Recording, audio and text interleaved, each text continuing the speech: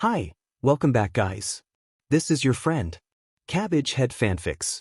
Back with amazing fanfiction. This is the series of What If Deku Trains Under Garu. Now before starting, please give this video a like and subscribe to the channel if you want more videos like this.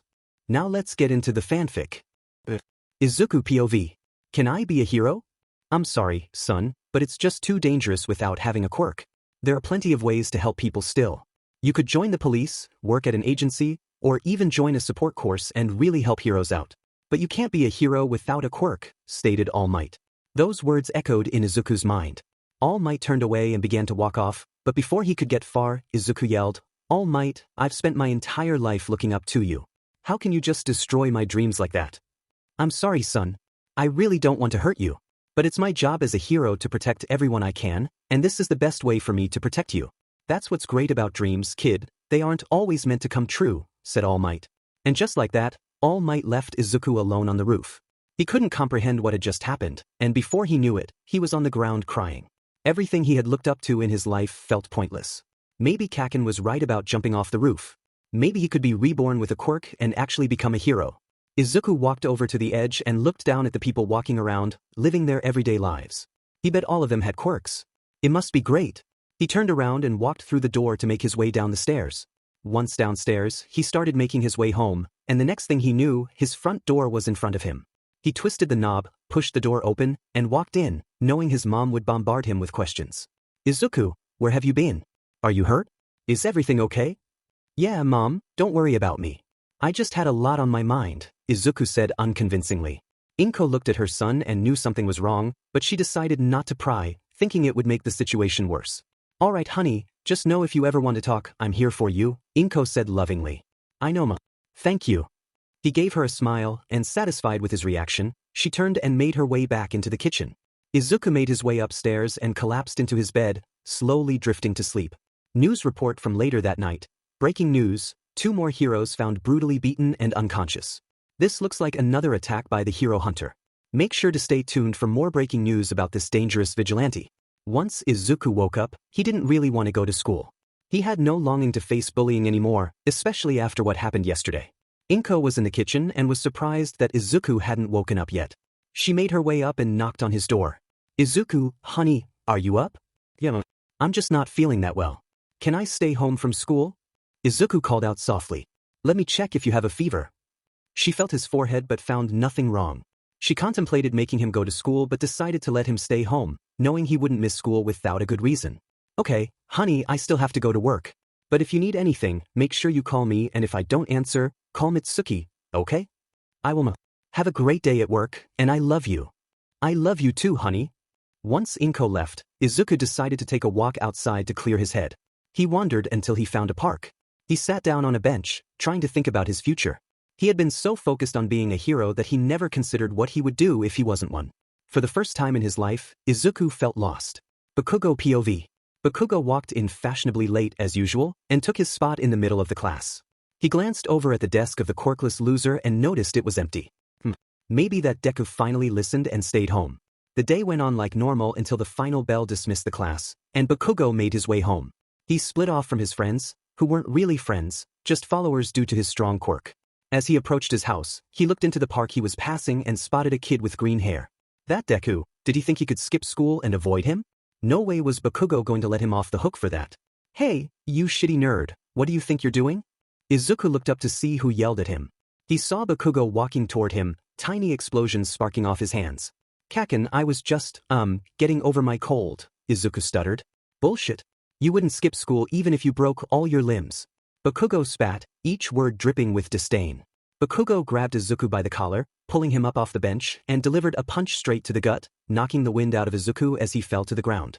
Useless trash, that's all you are, Deku. You're such an eyesore. Why don't you take the hint and just disappear so none of us have to deal with you anymore? Bakugo stated. Izuku lay on the ground, tears welling in his eyes. He was tired of being pushed around by Kaken and just wanted it all to end. Unbeknownst to him, a figure was watching the encounter from a distance. Kaken, satisfied with his actions, turned and left the park.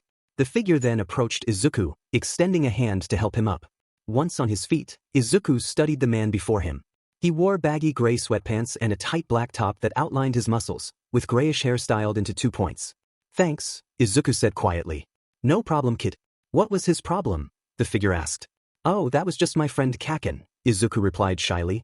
Well, he didn't look like a friend. I don't have many friends myself, but I'm pretty sure they don't treat each other like that, the man stated. Kaken is different. He only does it because I'm quirkless, Izuku said, looking down at his feet. He expected the man to react with disgust or to leave, but to his surprise, he stayed. Why are you still here? I'm quirkless. Doesn't that make me an eyesore to you? Izuku asked. Look, kid, if I got disgusted every time I saw a quirkless person, I would avoid mirrors at all costs, the man replied with a slight laugh. Izuku's eyes widened. Are you quirkless too? Damn right I am. I don't need a quirk to defend myself, the man said confidently. Izuku couldn't believe what he was hearing. The man in front of him looked incredibly strong, almost like All Might. How could he be quirkless? What's your name, kid? The figure asked. Izuku Midoriya, sir, he stuttered. Katabuchi, I'm barely in my 20s. I'll walk you home so you don't get hurt anymore, the man said. Can I ask your name before you follow me home? You know, so it's not like, stranger danger, Izuku said quietly. Garou, the man replied. They walked home in silence until Izuku suggested a shortcut through an alleyway. As they made their way through, a man suddenly jumped out, brandishing a knife. Give me your wallets and your phones. Now, the man demanded. Izuku quickly reached for his belongings, but before he could react, he saw Garou's fist connect with the man's face, driving him into the wall behind him. The impact left cracks in the wall. Izuku stared in shock as Garou stood back up straight and walked over to him. How did you do that? Izuku asked quickly. Oh, that old thing? Just some martial arts moves an old geezer taught me, Garou said nonchalantly. Some martial arts moves? You just created an impact crater comparable to a pro hero. Izuku exclaimed. That struck a nerve with Garou. Look, kid, don't wrap me in with those heroes. I'm not one of them and I never will be. What? Not? Izuku asked. Because heroes aren't what they're supposed to be. They only do the job to get recognized and earn a paycheck. None of them do it for the goodness of their hearts, and it pisses me off. Izuku looked at Garou until their gazes met. I'm from a small town in northern Japan. The only people there are quirkless, and it's amazing. Then one day, a hero came through and asked to stay with us. We welcomed him, but soon a villain appeared and started burning down the town. We called for the hero to help, but he said, not yet, I need more damage for the news. My sensei stopped the villain and fought the hero. What happened? Izuku asked, intrigued. He attacked my sensei. So I killed him, Garou said quietly. What do you mean you killed him? Izuku asked, shocked. What do you think I mean, kid? I took his life. But it's not something I'm proud of. Killing is wrong, and I only did it to save my sensei. But even after that, I got banned from my home. Since then, I've just stuck to hospitalizing my opponents, Garou stated. What do you mean by your opponents? Izuku questioned. Never mind, kid. Let's get you home, Garou said, a hint of annoyance in his voice. The two walked the rest of the way to Izuku's house in silence. Once inside, Izuku quickly ran to his room to watch Garou leave. He saw him walk slowly down the road, then suddenly squat and leap, breaking the ground around him as he jumped onto the roof of a 3-story building. Izuku was shocked and blinked to ensure he saw everything correctly, but when he looked again, Garou was gone, though the damage to the ground remained. Sitting at his desk, Izuku quickly pulled up a search tab, trying to find any information about the town Garou mentioned but found nothing. He kept scrolling until he saw a picture of an older man and Garou standing together. He skimmed the article that discussed how the sensei felt regret for having to banish his student, but believed it was the right decision. This didn't sit well with Izuku. Why would the man Garou saved be banished? Yes, he had killed a hero, but was he really that bad? He shut his computer and glanced at the clock. 10 p.m. Dang, it's later than I thought. Izuku, honey, is that you? He heard someone call from outside his room. Yeah, Mom, it's me. How was work? Long and tiring, but it's all okay because I get to see you in the end, she replied lovingly. I love you too, Mom. I'm going to get some rest, so I'll see you tomorrow, Izuku called back. Good night, honey. Sweet dreams. After hearing his mom close the door to her room, he quickly grabbed his shoes and a jacket and slipped out through his window. He couldn't sleep, his mind was racing. Where could Garou have gone? And how was he so powerful without a quirk? Izuku realized he was starting to admire the man he had met earlier. Garou looked like he could hold his own against anyone, even without a quirk. Maybe he could convince him to train him so he could still be a hero, but he knew it was a long shot. As he walked around, he stopped in front of an alley and heard noises coming from the darkness. An hour earlier, Garou dropped down from the roof where he had been waiting as the pro-hero Kamui Woods approached. Woods noticed the man drop down and decided to investigate.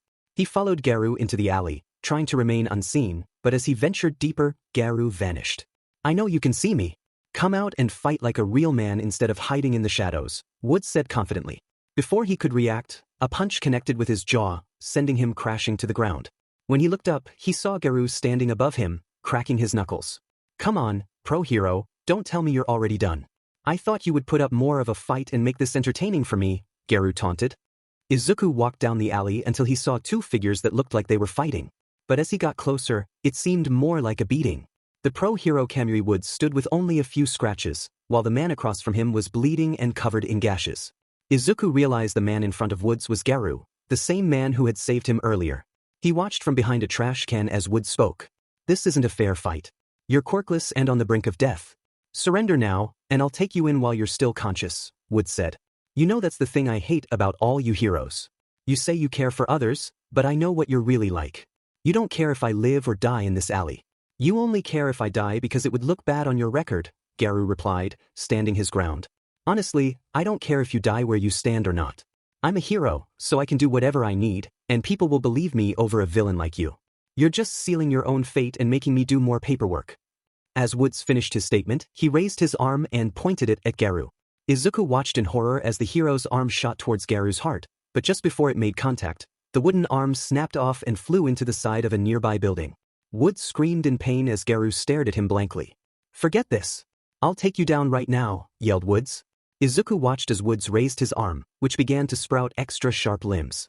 Just as Woods launched his arm toward Garu, Izuku realized Garu wasn't moving at all. He stood his ground, a smirk growing on his face. As the limbs got closer, it seemed Garu was done for.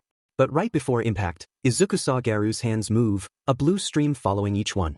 He deflected each branch effortlessly, and before Izuku could comprehend it, Garu had swiftly appeared in front of Woods. In one fluid motion, Garu swept Woods' legs out from under him and drove his fist down onto his face, leaving the unconscious pro-hero stuck in the ground, surrounded by a crater at least a foot and a half deep. Garu stood up straight and walked over to Izuku, who stared at him in awe. He felt something warm running down his arm and saw blood gushing from multiple stab wounds. Before he could react, Izuku took off his jacket and applied pressure to the major wounds in an attempt to stop the bleeding. Why are you helping me, kid? I just took down another hero, Garu said. Izuku flinched at the word, another. Had he done this before? How many others were there? Was Garu safe to be around? Izuku didn't know what to ask, so he settled on the obvious. Are you the hero hunter everyone's talking about? And what if I am, kid? I want you to train me. Stop joking around, kid. Who would want to get trained by a vigilante? Just get home before you get hurt. But, do you not think I can defend myself? I want you to train me so I can defend myself. I'm tired of people walking over me like I'm trash. I want to be able to fight back. Garu looked at the kid in front of him and saw the pain in his eyes, the same pain he felt years ago when he couldn't stand up for himself. I'm going to regret this, but fine kid, I'll train you, Garu said reluctantly. You really mean it? Izuku beamed. Yeah, don't get too excited, kid. Your life's going to be a living hell while you're learning under me. By the time I'm done with you, no one will stand in your way. Garu smirked. What do you mean a living hell? Izuku asked, scared. You think you can learn everything in a couple of days? Fat chance. It took years for me to get this good. But in time, you'll be where I stand. And where is that? Top of others, Garu smirked. Meet me at the park we first met at tomorrow, and we'll see what potential you have. Wait, I have school, Izuku called. School? Never really was a fan of it. But you do whatever you want, kid. Be there once you get out, or you can kiss any chance of getting stronger goodbye. I will, sensei, Izuku bowed. Cut that formal stuff. Like I said, I'm not that much older than you. Izuku nodded and took off in a sprint toward home. His mind was set on one thing, what was going to happen next. Before he knew it, he was at his front door. He slowly turned the knob and slid through the crack. He quietly made his way to his room and lay down, drifting into sleep. Izuku woke up and got ready for school. He ate breakfast with his mom and made his way to school. It was like any other morning, but in reality, it wasn't. Last night, he dreamt of many things, but one stood out, fighting heroes and villains. He smiled as he finally reached school. As he started walking to class, he felt a hand on his shoulder. Oi, Udiman Deku, yelled Bakugo as he slammed Izuku into a locker. Kachin, how are you doing? Izuku stuttered out. Shut up, nerd, and don't try to change the subject. I just came to remind you that you still have the option of being a hero. I do. Of course you do, All you have to do is find the tallest building in the city and throw yourself off the roof. Poof, you'll have a quirk in your next life. Bakugo said, his hand starting to burn Izuku's shoulder due to his quirk. Kachin, you're hurting me, Izuku spat out. Bakugo scoffed and let him go, turning to walk away with his so-called friends. Izuku rubbed his shoulder and slowly made his way to class, sitting down just as the bell rang. Alright class, today we're going to talk about what is to come next year. Obviously, you all are applying to be heroes, the teacher said as the class erupted in excitement. Don't lump me in with these extras, teach. I'm going to be above all of you. I've taken all the mock tests and aced them. There's no way I won't get into UA, Bakugo yelled, jumping onto his desk. Ah yes, Bakugo, I forgot you wanted to go to UA. If I'm not mistaken, so did Midoriya, the teacher said, and all eyes turned toward Izuku. You and Deku, you have no chance of getting into UA. You have a worse chance than the rejects. You're quirkless. Bakugo shouted, slamming his fists into Izuku's desk, leaving hand imprints from the small explosions. Yeah, Midoriya. You can't get into UA with just studying. You need an actual quirk, said a random classmate. I know, Kachin, but I won't ever know if I don't try, Izuku whispered. Before Bakugo could respond, the teacher put a hand on his shoulder, signaling him to sit down. The day went on like any other, but as the bell rang to signify the end of the day, Bakugo and his friends stayed behind, blocking Izuku from leaving. Listen here, you nerd, you better not apply to UA, or I can promise you I'll make you regret it, Bakugo demanded. Izuku stood in fear as Bakugo laid a hand on his shoulder. He winced, waiting for the burning to start, but when he opened his eyes, he saw Bakugo had grabbed his hero journal from his desk. Before he could say anything, Bakugo used a small explosion to set the notebook ablaze, throwing it out the window as he made his way out of the room, followed by his friends. Izuku stood for a moment, paralyzed by fear. He glanced at the clock, realized he was late, and quickly grabbed his things, running toward the park. As he exited the school, he stopped and looked into the fountain. Sitting in the middle was his burnt hero book. He went to grab it but paused, then broke back into a run. A single thought echoed in his mind: no sense in having a hero book if I don't plan on being a hero. Izuku ran through the park looking for Garu until he found him sitting on one of the benches. Jesus, kid, took you long enough. I was beginning to think you were going to chicken out, Garu said as he got up and started to walk away. I'm sorry. I got held up by some bullies in my class, and they wouldn't let me leave, Izuku called out as he caught up with his new mentor. Don't worry about it. Eventually, those bullies are just going to be another step you have to climb on your way to being at the top. So how do we start this off? Izuku asked. Well, first off, before we start anything, you have to understand what you're going to learn. It's a martial arts style known as Waterstream Rock Smashing Fist. It's the perfect harmony between offense and defense. Each blow is meant to be delivered with the intent of crushing your opponent. It'll take you a while to get the hang of it, but sooner or later, you should get the hang of it, Garu explained. What do you mean I should get the hang of it? Izuku stuttered. Well, it all depends on if you break, Garu said with a challenging smile. 7 months later, Izuku gasped as Garu landed a punch square in his gut. He stumbled back, coughing, and raised his arm to cover his mouth. Once he stopped, he looked down and saw red droplets on his arm. Alright, that's enough for today, Garu called. What? Don't you think you can keep up with me, Mr. Hero Hunter? Izuku joked. But before he could finish laughing, he felt his legs swept out from under him and fell hard onto the concrete. Wow, another cheap shot, Izuku said, rolling his eyes. No such thing as cheap shots when your life's on the line, kid. I thought you would have caught onto that by now, Garu stated, offering a hand to Izuku.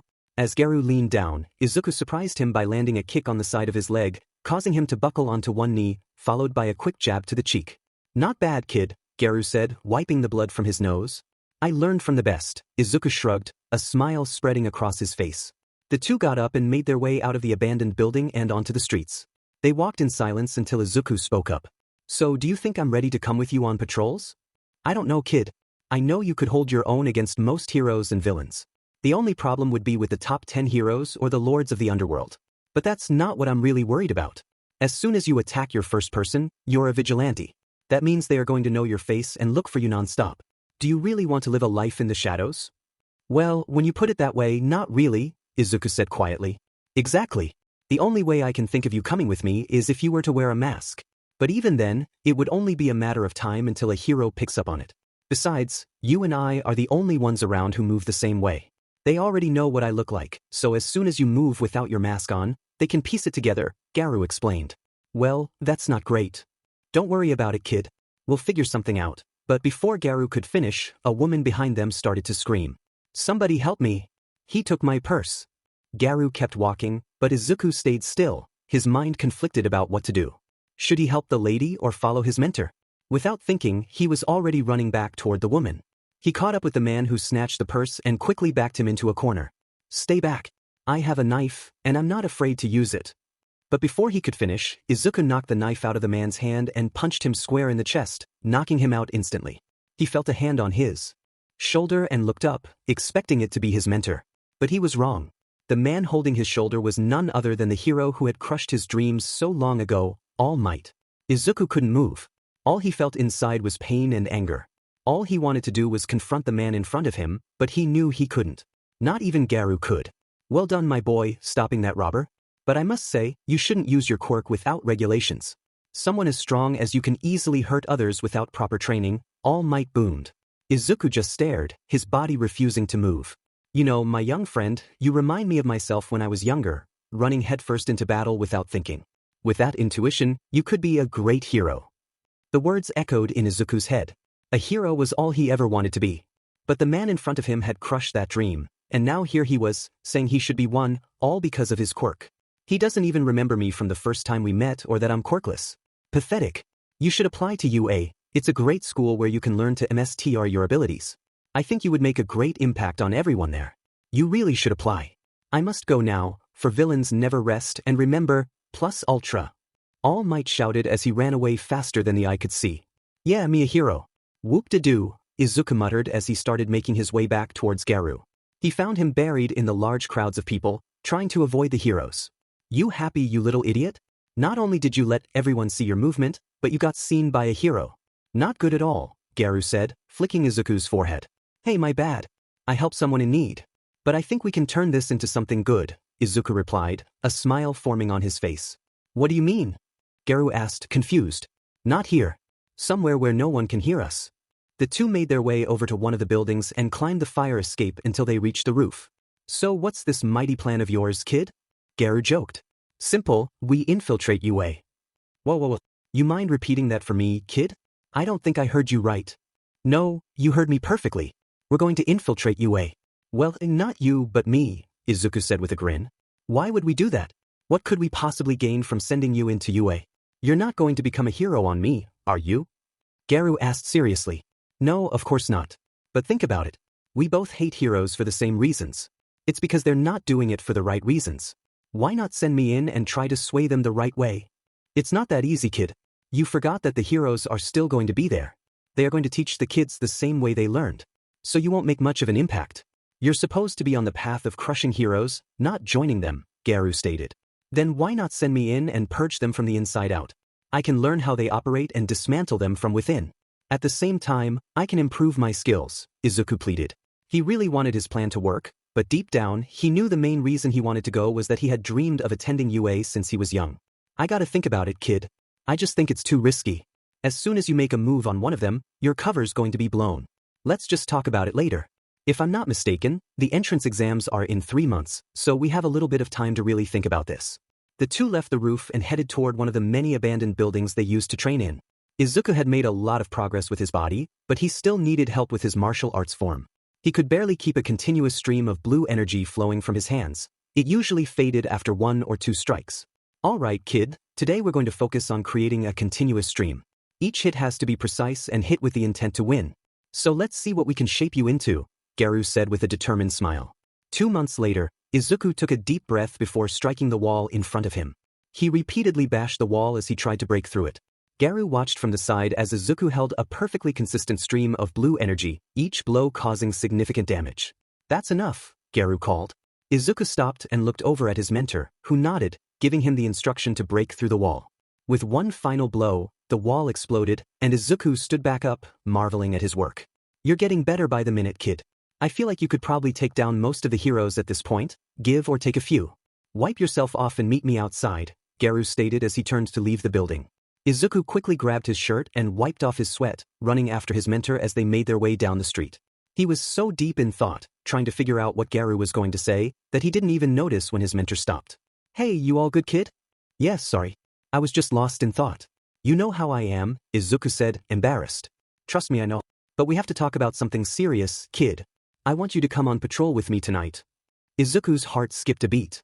The moment he had been waiting for was finally here. Are you serious? He asked, hoping Garu wasn't just messing with him. Hell yeah, I'm serious. Did you see what you did to that wall today? You're finally ready to start taking out these so-called heroes and make a difference in society. But before we go out tonight, we have to get you an outfit to keep you under the radar. Why do I have to hide under the radar? Izuku questioned. Because if you can't be recognized, your cover is going to be blown at UA. Garu motioned to the large building in front of them. Izuku looked where Garu pointed and realized they were standing in front of the prestigious UA high school. Izuku's eyes started to tear up at the appealing sight in front of him. Don't be so emotional, kid, it makes you look weak, Garu said, and Izuku let out a laugh, wiping his eyes. He looked at the school he admired so much and realized what he had to do. He wasn't going there to make friends or be a hero, but instead to show them what a real hero should be. The two walked away from the school and into a side alley that was starting to darken as the sun set. Garu tossed his bag toward Izuku, who caught it reflexively. Put these on. Izuku opened the bag and saw a plain white long-sleeve sweatshirt and tan khaki briefs. He quickly changed and walked over to Garu, who was in his signature loose gray sweats and tight-fitting black long-sleeve shirt. Hold on, kid, you're forgetting the two main parts. Garu handed Izuku a small capsule and a mask. These are red-colored contacts to hide your bright green eyes, and the mask is self-explanatory. Izuku put the contacts in with ease and studied the mask before putting it on. The mask was a replica of All Might's face. How ironic that the last thing his victims would see was the #1 hero. Izuku threw his hood up and pulled the strings tight so no hair would show as they made their way up to one of the roofs. They ran around for a bit until Garu pointed out their targets. From the looks of it, there were two of them, pro heroes Gunhead and Fourth Kind. Garu motioned for Izuku to drop into one of the nearby alleys and hide in the shadows. He followed them until he dropped down to confront them. What's your deal, punk? Fourth Kind questioned. Nothing much, just the fact that I'm going to wipe the floor with you, Garu replied. With that, he disappeared into the darkness behind him. The two pro heroes ran into the alley and found him standing there alone. You must be this hero hunter we've been hearing about, am I correct? Gunhead asked. That you are, my friend, and if you don't mind, I'm going to add you to the list of heroes I've hunted, Garu smirked. You're in no place to attack us. It's 2 against 1. There's no way you can beat both of us, Fourth Kind spoke up. Oh, Fourth Kind, you're wrong on so many levels. First of all, I could easily hospitalize both of you on my own, and second of all, who said I'm alone? With that, Izuku emerged from the darkness to face the pro heroes. I assume this is your apprentice? Gunhead asked. Right again, Gunhead, but you don't have the pleasure of fighting him. Tonight you're all mine. Before anyone could comprehend what happened, Garu launched himself at Gunhead, landing a massive shoulder check that sent him flying back into the alley, creating distance for each hunter to confront their prey without interference. You're just a kid, I have no intention of fighting someone as young as you, Fourth Kind boomed. Izuku charged at Fourth Kind, who attempted to block Izuku's right hook, only to be caught off guard by his left. Fourth Kind went airborne from the impact and skidded across the ground when he landed. Don't underestimate me, Fourth Kind. If you do, I won't hesitate to break every single one of your precious arms, Izuku said with determination. Fourth Kind stood up and wiped the blood from his nose. You kids are so arrogant. It makes me sick. With that, Fourth Kind charged at Izuku. He tried to grab Izuku with his 2 lower arms, but each time he lunged, Izuku dodged and landed quick jabs to Fourth Kind's sides. I'll take you head on. Fourth Kind shouted, running full speed at Izuku. Little did he know, that was exactly what Izuku wanted. He waited until Fourth Kind was closer, and just before they collided, Izuku smirked with a fierce look in his eyes. He raised his hands, blue energy trailing behind each, and unleashed a relentless barrage of strikes. Each hit sent shockwaves of pain through the pro hero until he was on his knees, gasping for air. Who are you? He coughed out, spitting blood. Wouldn't you like to know? Izuku replied, raising his fist to deliver the final blow. But just before it connected, one of Fourth Kind's arms shot up and grabbed Izuku's fist. Not so tough now, kid. Fourth Kind said as he began to pummel Izuku with his 3 free arms. After a series of punches to Izuku's midsection, he stopped, holding a limp body in front of him. Don't tell me you're out already, pipsqueak. Who said I was out? Izuku laughed. Fourth Kind stared in horror at the kid in front of him before feeling his arm that was holding Izuku break in multiple places.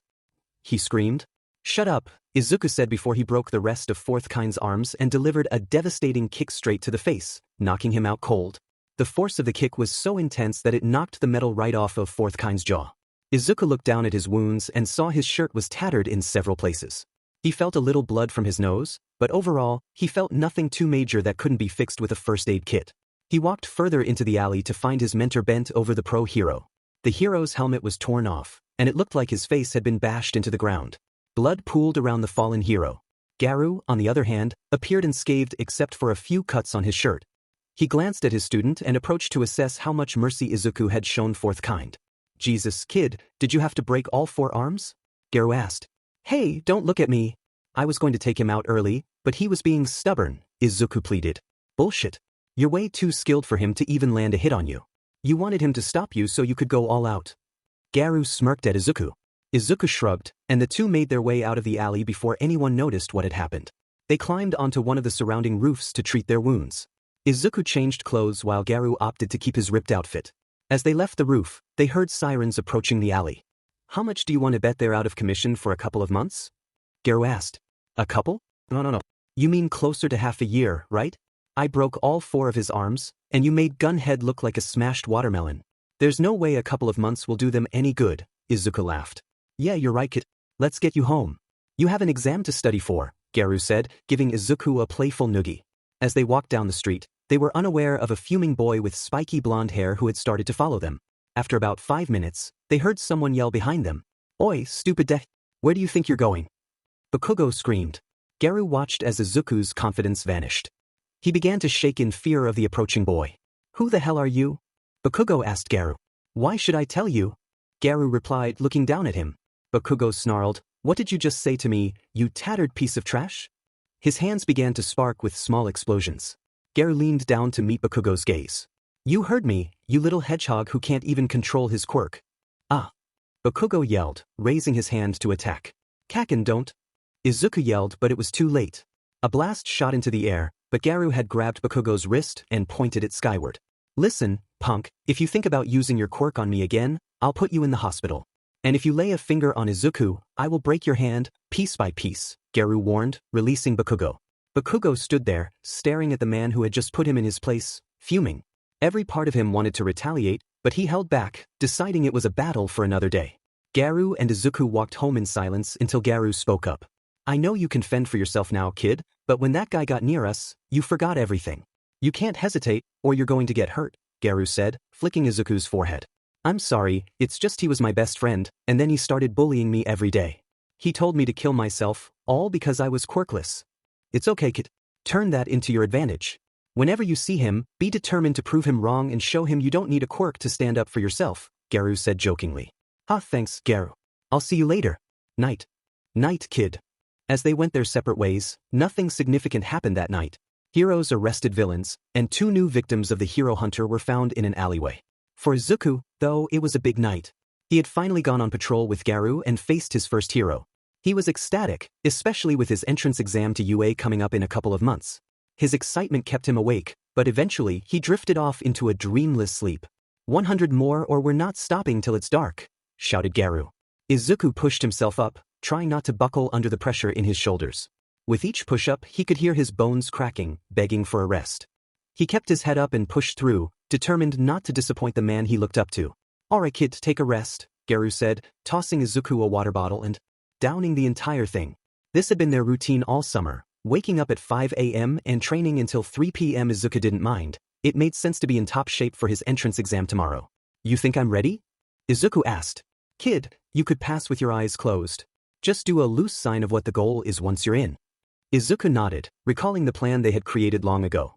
He needed to infiltrate UA and eventually take down the so-called heroes that the world praised. They had made significant progress during their recent patrols, having taken out over 25 heroes, including 3 from the top 10, with Edge Shot being the highest ranked. Hey Garou, we should go celebrate all the progress we've made, Izuku suggested as he stood up. Sure, kid, why not? Garu replied. The two made their way down the street until they reached a nice ramen shop. Izuku ordered regular ramen while Garu opted for the extra spicy version. They left the store before anyone recognized Garu and headed to a local park to enjoy their dinner. The two sat in silence until Garu broke the quiet. Holy cow, kid, they weren't kidding about this being spicy. Izuku laughed and leaned back to gaze at the sky. He felt genuinely happy with how things had turned out. He hadn't run into Kaken lately, and he didn't have to worry about being a hero or being quirkless. Most importantly, he had a friend who accepted him for who he was. His thoughts drifted back to UA. He knew it was a risky mission, but was it worth it? He was so happy now. Did he really want to risk it all? What are you thinking about, kid? Garu asked, noticing Izuku zoning out. Just everything great that's happened in my life these past months. I'm really thankful for everything you've taught me, Garu, Izuku said with a smile. Me too. It's nice having someone around who knows how to think straight. But I'm not done training you yet. After hearing what you said, I think you're mentally ready for the next big thing. And what's that? Izuku asked. Follow me, kid. They walked down a nearby alley until Garu stopped and turned to face Izuku. He reached into his pocket, and before Izuku knew it, Garu had a gun pointed at his head. What the, Garu? Izuku yelled, jumping back. Garu laughed at his reaction and stepped closer to hand Izuku the gun. Lesson of the day, kid, how to beat a bullet. Izuku's eyes widened at what his mentor had just said. Beating a bullet? That seemed impossible. Alright kid, all I want you to do is point it at me and shoot one shot. Got it? Izuku hesitated, unable to shoot the man in front of him. He was about to speak when Garu beat him to it. Look, I wouldn't ask you to do this if I knew I couldn't do it. Okay. Izuku nodded and raised the gun, pointing it at Garu. He wanted to close his eyes and not witness what was about to happen, but he knew Garu would be upset if he backed out. Taking a deep breath, he placed his finger on the trigger and pulled. A loud bang echoed through the alley, and Izuku stared at Garu in disbelief. As soon as the trigger was pulled, he saw Garu move at such high speed that it was hard to comprehend. Garu redirected the bullet away from his center mass and into the ground below him. See kid? Now it's your turn, Garu said, taking the gun from Izuku and pointing it back at him. Wait no. I am not ready for this yet, Garu, Izuku pleaded. Garu raised an eyebrow, contemplating whether to shoot at the kid, hoping his reflexes would kick in. That's how he learned it long ago. Damn it, kid, looks like we haven't made as much progress as I thought. Now come on, let's go before someone comes to investigate the first shot, Garu stated, putting the gun away. The two left the alley in silence and made their way to Izuku's home. They said their goodbyes, and Izuku went inside to prepare for his big day. His mom came to talk with him, expressing her concerns about him getting hurt. She didn't know anything about his training or his vigilante activities, so it made sense for her to worry. He assured her he was fine and that he needed to get to bed. She gave him one last hug before letting him go. Izuku went through his nightly routine and, after finishing, lay down and took a deep breath. Tomorrow's the big day, he said with a smile as he drifted off to sleep. The next morning, Izuku woke up to his alarm blasting in his ear and slammed his fist onto it. He looked down at his clock and realized he might have hit it too hard, as it was now in pieces scattered across his room. He quickly made his way downstairs and grabbed a quick snack before heading towards UA. He arrived relatively early and walked through the gates, admiring the surrounding structures, but tripped over his own foot. As he prepared to catch himself, he suddenly found he wasn't moving anymore. A hand on his shoulder lifted him back up before the person released their quirk. She was a cute brunette girl with a nice bob cut. Hi, my name's Ochako Uraraka, she said, extending her hand for Izuku to shake. Izuku Midoriya? Izuku said as he shook her hand. Sorry for using my quirk on you. I just didn't want you to trip and fall, it's bad luck right before the exam, Uraraka explained. Thanks, and good luck on the exams, Izuku replied kindly. With that, Uraraka moved ahead, and Izuku followed until he reached a large room filled with seats. He took a spot next to some other students and listened as the ceremony began. Nothing much happened during it, except for a blue-haired kid with glasses yelling at someone for not taking it seriously. Izuku chuckled at the memory as he made his way to the starting gate. He looked around, hoping to spot Kaken, knowing he had to be in one of the testing areas. There was no way he wouldn't attempt to get into UA. He didn't see the bully but noticed the bob-cut girl who had helped him earlier and started toward her. Before he could reach her, a loud buzzer went off, and someone yelled, "Go!" as the doors to the arena flew open. Izuku quickly joined the crowd entering the arena before looking around. This will be a piece of cake, he said to himself, diving into the action in front of him.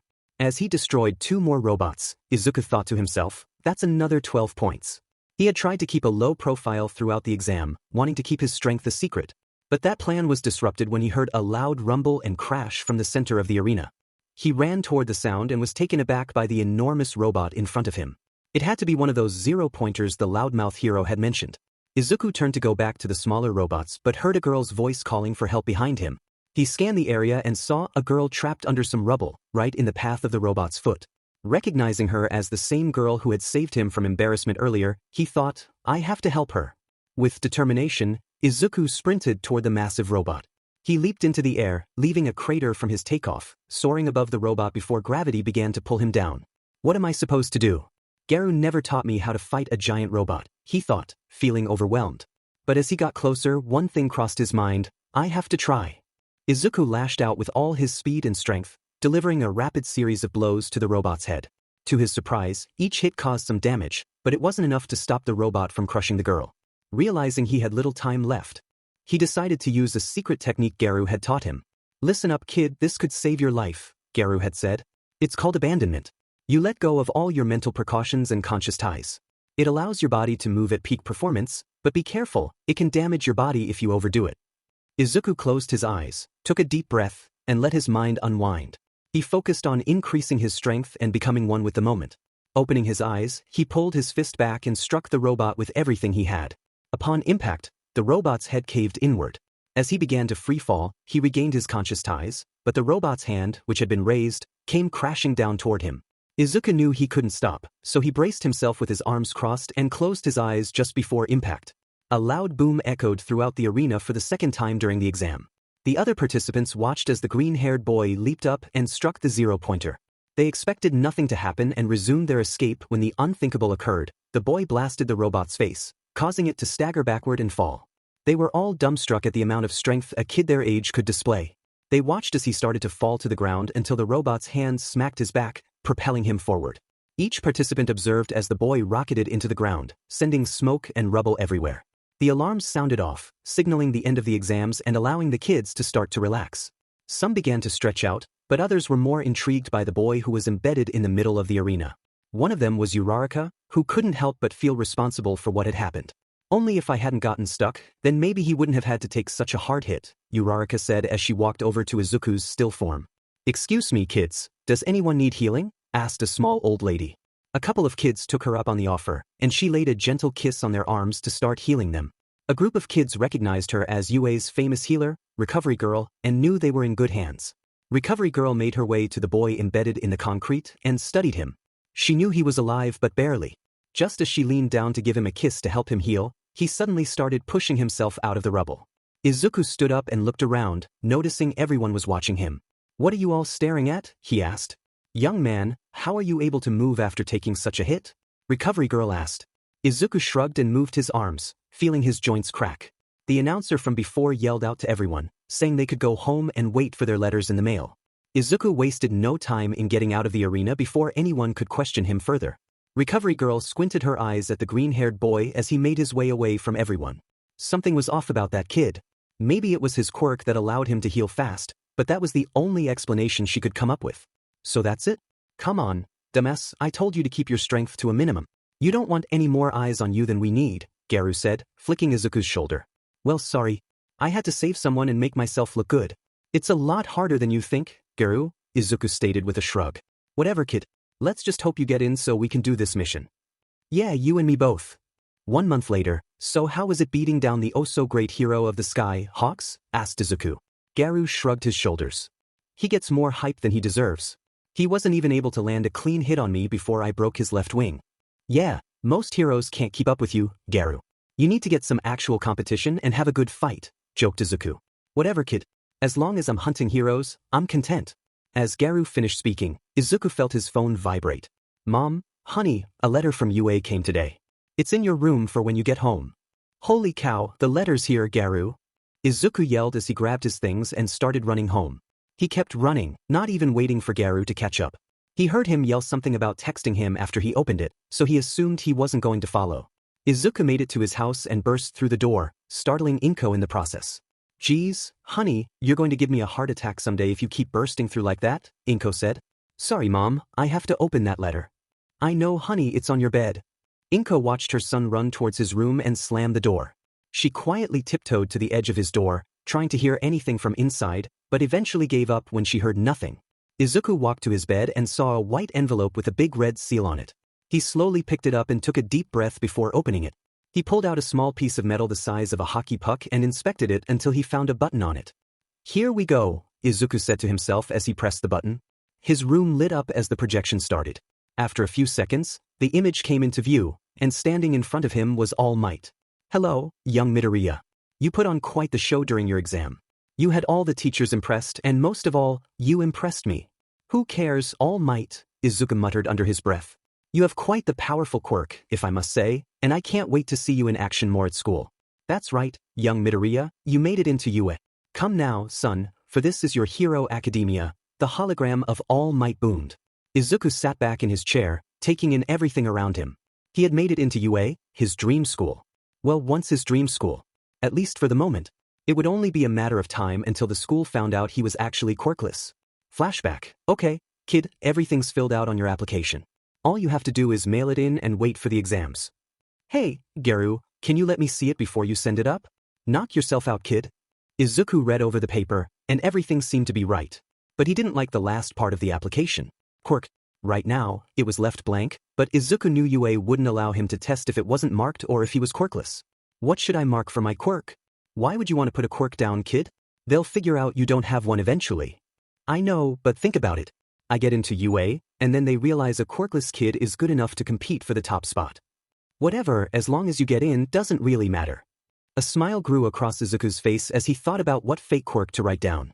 In the end, he just wrote down Hunter. Happy with his decision, Izuku folded the paper and got ready to send it in the mail. End flashback. Izuku grabbed his phone and shot Garu a quick text. I got in. Of course you did. I trained you well, so there was no chance of you failing. Don't get too full of yourself, Garu. Yeah, I'll see you tomorrow to talk about how school is going.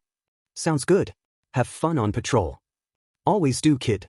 With that, Izuku put his phone down on his dresser and got lost in thought. It was actually happening. His dreams were coming true. Well, at least some of them. I wonder if Kaken got in? Yeah, he probably did with how strong he is. I hope he's changed, but I really doubt it. And with that, Izuku drifted off into sleep. Izuku made his way down the street until he reached the park where he and Garu always met. He looked around for the familiar set of gray hair and saw him meditating on a nearby tree branch.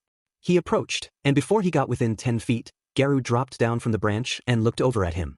Congrats, kid. I knew you could do it, Garu said warmly. Hey, don't give me all the credit. You were the one who trained me and made me strong. That's where you're wrong.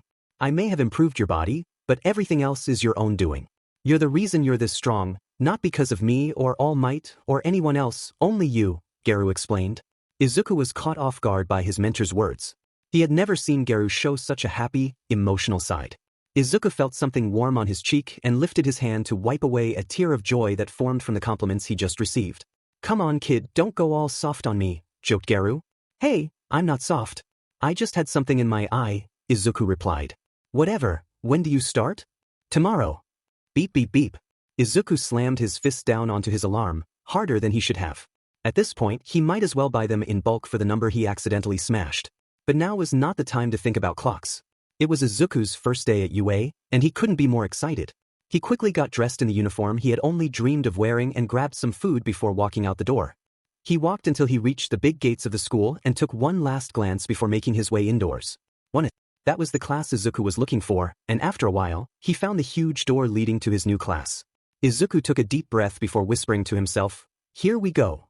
Izuku opened the door, and it would be an understatement to say it wasn't what he expected.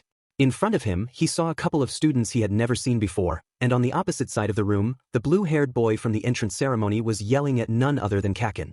He couldn't tell what they were arguing about, something about feet on desks? But as soon as the blue-haired boy saw Izuku, he started speed walking over. Hello, my name is Tenya Ida, and I'm the boy from the entrance exam. I just wanted to say that what you did was very heroic, and I would have done the same if it wasn't an exam. I hope you can understand and not judge my actions too harshly. Whoa, it's all okay. I haven't judged you for anything, and I understand.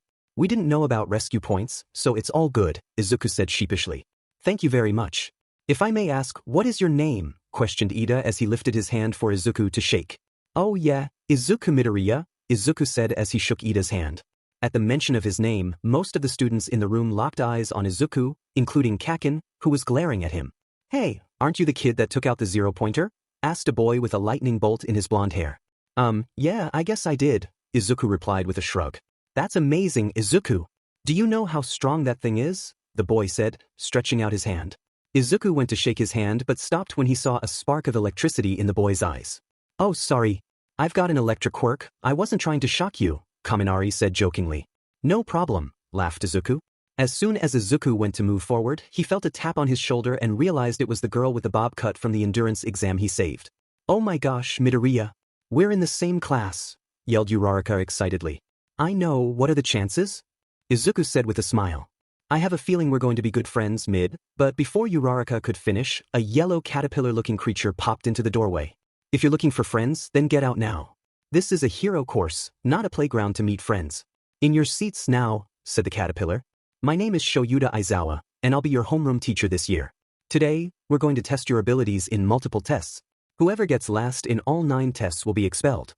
Aizawa's expression was serious as he continued, the villains won't stop and leave time for you to socialize or have a welcome ceremony, so deal with it. You all have training uniforms in the changing rooms. Meet outside in 10. The class made their way to the changing rooms, and after changing, they went outside. Bakugo, you got first in the entrance exam. What score did you get in middle school for the ball toss? Aizawa asked. 65 meters, Bakugo huffed. Good. Do it again, but this time use your quirk and see what you can get, Aizawa instructed, throwing a ball at Bakugo. He caught it and walked to the circle, stretching out his arm. Die! Bakugo yelled. Izuku thought to himself, looks like he still hasn't changed. 705.2 meters. Oh my god, that's so far. He must be really strong if he got first, whispered some of Izuku's classmates. He wasn't surprised, he knew Kaken was strong, and that was one of the reasons he used to look up to him. Today's going to be a living hell for you, and if you don't do your best, don't expect to come to school tomorrow. This is what you get when you come to UA, Aizawa said with a serious expression. First off, sprints. Izuku pushed through the challenges but didn't want to draw too much attention to himself. He settled for slightly above class average. However, everything changed when it was his turn for the ball toss. He grabbed the ball and stood in the circle, taking a deep breath. He knew a lot of eyes would be on him, but he wanted everyone to see how strong he was, especially Kaken. Izuku focused and threw the ball with all his might. The ball shot into the sky, leaving a visible air trail behind it. 941.07 meters. What? The entire class exclaimed in unison, except for one. What the heck, Deku? Yelled Bakugo as he charged at Izuku, sparks flying from his hands. Izuku stood his ground, ready for an attack, but Bakugo's hand came down without an explosion. Confused, Izuku quickly jabbed, sending Bakugo flying to the ground. Enough, yelled Aizawa, his hair standing on end. Izuku, come to my office in 10. Don't be late, he stated, anger evident on his face. Izuku knew he was in trouble as soon as he saw his teacher's quirk in action. Aizawa was the underground hero Eraserhead, capable of erasing quirks. Izuku realized he had just used his so-called quirk, while it should have been erased. He changed and made his way to Aizawa's office. After knocking, he opened the door to find Aizawa behind his desk. Sit, ordered Aizawa. Izuku took a seat, waiting for the questions to begin. Why do you think I called you here? I don't know, Izuku replied. Bull. I saw it in your eyes as soon as you attacked Bakugo. Should I continue? I still don't know what you're talking about. You're quirkless, aren't you? Asked an unknown voice from the door. Izuku looked towards the door and saw a small figure that resembled a large weasel. For some reason, he sensed that this talking animal was more significant than he initially thought. That's why Aizawa's quirk didn't work on you. Your file says you have a quirk called Hunter, but that's not true, is it? Asked the weasel. Izuku stayed silent, not wanting to say the wrong thing and get into more trouble. Well, I must say I'm surprised. I may be looking at one of the strongest quirkless people in the world, the weasel continued. Izuku's eyes widened. We know you're quirkless, just explain to us why, kid, said Aizawa. I didn't think UA would even consider me as an applicant if I was quirkless, so I lied. I knew I would get caught eventually, but I didn't think it would be this soon, Izuku admitted quietly. Well, I understand why you did it, but we can't have you lying to everyone in your class. Starting tomorrow, your class will be informed that you are quirkless, stated the weasel. You can't do that. No one will talk to me or look at me the same, cried Izuku. Watch your tone, kid. You talk to your principal after all, Aizawa chimed in. Principal Nizu, if you didn't already know, young Midoriya, I don't see what the problem is with being honest. You were ranked second in the entrance exam, so you're more than capable of defending yourself. Plus, it would be good for the public eye. Think of all the quirkless kids you could inspire, Izuku, the principal said kindly. Sir, with all due respect, I'm still not sure that's a good idea, Izuku pleaded. We're finished here, Izuku. You may go home now, but this decision is final. You'll understand eventually why it's the smart thing to do, Nizu said as he made his way out the door. Izuku grabbed his things and quickly left the room. Why did it go south so soon? He wondered, but he decided he wouldn't let it ruin his mission. He could carry on. Izuku's night was the same as any other, training, doing schoolwork, and ending with an evening patrol.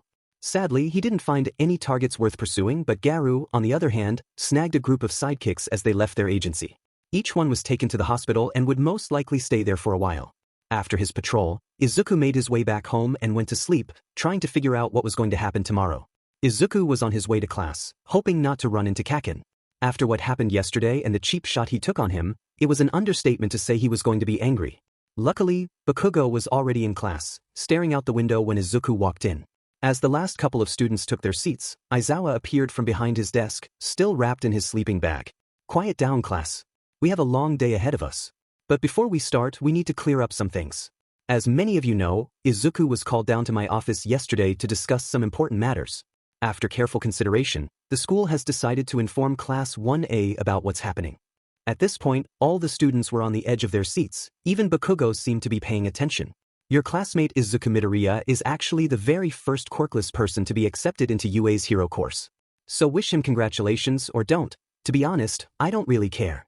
After that, many students stopped paying attention to their teacher and stared in shock at the green-haired boy who had just dropped a bombshell across the class. Izuku tried his best to ignore it. He really didn't want to be known as the quirkless kid, but the principal had other ideas. Aizawa ended his lecture, and around the same time, a rapid amount of footsteps could be heard coming down the hall. I am here in a normal position. All Might boomed as he flew into the doorframe. Today, class, we're going to do a good old hero versus villains exercise. Everyone grab your hero costumes and meet at training site A in 10 minutes. Do not be late. All Might finished as he blasted back out into the hallway. The kids grabbed their uniforms and made their way to the changing room. Everyone's costumes were made specifically to go with their quirks, but many eyes were drawn toward Izuku's. He wore baggy gray sweatpants and a tight-fitting black long sleeve that outlined his muscles. The outfit was special to Izuku. It was the same as his mentor's, carrying a lot of value and making him feel like he couldn't let down his teacher. But none of the other students knew that. To them, he was just wearing average clothes. The entire class waited as All Might finished up his directions on how the exercise was supposed to go down. A simple capture the target or secure the payload was all Izuku needed to hear before he tuned out the rest. And now for teams. All Might cheered. Team 1 will have heroes of young Midoriya and Uraraka versus young Ida and Bakugo. Izuku didn't hear the other teams after that. He just stared at Kaken, who was glaring right back at him. Izuku knew one of them would end up in a hospital bed by the end of the day, and he was determined it wouldn't be him. He was done getting pushed around by Kaken, and this was going to be his first fight where he could fight back fairly. As the two teams made their way to the designated locations, Izuku and Uraraka decided to talk strategy. Look, I think Kaken is going to leave Ida with the bomb and try to come after me. All you have to do is get the bomb when Ida is distracted, and we can win, alright. Sounds good, Deku, Uraraka replied. Izuku's breath stopped. What did you call me? Oh, Deku. I heard Bakugo call you that earlier.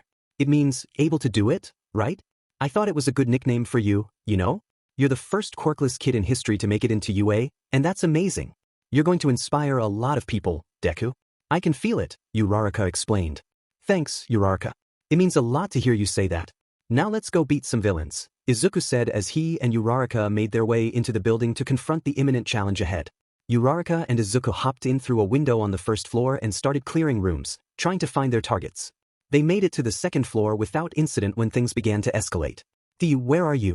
I know you're down here somewhere. Bakugo yelled. Alright, Uraraka, this is the part where we split up. Wish me luck. You've got this, Deku. See you at the victory party. With that, Deku was left alone to face Bakugo. Come out, you nerd. Kaken, shut up. You're going to give me a headache, Izuku replied, rubbing his nose as he stepped into the open. Trust me, Deku, by the time I'm done with you, you'll have more than a headache. You're going to regret this, Bakugo declared, sparks flying from his hands. The two took fighting stances, waiting to see who would make the first move. Izuku knew he was more patient than Kaken, and it was only a matter of time before Bakugo rushed him. As expected, Bakugo charged at Izuku, using his quirk to propel himself forward. Izuku stood his ground, ready to counter. As Bakugo got closer, Izuku spun and delivered a powerful roundhouse kick to Bakugo's cheek. Come on, Kaken, you've got to be better than that. Izuku teased as Bakugo crashed into the wall. Bakugo quickly recovered and charged at Izuku again, trying to land solid punches, but Izuku was agile, dodging everything thrown at him. This only frustrated Bakugo more. DMNIT, Deku. Bakugo yelled as he landed a punch to Izuku's gut, following up with an explosion that sent Izuku crashing to the ground. Wow, Kaken, your explosions have gotten stronger.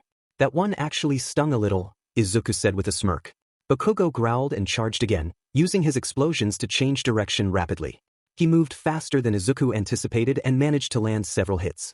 Izuku felt the pain but quickly analyzed Bakugo's movements, realizing he was following a pattern. When Bakugo got within range, Izuku grabbed his gauntlet and swung him over his head, slamming him into the ground with enough force to crack the surface. Alright, I'm done messing around, Kaken. Now it's my turn, Izuku shouted as he charged. Bakugo managed to block some of Izuku's punches, but a few got through, causing pain to spread through his body. As Bakugo saw Izuku going for a jab, he raised his hands and unleashed an explosion, sending Izuku flying back and creating distance between them. Both stood, breathing heavily, each showing signs of battle. Meanwhile, off to the side, Kaminari asked, All Might, are we okay to let these two go that far? Don't worry, young Kaminari. They're training to be heroes. They won't go too far, All Might assured him. I don't know about that, All Might. Ida looks pretty intense, Kirishima pointed out, glancing at the screen showing Uraraka and Ida's fight. Ida was fully committed, trying to prevent Uraraka from reaching the bomb, complete with a somewhat comical evil laugh. The video feed switched back to Bakugo and Izuku, who continued their fierce battle. Izuku's hand-to-hand combat skills were superior, but Bakugo's quirk balanced the scales. The match seemed evenly matched until Izuku landed a clean shot to Bakugo's gut. Oof! Bakugo gasped, but Izuku wasted no time. He grabbed Bakugo by the ear and spun him in midair, following through with a kick that sent Bakugo flying back. However, Bakugo wasn't finished. As he spun, he fired off concentrated blasts, one of which pierced through Izuku's thigh. Ah! Izuku cried out, looking at the injury. He glanced up at Bakugo, who stood with a fierce expression. I can see the shine all the way from here, Deku. You must have gotten caught up in my sweat when you spun me around. I thought you were smarter than that, Bakugo taunted, raising his arm. You lose, Deku. Young Bakugo, wait. If you hit him with that blast, he won't survive. All Might shouted through the earpiece. Peace OFF All Might. Deku's like a cockroach. No matter how hard you try, you can't get rid of him. Bakugo yelled, pulling the pin from his grenade. Izuku watched in horror as a bright light grew inside the grenade, realizing what was about to happen. Kaken, wait. But his cry was drowned out by the massive explosion hurtling toward him. Izuku quickly threw his arms up in an X shape to try and block the impact, but it was too much, and he was consumed by the explosion. On one of the top floors, Ilda and Uraraka stopped their fighting as the entire building shook. To them, it felt like the structure was going to collapse, but Uraraka thought this was Izuku's doing. She quickly ran forward, jumped into the air before Ilda could notice, and grabbed the bomb. She was ecstatic that Izuku's plan worked, but if she knew what actually happened, she would realize how wrong she was. The class watched in horror from the video room. They had seen a good fight until Bakugo pulled the pin. A massive explosion shot outward, destroying everything in its path. It was strong enough to cause cracks on the walls from the force. But what really scarred them was when Izuku was hit. It looked like he attempted to block the blast, but they all knew it wouldn't work. As the explosion made contact, it appeared as if his body combusted. Izuku was blasted back with such force that he broke through multiple walls and fell through the outer wall, starting his free fall to the ground below. The class watched as Izuku slammed through the outside wall of the building and fell to the ground. He landed back first on the concrete and lay there unconscious. All Might knew the battle had gone too far and that he should have stopped it, but he was intrigued by the fight. All right class, I will be right back and then we will start the next battle, All Might said as he disappeared from the room. He appeared beside Midoriya, looking over him. Izuku definitely had some broken bones and maybe even some burns, but it was hard to tell with all the dirt covering him. I'm sorry, young Midoriya. I'll make sure you get healed and become good as new, All Might said as he picked up Izuku and ran toward the infirmary. Recovery Girl was minding her own business when All Might burst through the door. Ah, Recovery Girl, just the person I was looking for. Young Midoriya got pretty beat up in our latest training exercise and needs medical attention. I'm sure you understand, All Might said as he laid Izuku down on the bed. Recovery Girl went to say something, but he had already rushed out, leaving her with the unconscious boy. She cleaned off the dirt and dust covering him and examined his body. Second and first-degree burns covered him, along with deep cuts. It would be an easy heal for her if she could use her quirk, but she couldn't due to Izuku having no stamina. She applied burn cream and bandages before stepping outside to finish some smaller tasks. About an hour later, the final battles wrapped up for Class 1A. They had just finished changing and were walking back to class when Uraraka spoke up.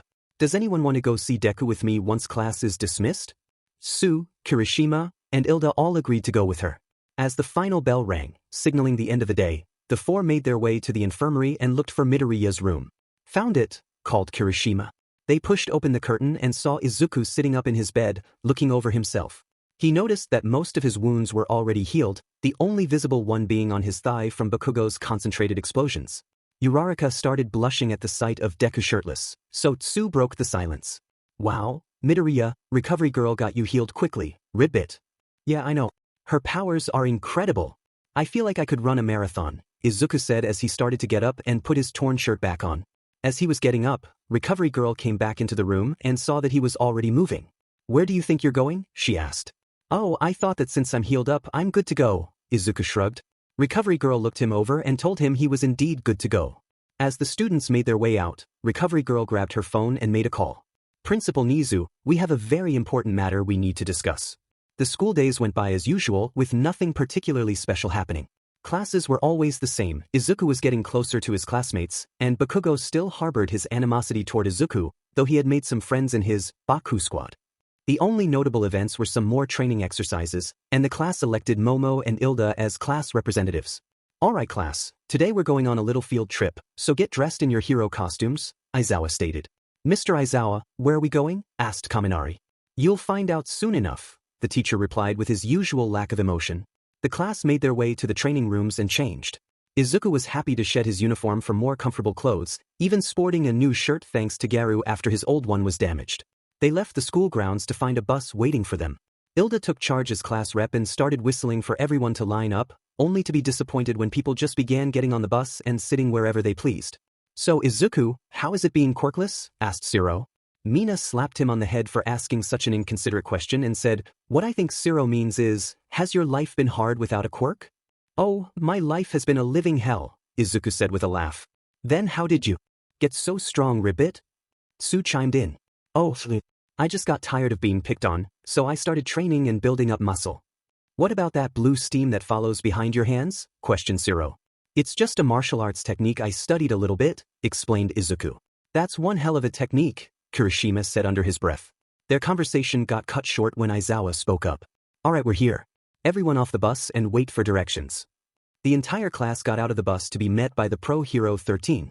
The pro started to explain to the students how quirks can be used in a variety of ways and how they can be dangerous if used incorrectly.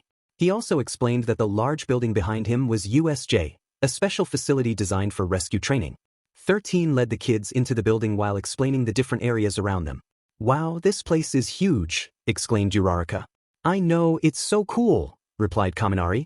The class kept talking about how impressive everything was that they didn't even notice a purple mist spreading down the steps below. The mist kept growing larger until it stopped. As soon as it did, people started emerging from it, around 150 individuals. It was a mix of people, some looked average, some wore masks, and in the back stood a man with hands covering his body next to a large bird-like creature that was unlike anything anyone had seen before. Whoa, they even have fake villains, cheered Kaminari. Aizawa turned to see what Kaminari meant by fake villains. Those aren't fake, these are real villains. 13, protect the students and I'll handle them, Aizawa called, adjusting his glasses. But Mr. Aizawa, you don't usually fight large groups. Midoriya yelled as he ran up to his teacher. I wouldn't be much of a hero if I didn't have a few tricks up my sleeve, kid, said Aizawa as he headed down the stairs into the pit of villains below. The class watched as their teacher fought fiercely against the enemies, cheering him on, unaware of the black mist growing behind them. Ah, Class 1A, it's a pleasure to meet you. My name is Kurojairi, and from what I can see, the symbol of peace isn't here like we thought he would be. But don't worry, after we take some of you out, I'm sure he'll come to save the day. It's my job to set that in motion by spreading you out across the facility, Kurojairi said as his fog quickly enveloped the entire class, pulling them into darkness. Izuku hit the ground with a thud and looked around to see where he was. It appeared he was in a forest-like area with Todoroki. As soon as the two got up and dusted themselves off, villains began emerging from the tree line. I got half and you got half? Izuku asked. Sure, Todoroki replied. Izuku and Todoroki started making their way through the villains with ease. I wonder why they put two of the best right next to each other, Izuku thought as he took down a villain. The two were doing fine until Izuku noticed a man holding what looked like a Gatling gun appear from the shadows. Todoroki, watch out. Izuku yelled, but it was too late. The man with the gun fired off a few shots, one piercing Todoroki's right arm. Izuku rushed over to him and applied pressure to the wound to try to stop the bleeding, but the ice user waved him off and allowed ice to grow on his arm to temporarily close the wound. Can you fight? Asked Izuku. I can't use my left side, I have to concentrate on freezing the bullet wound, replied Todoroki. Izuku understood what that meant. He had to fight off all the villains on his own. The thought caused a smirk to grow on his face. Why are you smiling, kid? Asked the man with the gun. Because you're villains. Meaning I don't have to hold back. Izuku studied his opponents in front of him. He counted 8 total. The guy with the gun looked like the endgame of the fight, so it came down to the other 7. One guy had a bow, another a spear, and what was that? A giant ball on a stick? The rest seemed less impressive. A guy with swords for arms, a guy with guns for fingers, a literal frog, and some dude with glasses. Oh well, these guys look like a bunch of clowns, Izuku thought. Izuku dodged as the 8 began launching attacks from all directions. He had to evade bullets, arrows, and a spinning ball while keeping an eye out for everything else. Izuku was surprised by everything happening. He had never been in a position where he was pushed into a corner and had to go all out in defense. He kept light on his feet until he tried to go on the offensive. Izuku dashed toward the archer, only to feel pain shoot through his leg as a bullet grazed his calf. While preoccupied dodging more bullets, he didn't see the arrows raining down from above. He tried to backflip out of the way but was too slow and ended up with 2 arrows embedded in his shoulder. Izuku wiped the blood off and instantly felt a wave of dizziness wash over him. Look a little dizzy there, don't ya? My quirk allows me to apply a lingering poison to anything I touch. Including my arrows, laughed the archer. Izuku was surrounded, and his body was starting to feel really tired. Damn it, I can't think straight, Izuku thought, and then everything went black. Izuku opened his eyes to see Garu standing in front of him. What are you doing here, kid? I don't know, I was in a fight and next thing you know I'm here, Izuku replied, looking around at the large field with a massive set of steps leading to the clouds. You're getting your butt handed to you, kid, and that's not what I taught you to let happen. These guys are just more steps you have to take on your way to the top. Each one gets you closer to being the best, and I'll be dead if you don't make it there. Think of all you have riding on this, kid. You've always been at the bottom, and that's not where you deserve to be. So go back into that fight and make your way up those stairs until you can't climb anymore. Garu said, placing his hand on Izuku's shoulder and motioning toward the stairs. Thank you, Garu. I don't know what I would do without you. I know, kid. Now go give them hell. Garu laughed as everything again went black for Izuku. Izuku opened his eyes, took a step back, and everything went into overdrive. As soon as his foot hit the ground, a blade was thrown right at him. He quickly grabbed it and used it to block the bullets coming from the guy with finger guns. He's got a blade, yelled the man. Izuku noticed a spinning ball coming right at him, so he quickly deflected it and kicked it with so much force that it flew toward the frog villain. The ball smacked into him, and Izuku watched as he hit the floor unconscious. Izuku then threw the blade he had toward the guy with guns for fingers, and it embedded into the left side of his chest, carrying him back into a tree, rendering him unconscious and stuck to the trunk. Let's get him, yelled the guy with sword arms, but he was caught off guard when Izuku was already in front of him. He swung at Izuku, who easily dodged and grabbed him by his belt to lift him overhead. Izuku used the man's body to block incoming arrows from the archer and saw from the corner of his eye that the man with glasses threw rocks at him. Izuku swiftly caught all the rocks before smirking and throwing them head-on at the archer. The rocks hit with such impact that Izuku saw the archer's cheekbone, left bicep, and a couple of ribs break upon contact. Izuku looked toward the remaining villains with a smile of determination on his face before slamming the man he was holding down into the ground so hard that he was almost completely buried. That's 4 of you. After I wipe the floor with you, you should re-evaluate being villains because you really SEK, Izuku laughed. You just gave up all your shields, you lose, punk, the man with the Gatling gun said. You wish, Izuku shrugged before running at full speed toward the guy with glasses. The man threw his arms in an X shape, attempting to block Izuku's barrage. Izuku laid into the guy until he attempted to fight back. Izuku grabbed onto his collar and drove his fist into his face, breaking a few teeth in the process. Izuku heard the Gatling gun start to spin up and quickly ran behind the trees. He dodged the bullets left and right before dashing toward the remaining 3 villains. It looked like Izuku was going to go head-on but shocked the villains by punching into the ground and ripping out a tree root, confusing the men in front of him. Izuku used this to his advantage and landed a massive kick on the guy who previously had the ball weapon, feeling the man's jaw break under his foot. We need to take this kid out now or it's going to get really bad, the man with the spear said to his partner. Agreed. Come fight me, you call that spear a weapon? I call it an oversized toothpick, you dingus, Izuku called out. The man with the spear's face turned dark red. He was furious at the kid who just insulted him.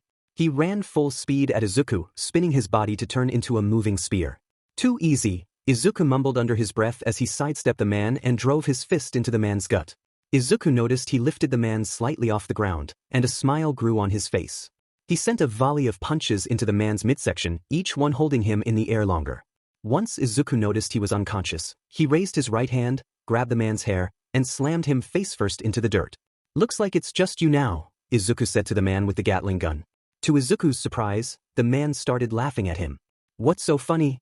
Izuku asked. Just the fact I'm about to kill your friend.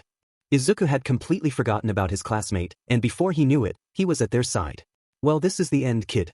After what you've done today, I'll see you in hell. Izuku dashed forward, positioning himself between the man with the machine gun and his classmate. So you think you can stop a bullet, punk? I've yet to meet a man that can outsmart a bullet, and I don't plan on meeting him soon, the man said, pointing his gun at Izuku. Izuku thought, Why didn't I learn to redirect a bullet when Garu tried to teach me? I shouldn't have been so afraid. If I wasn't afraid, then maybe Todoroki and I would be safe. He was terrified, but a voice in his head urged him on. Come on, kid, you're going to give up that easily? Show him you don't need a quirk to be strong. You're right, Izuku said to himself. He took one last look at Todoroki before locking eyes with the man in front of him. The gun started to spin, and Izuku braced himself for the first shot. The man let the gun rotate to full speed before pulling the trigger, releasing every bullet he had. Everything became a blur for Izuku as the first shot rang out. All he could think about was saving his classmate and defeating this villain. Izuku moved faster than he ever had before, redirecting every bullet shot towards him, creating two black streams at his sides. Todoroki watched as Izuku stood in front of him, defending his life. He saw Izuku's hands produce a blue steam that was so strong it looked like a force was running in front of him. He glanced to his sides and saw nothing but black. Were those all bullets? He thought. The entire experience felt like an eternity to Izuku, but luckily, it ended.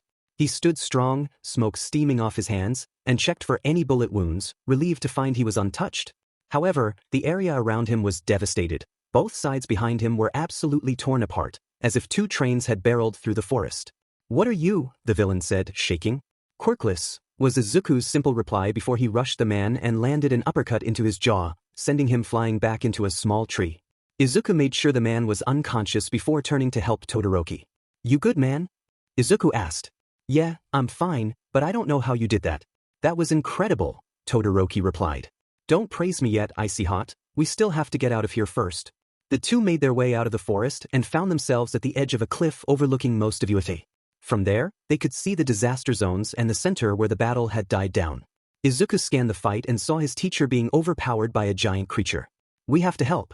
I'll get down there ASAP, and you work your way down as fast as you can, okay? Todoroki nodded, watching as Izuku ran and jumped off the cliff into the action below. Izuku landed a little way from the fight and started running toward the massive creature. He was almost there when he heard a blood-curdling scream coming from the water. He looked toward the water and saw Tsuyu and a classmate about to be attacked by a man covered in hands. Without thinking, he threw a jab at the blue-haired man. Izuku was confused when the man easily dodged his jab and grabbed onto his arm. They stared into each other's eyes. I hate your teacher's quirk, the man huffed. Izuku jumped back and saw his teacher had saved his life.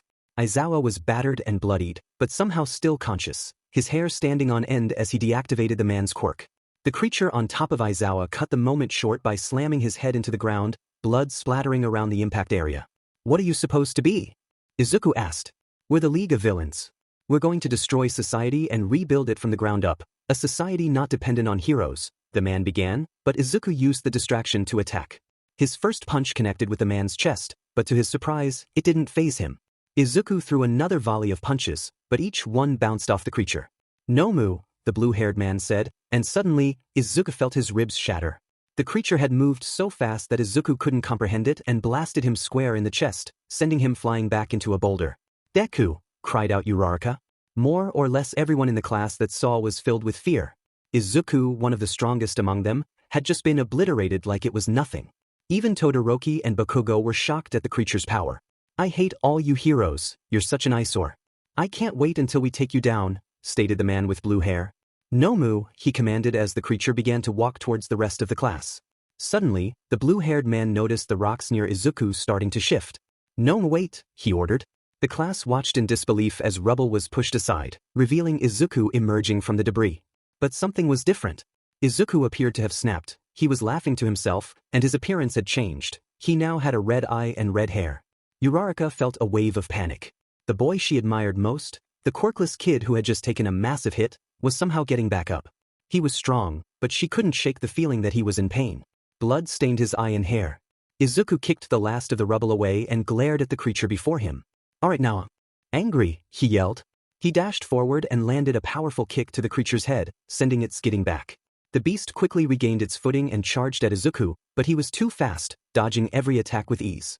Izuku unleashed a series of jabs to the creature's midsection, pushing it back further. No enough. It's clear this kid is strong, but how far is he willing to go? The blue-haired man laughed. The class exchanged confused glances, unsure of what he meant, and even Izuku couldn't grasp it. Everyone back up. Bakugo shouted, but it was too late. Izuku watched in slow motion as the beast turned and charged towards Uraraka. It clicked for him what the man meant about strength. He dashed over and jumped in front of Uraraka to shield her, but the creature anticipated his move. Instead of striking, it grabbed Izuku's arm. Izuku struggled to break free, but he was trapped. The creature leaped with immense force, sending Uraraka and some of the other students flying back as it soared into the air with Izuku in its grasp. As they neared the roof, the beast swung Izuku downward, slamming him into the ground.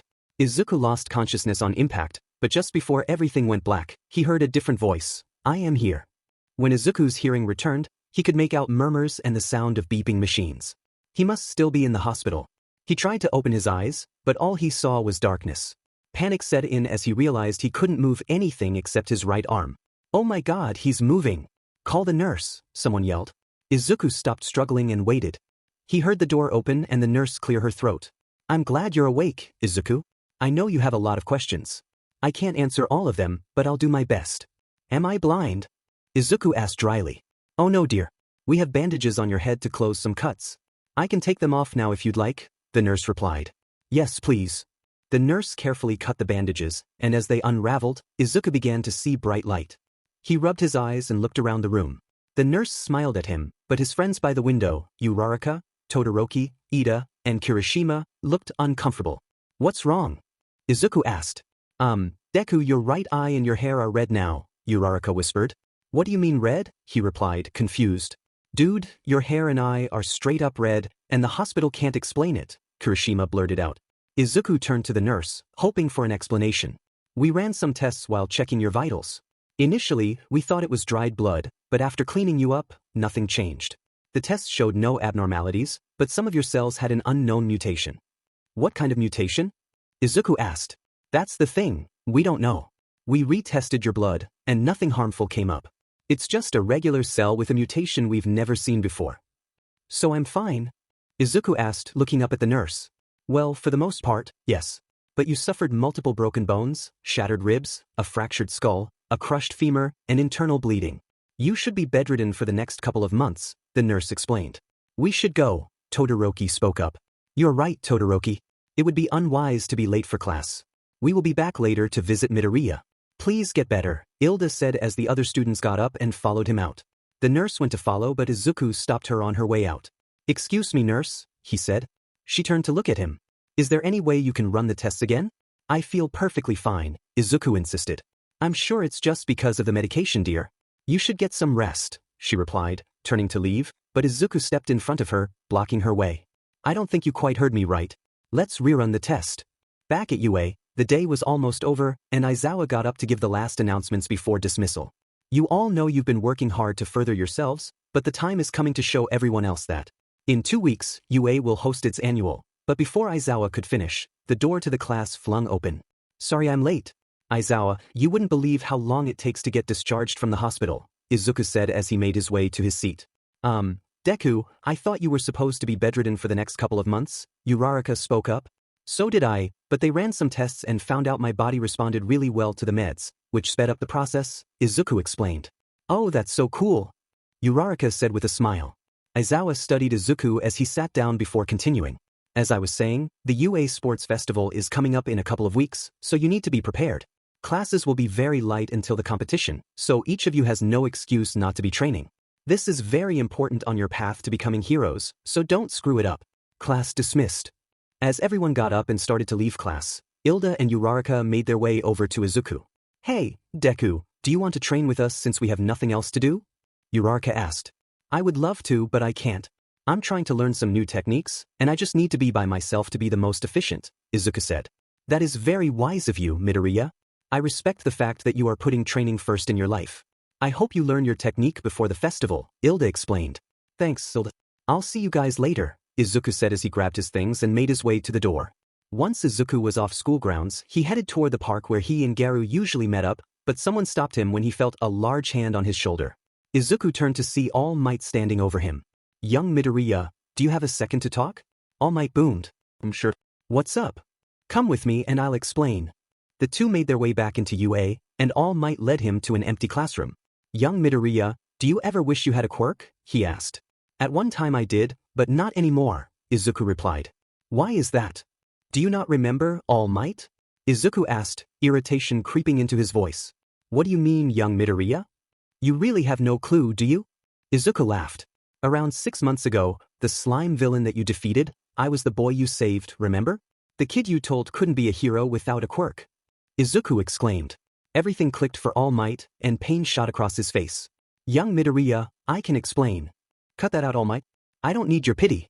I don't hold anything against you, but I'm going to prove you wrong. I'm going to show the #1 hero that you don't need a quirk to be a hero, all on my own. So to answer your question, All Might, I don't wish I had a quirk, it's actually the complete opposite. I'm blessed to be quirkless because I see the world from a completely different perspective than all of you. And once I'm a hero, I'll change everyone's opinion so that being quirkless isn't seen as a disadvantage. Izuku grabbed his things to leave. I'll see you later, All Might, he said as he walked out, leaving the pro-hero speechless. Izuku left the room, angered by his conversation with All Might. Were quirkless people really that easy to forget? He didn't even remember talking with him. Pathetic, Izuku thought. He kept walking until he met up with Garu at the park. What's got you so upset? Garu laughed. I just hate how everyone's so fixated on quirks. I hate it, Izuku said, flailing his arms. Yeah, I get that, kid, but don't worry. Remember why you're at that school in the first place? To break down heroes, Garu joked, lightly pushing Izuku. Yeah, I just can't wait to get out of that school, Izuku said, though he didn't truly mean it. He enjoyed his classmates, and even Kaken had stayed out of his way. Don't worry, kid. That time will be over soon. Also, I heard about the sports festival. Do you think you're going to do well? Garu asked. Oh please, you and I both know I could place top 3 without even trying, Izuku rolled his eyes. Yeah, I know. Also, I gotta ask, kid, what's up with your hair and eyes? Being 100% honest, I don't have a clue, Izuku shrugged.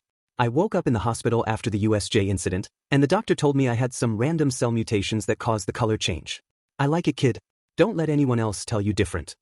I won't, Izuku said as a smile crawled onto his face. Alright, kid, enough with the sappy stuff. Let's go hunt some heroes. 2 weeks later, Izuku opened his eyes and peered to his left to see Garu meditating. Izuku didn't really understand meditating, but Garu said it strengthened the mind and helped one become one with their body. Being honest, Izuku had no idea what Garu meant by any of it, but he knew his mentor wouldn't teach him if it wasn't important. You ready, kid? Garu said with closed eyes. Yeah, I'm kinda scared people might put 2 and 2 together and realize I have the same fighting style as you, Izuku explained. Don't worry about it, kid. Remember, I'm not the only one that knows the style, so people won't be able to figure it out that easily. Yeah, you're right. Are you going to watch? Izuku asked. Wouldn't miss it, kid. I love watching you walk over these so-called heroes. Now scram and go get ready, you've got a big day ahead of you. Yeah, I know, Dad. Izuku laughed as he watched Garu's face twist into horror as he quickly ran out of the park before Garu could stop him. All of Class 1A sat quietly in the waiting room, waiting for their class to be called into the roaring arena. Izuku looked around at his classmates, each one doing their own last-minute preparations. Ito was drinking his orange juice, Sato was eating a cupcake, and Bakugo looked as intense as ever. But the more Izuku looked at him, the more he realized it wasn't anger in his eyes, but pure determination. The class made their way to a large tunnel leading to the arena, and Izuku could feel the ground shaking from the cheers. They walked down the dark hall, the light getting brighter until Izuku was the first to exit the darkness. Here we are, ladies and gents. The kids that are not only at the front of the pack but have already had their fair share of run-ins with villains, Class 1A, yelled Present Mike. The class looked around as the entire stadium erupted with cheers. Next, we have a class that hasn't had any run-ins with the villains but are still strong nonetheless, Class 1B. The crowd continued cheering for all the classes entering the arena. Once everyone was there, Present Mike started announcing who would be part of the festival. Now let's introduce you to our lovely referee for the festival, the rated R Pro Hero Midnight. The crowd roared as she appeared on stage. You could tell some of the students and the crowd were uncomfortable with the hero's costume, but most of the guys in the stadium seemed to enjoy it. Next up, we have Cementos, who will help us with creating the fighting stage later on. Alright people, who's ready for some action? As the arena boomed, Midnight made her way onto the stage to kick things off. Alright, everybody, before we start, we have chosen one student to represent these great first years. Coming first in the entrance exam and hailing from Class 1A, Katsuki Bakugo. The class looked towards Bakugo as he made his way to the stage. He sulked up with his hands in his pockets and stood in front of the microphone. I just want everyone to know that I'm going to win this thing, Bakugo stated before turning around and walking back towards his class. His statement didn't sit well with many people. Izuku heard some of the crowd yelling at him for being arrogant, and even some of his own classmates didn't agree with what he said. Come on, Baku bro, you can't say things like that, commented Kirishima. Yeah man, that's not cool, Siro chimed in. Izuku watched as Bakugo ignored them. He knew exactly why Bakugo did that. He wanted to challenge himself, and by painting himself as a JRK, he might provoke others to go after him, making the festival a real test. All right, everybody. First off, we have the obstacle course. So students, make your way over to the starting line. Midnight cheered. As the students made their way over, Izuku looked over his competition. He saw Todoroki by himself and figured it was best to stay away from him. Izuku knew he had a good chance of getting caught in his ice if he lost focus, so avoiding that was a priority. He then looked over at Bakugo, who had sparks shooting from his palms, drawing curious glances from those unfamiliar with his quirk. Izuku figured he would try to start something instead of focusing on the race, so it was best to steer clear of him. He settled in an area with some of the support class students who didn't pay him any attention. Why should they though? The school knew Izuku as the quirkless kid, so many of them didn't take him seriously. But Izuku was determined to prove them wrong. He was going to beat every single one of them and show that you don't need a quirk to be successful. Present Mike got back on the mic and started the countdown to begin the race. 3. Izuku got into his ready stance. 2. He knew he could do it, he couldn't let himself down. 1. But Izuku knew he wasn't trying so hard for himself. Izuku wanted to impress Garu and show him that his training had made a difference in his life. He ran forward through the large tunnel of students, watching as everyone pushed each other instead of focusing on their own progress. As he neared the end of the tunnel, he felt a sudden shift in temperature and instinctively jumped into the air.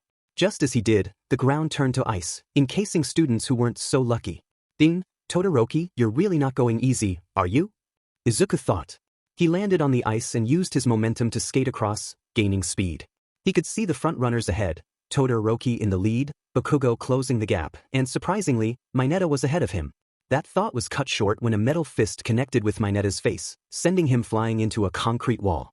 Huh, they're using the same robots as the entrance exam. Too easy, Izuku noted as he avoided the robots, allowing the students behind him to deal with them. He was making good progress until he spotted one of the zero-pointers from the test falling right at him. His body acted on instinct as he leaped towards the falling robot, spinning midair. His rotations picked up speed until he became a swirling missile of blue, ripping a clean hole through the metal. Izuku landed and started running, focused solely on himself. He knew his classmates might need help, but this time, they needed to prove themselves. He made it to the second part of the course, a large ravine with some rocks and a rope connecting the two sides. He watched as Todoroki slid across on his ice while Bakugo propelled himself over. Without hesitation, Izuku ran full speed towards the rope, leaping onto it and running across as if it were nothing. Is this supposed to be hard? He laughed to himself. Then he reached the last part of the race, the minefield.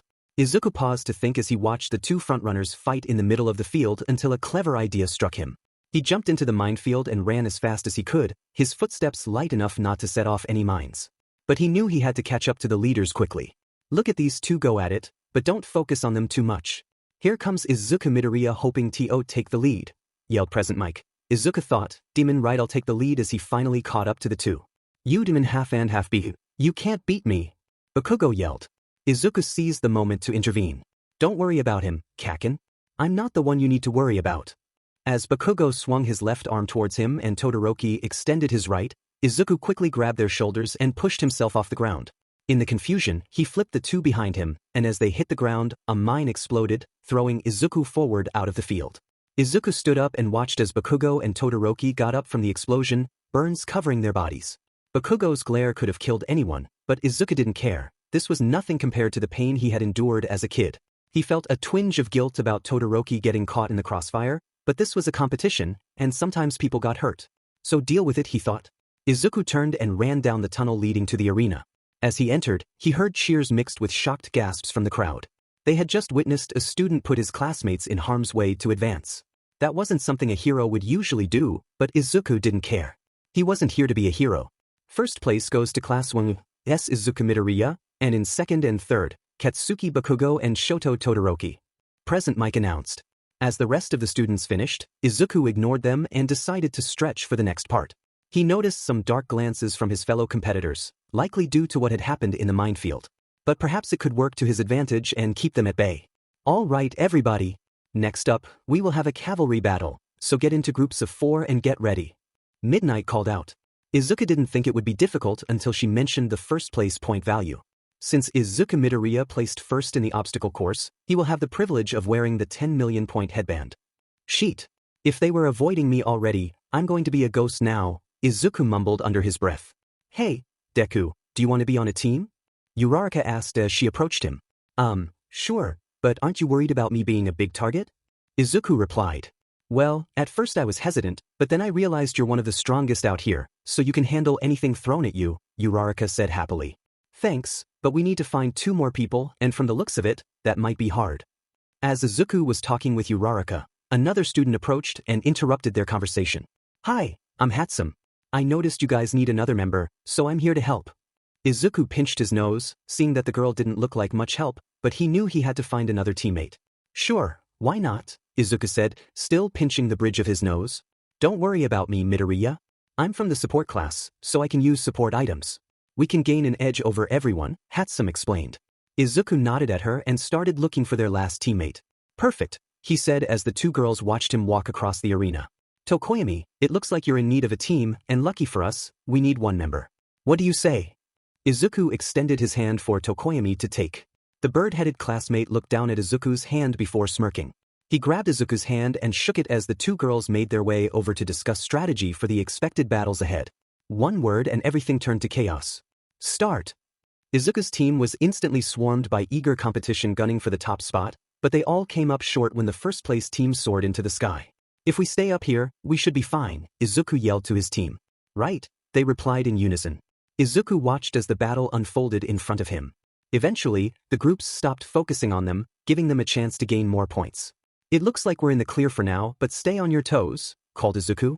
The match was somewhat boring for Izuku's team. Nobody targeted them because of how high up they were. The only action they experienced was the occasional projectile shot up, but even that was ineffective thanks to Dark Shadow. Hey, Izuku, are you sure this is okay? Asked Uraraka.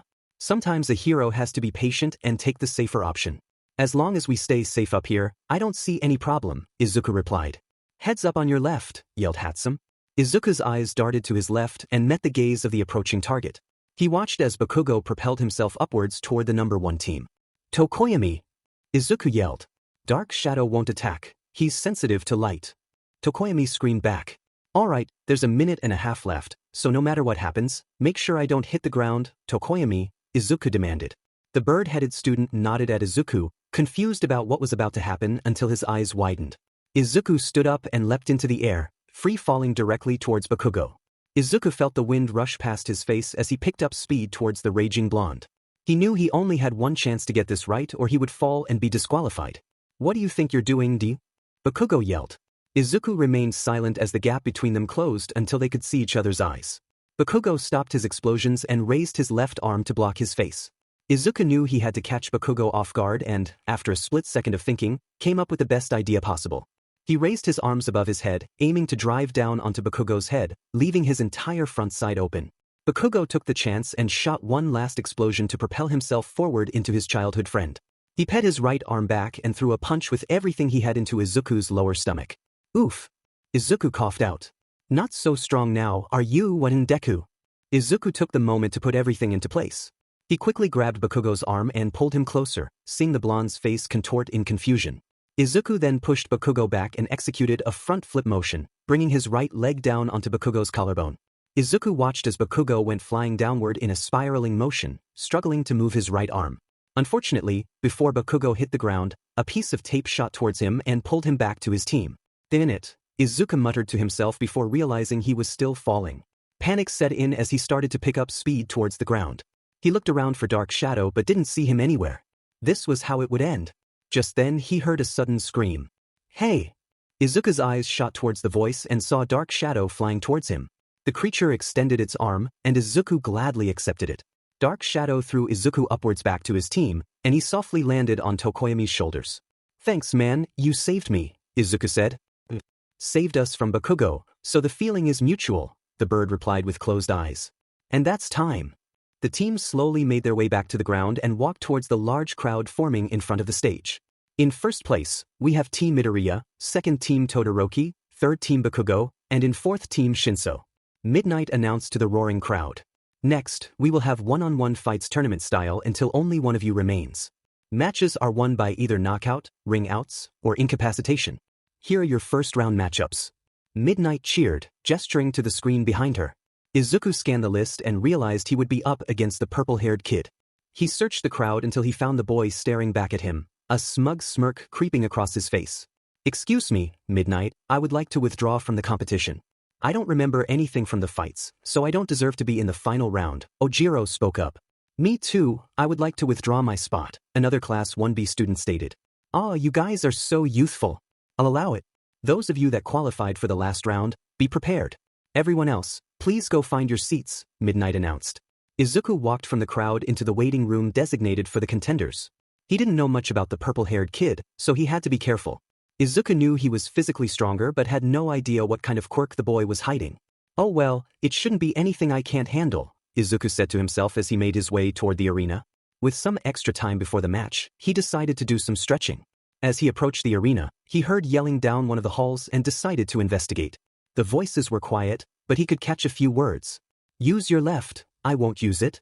Izuku's ears perked up at the mention of left. He hurried further down the hall until he was as close as he could get without being seen. Dinanai Shoto. I raised you better than this. Endeavor yelled. I won't use it. I'll win this tournament without using your power. Todoroki screamed back. Endeavor raised his left arm and swung at his son, landing a solid backhand on the boy's cheek. Todoroki stood his ground, not moving a muscle. Izuku could feel the tension in the air. Something was about to happen, and it wasn't going to be pretty. He quickly patted down his pocket and felt his phone. Grabbing it, he opened his microphone app to record the impending conversation. Thank goodness I forgot to leave my phone in the room, Izuku mumbled to himself. He clicked the red button on his phone and waited for the two to start conversing again.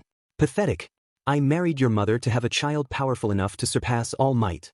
It took me a few tries until I finally got your ungrateful self with a powerful quirk.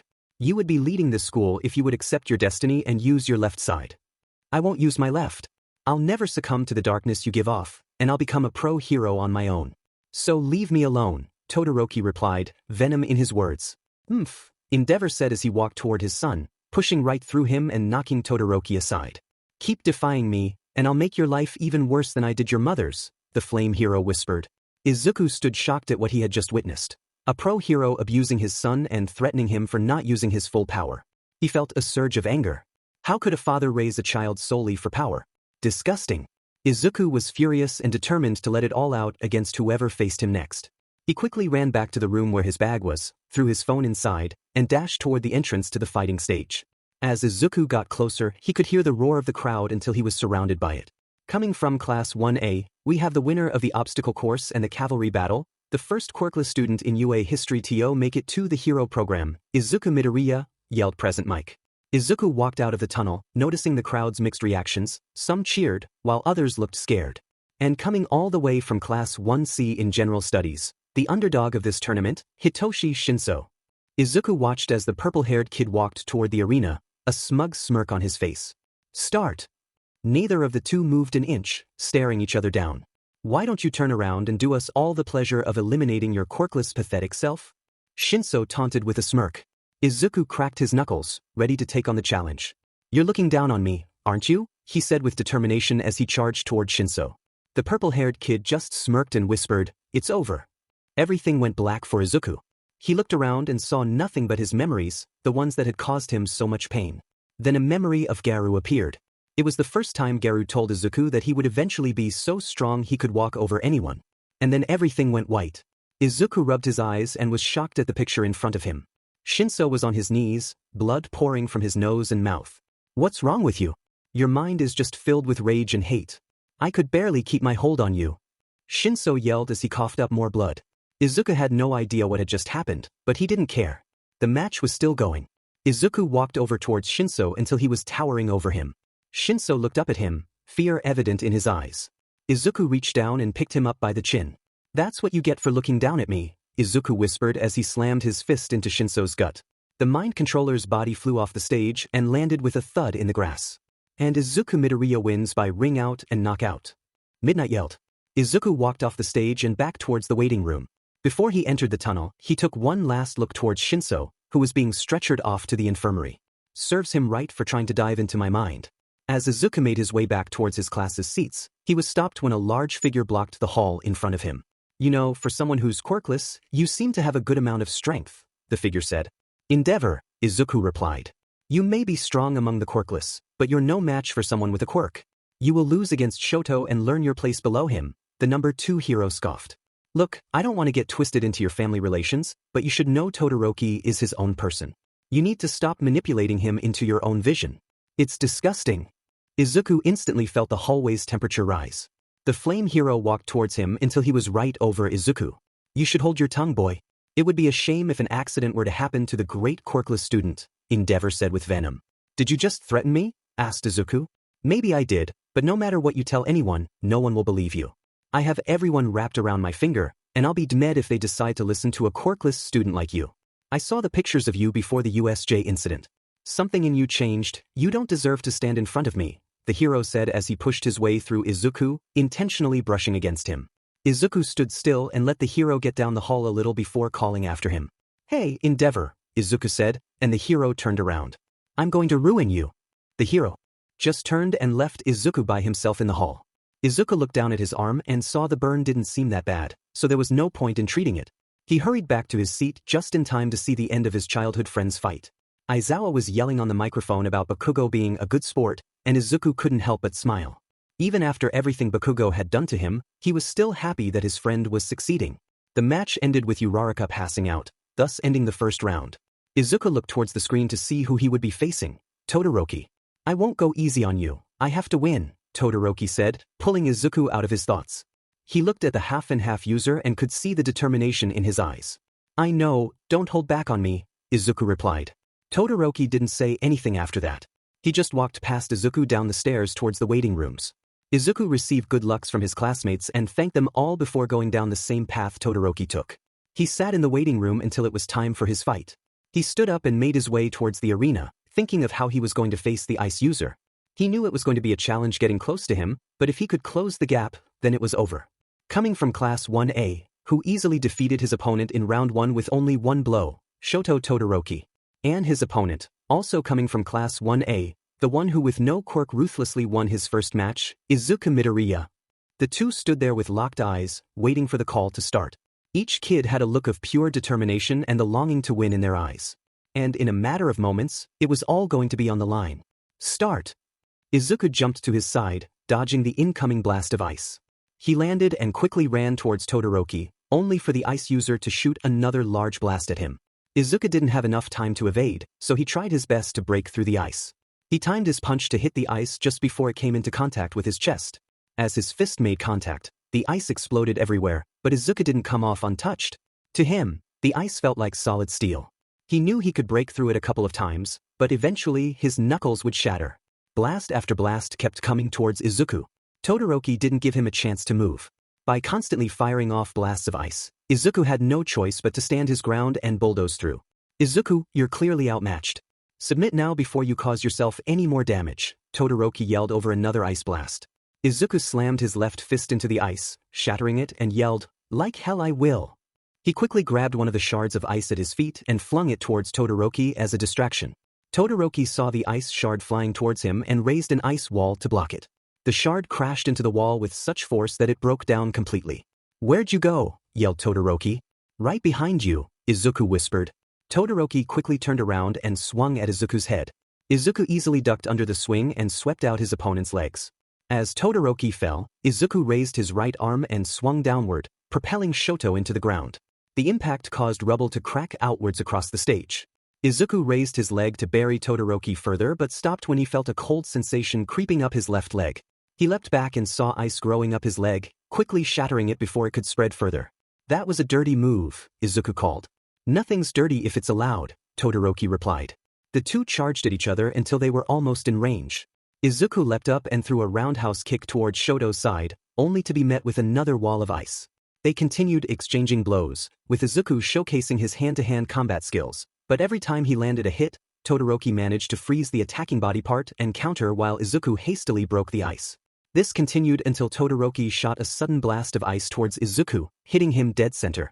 Izuku flew back towards the edge of the ring but stopped himself by digging his feet into the ground. Why don't you use your left? Izuku asked as he stood up. I won't use my left, ever. I don't need that power to be a hero. It's your own power, Shoto, not your father's, yelled Izuku. Todoroki was caught off guard by the sudden comment. You don't have to follow in your dad's footsteps. Pave your own path, be your own hero. But don't hold back your power because of him. Use it and prove him wrong. Show him you'll create your own destiny. Izuku screamed as he charged towards Todoroki. Todoroki just stared at Izuku as he closed the gap between them. I can't, whispered Todoroki. Then I'm really sorry about this, Shoto, but you have to learn, Izuku said as he propelled himself forward faster than Todoroki expected. Todoroki raised his left arm to block, thinking Izuku would kick him out of the ring, but he was mistaken. Izuku swiftly jumped to Todoroki's open side and landed a powerful punch straight into his bicep. Ah! Todoroki screamed as his body erupted in flames. Izuku flew back from the sudden burst of energy but quickly recovered, throwing his legs above him to rotate. As soon as he rotated enough, he planted his feet into the ground and skidded to a stop. Izuku's eyes widened as the flames grew larger. He locked eyes with Todoroki and smiled. The half-and-half user had a crooked smile forming across his face. I don't know if I should thank you, Midoriya. Breaking my right arm to force my left is a little harsh, don't you think? I'm sorry, Todoroki, but I know you want to win this more than any of us. So you would go through any means necessary, including using your left side if it was the only option left. Heh, call me Shoto, he said as he lifted his arm towards Izuku. Izuku knew there was no way to avoid the massive attack that was soon to come, so his only choice was to block. Todoroki's hand turned bright red before a large flame burst outward. The crowd watched in horror as the entire fighting stage disappeared in flames. As the smoke cleared, the winner was clear. Standing within the boundaries was Todoroki, whose entire top half of clothing had been burned off, and Izuku, who was unconscious and embedded into the wall. The winner is Todoroki by knockout and ring out. Midnight announced as the crowd erupted into cheers. Izuku woke up with his chest covered in bandages. He looked around and noticed he was in the infirmary by himself. He reached for the hospital bed remote and pressed the red button for assistance. Moments later, Recovery Girl entered the room. You're finally awake. I healed you up, so you may be a little more tired than usual, she said. Thank you. If you don't mind me asking, how bad were my injuries? Not too bad. A couple of burns and some bruising on your knuckles, but they should all fade by tomorrow. Izuku nodded and looked out the window. Who won? He asked. It came down to Endeavor's son and that angry blonde. The blonde ended up winning by knockout. You must be tired, let me finish up some paperwork and you'll be free to go. Within the next 10 minutes, Izuku was on his way home. He contemplated finding Garu but decided against it, knowing he was probably off hunting. Izuku walked up to his house and unlocked the door. He searched for his mom until he found a note saying she had gone to sleep but was proud of his fights earlier. In the day, a smile grew on Izuku's face as he read the words of encouragement from his #1 supporter. It was a good way for Izuku to end his day as he threw off his clothes and hopped into his bed, eventually fading into sleep. 3 hours earlier, Bakugo muttered to himself as he changed out of his uniform, half and half thinking he could beat me in his dreams. He got up and walked towards the door, kicking it open with a loud bang. As he made his way down the hall, he felt an odd sensation. He turned the corner and pressed his back against the lockers, waiting as footsteps approached. Just as they were about to round the corner, Bakugo jumped out from his hiding spot and swung a right hook. The figure in front of him easily caught his fist mid-swing and set him down. Young Bakugo, just the man I was looking for, the figure said. All right class, with the sports festival over, we'll be going right into the next chapter of your studies. This will be different, as you will not be taught in this classroom but instead on the streets. Pro heroes use the festival as a chance to scout potential sidekicks and offer internships. Each of you will participate in an internship and be graded based on your performance, Aizawa explained, motioning to the board behind him. Izuku looked over the board. Todoroki had the most offers, followed by Bakugo. Izuku wasn't surprised, they were both strong and deserved it. What caught him off guard was his own ranking, 6th to last. Each of you will be given 2 days to pick where you will intern, and the decision will be final. You leave on Monday, so be ready, the teacher continued as he passed out papers to each student. Izuku glanced over his list to see his offers. The highest was Best Genist. Deku, who are you going to intern with? Uraraka asked, pulling Izuku out of his thoughts. I don't know yet, to be honest, Izuku replied, rubbing the back of his neck. I'm going to intern under Gunhead, Uraraka stated proudly. Izuku's eyes widened at her choice. Gunhead? I thought he got beaten down by the hero hunter. Well, he did, but he's out of the hospital now and back on the job. Oh. What about you, Ida? Uraraka asked. I will be interning with Manuel in Hosu City, Ida replied, looking down at his feet. The class continued, but nothing significant happened. Izuku listened to his classmates discussing their internships. He heard Mineta would be with Mount Lady, Kirishima with Fourth Kind, and Bakugo with All Might. Izuku scoffed at the thought of Bakugo getting special attention from All Might. He sensed something was going on between them but couldn't pinpoint it. Class, sit down. We have one more important matter to attend to before your internships, picking your hero names. I'm not the best at this, so Midnight will be helping you all and approving names. As Aizawa finished speaking, the door swung open to reveal the lively hero. Alright, everybody, these names are going to be permanent, so choose wisely. Each name should represent something about you, and you should be proud to call yourself that. Don't pick a random name because you may regret it, isn't that right, Eraserhead? Midnight joked with Aizawa. Whatever, Aizawa replied quietly as he pulled up his sleeping bag and drifted off to sleep. I'll pass out whiteboards for you all to brainstorm ideas, Midnight cheered as she began distributing supplies. Izuku stared at the board in front of him, slipping into deep thought. He had no idea what to put as his hero name. He never thought he would make it this far, and regardless of his name, he felt he would never be a hero. Looking up, he saw that everyone had mostly chosen their names already. The only two left were him and Bakugo. King Explosion Murder, Bakugo declared. Definitely not, Midnight commented. Why not? Bakugo yelled. Because it's not a heroic name, try again, she said, irritated as Bakugo returned to his seat. Izuku looked down at his board, and a memory popped into his head. A smile grew on his face as he realized what his hero name would be. He wrote it down and walked to the front of the class, turning the board around. Silence filled the room until Zero spoke up. Deku? I thought that was an insult. It was, but someone changed my view on the word not long ago. And I'm proud to be called Deku now, Izuku said, flashing a smile at Uraraka. Oh, you guys are so cute together, Mina squealed. Both Izuku's and Uraraka's faces flushed red as he made his way back to his seat. Alright, that's everyone. Bakugo, you need to come up with a name soon, so let me know when you figure it out. You guys are dismissed, Midnight called. Izuku quickly grabbed his things and ran out of the room before Uraraka could catch up to him. He had no idea why he felt embarrassed by Mina's comment. Shaking it off, he ran towards the park to find Garu eating some ramen. Looks good. Get me anything? Izuku asked. Shut it. What's with the paper? Garu motioned to the list Izuku was holding. Oh, it's my list of possible internships for next week. Apparently, the pros watch the festival and want me to work under them for a week, Izuku replied. Let me see it, Garu yawned, extending his arm. Izuku handed him the paper and watched as he skimmed through the heroes' names. Huh, thought you would get some better offers, but I can see why you didn't. You beat down your opponents so much they don't even want to touch you, Garu said with a laugh. Izuku chuckled at the comment but stopped when he saw his mentor freeze up. What's wrong? Izuku asked. Garu didn't say anything. He just stayed still and stared at the paper. Garu, what the hell? Izuku said, starting to sound concerned. Garu handed the paper back to Izuku. Number 43 on the list, Honorary Pro Hero Silverfang. Otherwise known as my sensei, Garu whispered. Izuku's heart skipped a beat. The man who taught Garu everything he knows just offered him the chance to take those same steps. But why would he get an offer from Silverfang? He's not even a real pro hero. Can I even intern there? I don't know what to tell you, kid. That man is not a pro hero, and if he is, he's not associated with our pros. He's a smart man, so he has a good chance at connecting you to me. I just don't see why he would reach out to you, Garu explained. Maybe it's an ambush, Izuku reasoned. He's smart, not a genius, kid. He knows you're in the hero course trying to become a hero. He wouldn't reach out just to ambush a kid. He's not like that. From a logical standpoint, he would be the best mentor besides me. He created both the water steam rock smashing fist technique and the abandonment. Whoa. If you want to intern under him, I won't stop you. But if you do, you need to tell him that you and I have no connections anymore. Make up something about you learning from me and then going off on your own to be a hero once you realized I'm against them, Garu said. I guess it's settled then. I'm going to learn from your emperor. Monday, Izuku hopped off the train and looked up at the map.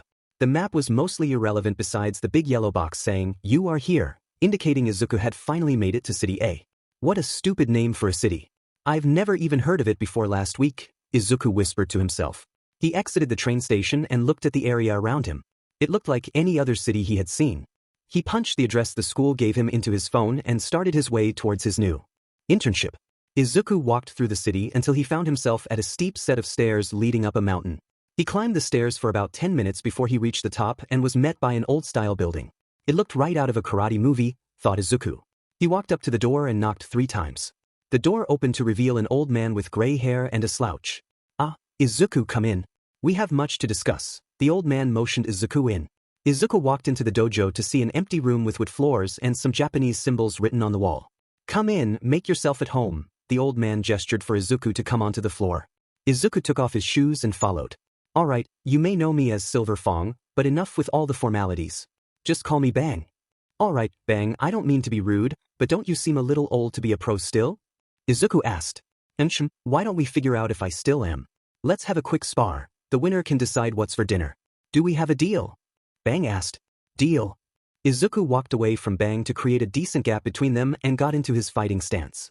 Bang just stood still with his hands behind his back. On your mark, Bang said. Go! Izuku yelled as he charged the old man. Izuku sent out a volley of attacks, only for the old man to block every single one with just one hand. Izuku knew the match was already over, but for some reason he just let him keep attacking. But when Izuku was least expecting it, he felt Bang's heel drive into his cheek. Izuku flew back from the impact, only to see a flash of blue and then was suddenly caught midair by the old man.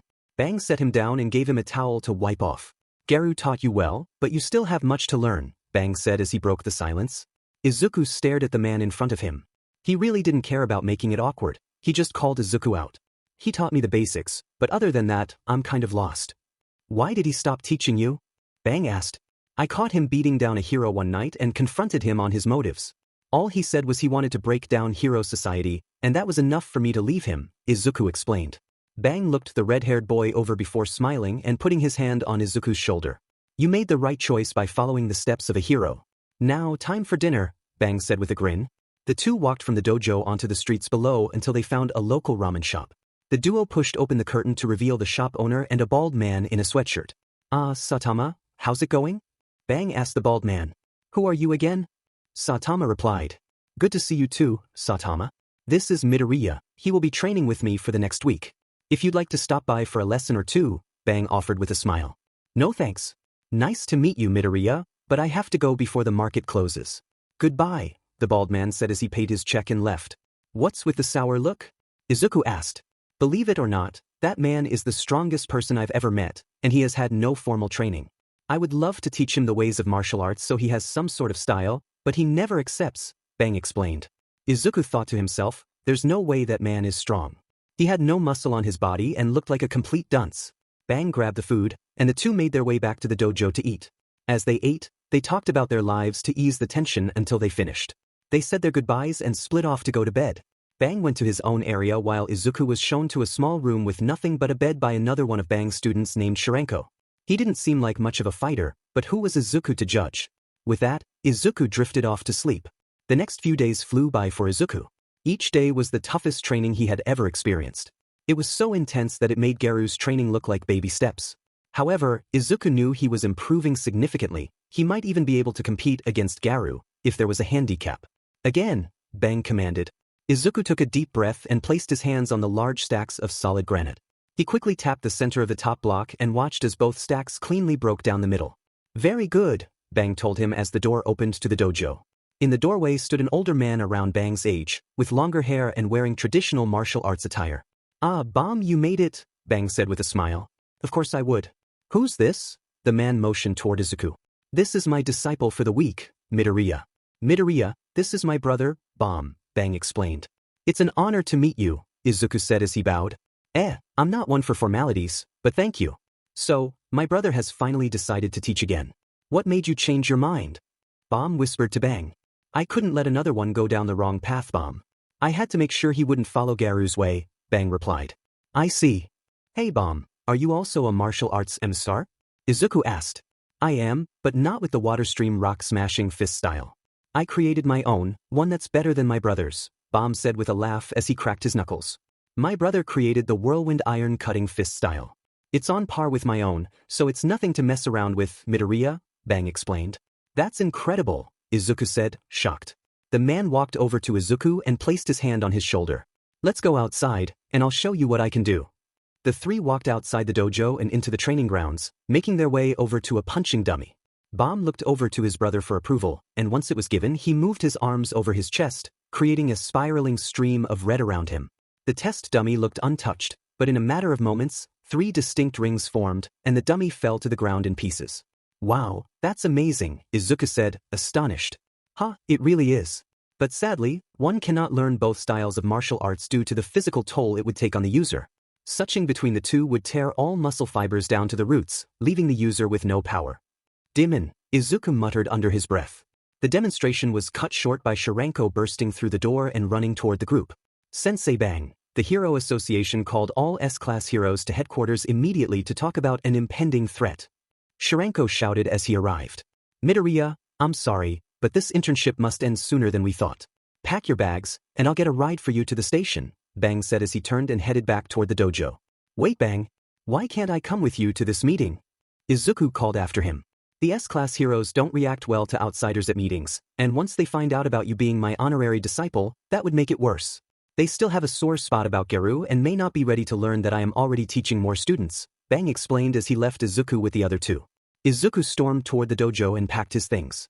He quickly exited before anyone could stop him and made his way down to the streets below. Why did Bang have to leave so suddenly? I was finally starting to answer everything, and now it was all slipping through my fingers. Frustrated, Izuku whipped out his phone and shot Garou a text to explain the situation. Hey, change of plans. My internship ended sooner than it should have. That works out perfectly, kid. Hop on a train to Hosu and be there by tonight. There's someone I want you to meet. Izuku hopped on the train to Hosu, pondering who Garou wanted him to meet but eventually gave up. Garou was unpredictable, so it could be anyone. After a few hours, Izuku arrived at Hosu and left the train station. He sent a quick message. Hey, I'm here. Where should I meet you? Look around the roofs, kid. You should know that by now, came Garou's reply. Izuku laughed, putting his phone away and scanning the rooftops. Sure enough, standing atop a building's water tank was Garou. Izuku climbed the fire escape to meet his mentor. Jesus, kid, it took you long enough, Garou joked. Hey, give me some slack. I wasn't even supposed to be here, Izuku replied, jumping onto the water tank. So who are we meeting? An old friend of mine. He should be here soon. As Garou finished speaking, he spun around to catch a dagger thrown at him. Still with the cheap shots, Stain? You know you can't catch me off guard, Garou said, tossing the blade back to the figure that had appeared on the roof. Just making sure you're still agile as ever, Hero Hunter, the man said, extending his hand. Garou smirked and took the man's hand. As always, Hero Killer. Izuku was in disbelief. Standing before him were two of the most powerful and notorious criminals he had heard of. Garou, what the hell? You never told me you were associated with the Hero Killer. Izuku exclaimed, interrupting their conversation. The name's Stain, punk. We're not associated, just friends, Stain clarified. Yeah, me and him go way back to when I first left my hometown. We ran together for a while before going our separate ways, me hunting and him killing, Garou explained. We mutually respect each other's boundaries as long as we don't target the same hero. If we do, our ties are cut and may the best man win. Izuku struggled to comprehend the situation. So why did you guys decide to meet up? He asked. It's been a while since we've seen each other, so we decided to catch up, Garou replied. So who are you, punk? Stain asked, turning his attention to Izuku. This right here is Izuku Midoriya, my apprentice and hero hunter in training, Garou said, giving Izuku a playful noogie. Screw off, Garou, Izuku said, pushing him away. So you finally found someone to teach. And if I'm right, a UA student no less, Stain said with a grin. Don't get any ideas, Stain. He's there for the sole purpose of breaking it down from the inside, Garou warned, raising his arm between Izuku and Stain. Jesus, Garou, don't get worked up. I wouldn't do anything, Stain began, but was interrupted by a sudden dark presence. A dark mist began to swirl behind them, and Garou stepped in front of Izuku, drawing his sword. Good evening, gentlemen. My name is Kurojairi, and I'm an associate of the League of Villains. I would like to have a conversation with you too. But the boy must stay, the villain said, his narrowed eyes fixed on Izuku. Garou placed a hand on Izuku's shoulder. I'll go if he comes. So be it, Kurojairi echoed as the fog enveloped them. Izuku felt everything go black, and moments later, he was hit with the smell of alcohol. He looked around to see an old, run-down bar. Kurojairi appeared behind the bar, cleaning glasses, leaving the three confused. Why did you bring us here? Stain asked. A door at the other end of the bar swung open, revealing a blue-haired man with a hand covering his face. His red eyes peered through his fingers, sending shivers down Izuku's spine. Well, I just wanted to talk to the great hero hunter and hero killer. Isn't that right, Kurojairi? The man said, walking toward them before sitting down at the bar. So tell me, what's your endgame? What do you mean, endgame? Stain asked, approaching the bar. What's your resolve? Why do you do what you do? The man questioned. To eliminate people that abuse their power and profit from it. I want to purge society of those who act on their own self-interests, Stain replied. What's your name? Garou asked. Just call me Shigaraki. What about you, hero hunter? What's your mission? Tear down everything and rebuild it from the ground up. Create a world that's better for everyone, Garou answered. Michim. Now tell me, hero hunter, is that why you brought a UA student here with you? Shigaraki said with a smirk, glancing at Izuku.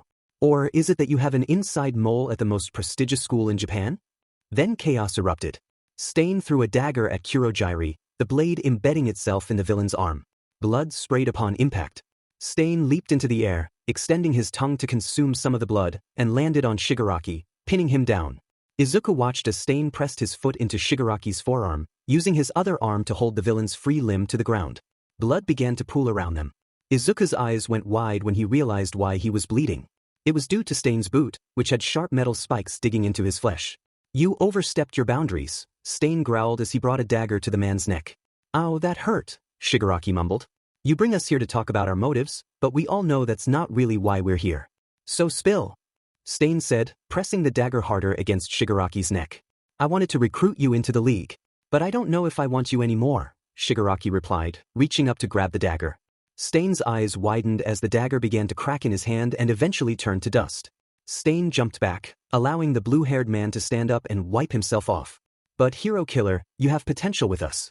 The League aims to eliminate all heroes and create our own society with our own rules. Even your apprentice would be forgiven for what happened at USJ. We would welcome him with open arms," Shigaraki grinned. "Thanks, but we'll pass on the offer, handyman," Garu finally spoke up.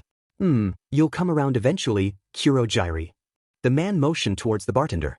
The black mist nodded and raised his arm to create a portal, allowing the three to leave. Izuku walked through the fog and ended up back on the roof next to Garu and Stain. "Well, Garu, it looks like this is where we part ways," Stain said, looking towards the other two. "So it is," Garu replied as Stain ran and leapt from the roof, disappearing into the horizon. "Well, kid, we should probably split up too so we're not recognized together." "Alright, what are you going to do?" "I'll probably go off and hunt some heroes. I know Endeavor has an agency around here, so I'll pick off a couple of his sidekicks, and hey, who knows? Maybe I'll get to take on the raging BSTRD himself. What about you, kid?"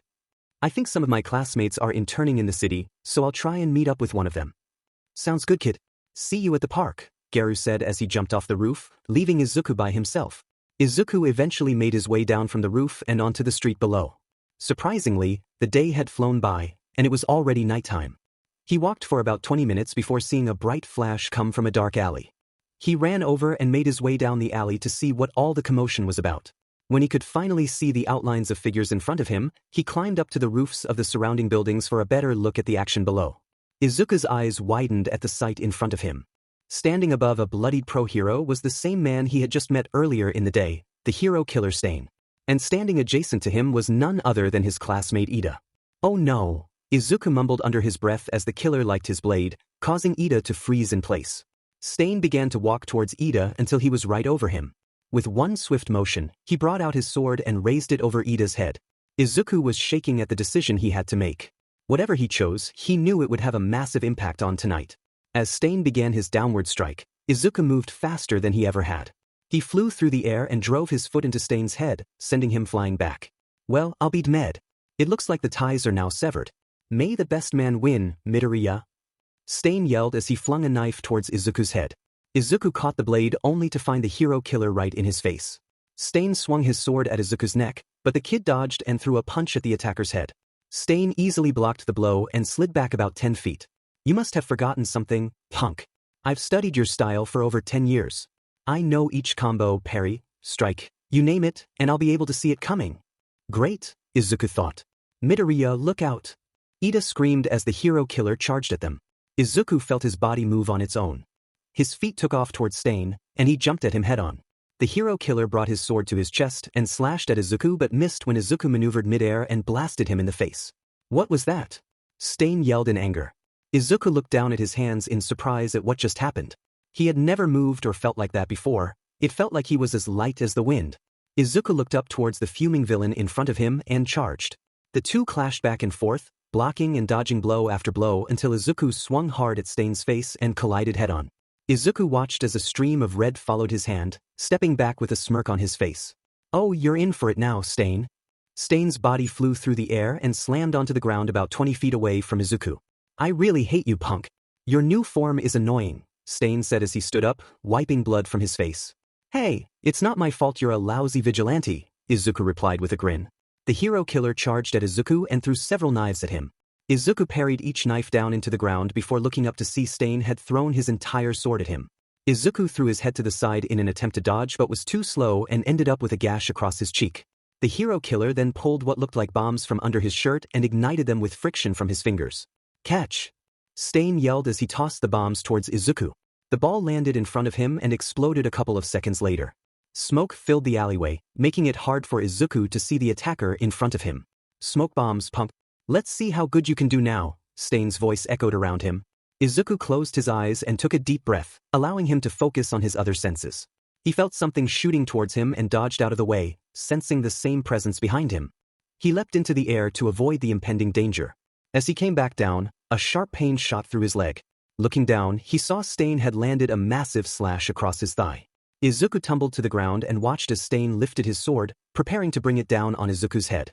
Izuku quickly moved his hands up to block the incoming blow but stopped when he heard a massive roar through the alleyway. He glanced above him to see a bright light coming towards him through the smoke, revealing Ilda flying at full speed. Ilda's foot collided with Stain's chest, pushing him back and clearing most of the smoke in the area. Midoriya, how does the hero killer know you? Ilda asked as he helped Izuku up. I don't know, Ilda, maybe from the sports festival, but that's not important right now. We have to stop him before he hurts one of us. Izuku said urgently. Right? Ilda nodded. I'll go high, you go low. Izuku turned to Ilda, who nodded in approval, and they both took off towards the hero killer. Izuku jumped into the air to block Stain from escaping, while Ilda attempted a baseball slide to take Stain out. As Stain fell, Izuku landed on top of him, placing one foot on Stain's lower back and the other between his shoulder blades. With all his might, Izuku pushed down, sending the hero killer crashing into the concrete below. He jumped off and felt for a pulse, relieved to find a slow heartbeat. Midoriya, we should tie him up before he regains consciousness, Ilda said as he appeared at Izuku's side. You're right. Do you have anything we could use? Izuku asked. Ilda nodded and handed Izuku a couple of zip ties he kept in his belt. Izuku quickly secured Stain's arms and legs to ensure he couldn't escape easily. Grab the pro and let's go, Izuku called. The two dragged the unconscious men until they were back in the streets. They propped Stain and the hero up against one of the buildings while Ilda called for backup. As soon as Ilda finished his phone call, a loud bang was heard nearby, followed by another, and then suddenly one of the building walls exploded to reveal a large black Nomu. The creature scanned the street and stopped once it faced the two students. Ilda, get behind me! Izuku yelled. The Nomu let out a terrifying scream and charged at Izuku. Out of the corner of his eye, he saw Todoroki and Endeavor appear in the hole the Nomu created. They must have been chasing it, Izuku thought. The creature was closing the distance, and Izuku knew he didn't have the strength to bulldoze through it. Everything happened in slow motion for Izuku as he watched Endeavor raise his arm and create what looked like a spear of fire. Does he really think a fire blast can take this thing down? The Nomu leapt into the air as the spear left Endeavor's hand, coming right for Izuku and Ilda. As the Nomu got within range, Izuku quickly mimicked the same motions he saw Bomb perform on the training dummy. He moved his hands over his chest, creating a flowing red circle around him. The beast's expression shifted from anger to surprise as its body was separated into three parts. The spear Endeavor threw would have hit the Nomu squarely in the back, but since its midsection was falling to the ground in pieces, it continued through the air directly at Izuku. Izuku didn't have time to react due to the body blocking his view and felt pain shoot through his body as the projectile pierced cleanly through his left shoulder. Deku! Screamed Todoroki as he watched his friend fall to the ground, pain in his eyes. That was the last thing Izuku remembered before everything turned black. Izuku's eyes fluttered open, met by a blinding light. Where am I? He asked while wiping his eyes. You're at the hospital, a voice replied. Izuku turned to see Todoroki sitting beside his bed. What's up, Todoroki? How's Ilda? He's actually right next to you. Hello, Midoriya, I am over here, Ilda called from Izuku's opposite side. He turned to find Ilda in his own hospital bed, his arms heavily bandaged. Oh no, are you okay, Ilda? Midoriya, please watch your language, we must act with the utmost respect in a hospital. But I am doing okay. I have some nerve damage on my arm from where the hero killer got me a couple of times, but it's nothing too serious. Midoriya, is there anything I can get you? Todoroki interjected. Can you explain to me what happened? My father's spear was meant to hit the Nomu in its spine. But when you cut it into pieces, it went through its body and hit your shoulder. Todoroki motioned to Izuku's shoulder. Izuku looked down at the massive amount of bandages covering it. Todoroki, can you pass me my phone? I need to text my mom, Izuku asked. Sure. Todoroki handed Izuku his phone, but Izuku had something else in mind. He sent a text to an unknown contact, and within seconds, a reply appeared. Leak it. 10 you got it, kid. Hey, Todoroki, can you turn on the news? Izuku asked. Sure. The half-and-half user flicked on the news to see coverage of the attacks across Hosu. The main highlights focused on Endeavor's entire roster of sidekicks being taken out by the hero hunter. They also reported on how an unknown assailant had taken down the hero killer. Izuku felt frustrated that he and Ilda weren't getting any recognition since they weren't full-fledged heroes. They deserved credit for taking a villain off the streets. The TV jolted Izuku from his thoughts as it blared loudly. He glanced up to see a picture of the number 2 hero, and it didn't look good for him. Breaking news. Sorry to interrupt your program, but within the last 5 minutes, we have shocking news about our number 2 hero. An audio file has been leaked that sounds like a conversation between the hero and his son. In the conversation, we hear Endeavor telling his son he only married his mom to produce a child with a powerful quirk, and he threatens his own son, stating he will make his son's life worse than his mother's. After some digging, we found out that around 10 years ago, Endeavor checked his wife into a mental hospital without valid reason and bribed workers to keep her from leaving. We are also receiving another video from an anonymous source recorded tonight. Viewer discretion is advised. Izuku watched as the TV showed a recording of him in Hosu that night. The clip captured everything from the moment the Nomu burst through the wall to Endeavor's spear hitting and knocking out Izuku. As you can see, folks, the number 2 hero's reckless actions led to a minor being hospitalized. That's all the information we have at the moment, but stay tuned for more breaking news. Ilda and Izuku slowly looked towards Todoroki, who was staring at the floor. Todoroki, are you? But Izuku didn't get to finish. Todoroki stood up and stormed out of the room, leaving Ilda and Izuku alone. It's okay, Midoriya. He must be going through a lot right now, and as his friends, we will help him get through it, Ilda said. Yeah, you're right, Izuku mumbled. The night ended as Izuku and Ilda were finally discharged from the hospital. As they stepped outside, they said their goodbyes and started to go their separate ways. But before they could leave, a dog-like man stopped them. I'll get right to the chase. My name is Kenji Tsuragami, and I'm the chief of police in Hosu. You both caused a lot of trouble tonight, but I also want to thank you for your actions. The hero killer was a threat that needed to be dealt with, and I am grateful.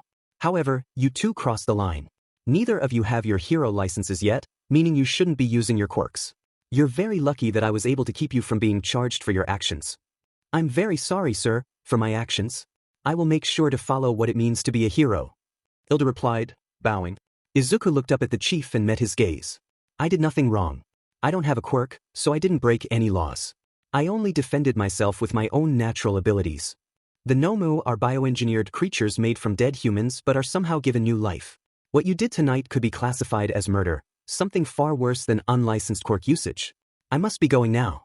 Please get home safe, the police chief replied as he walked past them. Izuku stared down at the ground.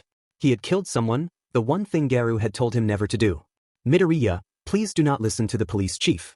He may be a very smart man, but he was incorrect in his statement. You saved many lives tonight, and he said the Nomu was already dead, so it scientifically cannot be murder, Ilda explained. Thanks, Ilda, but I'm going to need some time alone if you don't mind. I understand, Midoriya. I will see you at school next week. Yeah, see you too, Ilda. The two went their separate ways as Ilda's family arrived to pick him up while Izuku headed to catch a train. As Izuku got off the train and made his way home, he decided to clear his head by walking through the park where he and Garu first met. He walked and sat on the bench, closing his eyes. After a couple of minutes, he felt the bench shift as someone else sat down. How you holding up, kid? I've been better. I feel terrible. Yeah, you took a nasty blow today. That's not what I meant, Garu. I killed someone tonight. Those Nomu things are bioengineered creatures made from dead people. Izuku shouted. Garu looked at Izuku and placed a hand on his shoulder. Kid, listen to yourself. You killed a dead person. It's practically the same thing as a zombie. There's nothing wrong with that, okay? I just don't know, Garu. What if I eventually do cross that line? Izuku asked, tears forming in his eyes. Kid, when I first met you, I saw a lot of myself in you. But you never had that malicious look in your eyes. You're better than me, and that's one of the reasons I taught you. I know you'll be tempted to cross that line someday, but I believe you're stronger than I am and won't succumb to the pressure. Do you mean it, Garu? I hate you sometimes, Izuku said with a laugh, wiping the tears from his eyes. I know, kid, Garu replied with a grin. Now go home and get some rest. Nothing much happened for Izuku in the next couple of days. His internship had ended, and all he had to look forward to was training with Garu and school. Eventually, Izuku returned to school. As he walked into class, all eyes were on him. Hey, Deku, how was your internship? Uraraka asked. It wasn't what I expected, but I learned a lot, replied Izuku. How's your shoulder? She questioned. Did everyone see that video? Izuku said, flailing his arms. More or less, Uraraka said, trying to comfort him. Just then, Izuku felt a hand on his shoulder and turned to see Todoroki giving him a stern look. Outside after class, Todoroki growled. Izuku slowly turned back, met by Uraraka's concerned expression. Sheet. The day dragged on for Izuku, filled with anxiety about what would happen with Todoroki. He couldn't focus at all during class. As the day ended and everyone filed out, Izuku remained in his seat, not wanting his classmates to witness what was about to happen. Hey, Deku, are you going to walk with us today? Uraraka asked as she approached his desk. Sorry, I can't today, but I will tomorrow, replied Izuku with a forced smile. Uraraka frowned at the sight. Hey, Deku, you know you can talk to me, right? I know. It's just, you heard what Todoroki said earlier, and I don't want anyone around for what's about to happen. It's not going to be a pretty conversation, Izuku explained. You're a good person, Deku. Whatever happens, I know you'll make the right decision, Uraraka said with a genuine smile. Thanks, Uraraka. Call me Ochako. Izuku smiled as she turned and left him in the room. She followed. Soon after, making his way toward the main exit. As he pushed through the doors, he saw Todoroki standing in the middle of the path. Todoroki, Izuku called. Follow me, Todoroki growled. Izuku followed him across the courtyard until they reached the corner of the school. As soon as Izuku turned, Todoroki grabbed his shirt and slammed him against the wall. What the hell, Todoroki, yelled Izuku. Why did you do it? Todoroki asked quietly. What do you mean? I know you were the one that took that video. Todoroki screamed. You were the only person who could have been in the hallway during the sports festival. It couldn't have been anyone else. Todoroki, I have no idea. Bullshit, Midoriya. Why else would you help me during the battle? You heard the conversation and forced me to use my left. Todoroki shouted, tightening his grip on Izuku. Shoto, please. Don't call me that. Fine, Todoroki, what do you want me to say? I was the one who recorded and leaked the information. Sure, it was me. But I don't regret it for a single second, Izuku said, staring into Todoroki's cold eyes. Why? Todoroki asked, his voice shaky. Because your father needed to be held responsible for his actions. People need to see what kind of person he actually is, and that's not a hero. Before our match at the sports festival, I stood up for you against your father, and as a result, he threatened me. After what happened at Hosu, I couldn't tell if he was aiming for me or that Nomu. Did you ever stop and think about what would happen to me? Todoroki asked. You're a strong person, Todoroki. I knew you would be affected by this, but you're strong enough to get through it, Izuku said, feeling the grip on his shirt loosen. We're all here for you, Todoroki, Izuku added, placing a hand on his shoulder. But as soon as he did, Todoroki's grip tightened again. Izuku met Todoroki's gaze, seeing the anger boiling within him. Todoroki raised his left arm, a concentrated ball of fire forming in his palm. He brought his palm down toward Izuku's head, but Izuku shot his arm up, redirecting the blast upwards, sending a massive fireball into the sky. Izuku took advantage of the situation and knocked Todoroki over. He looked down at his fellow classmate, who was wiping the blood from his nose. Look, Todoroki, you can be mad at me all you want. But deep down, I hope you understand why I did what I did. I'm sorry, but it's going to get better. I promise, Izuku said, offering his hand. Todoroki glanced at Izuku's hand before accepting the gesture. He got up and brushed off his briefs and shirt. I'm sorry, Midoriya. I'm just not used to having people I can turn to in my life, Todoroki explained. Hey, I should be the one apologizing. I did just break your nose. Don't worry about it. I'll go to the infirmary and get it fixed. They exchanged goodbyes, with Todoroki heading to the infirmary and Izuku going home. The next day, Aizawa addressed the class. As you know, we have had a long and somewhat stressful year, but it has helped you all grow tremendously. Now that our internships are out of the way, we are ready to move on to final exams. What? The class yelled in unison. 1 week until the written exam. The day after will be the practical exam.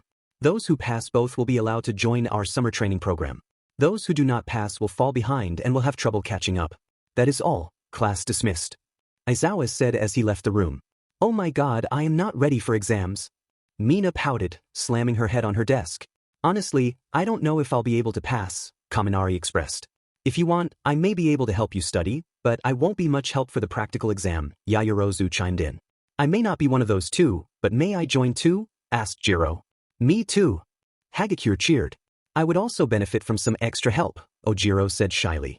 Momo's eyes lit up at everyone asking for her help. Yes, I can help all of you. I first need to ask my mother to open the hall and prepare everything for us. What type of teas do you guys like? Yaoyorozu babbled. Her classmates watched her excitedly, deciding not to interrupt her enthusiasm. Sounds good, Yamomo, Kaminari said with a thumbs up. As the group set up their study plans, another conversation began in the classroom. Looks like everyone's going to try their hardest. What about you, Bakubro? Kirishima asked. I'll kill you, shitty hair, if you think any of them will score better than me, Bakugo growled. Well, maybe they will. I actually might ask Yaoyorozu for some help studying, Kirishima said with a grin. You think she can teach better than me, shitty hair? I'll beat the information into your thick skull. Bakugo exploded. I count on it, Baku bro. The next week flew by for Class 1A. Each day, the students worked hard to prepare for the challenges ahead. Finally, the day arrived. The written exams went well for Izuku. He thought he scored in the top 5 of the class. However, the practical exams worried him. He had heard various rumors about what to expect. Some said it would be robots like the entrance exams, while others suggested a competition among the class. Class 1A, make your way to Training Site 3, the speaker announced. The boys left the changing rooms and met up with the girls on their way to the training site. Izuku noticed the anxiousness on everyone's faces except Todoroki's and Bakugo's, who both wore serious expressions. As they approached their destination, Izuku could see the outlines of several teachers. Oh my god, I can't wait to crush some robots. Mina cheered. Same. It's going to be a breeze, Kaminari added. The class continued to chat until they fell silent in front of the teachers. Mr. Aizawa, if I may ask, why are all of our teachers here for our exams? Ida asked. This year, we have decided to take a different approach for the practical exam. In years past, we had a simple robot exam, but due to villains becoming stronger, we have chosen to make this year's exam a little more difficult. What do you mean by more difficult? Shiro asked nervously. Aizawa smirked and, in an instant, threw his binding cloth forward, capturing Todoroki. The half-and-half user struggled before being pulled in front of Aizawa. This year, you will be facing us teachers in teams of 2. And you, Mr. Todoroki, are going against me with Yaoyorozu, Aizawa said, tightening his grip. To make it fair, us teachers will be wearing special weights that add about half of our body weight. This should make the fight more balanced, Midnight added. And now for the teams. First, we have Kirishima and Sato versus Cementos, Present Mike announced. He continued to list the other groups, and as each was assigned, Izuku waited for his. And lastly, we have Bakugo and Midoriya. As soon as Present Mike said the last group, everyone's eyes fell on the two. They all knew that Bakugo and Izuku had a complicated relationship, and it was going to make their exam even harder. A voice boomed from the sky, drawing everyone's attention upward. Izuku narrowed his eyes, trying to identify the figure rocketing toward them. Recognition hit him. No way, he mumbled under his breath. The figure slammed into the crowd, creating a massive wind blast and a cloud of dust. As the dust settled, a single piercing blue eye met Izuku's gaze. Me! All Might declared, waving his hand to disperse the remaining dust. The class stared in awe at their teacher. They knew Izuku and Bakugo were among the strongest in the class, but All Might outpowered them both. You will play the roles of heroes while we will be the villains. You can win in 2 ways, either by capturing us with HNDCFFS or by making it through the escape gate. Team 1, you start in 15 minutes, Ectoplasm announced. The class was led to a watchroom where they could either observe their classmates' fights or wait in an empty room with some tables. Izuku considered approaching Bakugo to discuss strategy, but when he looked around, Bakugo was nowhere to be seen. DMN. What was that, Deku? Uraraka asked. Oh, nothing. I was just looking for Kaken, Izuku replied. I think I saw him leave once we got here. But I could be wrong, Uraraka said. Don't worry about it, I'm sure Kaken and I will do fine. Are you sure? He is the #1 hero for a reason, Deku, Uraraka reasoned. Positive, Izuku said with a smile, though deep down he felt uncertain. He knew how strong All Might was. Even Garu had said he would struggle against him, especially with Bakugo in the mix. As the matches progressed throughout the day, Izuku was surprised by how well his classmates performed. He watched nearly every fight to better understand their styles, quickly realizing that many of them lacked a defined strategy and instead relied on their quirks. Too easy, Izuku muttered to himself. The matches continued, with most of the class succeeding, though a few groups fell short. When the second-to-last match ended, Izuku heard his group being called to the starting line. As he left the watchroom, he spotted Bakugo already at the starting line, stretching. You ready, Kaken? Izuku asked, breaking the silence. Get in my way, and I'll take you down, Deku. I could handle this whole thing by myself if I wanted to, Bakugo replied angrily. Izuku rolled his eyes at Bakugo's remark and began stretching himself. As he finished, a loud creaking noise caught his attention, and he looked up to see the large gate opening in front of him. He quickly scanned the area, noting that their exam setting resembled a typical city, which he found reassuring. Start! The 2 students entered the city as the doors closed behind them. They walked in silence for a moment until Izuku spoke up. What's your plan? Fight him head-on? You know you can't beat him, Kaken. We should avoid a fight and work our way around. Shut up, Dad. There's no way we're doing that. I'm going to handle this my way. If you don't agree, then stay back and don't do anything. Bakugo didn't finish his statement. The ground began to shake, and a loud rumble echoed through the area. Izuku looked down the street and saw a massive shockwave approaching. He quickly dug his hands into the ground, holding on tightly. The wave slammed into him, trying to pull him away, but he braced himself. He glanced at Bakugo, who was propelled backward until he crashed into a street pole. Izuku released his grip on the ground and surveyed the damage around them. Wow, he breathed. The entire street was leveled. Buildings had their walls torn off, the ground was uplifted, and cars had vanished. Something felt off to Izuku. He quickly pushed off the ground and jumped back just as All Might's fist smashed into the spot where he had been standing. The large hero straightened up, staring at the two students. Who cares about destroying the city? If you think of this as an exam, you'll regret it. I am a villain, heroes. Come at me with everything you've got. Stun grenade. Bakugo yelled, blinding All Might. Seizing the opportunity, he propelled himself forward in an attempt to strike the hero but fell short when All Might grabbed his face, halting him in his tracks. Bakugo continued to unleash small explosions at All Might until the hero simply lifted him up and slammed him down into the ground. Izuku watched as All Might shifted his attention from Bakugo to him. Oh, Izuku thought, feeling the intensity of All Might's presence. He quickly ducked as the hero's arm narrowly missed him. Izuku lunged forward, trying to grab All Might's arm in an attempt to dislocate his shoulder, but to his surprise, All Might's arm stopped completely. Izuku lost his grip and was thrown through the air, quickly rotating his body to land safely on his feet, skidding back across the ground. Nice try, young Midoriya, but you won't be able to break my arm so easily, All Might boomed. Peace off, All Might. Bakugo yelled as he appeared behind the hero. Izuku watched as Bakugo extended both arms, unleashing a massive explosion. He quickly jumped out of the way but noticed something unusual. Bakugo's arms were glowing. Did his quirk manifest, or is that just sweat? Izuku wondered. A loud bang echoed all the way to the watchroom, where Class 1A watched their two strongest classmates struggle against the number one hero. As Bakugo released his explosion, the ground shook, and the screens went dark. What happened to the screen? Uraraka asked. It seems the blast took out our cameras. All we can do now is wait, Recovery Girl replied. Izuku looked around, seeing nothing but smoke and dust. After a few moments, the scene began to clear, revealing All Might standing in the middle of the damaged street. Not bad, young Bakugo, but you'll have to try harder than 10%.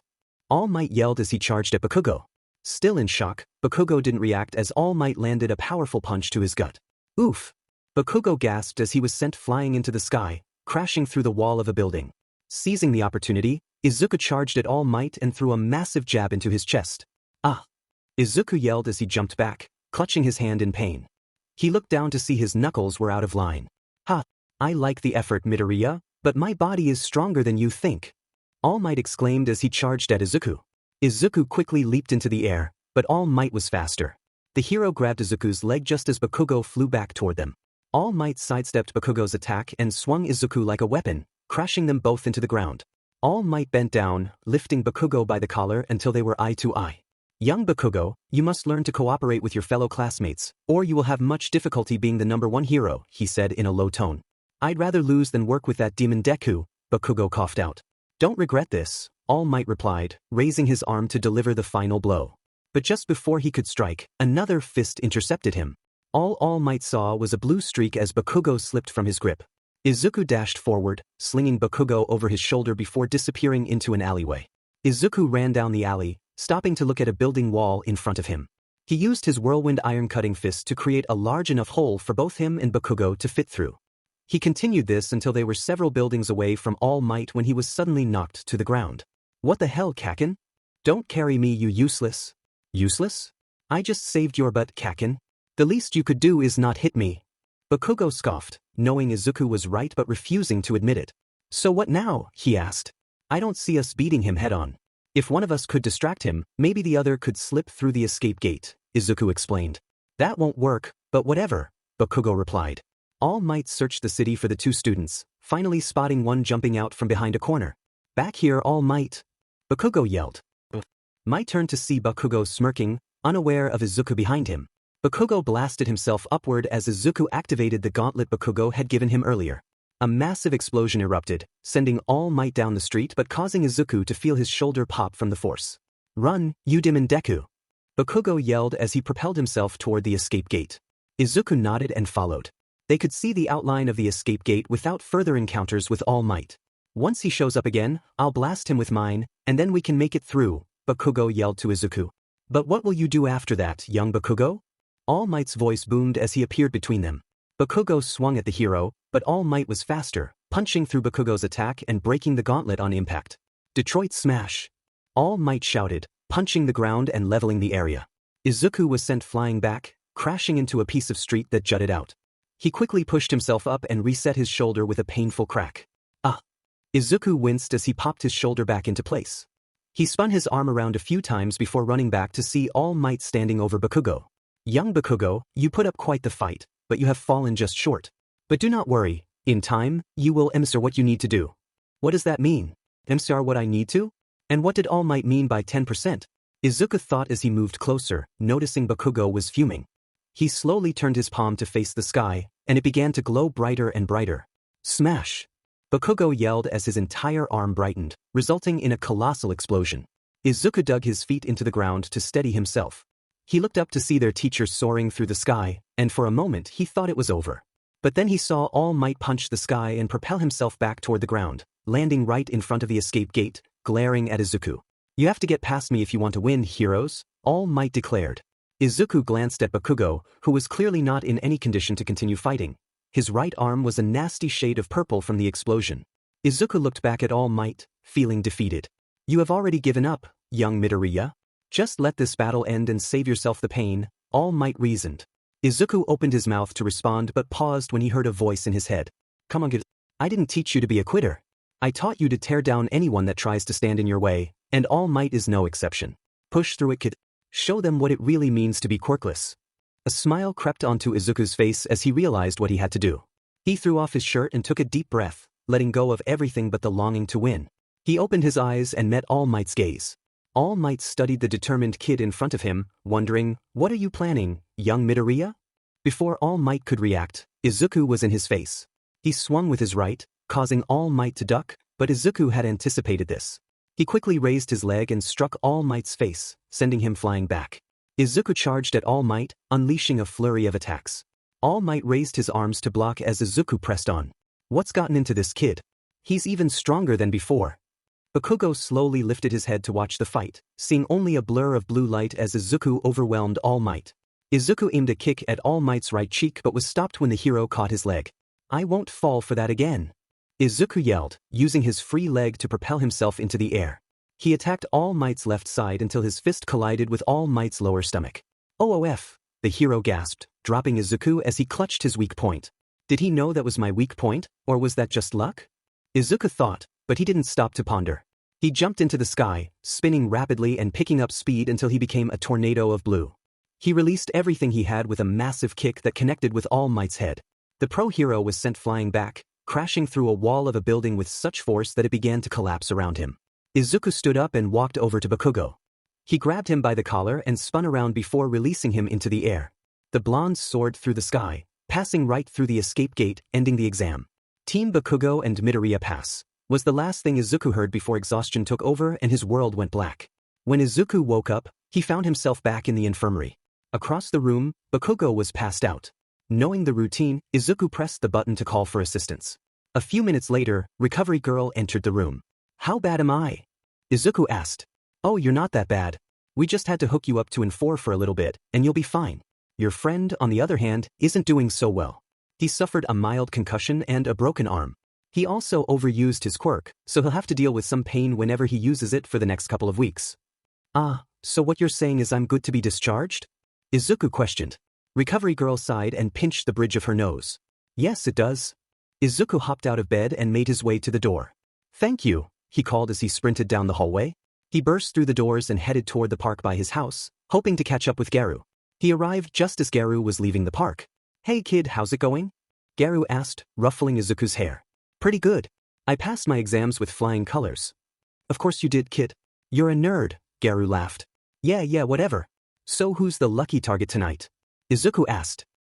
He's actually one of your teachers if I'm not wrong. Present Mike usually hangs out at one of the local bars around midnight, so I think I'll catch up with him on his way home, Garu explained. You have that in the bag. During our exams, he was taken out by 2 of the weakest students in the class, Izuku said. Perfect kid. Also, we need to talk about something important. With the amount of attention we're both getting, it's only a matter of time before the connection is made. I don't know, Garu. I don't think anyone has a clue. We even have our summer training camp coming up. They have no idea, Izuku said, annoyed. Don't be so naive, kid.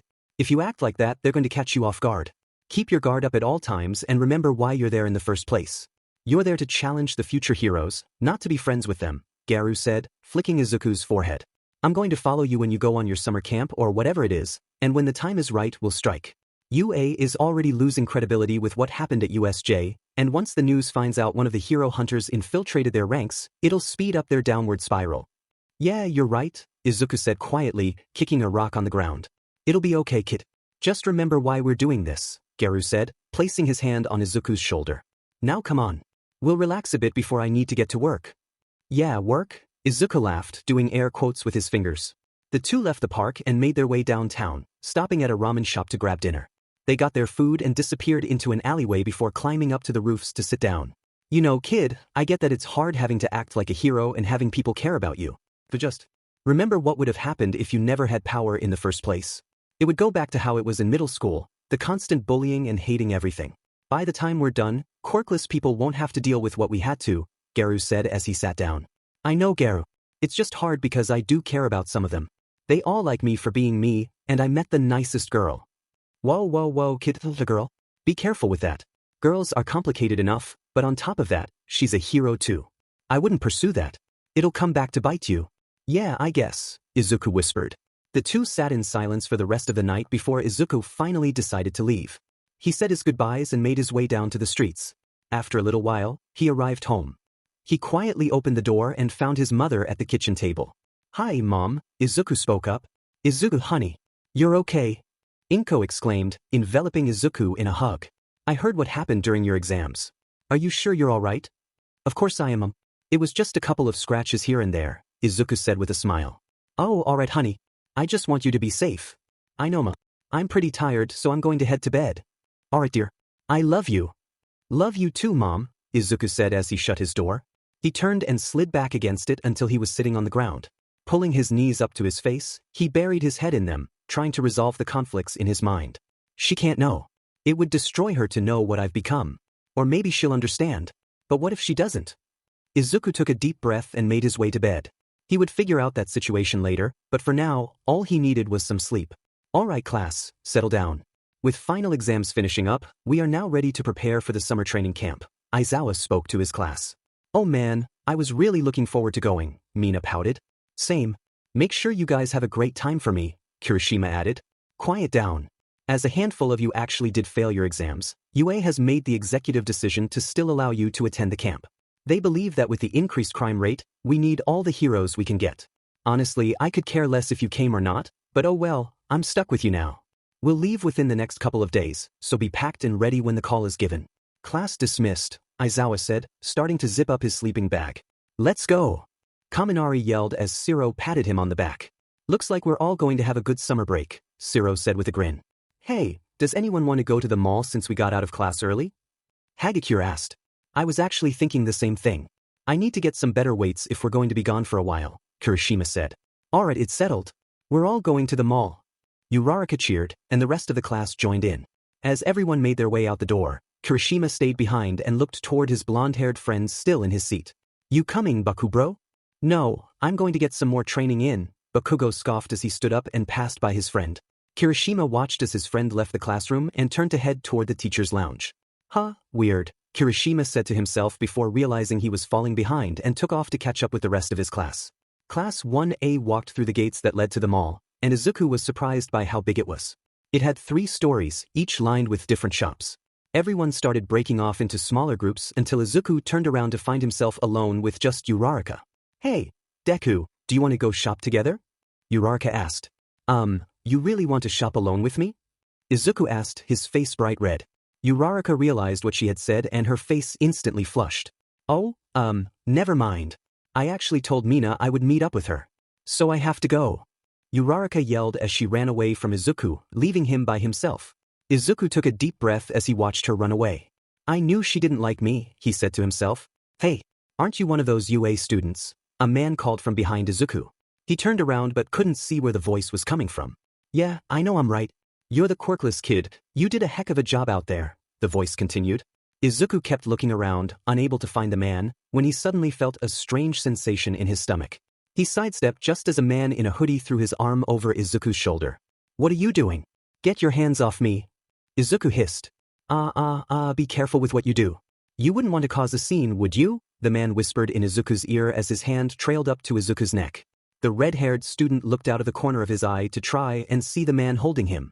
Blue hair, dry lips, a familiar voice. Then it hit him. Shigaraki, Izuku said in a low tone. Bingo. You know I could easily take you down right now, so get your hands off me, Izuku growled. I know you could probably get out of this, but it's just a precaution. The real threat is what would happen if you tried to escape.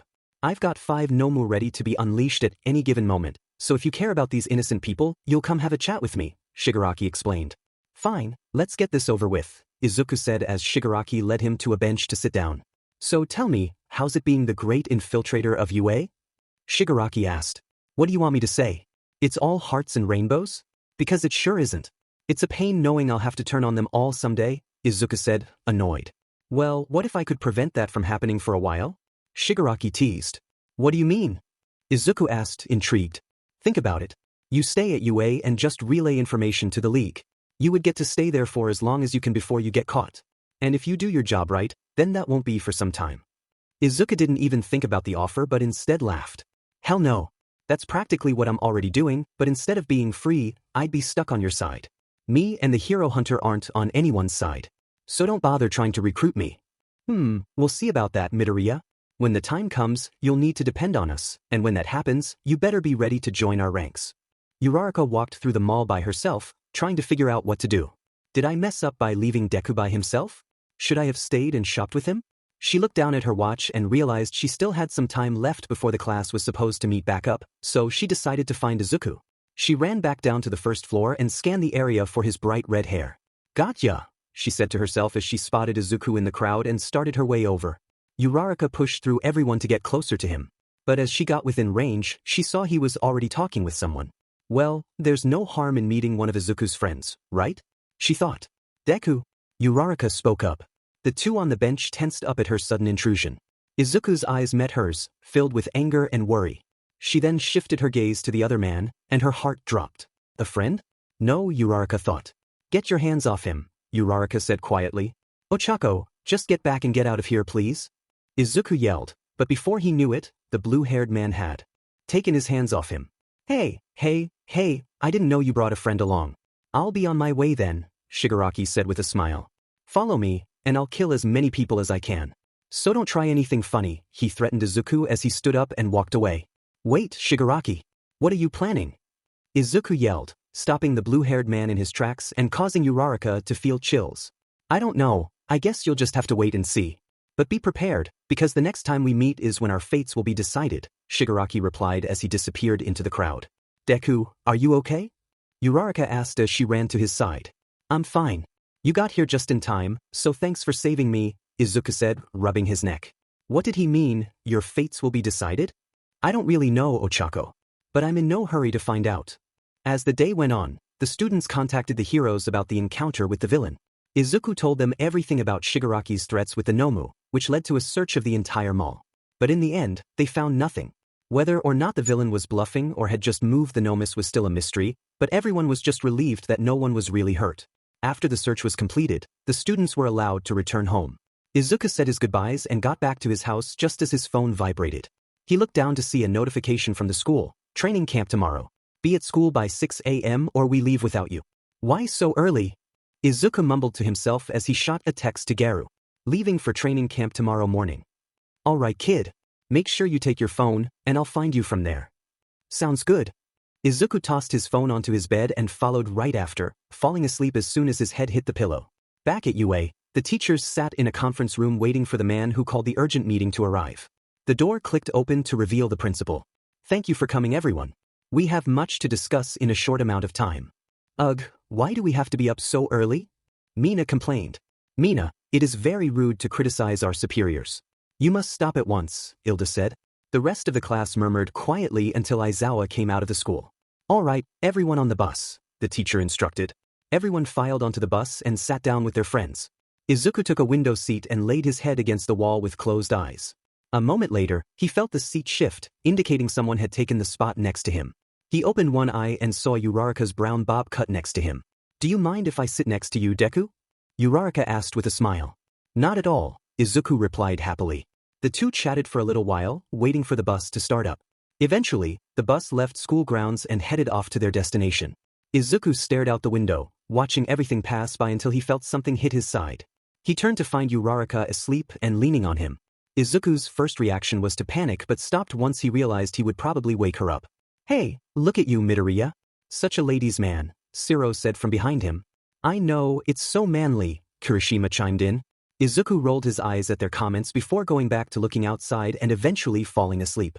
"Everyone up," Aizawa said loudly, waking up the entire bus. The teacher exited the bus, and soon after, the students did too. Izuku looked around to see nothing but woods and another car pulling up. He raised an eyebrow as the door opened and 4 people got out. He recognized them instantly as the Wild Wild Pussycats, a hero group that specialized in mountain rescues. So this must be where the camp is, Izuku thought. As he turned his attention back to the group, they had just finished introducing themselves. "So when do we start, Mr. Aizawa?" Jair asked. "You already have," the teacher said with a smirk. "Get to the bus." Kirishima yelled, but it was too late. One of the heroes, Pixie Bob, placed her hands on the ground, which began to glow blue. Izuku felt the ground shift beneath him and quickly slammed his foot into the ground to stabilize himself. But the rest of the class wasn't so lucky, they were thrown over the cliff into the woods below. Aizawa and the other pros looked over at Izuku, confused as to why he hadn't been thrown over the edge. "Look, I don't care how you did it, but just get down there," Aizawa said, pinching the bridge of his nose. "Yeah, I know," Izuku replied as he walked over the railing and hopped over it. He slid down the side of the mountain and jumped off to land where the rest of the class was. "What was that, Midoriya? How did you not get thrown over?" Mineta asked. Izuku smirked at the purple-haired boy. "You just have to pay attention." The class stared at Midoriya in awe. But Bakugo, on the other hand, was fuming that Izuku had done something he hadn't. "Deku," Bakugo muttered to himself as he felt the ground rumble. "The camp is on the other side of the forest. If you make it there by sundown, we'll have dinner waiting for you. You're also on private property, so quirks are allowed to be used," Aizawa yelled from above. "Why would we need our quirks?" Kaminari asked nervously. The ground trembled again, and Izuku looked up into the woods. Suddenly, a couple of trees snapped aside, revealing a large creature made of dirt. "His mine!" Bakugo yelled as his palms began to glow orange. But before he could attack, the beast had a massive hole in its head. The class saw a fading blue stream near the beast, and as it crumbled to the ground, Izuku stood behind it. "You've got to be quicker than that, Kaken," Izuku yelled as he ventured deeper into the forest. "I'll show you quick, Udem and Deku," Bakugo shouted as he chased after him. The rest of the class exchanged glances before shrugging and following the two into the forest. 6 hours later, Aizawa stood outside with the other pro heroes, waiting for his class to arrive. "How long does it usually take to get through the forest?" he asked. "It really all depends on how strong your class is.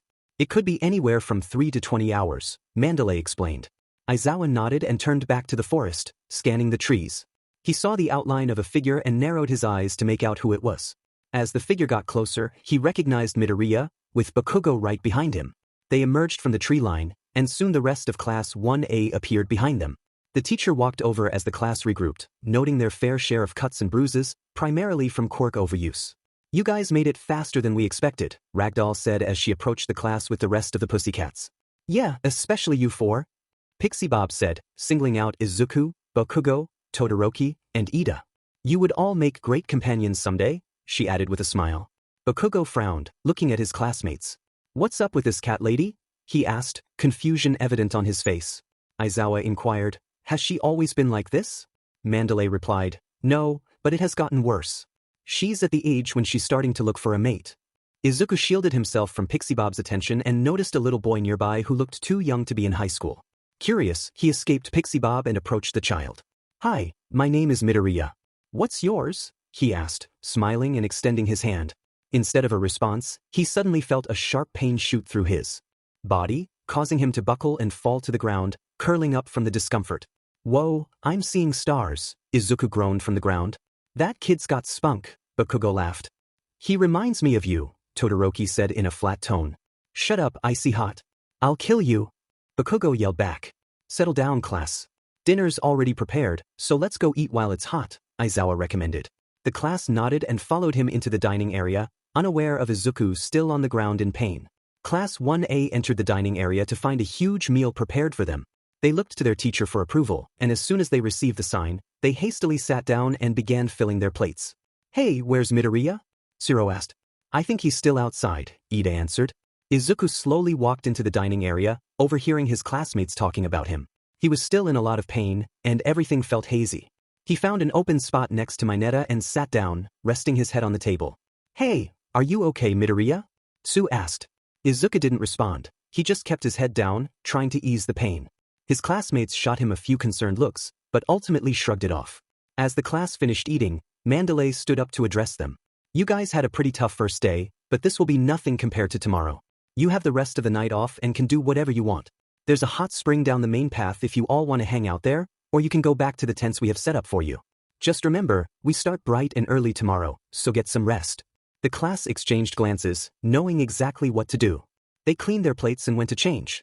Izuku staggered behind the group, slowly making his way to the tents. "I didn't know pain could last this long," he mumbled to himself as he changed out of his clothes. He wrapped himself in a towel and headed to the springs, where he found the rest of the guys already in the water. He was surprised to see even Bakugo there. Izuku slid into the water and closed his eyes, feeling his body relax in the heat. "Hey guys, what do you think we have in store for tomorrow?" Kirishima asked. "Who knows, but it shouldn't be that bad. Probably just some quirk or physical training," Kaminari replied, letting a spark escape his hand. Izuku glanced over at Kaminari. "Kaminari, don't do that in here. I'm not trying to get fried while in a tub full of guys," he called out. "Yeah, everyone needs to be careful with their quirks in here. But you and Bakugo especially. If either of you trigger your quirks, we're all going to feel it," Kirishima added, patting Kaminari's shoulder. "Dude, don't touch me while we're in here, that's weird," Kaminari exclaimed. The guys laughed as they quickly moved away from each other, both blushing. "You guys are all talking about the wrong things. What we should be discussing is what's behind this wall," Mineta said, breaking the laughter. "What are you talking about, Mineta?" Izuku asked. "Think about it. Both us and the girls are wearing nothing but towels right now. Aren't any of you even a little curious about what's happening over there?" Mineta responded. "Mineta, stop it. What you're doing is demeaning for both yourself and the girls. It's shameful behavior," Ida stated as he made his way across the springs toward Mineta. "You're too fussy," Mineta replied, reaching for the top of his head. "Walls like these are meant to be climbed over," he yelled as he quickly started scaling the wall. Izuku watched as the purple-haired boy reached the top but was confused when he stopped suddenly. A smirk grew across Izuku's face as he saw Kota slap Mineta, causing him to fall through the air. Halfway down, Mineta's towel came undone, and the boys burst out laughing at the sight until they heard a loud scream from the top of the wall.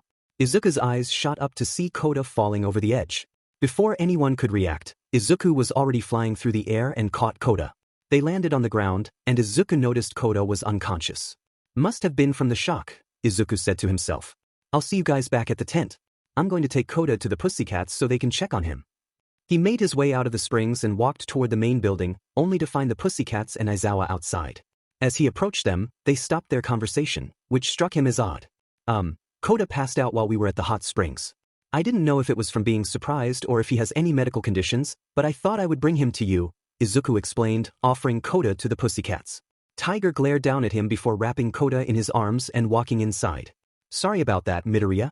He's just had a rough night," Mandalay explained. "No problem, just wanted to make sure he was okay." "Good night," Izuku said, turning to wave as he started back to the tents. He slowly pushed open the door to the guy's area, walked to his sleeping bag, and plopped onto the ground before grabbing his phone and texting his mentor, at the camp. Instantly, a reply came, "I'll be there within the next couple of days. Stay sharp, kid."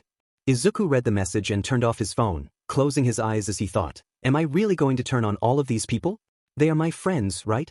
With that last thought, Izuku drifted into sleep. 5:30 a.m.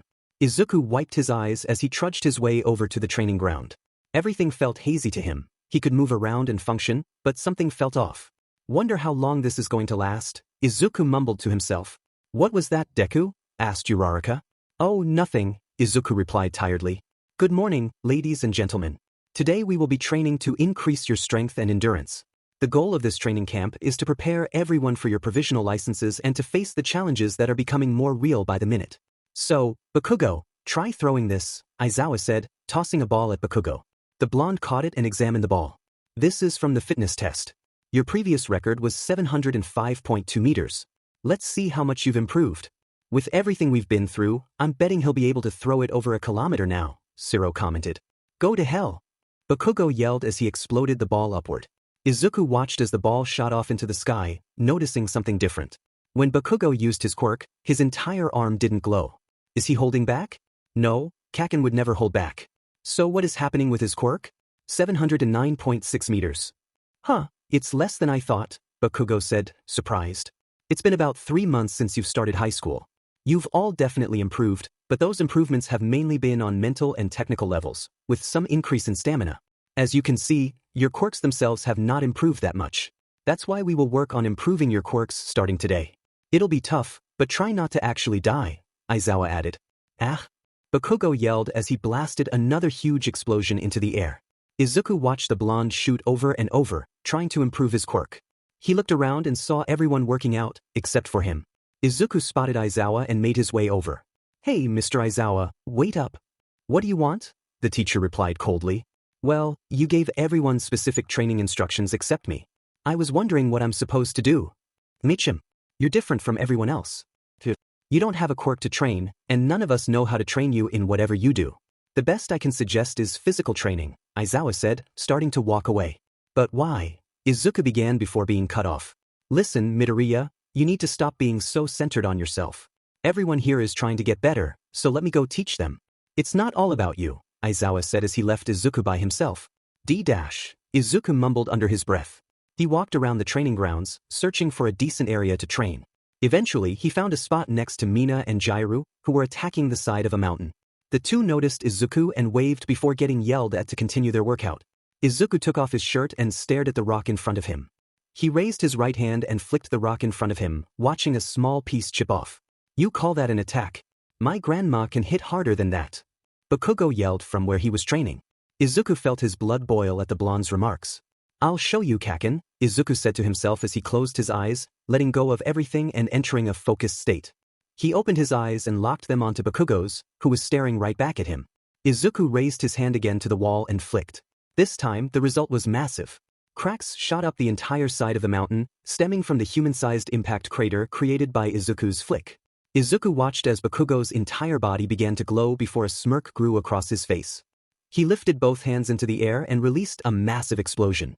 The blast sent out a wave of air that blew debris everywhere. Izuku was surprised by Bakugo's display of power. It was so strong that even the clouds seemed to part. The entire class stopped working and looked to the sky, noticing the clouds parting before hearing a voice in their heads. Nothing to worry about, that was one of your classmates doing. Please continue training, Mandalay echoed in all the students' minds. Izuku turned back to the side of the mountain, ready to go all out, but stopped when he felt pain shoot through his body. His hand instinctively shot down to the area where Kota had hit him, leaning onto the rocks for support.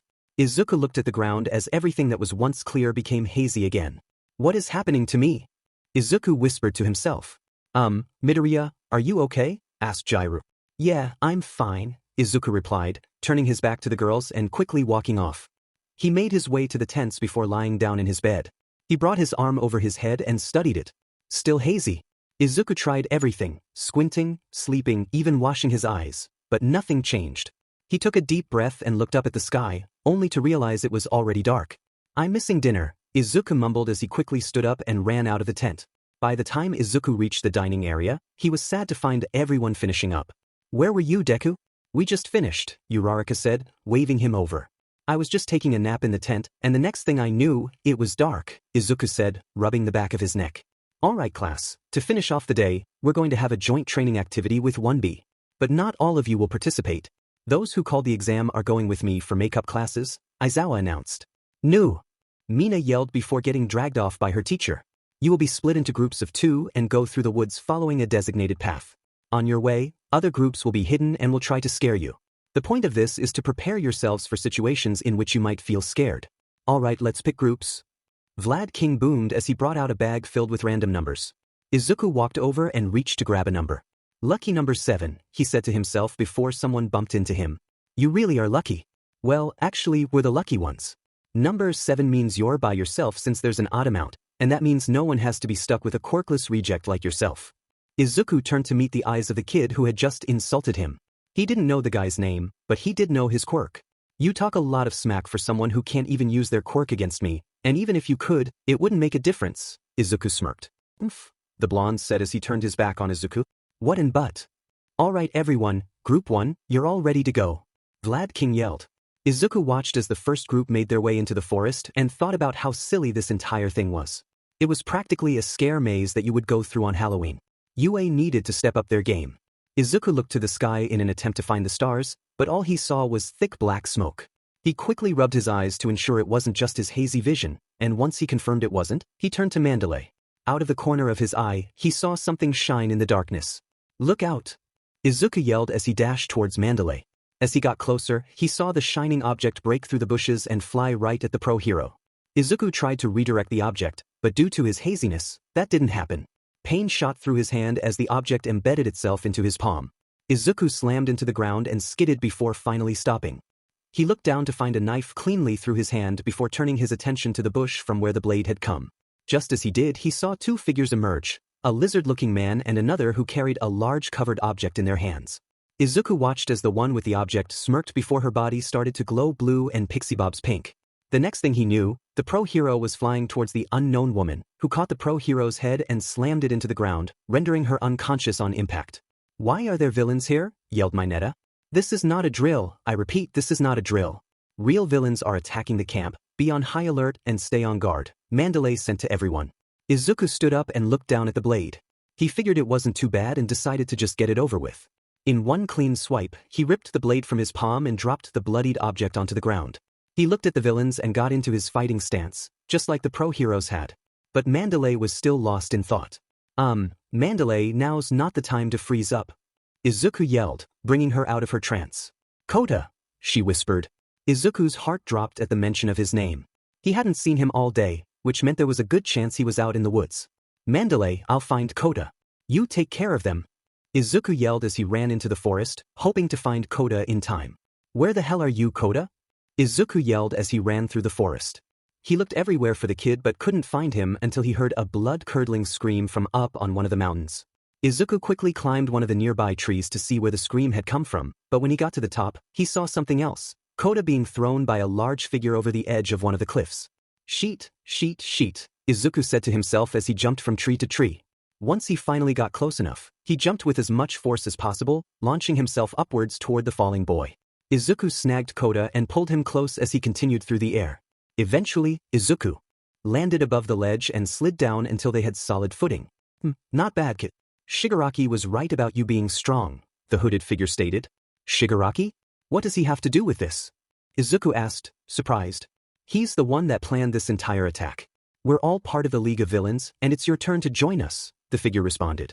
Izuku looked down at Kota and saw the fear in his eyes. The poor kid was almost crying. Ain't it? Stay behind me, Kota, at all costs, Izuku demanded as he put the kid down behind him. I'm not joining your league for the last time. So be it. The next thing Izuku knew, the man was right next to him. Izuku brought his arms up to block, but the man powered through his block, sending Izuku flying back into the wall. He slammed into the rocks before falling to the ground and looking up at the man in front of him. The man had removed his cloak to reveal a blonde-haired man with a missing eye. But that wasn't the weird part about him. His entire right arm was bulging in some strange material before it retracted into his arm. What kind of quirk is that? Izuku said as he picked himself up off the ground. Muscle augmentation. I can grow any muscle in my body as much as I want, the man said with a smirk as his leg muscles amplified. The man leapt forward at Izuku and swung his fist down in an attempt to crush him. Izuku quickly jumped into the air to evade, but when the man's fist came in contact with the ground, rocks were sent flying everywhere from the impact. One of the rocks flew right at Izuku and smacked into his left side, throwing him into the side of the mountain. You killed them, didn't you? Kota cried out, his voice trembling. The man turned around to face the young boy. My parents, you killed them. You have to be more specific, kid. I kill a lot of people, so try and narrow it down, the man replied. Water hose, you killed them both, Kota said with tears in his eyes. Water hose. It's thanks to them that my left eye is artificial now, the man said, pointing to his scarred eye. It's all your fault. Kids are always shifting the blame like that. I just wanted to kill, while your parents wanted to protect. It was the result of all of us doing what we wanted, the man explained. Izuku took this as his moment to strike. He jumped into the air and aimed for the man's midsection. Which means you're coming now, aren't you, you piece of trash, the man yelled as he turned to face Izuku. What are you going to do? Hit me with one of your quirkless punches. Water stream rock-crushing fist. Izuku yelled as he laid into the man. He unloaded all he had as dust started to rise off the ground from the blasts of air coming off the impact of his hits. Izuku kept going until he finally felt the man in front of him lose his footing and sent one final blow into his midsection, sending him flying back into the mountain. Thanks, Kota whispered. Let's get out of here, Kota. It'll be safer at camp, Izuku said as he went to grab Kota. But he suddenly stopped when he heard the rocks moving behind him. That tickled a little bit, kid. How? Izuku said in shock. You're strong, which means I'm going to look at you seriously. Playtime's over, the man yelled as he slammed his fist into the ground, leveling the area. Izuku quickly grabbed hold of Kota as they were knocked back by the wind from the man's punch. It's time for you to die, kid. Just know you could have stopped this if you sided with us, the man said as his entire body started growing in muscle, and as soon as it was covered, he charged Izuku. Shut up. Izuku yelled as he threw his arms up to block. But the man easily broke through. He crashed into Izuku with full force, sending the red-haired kid flying towards the rocky side of the mountain. His body slammed into the rocks, causing an avalanche of stone to fall on top of him. Kota watched in horror as the kid who risked his life to save him seemed to be lost. Tears began to flow down his face. Sorry, kid, the man said as he approached Kota. He raised his arm, his muscles visibly growing, but just as he was about to attack, he heard the rocks behind him shift. The man turned to look at the area covered in rocks. Slowly, a loud rumble emerged from beneath the rubble. With each passing moment, the sound grew louder until the rocks at Kota's feet began to vibrate. As Kota looked up, a loud bang echoed, and one of the rocks exploded. Standing behind them was Izuku, staring intently at the man. Kota stood still in shock. Not only was Izuku alive, but he looked different. His hair had darkened, and both of his eyes were now red. Izuku walked out of the rubble, grinning at the man, who was surprised to see him still standing after such a blow. Kota noticed another change. Izuku's teeth were now jagged and sharp. Izuku looked down at his hands and took a deep breath. Everything felt better. He felt rejuvenated as if his mind was a clean slate, and most importantly, he felt clarity. You're done, Izuku said as he vanished for a moment, only to reappear right in front of the man. Izuku unleashed his full power, each strike aimed to take down his opponent. Time slowed as he broke the man down. He noticed his left hand emitted a stream of blue energy while his right glowed red. He had combined both martial art styles into one, something once deemed impossible. What are you? The man yelled, finding an opening to push Izuku off. Izuku backed up, assessing the man. Blood ran down his face in multiple spots, and his body was bruising badly. The man extended his arm, growing larger until it resembled a small tree. He yelled, charging at Izuku with a final attack. Izuku stood his ground, planting his feet firmly. He pet his right arm back and threw it forward, colliding head-on with the man's attack. A blast of air erupted from the impact as they struggled for depths. But Izuku knew he had already won. He slammed his foot into the ground, causing the man to lose his balance. Seizing the moment, Izuku's punch slid past the man's defenses and struck his face. As Izuku felt bone give way under his fist, he watched the man's lifeless body fly backward, impaling itself against the wall. Izuku turned to Kota, who was still in shock at the scene. He walked over, picked him up, and reassured him that everything was okay. Then he approached the body and checked for a pulse. Don't worry, it's faint, but he's still alive, Izuku reassured Kota. Now let's get back to camp, Izuku said, moving to the edge of the cliff and jumping into the darkness below. Izuku hit the ground running, making his way toward the main area of the camp. If this was indeed an attack from the League, there was no doubt more villains were around. As Izuku pushed through the branches, he felt Kota's grip tighten on his shoulders, followed by a gasp. Izuku looked to where Kota was pointing and saw an unconscious body on the ground. Kota, cover your eyes for a second, okay? Izuku asked. The boy nodded and buried his face into Izuku's shoulder.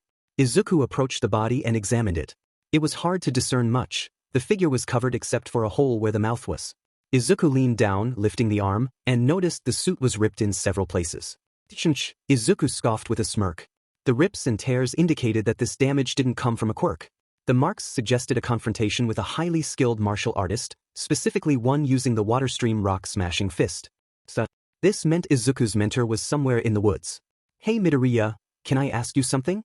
Kota asked as he felt Izuku move away from the body. Yeah, Kota. What's up? Why did the man up there ask you to join them? You're not a villain, right? Kota asked quietly. Izuku took a deep breath, considering how to respond. Look, Kota, I'll be honest with you. I didn't have the best childhood and found myself in some tough situations. But I'm trying to change that and really help people. If I were a villain, Do you think I would have risked my life to save you? Izuku replied with a serious tone. No, I don't think you would have. I understand what you mean about not having the best childhood, and it's good that you're trying to make a difference. It shows that you really have what it takes to be a hero, Kota said. Thanks, Kota. I think I see everyone, and if you don't mind, could you not mention anything that guy said? It's been a long night, and I don't want my past causing any more problems, Izuku pleaded. Kota nodded as Izuku pushed through the last couple of trees that led to the clearing. When they stepped into the open, it wasn't a pretty sight. Classmates lay scattered across the area, unconscious, with many of them sporting cuts and bruises. Izuku looked around until he found Mandalay and walked over with Kota. Excuse me, Mandalay, I found Kota, Izuku said, interrupting her conversation. Mandalay turned around and instantly grabbed Kota, wrapping him in a big hug. Thank you, Midoriya. No problem, Izuku replied, starting his way back toward his classmates but noticing not all of them were there. Anyone see Kaken? Within moments, Bakugo broke through the tree line with a few others. He walked in with a body over his shoulder, and Izuku noticed his classmates carrying 3 more. Bakugo approached Izuku and sneered before tossing the body he was carrying onto the ground, followed by the rest of his classmates. Where were you, Deku? And why do you look even more different now? Bakugo scoffed. I was saving a kid's life, Kaken. And I'm just as confused as you about my appearance changing, Izuku said, annoyed. Whatever, Bakugo replied, walking away. Izuku watched him go and noticed blood dripping down his side, likely from one of the villains. He turned his attention to the unconscious bodies. One was a man in a large dark jacket with burns all over, the second was a girl with blonde hair and some surgical equipment, and the last was a man whose face was hidden by a mask. He wore a top hat and a long yellowish trench coat with a cane. As Izuku examined them, Aizawa approached and placed a hand on Izuku's shoulder. What you did for Kota today was a good thing. Thank you, Midoriya. Now help me tie them up. The two zip-tied the villain's arms and legs before Aizawa left him to finish tying them to a tree. As Izuku completed his last knot, he felt a tap on his shoulder. He turned to see a familiar brown bob cut. Hey, Achiko, are you okay? Izuku asked with a smile. For the most part I am. That girl took some of my blood and cut Tsu's tongue, but other than that, we're okay, Uraraka said, motioning to the bleeding cut on her side. Come on, let's go get that bandaged up, Izuku said, helping her over to the pros. As they walked, Izuku overheard the end of their conversation. They were discussing Ragdoll not responding to any messages and how multiple unconscious villains were scattered throughout the woods. Hey, Mr. Aizawa, can you bandage me up? Uraraka spoke up, motioning to her side. Sure thing, Uraraka. Come with me, I've actually been meaning to talk with you, Aizawa said as they made their way inside the main building. Izuku looked around, now alone, until Todoroki approached him. Midoriya, I see you've changed your appearance again. Yeah, Todoroki. Can you explain to me what happened on your side of camp? We were going through the forest and eventually ran into another fire user. He blocked our path and created such a big smoke screen I couldn't safely use my ice. He chased us down until we ran into Shoji and Tokoyami, who were after the man in the trench coat. The 6 of us fought until I trapped them in my ice, and Bakugo used concentrated blasts to knock them out. Then, out of nowhere, Uraraka came out of the woods and got close to Bakugo. Turns out she was the blonde-haired girl, but her quirk allowed her to disguise herself as Uraraka. She stabbed Bakugo in the side, but it just made him angrier. He ripped it out and blasted her back into a tree. Holy cow! Indeed. All right, everyone listen up. Aizawa yelled as he and Uraraka walked out of the building. The school has been informed of the attack, and so have the authorities, who will be here shortly. After speaking with Principal Nizu, he thinks the best thing to do is cancel the rest of the camp and do quirk training 1 school resumes. The bus will be here soon, so everyone come inside and wait until it arrives. Under no circumstances is anyone allowed outside until then. We don't want anyone else getting hurt since we're not 100% sure of what could be in the woods. Izuku started walking forward with the rest of his class when someone grabbed his hand and tugged him in the opposite direction. Achiko, what are you doing? Izuku asked as she began to lead him away from the main group. Come on, Izuku. I want to spend some alone time with you before we have to go back to school. We'll be fine, and if not, you are the strongest in the class. I know you'll keep me safe, won't you? Uraraka said with a wink. Okay, Izuku stuttered, his face turning bright red. Uraraka dragged him through the trees until they reached a small clearing. So what do you want to talk about? Izuku asked nervously. Well, to be honest with you, Deku, I just need to get some stuff off my chest. You've been such a good friend and role model since the beginning of the school year. You're always striving ahead of everyone else, and you don't even have a quirk. You're going to be an inspiration to everyone once you become a pro, and I'm just going to be some nobody no one cares about, Uraraka said, looking down at the ground in defeat. Hey, don't say something like that, Izuku said, gently lifting her chin to meet his gaze. Your Uravity for crying out loud. You're going to save and help so many people and the kids will love you. Being as nice and gentle as you are gives you no room for error. He wiped a tear from her cheek. Thank you, Deku, Uraraka said, burying herself in his arms. Izuku hesitantly returned the hug, standing there for a while. Eventually, they broke apart, and Izuku was the first to speak up. We should probably head back to the others before they get worried about us, he suggested, motioning back toward the trees. Hold on, there's one more thing I need to do, Uraraka said, stepping closer to Izuku. She walked right in front of him, and Izuku's heart raced as he felt the heat radiating off her. She stood on her tiptoes, bringing her arms behind his neck while staring into his eyes. She closed her eyes and slowly began moving forward, getting closer to his face. He followed her lead, closing the gap even further until time felt like it stopped. Suddenly, chaos erupted. Izuku felt a sharp pain as bullets broke through his back and tore through his organs. He opened his eyes to see Uraraka looking back at him. He felt the bullets exit through the front of his body and looked down to see, at the last moment, the bullets curve around the girl in front of him. Ah! Izuku yelled as his body gave out from under him. He fell to the ground and slowly moved his hand to one of the bullet holes. He lightly pressed on it but stopped as more pain shot through his body. He looked at his hand, which was covered in crimson red. Kid! Garu yelled as he shot down towards Izuku from a nearby tree. Now, an unknown voice yelled, followed by a long branch-like object flying toward Garu. The hero hunter evaded the first branch but missed another figure coming toward him. The figure flew at Garu and kicked him square in the face, sending him flying back into the branch-like object. As soon as Garu touched the branch, it rapidly grew around him until he was completely immobile. Let me go. I swear I'll kill you, Garu yelled, struggling to escape. Looks like you were right, Eraserhead. The boy and the hero hunter are tied to one another, Snipe said as he dropped down from a tree and reloaded his revolver. It wasn't me, it was Nizu. I had my suspicions, but he was the one that set the entire thing in motion, Aizawa stated as he appeared from the tree line. One by one, more pro-heroes came into view. Kamui Woods, Snipe, Eraserhead, the Wild PP Cats, Hawks, Mount Lady, Midnight, Present Mike, and even Endeavor. Izuku lay on the ground, surrounded by a pool of his own blood, trying to understand what was happening. He reached over and grabbed onto Uraraka's shoe. I trusted you, Izuku coughed out, spitting up blood. Uraraka jumped back at his touch and looked down at his body. Izuku, I swear I didn't know what was going to happen. Aizawa said it was to test your natural instincts, so he had me lead you away. I swear I didn't want you to get hurt, she said, trying to take hold of his hand. Don't touch me.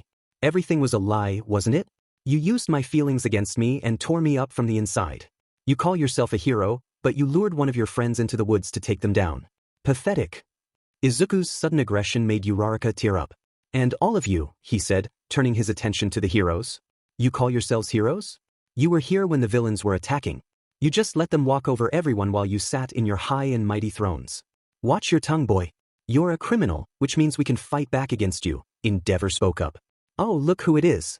The man who beats his entire family more than he does his opponents. Why the hell are you even here? You're worse than me and Midoriya. At least the people we attack are adults and not kids.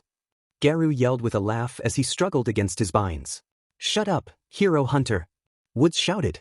What are you going to do about it? Remember the last time we fought? I wiped the floor with you, and I'll do it again. Garu yelled back as Wood's arm exploded. He dropped to the ground and made a dash toward Izuku, attempting to grab him and escape. Just as he jumped for the boy, the figure who had kicked him before appeared again. Not going to happen, the man grunted, sending Garu flying back into Endeavor's arms. Gran Torino, I really hate you, Garu growled as the fire hero tightened his grip around him. Try and escape, and I'll turn you to a crisp, Gran Torino warned. Izuku slowly tried to get up but stumbled back to the ground. He thought, I should have listened to Garu. I let my guard down and paid for it. How am I supposed to get out of this? He got to his feet and stared at the heroes in front of him. Stand down, Midoriya. You don't have a chance against all of us, Hawks spoke up. Izuku, please don't try and fight them. They want to help you, I want to help you. Uraraka cried out. No you don't. No one does. Garu's been the only person to ever help me through anything. It's thanks to him that I'm this strong, and because of him, I've had my eyes opened about what needs to happen in society. Izuku stood tall. And what's that, punk? Mount Lady asked. A unified society of both the powerful and the quirkless. A world where no one has to worry about fitting in. A world without heroes. As Izuku finished his statement, he felt a strange sensation in his stomach. He grabbed at his shirt as it became harder to breathe. His eyes locked with Uraraka's, who stared at him in fear. He then shifted his gaze to Garu, who also appeared to be struggling. Blah! Izuku let out as he expelled a gray mucus. Garu soon followed suit, leaving everyone confused. The mucus began to grow on their bodies, and by the time the heroes realized what was happening, it was too late. Quick, stop them! Aizawa yelled. Gran Torino and Uraraka dove for Izuku as Endeavor tried to tighten his grip on the hero hunter. But they couldn't capture them. The two disappeared from the forest, leaving only a large pool of blood where Izuku had been lying. Izuku and Garu hit the floor and quickly got up into fighting positions. They looked around and realized they were in the same bar from Hosu. The room was filled with the villains from the attack in the forest, but Izuku didn't notice the two he and Garu had fought. Well, look who needed saving. If it wasn't for us, you two would never have made it out alive, Shigaraki said coldly from his seat at the bar. We didn't need any help, we were perfectly fine, Garu replied, annoyed. Sure you were. That's why your disciple almost died from bleeding out. Those bullet holes are a nasty look. Shigaraki trailed off, his gaze shifting to Izuku. Everyone in the bar turned their attention to the red-haired boy, equally confused. Hey kid, I'll be honest with you, what is happening? Garu asked. What do you mean? Izuku questioned, looking down at his body. Then it clicked for him. All 3 bullet holes were practically closed on their own. He examined himself more closely. It looked like his shirt had fused into the holes to plug them up. Kid, take your shirt off, Garu urged. Izuku tried to remove his shirt, but it wouldn't budge. It won't move. This is interesting. So let's get to business, you two. Last chance to join us or you die, the blue-haired man said, turning his chair to face them. How many times do we have to tell you? The answer's always going to be no, Garu said, irritated. So be it. Nomu, kill them, Shigaraki commanded. From the back of the room, a large beast emerged and locked eyes with Izuku. It looked like the two from both Hosu and USJ. It charged across the room toward Izuku, who squared his feet and punched the beast in the chest. The creature flew back across the bar and slammed into the wall. It attempted to get back up but eventually gave up, and from what Izuku could tell, it died on the spot. Shigaraki was visibly shaking with anger at how easily Izuku had killed his Nomu. He nodded to his followers, signaling them to attack the two, but just as they began to prepare for a fight, a voice stopped them all. Be calm, Tamura. Let them go. But sensei, the Shigaraki started to protest. Have I ever led you to make the wrong decision, Tamura? You must trust me when needed. The hero hunter and his apprentice will serve us down the line for a later purpose. Shigaraki stood still, contemplating what to do. He looked at the two in front of him, his red eyes meeting Izuku's. Fine, leave, the blue-haired man said as he turned back toward the bar. Izuku and Garu exchanged glances before nodding and walking toward the door. But as Izuku grabbed the handle, the voice spoke to him again. Izuku Midoriya, I've had my eye on you. For quite some time. Tell me, does the term monster mean anything to you? Monster? What the hell is that supposed to mean? You will see in due time, my boy, the voice laughed ominously before cutting out. Izuku and Garu shrugged it off and left the bar. They walked through the alley until they found a fire escape they could scale. They climbed their way onto the roof and looked over the edge at the city. Thanks for saving me, Izuku mumbled. What do you mean, kid? You're the one who did all the saving back there. Garu said, punching Izuku's shoulder. No, not really. If you hadn't been there, I would have been in serious trouble. I still almost got us both killed. You told me so many times to keep my guard up and not get too close to anyone. I messed up on both counts, and it led to me getting shot 3 times and both of us having to be rescued by the villains. Kid, you need to relax and stop beating yourself up. You made some mistakes, so what? Just learn from them and make sure to avoid them next time. Izuku stayed silent and looked back out at the city. His eyes focused on a large screen displaying highlights of heroes from the past week. He watched for a little bit until the screen changed suddenly. Breaking news. We have just been informed of a villain attack on the infamous hero school UA. From what we know, the school was participating in a training camp exercise when it was ambushed by villains. Multiple students have been hospitalized or are missing. I'm not missing, what are they talking about? Izuku mumbled to himself. Students Izuku Midoriya and Katsuki Bakugo were last seen 3 hours ago and have officially been deemed missing by the school. If you see either of these 2 students, do not approach them, as they may be in danger. It is recommended that you call the authorities immediately and let them handle the situation. That's all we have for you right now, but stay tuned for more breaking news. They have Kachan, Izuku stuttered. Hey kid, shake it off. He's not your problem. Remember, we're not heroes, we don't go out of our way to save people. And on top of that, he's strong. I doubt anything bad will happen to him, Garu explained. Izuku didn't respond. He was too shaken up about his best friend being captured. But the more he thought about it, it really wasn't his problem. All Bakugo ever did was make his life difficult. But that was just his personality. He hadn't done anything too terrible to him. Hey kid, I think it's best if we get out of here. I know a place we can lay low for a bit before getting back out there, Garu spoke up. Lead the way. The two jumped from roof to roof until they reached the train station. They dropped down into the crowd and did their best to blend in. Before they could be noticed, Garu led Izuku to a closed door and busted the lock to get in. On the other side stood an unused train platform that was closed off for construction purposes. The two sat in silence until a train pulled up and came to a stop. Izuku walked over and peeked through the window, only to find luggage. After calling Garu over, they pried open the door and sat down until the train finally took off, leading Izuku into the unknown. Bakugo's eyes slowly fluttered open as he regained consciousness. He's awake. At the sound of another voice, Bakugo's grip tightened on the chair he sat in as he attempted to launch himself forward. His memory was a little foggy, but all he remembered was taking a break 1 minute and the next feeling something inject into his neck. Where am I? Bakugo yelled into the darkness. He tried to ignite his quirk but found nothing coming out of his palms. Your quirk won't work, punk. Your chair has a built-in quirk dampener. Several footsteps echoed through the dark room until multiple people emerged. In front of him stood several villains who were just at the same camp as him, along with a blue-haired man Bakugo had never seen before. Heh, you look even uglier up close than I thought you would, Bakugo smirked at the man covered in burns. Why you little, the man started to say before getting cut off by the blue-haired man's arm. Stay calm, Dabi. We're not here to hurt him. So, Katsuki Bakugo, you have quite the powerful quirk. But don't you think you're being restricted? The man asked. What the hell does that mean? Have you ever wanted to be free and use your strengths without any limitations? Of course I have, Bakugo scoffed. Then why not join us? In the league, you can use your power to its fullest, and no one can stand in your way. You can finally be number one, Shigaraki pleaded. You think I would actually join you guys? I want to help people, not hurt them. I don't need an easy pass to the top. I can get there with the restrictions of being a hero, and when I do, it'll be so much more satisfying. So be it. You'll come around eventually, but until then, you're all togas. Toga? Bakugo asked. A blonde-haired girl walked forward towards Bakugo with a mischievous smile on her face. She leaned down so they were face to face, only inches apart. She slowly raised her hands and dragged them across Bakugo's cheek.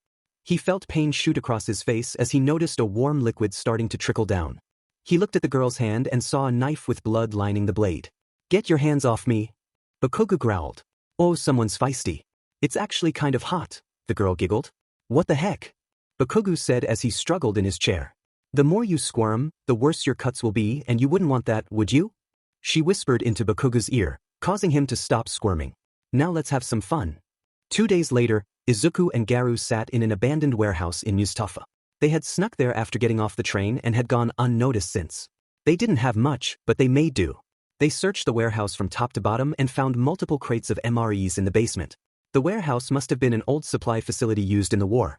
The food was a little stale, but it was bearable. Hey Garu, what's the plan now? Izuku asked. Lay low for a bit, then we go back to our hunting. Remember, just because they know you're against them doesn't mean you have to stop. You set out to tear down this corrupt society with me, and that's exactly what we're going to do.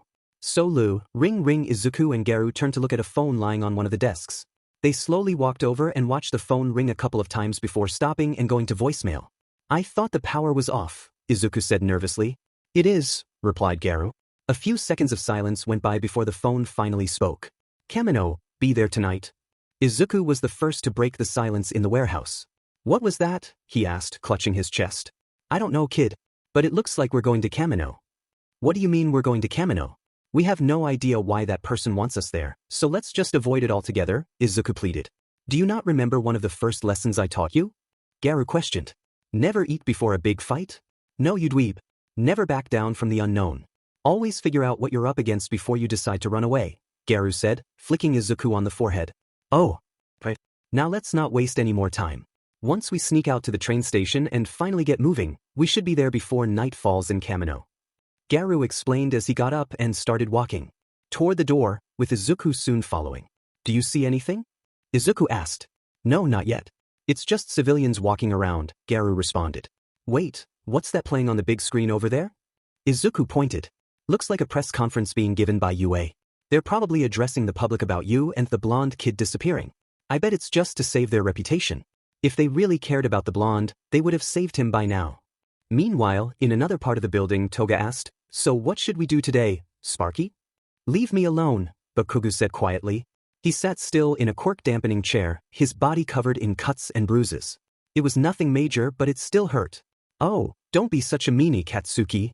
Shigaraki's coming to talk to you today, and if you're nice to him, he may let you and me be a thing when you join the league. Toga jumped excitedly. You have a better chance at dating me when I'm a Nomu than when I'm alive, Bakugo growled. You're no fun. Toga pouted but stopped when she heard the door start to open. Toga, leave us alone, Dabi said as he walked into the room. The blonde was reluctant to leave but was eventually pushed out by the fire user. Listen up, punk. I'll be honest with you. UA is giving their press conference about you as we speak, and it's not looking good for them. Shigaraki's giving you one last chance to leave your school and join the league. If you tell him no, he's going to cut his losses, Dabi said. Thanks so much. I'll keep that in mind when I'm stomping your skull into the ground, Bakugo said with a grin.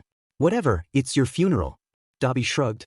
Kurogiri, you're up, was the last thing Bakugo heard before he felt himself starting to fall. He closed his eyes and crashed onto the ground, only to find himself back in the bar. Let him go. Wait, what? He's just going to try and escape as soon as we take the restraints off, Compress spoke up. He's one of our equals, which means he shouldn't be tied down.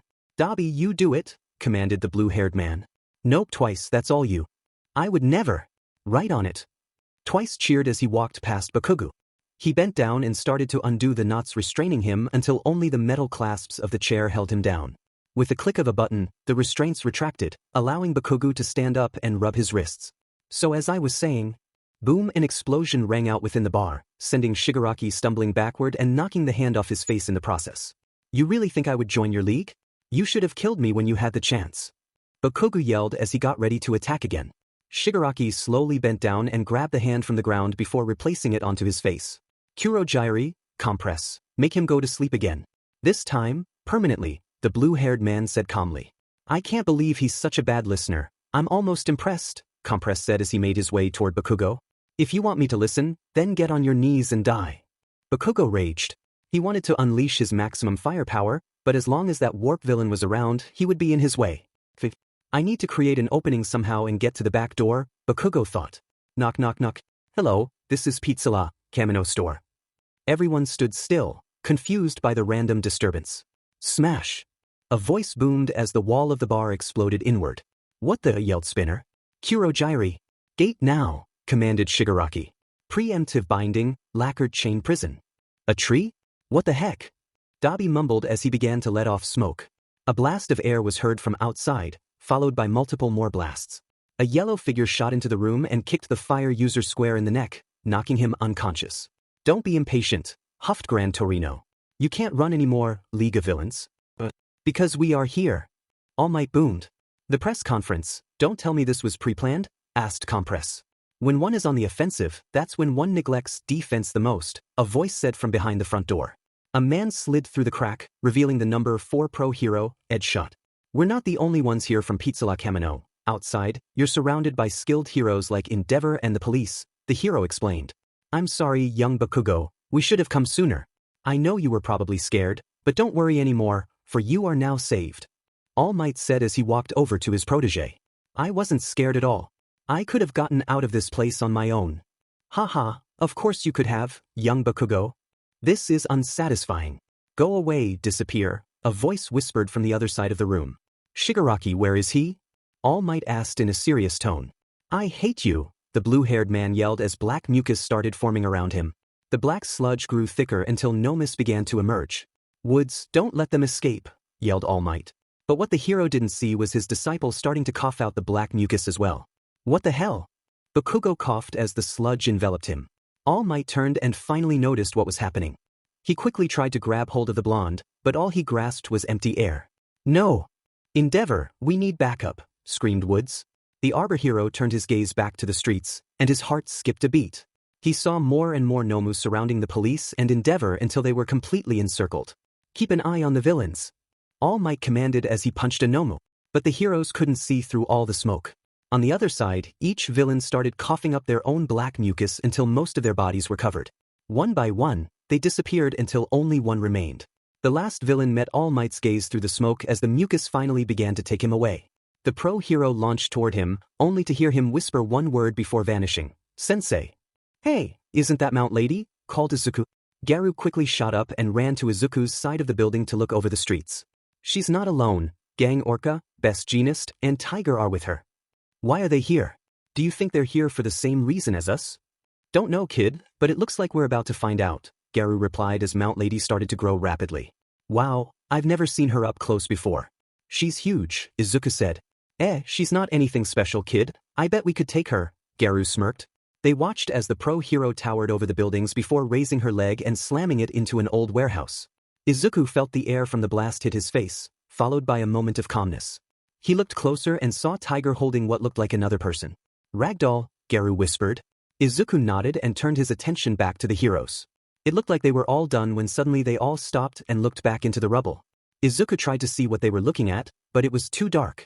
Hey Garu, do you see what they're looking at? I see Soup breathes and that's it.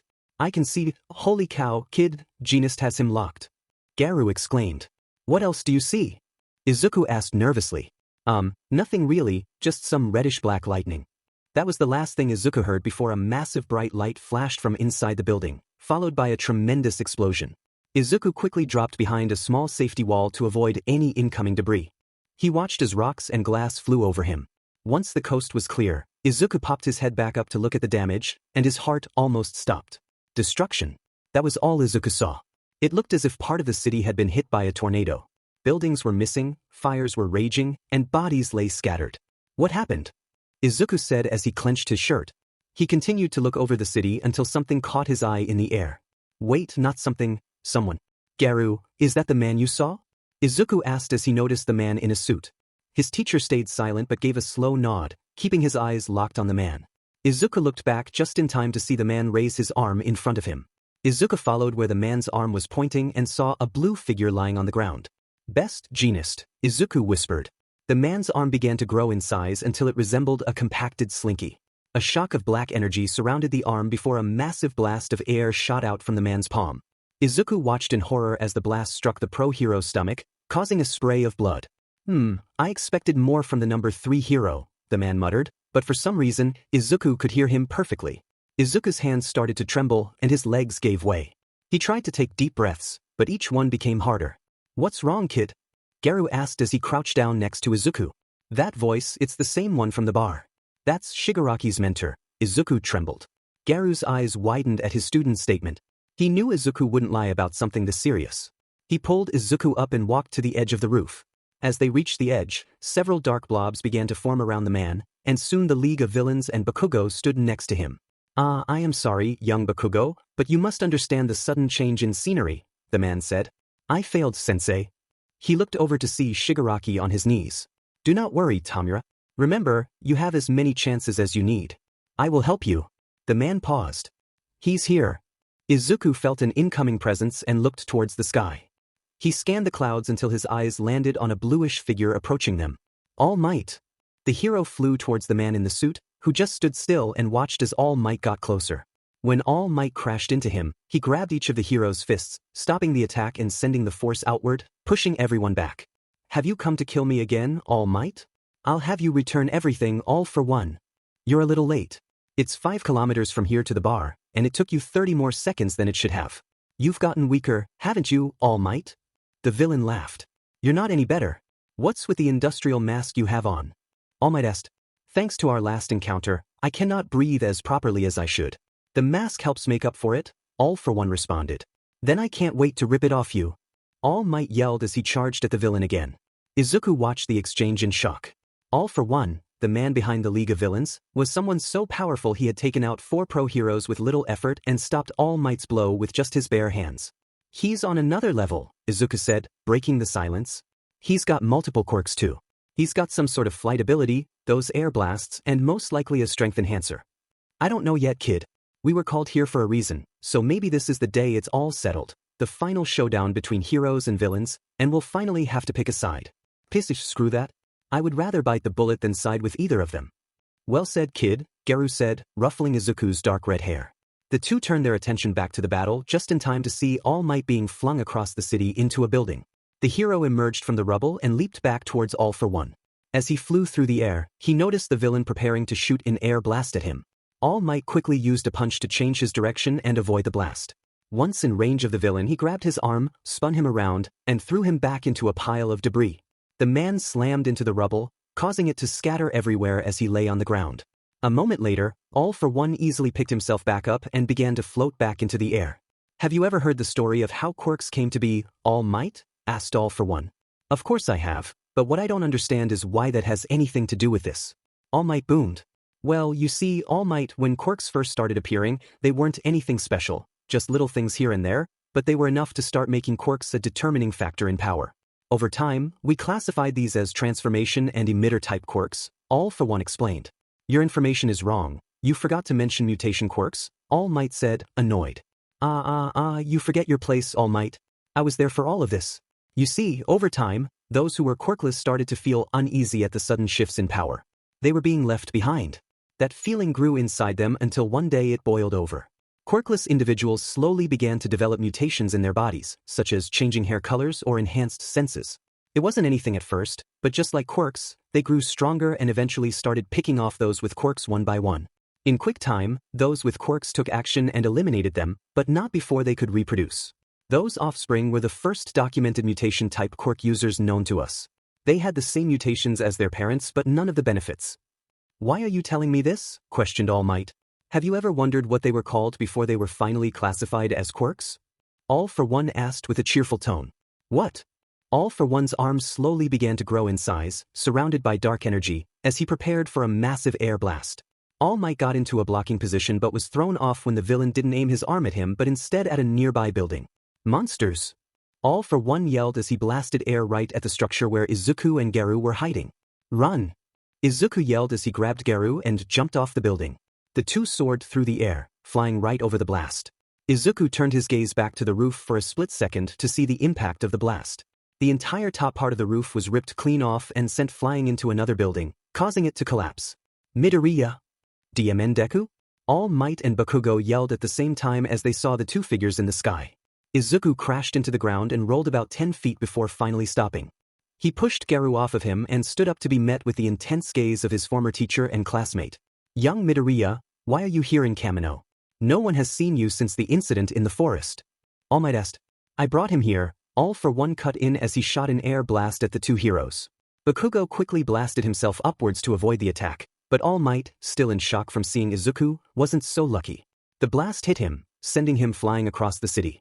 Young Bakugo, you are as agile as ever. Tell me, how does it feel to be the 9th user? All for One laughed. Bakugo stopped dead in his tracks, trembling as he kept his gaze on the 9th user. Izuku whispered to himself. Midoriya, let me explain to you the story of One for All, the villain continued. A sudden boom echoed from a distance, causing the three to turn their heads. Izuku's eyes locked onto All Might, who was flying back towards them, heading right for his archenemy. You must not speak of it, All for One. All Might yelled as he prepared to attack. The villain waved his hand, causing a black portal to form just before All Might's impact. The hero's fist went deep into the void before another portal opened above him, causing his own fist to slam into his back and rocket him into the ground. But I must, All Might. You see, Midoriya, when quirks were just manifesting, I was born. Over time, I developed a following for my beliefs on a new society and ruled Japan. But not everyone agreed with me, including my own brother. He was quirkless, so I knew he wouldn't understand. I forced a quirk onto him, one that allowed him to stockpile energy. But what I didn't know was that he already had a quirk that allowed him to pass his own to others. He eluded me before I could kill him and pass the quirk on.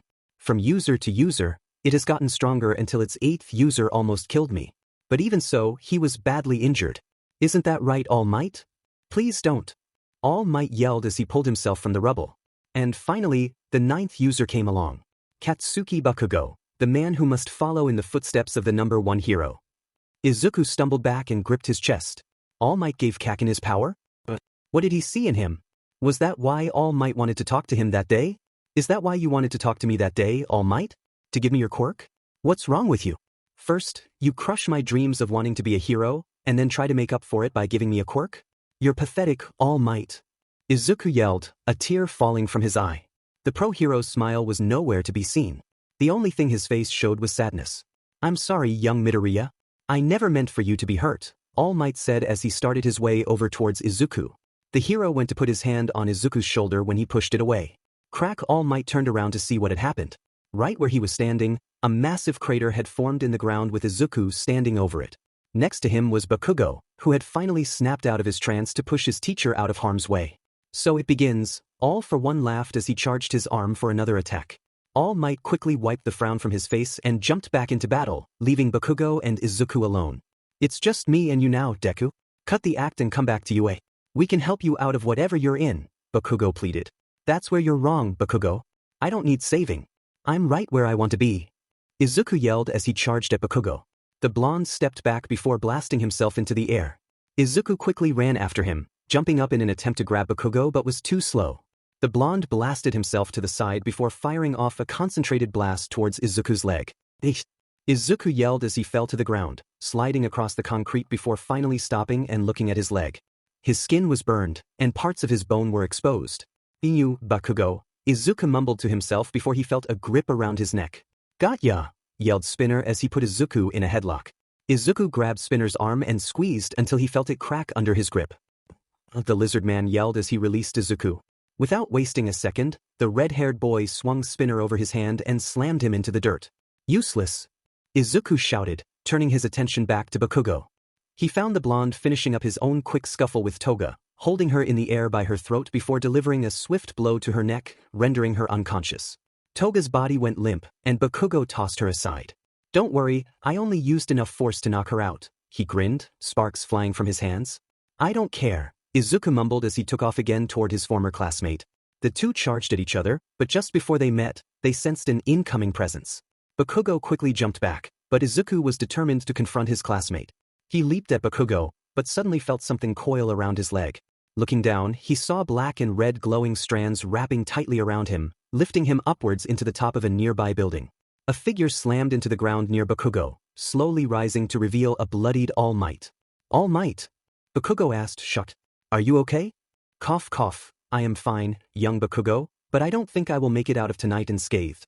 I will most likely use up the last embers of One for All to end this, and after that, it will be up to you to become the new symbol of peace."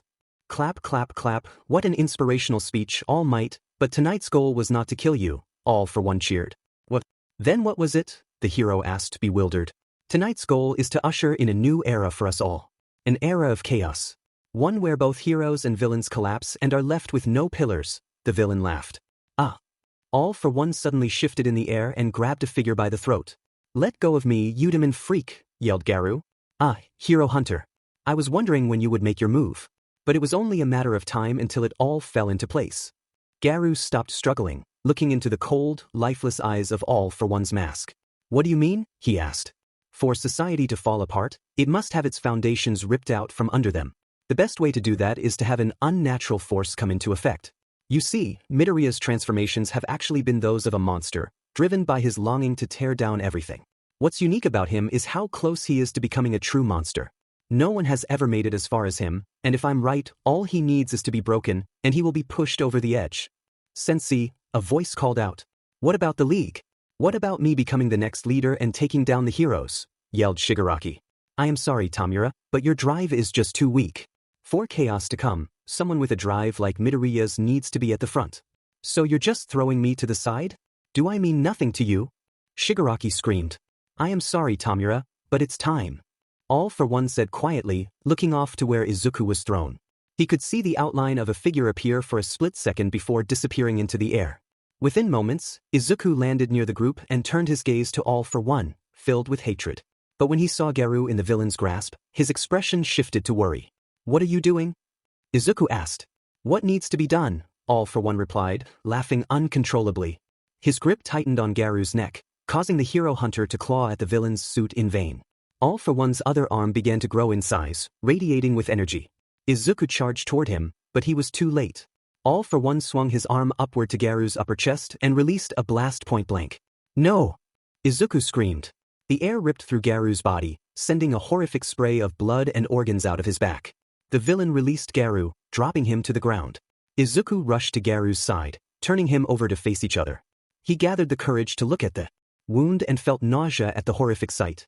He could see through Garu's body, with ripped organs lining the sides. "Garu," Izuku whispered, tears starting to fall. He felt a hand grab his own and looked up to see his mentor gazing at him with open eyes. "I believe in you, ID.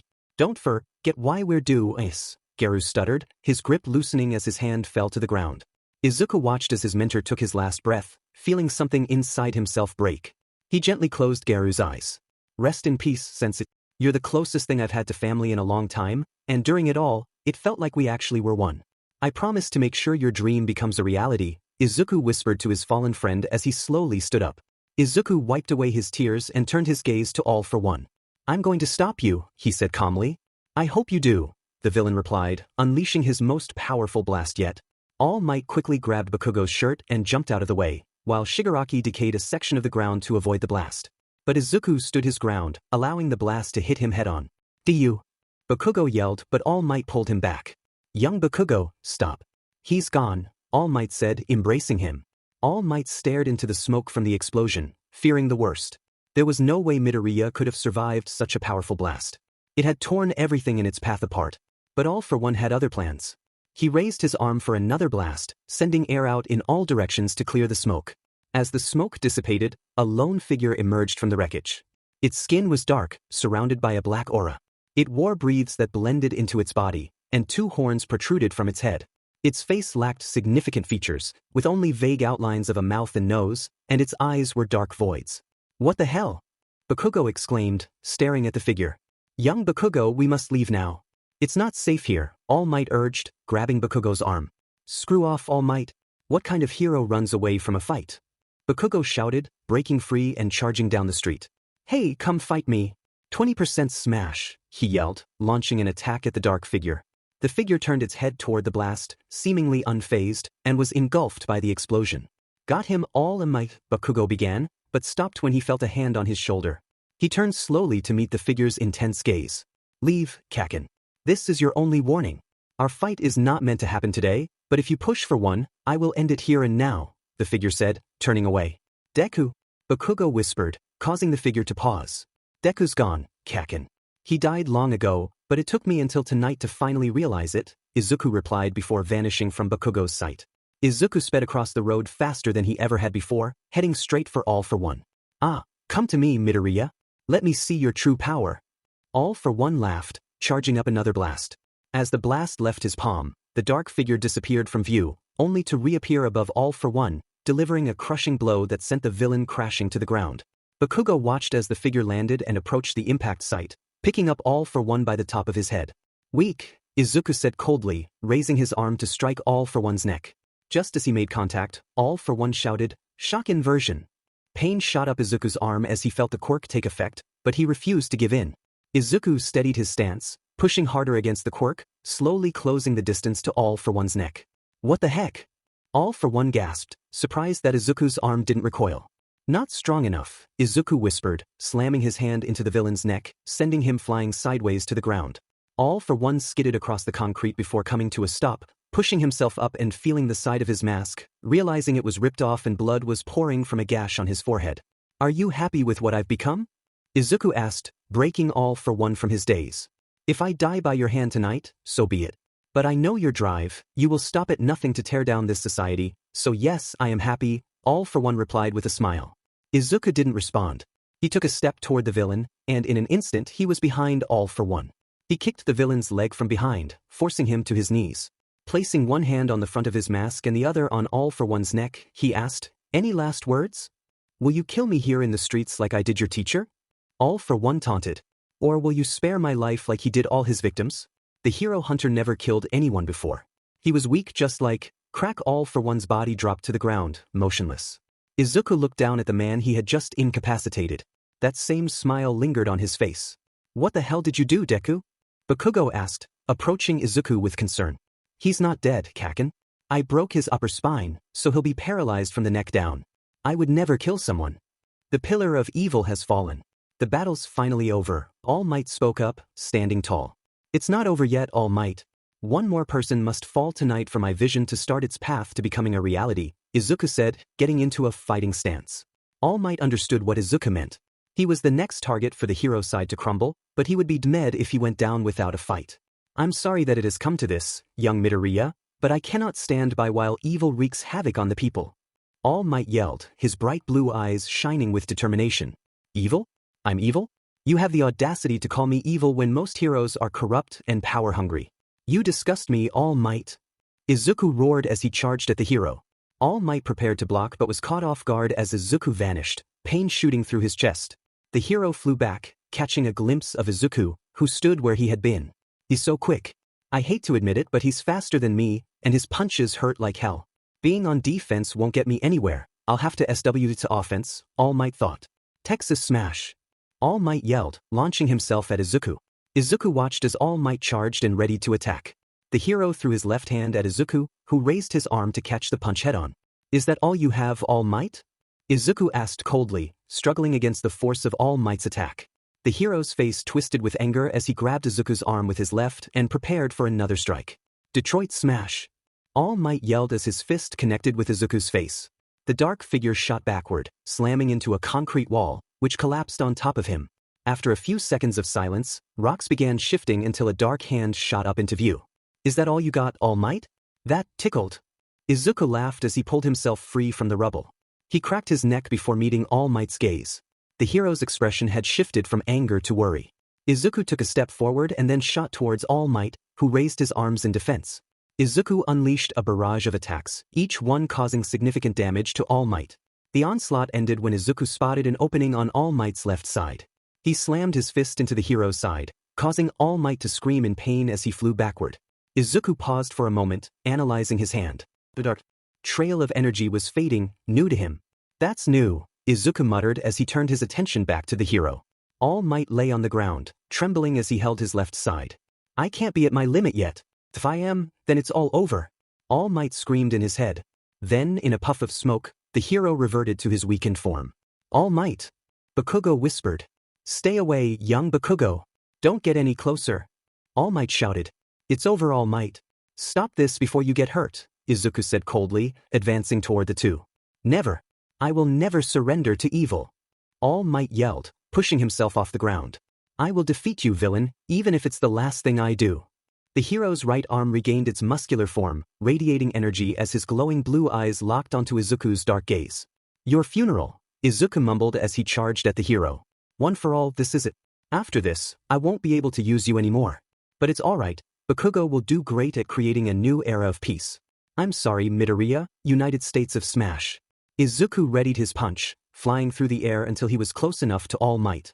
He pet his arm back and threw it forward, only to be confused when he felt no impact. A tiny purple hole opened right in front of Izuku's hand. His arm plunged into the hole up to his shoulder, and then the portal snapped shut. Ah! Izuku yelled, clutching his bleeding shoulder. He glanced down to see his missing arm and then looked up to see All Might's fist inches from his face. Smash! All Might yelled as his fist connected with Izuku's face. The hero poured everything he had into this final display of power, driving Izuku into the ground and leveling much of the surrounding area. As the dust settled, the dark figure lay buried in the rubble, motionless, while All Might stood over him. All Might raised his fist above his head, transforming back into his muscular form for the surrounding helicopters to capture the closure they needed from the fight. But as the cameras closed in on the hero, they failed to notice the rubble shifting where Izuku was. A black fist slowly emerged from under the rocks, gripping a steel beam from a collapsed building for support. As the cameras finally caught the movement, they panned over just in time to see Izuku emerging into the open. What the hell? All Might said, fear creeping into his voice as he reverted to his weakened form. He watched in horror as Izuku's body began to shake violently before a new arm shot out from his damaged shoulder. That hurts like hell, Izuku mumbled as he stretched out his new arm. I'll be honest, All Might, I thought for a second you would kill me there. But I guess not even the strongest hero can stop my plans. Midoriya, please, what you're doing is wrong. All Might pleaded. How am I in the wrong, All Might? I'm trying to make the world better for everyone, especially those without quirks. My entire childhood was hell because of how fixated everyone was on quirks. No one should have to go through that anymore, Izuku said coldly. I agree with you, Midoriya, but you must change your approach. Do not tear anything down. Instead, work with those in charge to change things. People don't ever listen to words, All Might. They listen to actions. Once I've dismantled every hero agency and villain hideout, the people will see we don't need heroes anymore. We can finally be united. All Might was at a loss for words. He never knew how passionate Izuku was about this issue. Even if he agreed with the boy's resolve, he could never support his methods. Midoriya, please listen to me. I know how you feel. I was born quirkless but inherited a power passed down through the generations. Stop. You're telling me that you were given a quirk from someone else? And not just any quirk, one of the most powerful ones to date. Izuku said, locking eyes with the hero. Yes, but even with the most powerful quirk, You couldn't make it better for those who were quirkless. Those were your people, All Might, and you took the easy way out. You left them to deal with all the hardships of being quirkless while you cheated the entire system. I can't believe I ever looked up to you. All Might felt his heart shatter. Izuku was right about everything he said. I really am a bad hero, he thought. Come here, you demon Deku. Bakugo yelled as he blasted his way toward Izuku. He swung his fist perfectly at Izuku's face, but instead of Izuku getting hurt, Bakugo felt his knuckles shatter. Bitch, what the? Bakugo yelled, gripping his hand. You really think one of your weak punches could do any damage to me, Kakin? I don't mean to brag, but I just took a full-force punch from the #1 hero. I doubt you can cause me any damage, Izuku laughed, stepping closer to Bakugo. Stay away from me, you freak. Bakugo yelled, slowly inching back. Izuku stopped moving and searched Bakugo's eyes. For the first time, he saw fear there. Boo, Izuku said coldly as he appeared in front of Bakugo. The blonde stumbled back and fell to the ground, with Izuku standing over him. I never thought I would see the day I stood over you, Kakin. Tell me, how does it feel to finally be weak for once in your life? Izuku asked. Flashfire fist. Izuku felt the surrounding area rapidly increase in temperature, but it was nothing he couldn't handle. The former #2 hero. Tell me, have you come to finally be put down by the kid who ruined your career? Izuku mocked as the flames died around him. Shut your trap, punk, before I rip it off you, Endeavor threatened. Oh no, that's not nice. Tell me how Todoroki is doing? Oh wait, you probably don't know the answer to that because you don't even speak with your own son. I will be a better father to my son if it's the last thing I do. I know I've been horrible to him, but I will change. I promise you that, the hero yelled as he prepared to charge at Izuku. As the two charged toward one another, a huge rumbling sound echoed through the city. Suddenly, a massive sheet of ice shot between them, creating a barrier that blocked their paths. What the hell? Izuku said, surprised. Come, a voice yelled from the sky. Izuku's eyes shot to the top of the ice to see a cluster of people flying through the air. He instantly recognized two of the three, the bright red hair of Kirishima and the glowing legs of Ida, along with a faint pink glow. While he was distracted, Bakugo quickly blasted himself into the air and grabbed Kirishima's extended hand. Who the hell has a pink quirk? Izuku thought, and then it clicked. Achiko, he yelled as he jumped into the air, causing the ground around him to shatter. He got closer to the group and extended his hand to grab the girl in front of him but was cut short at the last moment. Titan Cliff. Mount Lady yelled as she rapidly expanded right in front of Izuku. Move! Izuku roared, spinning in midair to drive his foot into the hero's forehead. The force of the kick knocked her out instantly, causing her to topple over. As she was falling, Izuku got his footing and jumped off again towards his former classmates. Bakugo turned his head to see the commotion behind him and felt his heart drop. He saw Izuku slamming into Mount Lady and then using her as a jumping pad to close the gap even further between them. Bakugo thought urgently, knowing that if Izuku made contact with any of them, they were done for. He had to stop him from getting any closer. Floaty, use your quirk on all of us right now. Four Eyes, keep your engines going, and Shitty Hair, make sure none of us get separated. Bakugo commanded. Bakugo, what are you going to do? Yelled Uraraka. I'm going to blast us and this demon freak as far apart as I can, Bakugo yelled as he freed his uninjured arm and pointed it at Izuku. 100% smash. Bakugo shouted as his palm glowed a bright orange. The entire city sky turned dark orange as a massive blast echoed throughout Kamino. The explosion looked as if a volcano had erupted from Bakugo's palm, covering the sky with explosions and smoke. On one side of the explosion, Bakugo and his classmates rocketed through the air and out of the city, thanks to Uraraka's quirk keeping them afloat. On the other side, a dark figure flew across the orange sky until it eventually disappeared from sight due to how far it had been blown away. A week later, Bakugo asked, "Is there any sign of him?" "I am sorry, young Bakugo, but as of right now Midoriya is still missing," All Might replied sadly. "Demon IT." Bakugo yelled, slamming his broken fist onto his hospital bed. "That hurts." He screamed, rubbing his hand. "Knock that off, or I won't be healing you anymore," Recovery Girl said, smacking Bakugo upside the head. "Yes, ma'am," the blonde grumbled. "Hey Baku bro, how are you feeling?" Kirishima called from the doorway. "Fabulous. I love getting my butt kicked by that quirkless guy. I've never been so happy in my life, Shitty Hair," Bakugo said, feeling his blood start to boil. "Okay, too many people now, everyone out," Recovery Girl called as she shooed everyone from the room. "Thank you," Bakugo said quietly as he leaned back against his pillow and closed his eyes. "You're welcome. Would you like to be discharged later and go back to the dorms? Or would you like to wait until tomorrow?" asked Recovery Girl. "Tonight, please." After a few more hours of laying in bed, Recovery Girl finally finished patching up Bakugo and handed him a bottle of pills. These are low-level painkillers. Your major injuries will all be healed by tomorrow morning, but the soreness will be there for a while.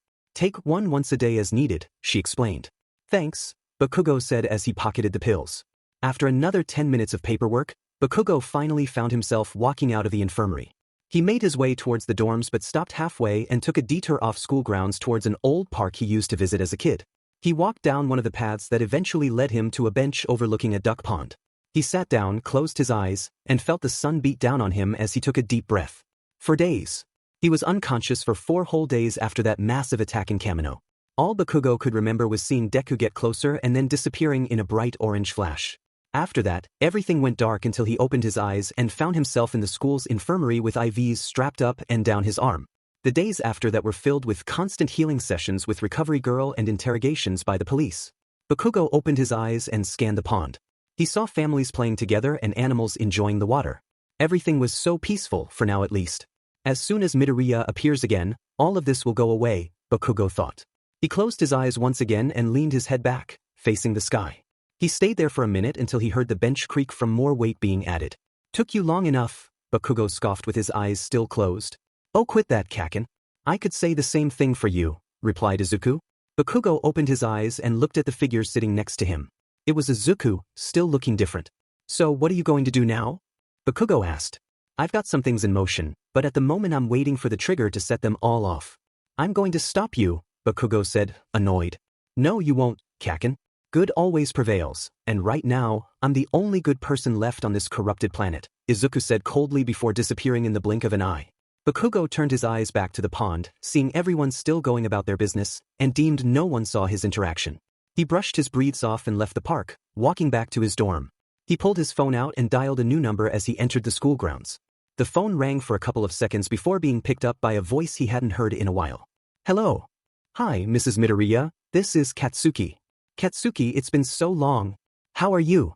Inko asked happily. I've been better, to be honest. Oh honey, is there anything I can do to make you feel better? Inko asked.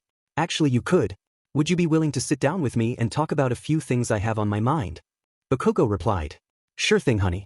Just tell your mother when you would like to, and I'll see you there. I must be going now, Katsuki. Please be well. Oh, and tell Izuku to call me when he has the chance. It's been a while since I've heard from my little cinnamon roll. I will, Mrs. Midoriya. Have a good night, Bakugo said as he hung up the phone. He realized he was already at the front door to the dorms. He walked over to the window and peeked in to see everyone having a good time in the common room, except for those who were at Kamino that night.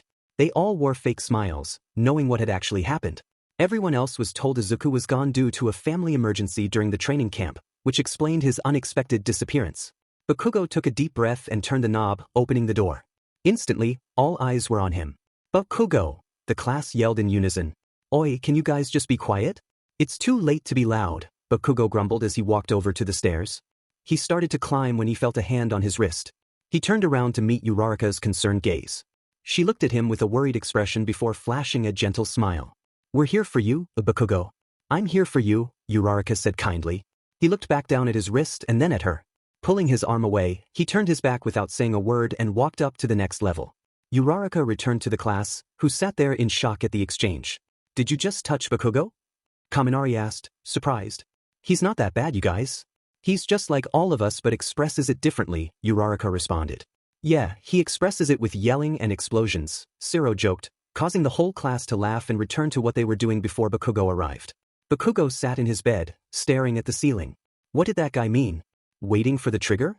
What kind of nonsense is that? He grumbled as he rubbed his face. Eventually, he gave up and decided to go to bed. He brushed his teeth and took a painkiller before laying down and drifting off to sleep. Footsteps echoed through the alleyway as a blue-haired man slowly walked to his destination. After a few minutes, he found himself standing at a wooden door. He reached for the handle but felt a hand on his shoulder. Turning around, he was met by a drunk man with a bottle in hand. You're one ugly, the man started to say but stopped mid-sentence as his face began to decay rapidly. In moments, he was gone, leaving only dust particles and a shattered bottle behind. The blue-haired man turned his attention back to the door and opened it carefully. On the other side was a bar-like setting, but it was different. It had a massive steel door with a fingerprint scanner. The blue-haired man approached and placed his finger on the scanner. The door slid open to reveal a large lab and a man sitting in a swivel chair, working on his computer. As he heard the door open, the man stopped and looked toward the entrance. "Ah, Shigaraki, I was wondering when you would come back here," the man in the chair laughed. "Dr. Ujiko, long time no see," Shigaraki replied. "What brings you all the way out here?" Ujiko asked. "Did All for One ever mention his endgame to you?" Shigaraki asked calmly. "To give you All for One, of course. He talked endlessly about you becoming the next symbol of evil. To be honest, it was getting kind of annoying," the doctor laughed. "Lies. He never wanted that for me. All he did was use me." Shigaraki screamed. "Calm down, Shigaraki. What are you talking about?" Ujiko questioned, turning his full attention to Shigaraki. "The news. Check the news," Shigaraki said, pointing to Ujiko's monitor. The doctor huffed before turning around and typing away at his computer. He clicked on the news tab and scrolled for a minute until he felt his blood boiling from the headlines. No. Why would he pursue turning that kid into a monster? I warned him at every step to stop." Ujiko screamed furiously. "How did it end?" the doctor asked coldly. "Paralyzed from the neck down and captured. The League and I barely escaped without being caught. That idiot messed everything up. It was all going so smoothly until now. Within weeks, I was going to start the process of giving you one for all." Ujiko shouted, slamming his desk. "Hey, don't fret about it. We don't need All for One. Didn't you figure out a way to transfer quirks?" Shigaraki asked, trying to change the mood. "Not synthesize but transfer, please. But I don't know how the process will work without All for One," the doctor said, frustrated. "Show me," Shigaraki urged. The doctor nodded and got up from his chair, leading Shigaraki down a long hallway. As they went deeper, Shigaraki wondered if it would ever end. "Here we are," the doctor said, scanning his thumbprint on a hidden scanner. The walls creaked and slowly opened, revealing a large room filled with glass tubes of various sizes.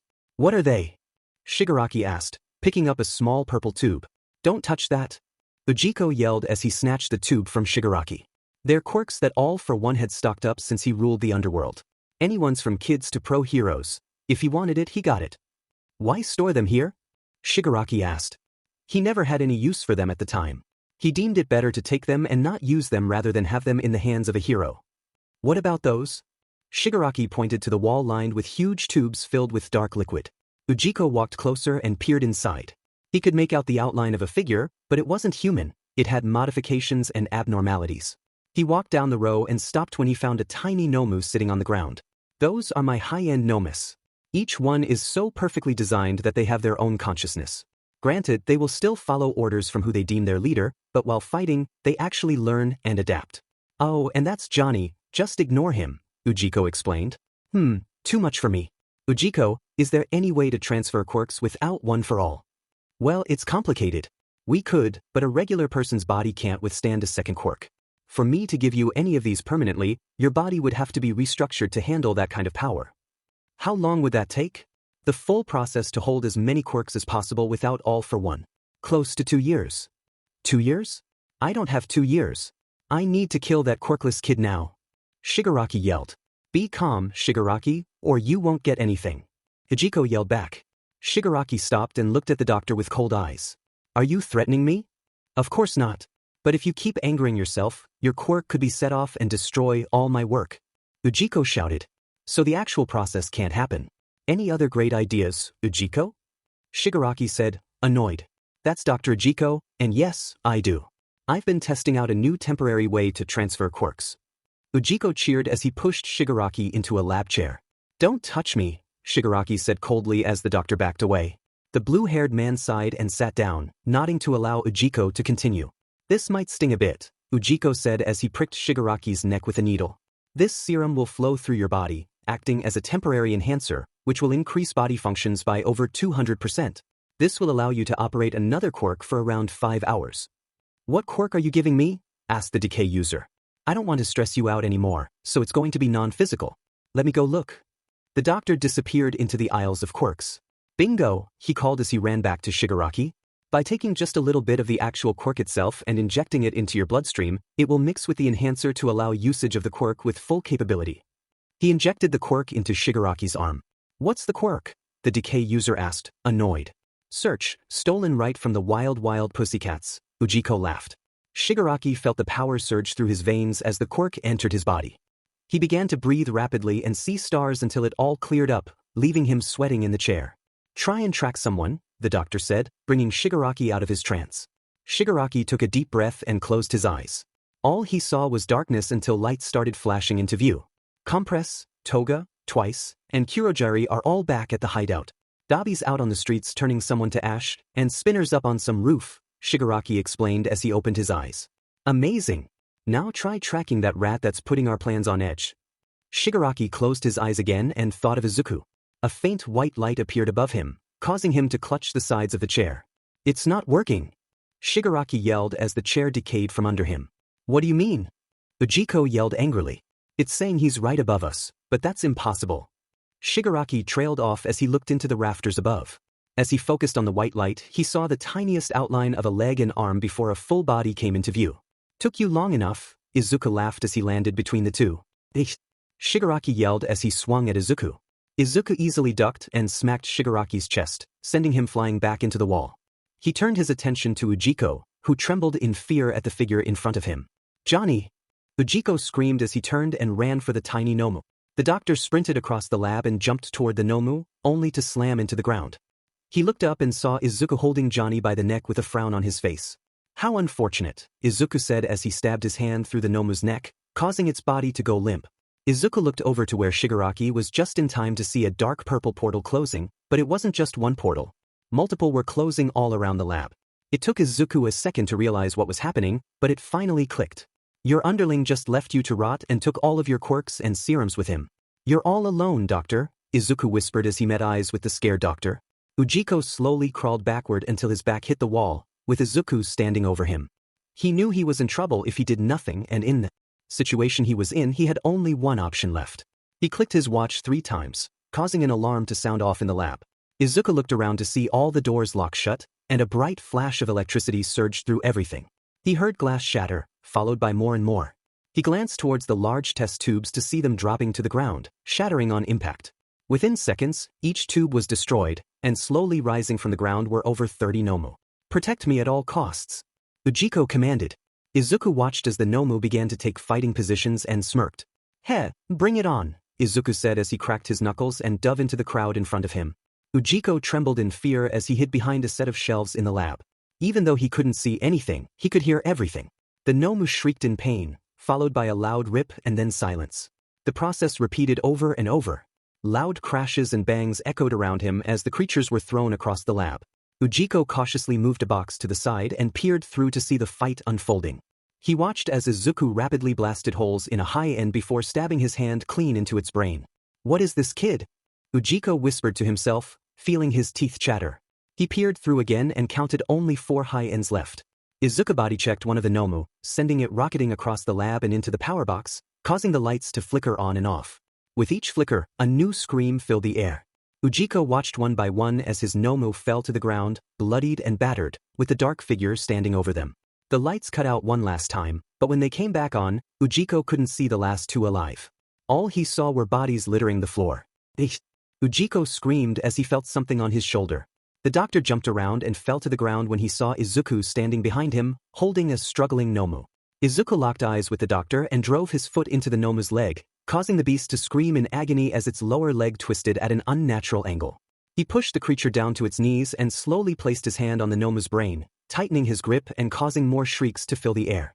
Ujiko crawled backward as he watched Izuku rip the beast's head in half in one swift motion. So disappointing, Ujiko. I thought with the resources all for one provided you would create something more impressive, Izuku said, tossing the Nomu's head aside. Izuku walked over and stopped once he was standing over Ujiko. He looked down at the doctor, who was cowering in fear, waiting for Izuku's next move. In one quick motion, Izuku snagged the doctor by his collar and threw him across the lab. Ujiko slammed into the ground, pain shooting through his body. He felt Izuku's grip on his shoulders, followed by being hoisted into the air. He closed his eyes, waiting for his fate, but it never came.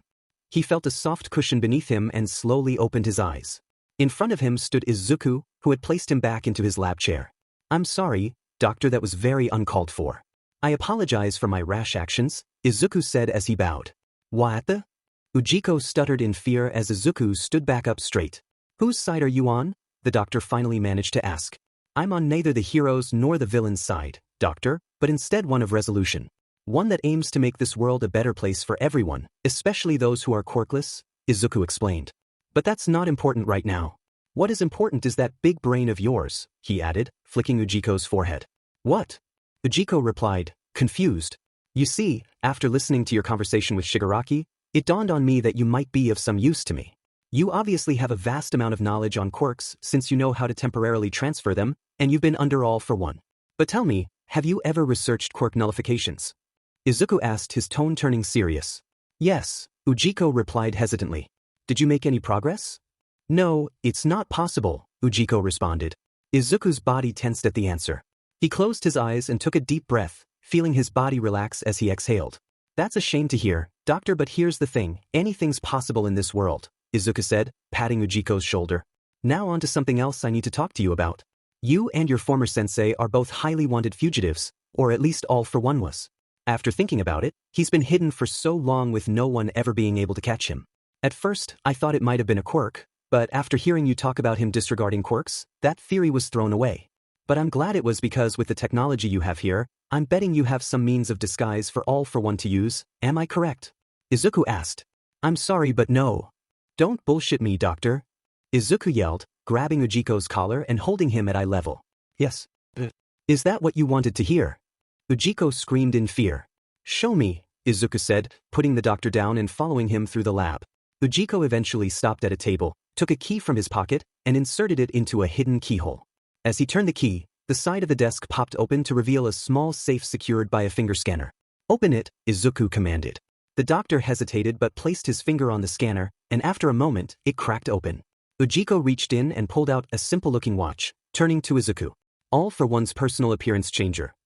How does it work? Izuku asked. By mixing different quirks all for one assimilated over the years, I've been able to combine them to completely change how one looks for short durations.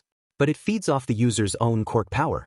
That's why it won't be any use to you, Ujiko explained as he handed the device to Izuku. Don't worry about that, doctor. Just tell me how to use it. It links to your neural pathway when you put it on. Just click it 3 times, and you'll be disguised as whoever you want, Ujiko explained. Thank you, doctor. That's all I need from you, Izuku said as he turned to leave the lab. But as he reached the doorway, he paused and turned back. Oh, one more thing, he called with a cheerful tone. Ujiko watched as Izuku pulled out a burner phone, dialed 3 numbers and waited for the call to connect. Hi, I would like to report the sighting of a wanted fugitive. He's unconscious in a bar on Dori Road. Please hurry, Izuku said before hanging up.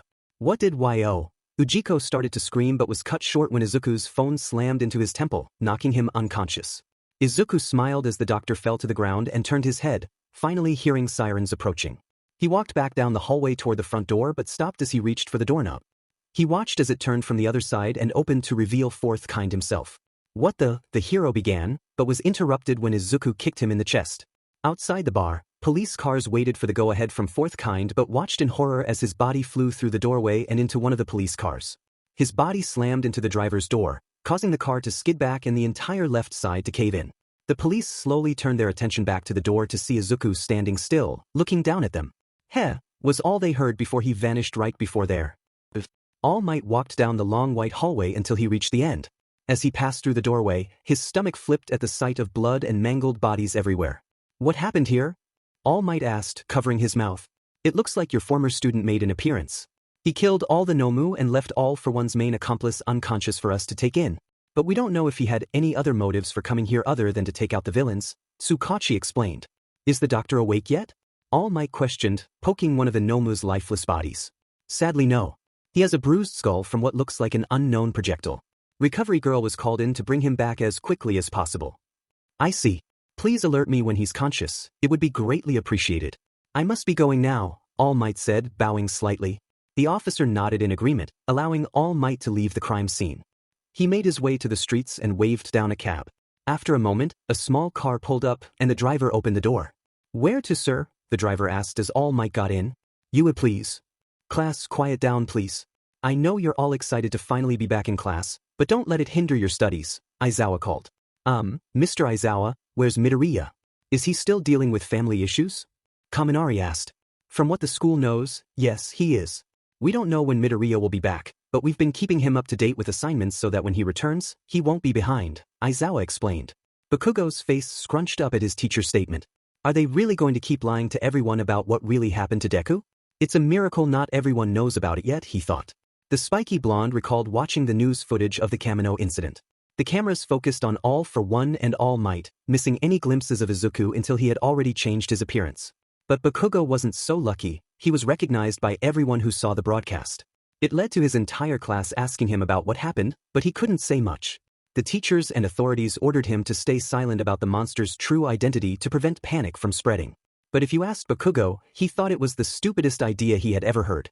Scrooge, Bakugo began, but was suddenly cut off. Mr. Aizawa, I think we should tell the class what is really happening with Midoriya. Ida yelled, standing up from his desk. Ida, sit down. You don't want to do anything you would regret, Aizawa said coldly, staring down his classmate.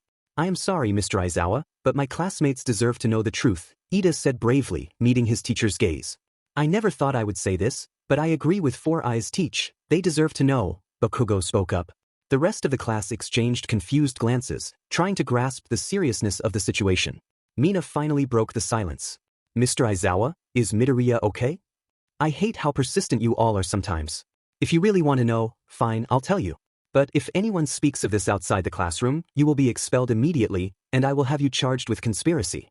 Do you all understand? Aizawa asked, watching as the class nodded in agreement. Don't say I didn't warn you, Aizawa grumbled. Your classmate Midoriya, or should I say former classmate, is actually the villain you saw in Kamino. Huh, that's a good one, Mr. Aizawa, Kaminari laughed, but he quickly stopped when Aizawa scolded him. It's not a joke. Midoriya was the former disciple of the feared hero hunter.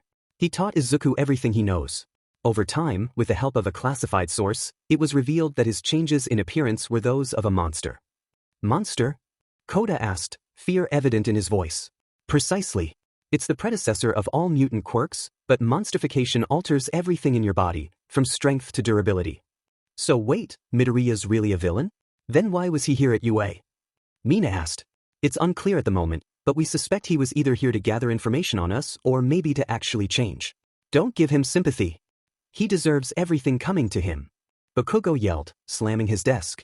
Bakugo, shut up, or I'll send you to Nisa's office, Aizawa scolded, causing Bakugo to scoff and look away. Now, as I was saying, it's not clear what his motives were then, but we do know his current ones. His goal is to tear down society and rebuild it in his own vision. That's crazy. What's wrong with how we function now? Mina yelled. I don't know, Mina. Just know that Izuku views society differently than we do because he's quirkless, Aizawa explained. Bakugo tuned out the rest of the conversation as he stared out the window.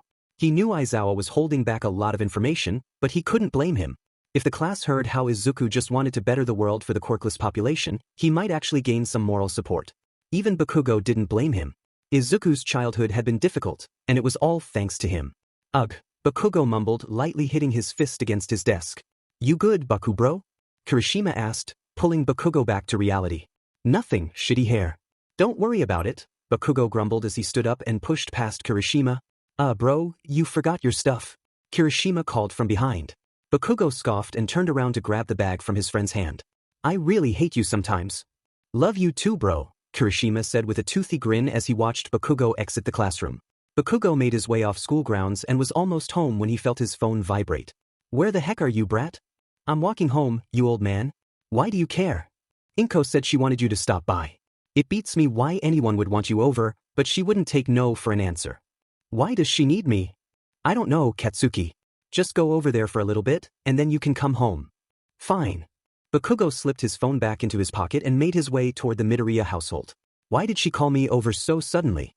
Maybe the authorities finally told her about that Deku, and she wants to talk about it, Bakugo thought. Before he knew it, he was standing in front of Inko's door. He knocked 3 times and heard footsteps followed by the door being unlocked. Oh, Katsuki, how nice of you to join us. Please come in, Inko said happily as she opened the door. Bakugo nodded and walked in, taking off his shoes. He followed Inko down the hallway that led to the living room, but as soon as Bakugo turned the corner, his heart dropped. Sitting right there on the couch was Izuku, who instantly locked eyes with him. Kaken, long time no see, Izuku said with a grin. Deku? Bakugo stuttered. What's wrong, Kaken? You look like you saw a ghost, Izuku said, his grin widening. Bakugo's expression shifted from shock to anger. I'm fine, Deku, thanks for asking, he gruffed as he sat down on the couch across from Izuku. Oh, you boys are so cute together. I'll be right back, Inko said cheerfully as she left the room. Once they were alone, their attention turned to each other. What the heck are you doing, Udam and Deku? And why do you look like that? Bakugo demanded. What can a loving son not come visit his amazing mother? Izuku replied with a blank stare. You know that's a bunch of nonsense, Bakugo started to say but was cut off by Izuku. No, now you listen. Here, Kaken. My mom has been the only person besides Garu to ever care about me. She's been my #1 supporter even after the day my life shattered when I realized I was quirkless. But that's not important anymore, is it, Kaken? The only thing that matters is that my mom can't know about what I've become. What do you mean? You look dandy to me, Bakugo said, annoyed. Izuku didn't respond. He glanced over his shoulder to ensure his mom wasn't coming back yet. Once he deemed it safe, he reached down to his watch and clicked it 3 times. Bakugo didn't understand what was happening until he heard the 3rd click. As soon as Izuku touched the watch for the last time, his body phased in and out, shifting from his usual self to a different form. The hell? Bakugo said, surprised. Izuku smiled at Bakugo's reaction and clicked the watch again, returning to his disguised form. It's an appearance changer. I know what you're thinking, but don't worry about it. I've only ever used it to visit my mom, nothing else. If I want information on you heroes, I'll just take it, Izuku explained. What does that mean? Bakugo snarled. Don't be an idiot, Kaken. You know exactly what it means, Izuku said, rolling his eyes. I'm back and I brought snacks. Inko cheered as she entered the room. Thanks, Mom, Izuku said with a bright smile. Bakugo stared at Izuku in shock at how quickly his demeanor changed with his mom's arrival. You fake, Bakugo grumbled under his breath. What was that, dear? Inko asked. Nothing, Mrs. Midoriya. I just had something in my throat. If you'll excuse me for a second, I have to use the bathroom, Bakugo said, standing and exiting the room. Once in the bathroom, he closed the door and took a deep breath. In Deku, he mumbled, pulling out his phone to text All Might. Young Bakugo, you must be more specific. Shitty. Where are you? I'm at the guy's house, but I think he's smart enough to know I'm texting someone. I don't know how long he'll be here. Listen to me. Take your shirt off and look under the tag. What? You must trust me, young Bakugo. Bakugo clicked his tongue in annoyance and took off his shirt. He looked at the tag and flipped it upward to reveal a tiny gray chip. He inspected it, and everything clicked into place. You've been tracking my location. What the hell, All Might? It was necessary after you were abducted to ensure you don't get kidnapped again. You must understand. I really don't. We will deal with this later, but for now, pull it off and try to attach it to him somehow. It's top of the line, so it won't fall off unless he finds it. Fine. Bakugo slipped the tracker back into his pocket and flushed the toilet to make it seem like he used the bathroom. He took one last deep breath and exited, making his way back to the others. When he returned, he found them in the kitchen washing dishes. Oi, I'm going to be on my way. Thank you for having me over, Deku, Bakugo said, slapping Izuku's shoulder. No problem, Kaken, Izuku replied with a bright smile as he continued washing the dishes. Bakugo bowed to Inko for having him over and turned to leave. He quickly put on his shoes and exited the apartment.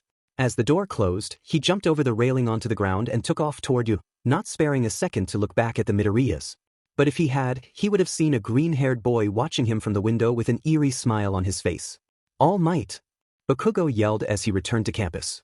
All Might saw Bakugo and frowned. He walked up to him and wrapped his arms around him in a hug.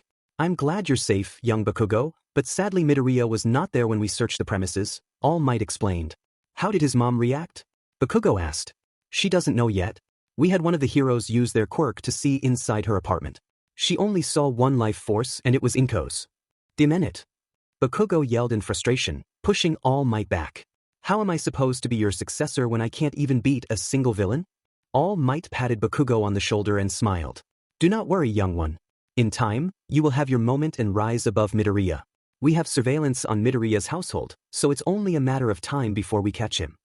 Whatever, Bakugo grumbled, turning away from All Might and heading toward the dorms. Bakugo, one more thing. All Might called, causing Bakugo to stop.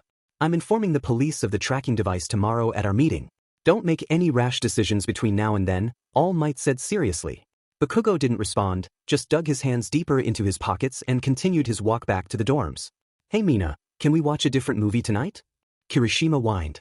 No, you big baby. Just because it's a horror movie doesn't mean it will be that bad, Mina replied, annoyed. Come on. Horror movies are always scary. That's awfully unmanly of you to back down from a movie, Kirishima, teased Siro. As soon as Siro made the joke, Kirishima's body tightened, and he made his way over to the couch, mumbling about how he was as manly as could be. The friend group laughed but stopped when the front door slammed open to reveal an angry blonde with a devilish smile on his face. Yo Bakugo, what's wrong with you? Asked Kaminari. The blonde just locked eyes with him, his smile growing wider. He raised his palm and pointed it at the TV before blasting a hole right through it. Bakugo, what the heck? Mina yelled as she ran over to look at the TV. Bakugo stood still, the same smile on his face as he watched the rest of his class run down the stairs to see what the commotion was about. They all started yelling at him for being reckless, but he didn't care. He needed everyone here. Oi, shut up! Bakugo yelled as sparks flew from his palms. The class quieted down and looked at their fellow classmate with a mix of anger and confusion.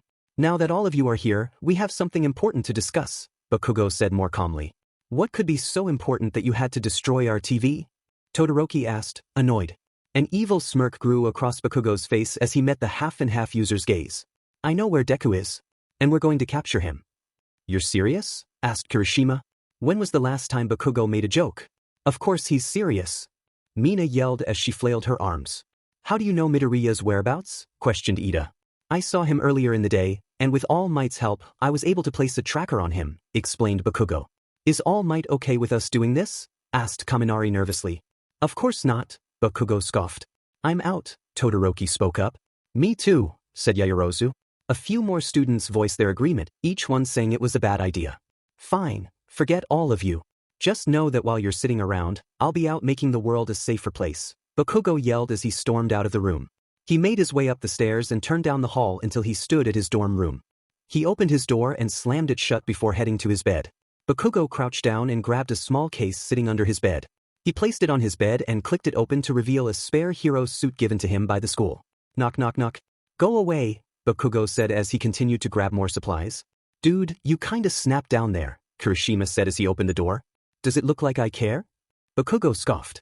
You never care, the redhead laughed. Glad you think so. Highly of me, Bakugo said, rolling his eyes. You didn't let me finish, bro. You never care unless it comes down to hero work in school. And this counts as hero work, so you're going to give it your all. So count me in, Kirishima said with a toothy grin. Bakugo stood up and turned to face the redhead. He looked him in the eyes as a grin grew across his face. We leave and bring your hero costume, Bakugo ordered as he went back to packing.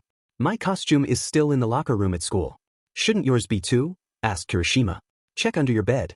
I found a briefcase attached to mine not too long ago and found a new suit. I'm assuming they did it for everyone just in case we need to get ready at any time, the blonde explained. The redhead nodded and left the room, leaving Bakugo to his thoughts. That darn Deku is strong, too strong.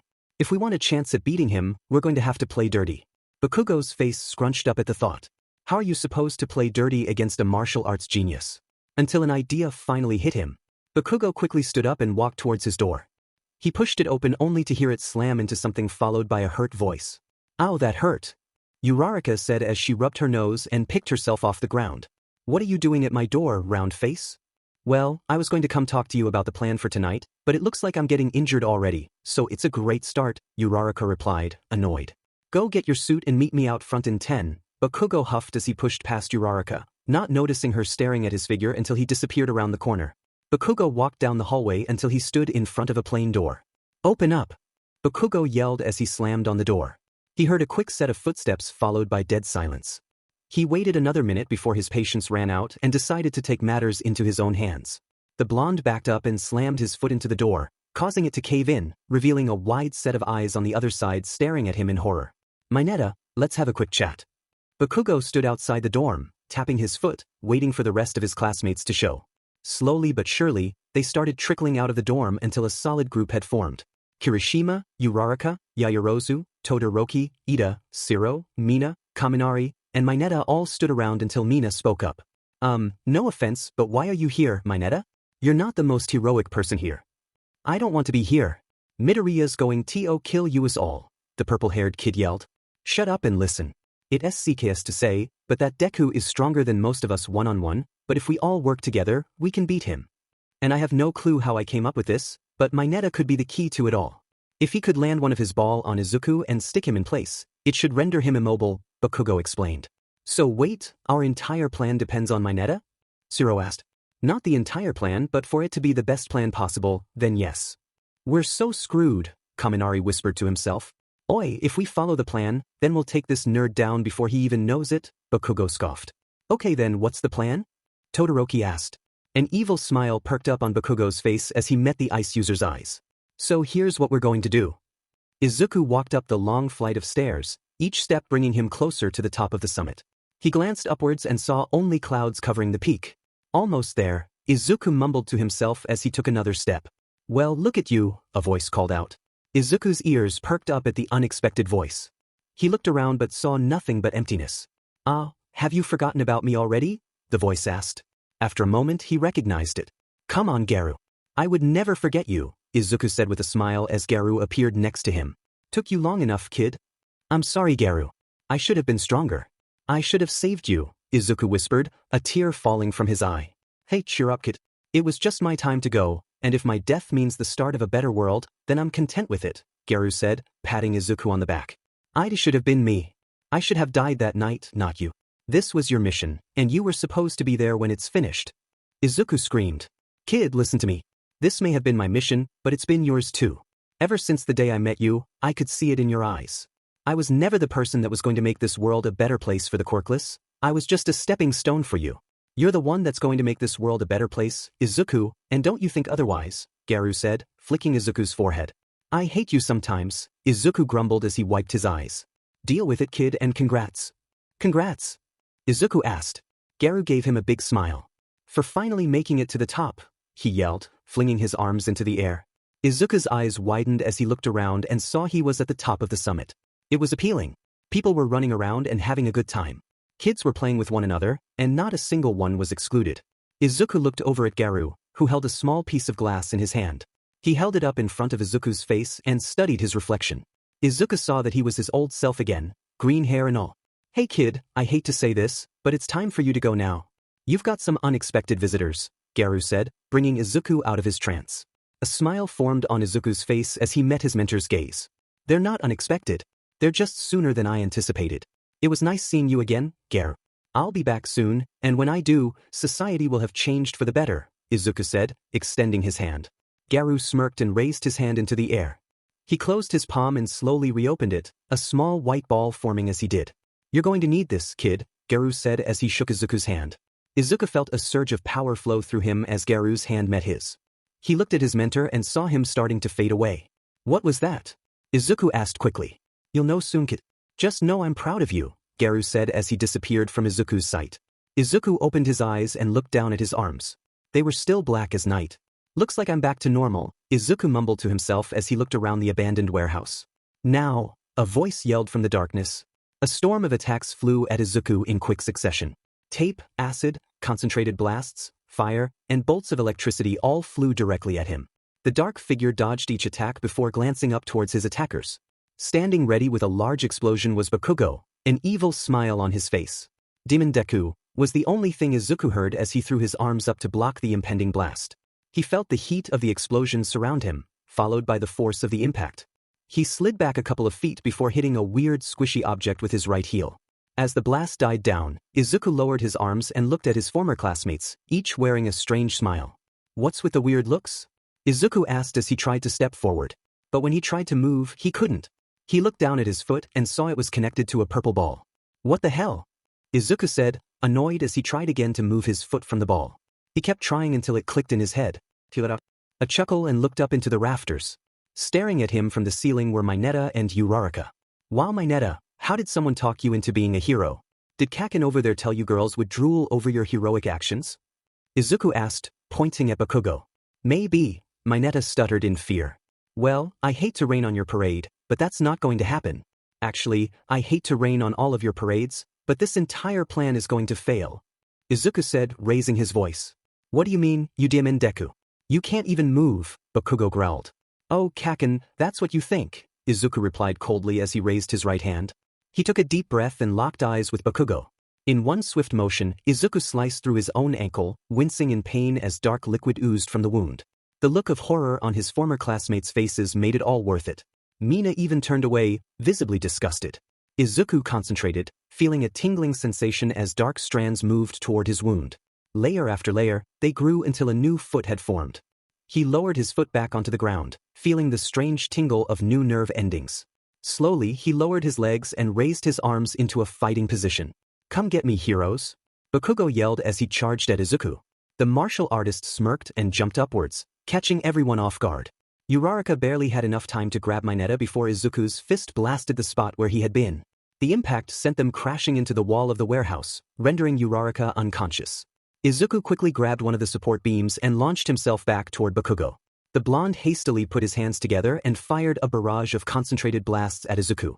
The dark figure rotated his body to dodge most of the blasts but was still hit by a few stray shots. Izuku winced as he felt his skin burn, but the payoff was worth it when he landed a punch on Bakugo's cheek. The explosion user flew backward, skidding across the ground until he was stopped by a cushioned wall made by Yaoyorozu. Who said you could interfere? Izuku laughed as he dashed toward the dark-haired girl. He sped across the open area and jumped into the air, spinning to deliver a devastating kick. Stop! A voice yelled, followed by a large glacier of ice. Izuku's foot slammed into the ice, causing the glacier to explode and send shards flying everywhere. Ow! Izuku looked up to see Yaoyorozu on the ground, a large shard of ice piercing through her shin. Well, talk about friendly fire. I thought you were supposed to have decent control over your ice, Todoroki, he said, glancing at the ice user. Shut up, Midoriya. You're the reason she's hurt. Todoroki screamed, shooting a fireball at Izuku. Spoken like a true hero, Todoroki. Always pushing the blame onto others. You're even more like your father than I thought, Izuku said coldly, disappearing from Todoroki's view. Distracted by Izuku's comment, Todoroki didn't notice the overwhelming presence behind him. Izuku slammed the side of his hand into Todoroki's neck, watching as his former classmate crumpled. Weak, Izuku said, kicking Todoroki in the chest, sending him skidding across the floor. Izuku walked forward and kicked Yaoyorozu before looking at the remaining heroes. A small smile formed as he met Zero's gaze. Ooh, Izuku whispered, causing the tape user to jump. Looks like you almost scared yourself, Zero. But don't worry, after I'm done with you, you just might. Forget about me. Bakugo yelled, blasting himself at Izuku. The dark figure turned his attention to Bakugo and laughed. Of course not, Kaken. You're just too weak for me to care. Like hell I am. 45% smash. Bakugo yelled, slamming his fist into Izuku's face. Bakugo watched as Izuku flew backward, crashing into some old crates that fell on top of him. Nice hit, Baku bro. Kirishima cheered, running up next to Bakugo. It's not over yet, Bakugo scoffed as the rubble began to shift. Izuku pushed aside the debris and climbed back into the open, wiping ash from his cheek. I actually felt that, Kaken. Too bad you won't be able to land another hit on me, Izuku said, charging toward Bakugo. The blonde smirked, raising his hands with glowing palms. A small spark escaped Bakugo's hands before a massive explosion blasted through the factory, shattering all the windows in the process. Bakugo watched as the smoke cleared, revealing 2 footprints scorched into the pavement. He raised an eyebrow, then quickly scrunched his nose and yelled out to his classmates, "Be ready! This guy is going to sneak up on one of us." "Right you are, Kachen," Izuku called out from behind Zero as he prepared for an attack. "Zero, watch out!" Mina yelled. Zero quickly jumped back and shot a roll of tape at Izuku. The dark figure extended his hand, allowing the tape to smack into his palm. In one swift motion, Izuku spun his hand around, gaining a better grip on the tape, and yanked Zero right towards him. "Guys!" Zero screamed as he flew towards Izuku, but it was too late. Izuku sidestepped as Zero came into range and grabbed his wrist. He swung upwards, snapping Zero's arm cleanly at the elbow. "Ah!" Zero yelled, feeling his lower arm go limp. Izuku held Zero up and locked eyes with him. Despite the pain, Zero took one last shot with his uninjured arm and punched Izuku in the cheek. The dark figure narrowed his eyes at Zero and scoffed. Izuku swung Zero up into the air and, with pure brute force, slammed him onto the concrete floor. Crack! The sound echoed through the factory as Zero's unconscious body lay in the center of a deep crater with cracks sprawling out from it. "Recipro burst!" Ilda yelled as he charged towards Izuku. Izuku raised an eyebrow as the engine user disappeared from his view. He looked around for Ilda until he felt something coming from behind him. Izuku quickly turned to see a metal boot coming right towards him. "Tisk!" Izuku scoffed as he was sent flying backwards from Ilda's kick. He rotated his body and pushed his hands onto the ground to flip himself back upright. He skidded back a few feet and stood up, watching Ilda barrel towards him, ready for another attack. The engine user jumped into the air and used his quirk to spin himself around, gaining momentum for a powerful kick. Izuku smirked and sidestepped out of the way, grabbing Ilda's ankle. He quickly snapped Ilda's ankle, leaving his foot facing the wrong way. Ilda screamed in pain as a smile grew on Izuku's face. "My turn!" Izuku yelled as he spun himself around with Ilda in hand, catching Mineta out of the corner of his eye. Izuku completed one last rotation before releasing Ilda, watching as he crashed into Mineta with such force that they broke through one of the support beams and buried themselves under the rubble. "Bakugo, what should we do?" Mina screamed. "Oi, shut up. We're fine. If we can land some of your acid on him, we can burn right through him. Bakugo yelled back. Oh, Kaken, do you think you can actually beat me? I'm not even using my full power yet. Izuku laughed as he approached the remaining heroes. What do you mean, you demon Deku? You've been holding back? Bakugo asked. You're smarter than this, Kaken. I've been using just brute strength up until now. Have you seen me use any actual fighting techniques? Izuku replied. Bakugo felt the breath leave his lungs and his heart race. He slowly turned to Kirishima, meeting the redhead's gaze, which mirrored his own, one filled with fear. Shitty hair, call for. Back up right now. Bakugo ordered as Kirishima quickly pulled out his phone. Izuku watched as they panicked, trying to call for help. How pathetic. It doesn't matter who you call, Kaken. Anyone you do will end up just like you and your friends, in the hospital. Izuku yelled as he charged towards Mina. He closed the gap in seconds and threw a right hook into her gut, a black streak following his attack. Mina doubled over, grabbing her stomach, but Izuku wasn't done. He kicked her jaw, sending her back into the air, and unleashed 3 quick jabs, each cracking bone on impact. Kaminari watched in horror as Izuku mercilessly beat Mina. Standing over his former classmate, Izuku turned to face Kaminari, who turned and started to run away in fear. Izuku felt his body tense and, in the blink of an eye, dashed in front of Kaminari. He snagged the electric user by the neck and lifted him into the air. No mercy, Izuku said coldly as he slammed his free hand into Kaminari's side, followed by a roundhouse kick to the chin. Kaminari's body slammed into the floor and skidded to a stop, leaving Bakugo and Kirishima as the last two standing. Did they pick up? Bakugo yelled, glancing between Kirishima and Izuku. They'll be here soon. They don't sound happy though. Kirishima replied. It doesn't matter, watch out.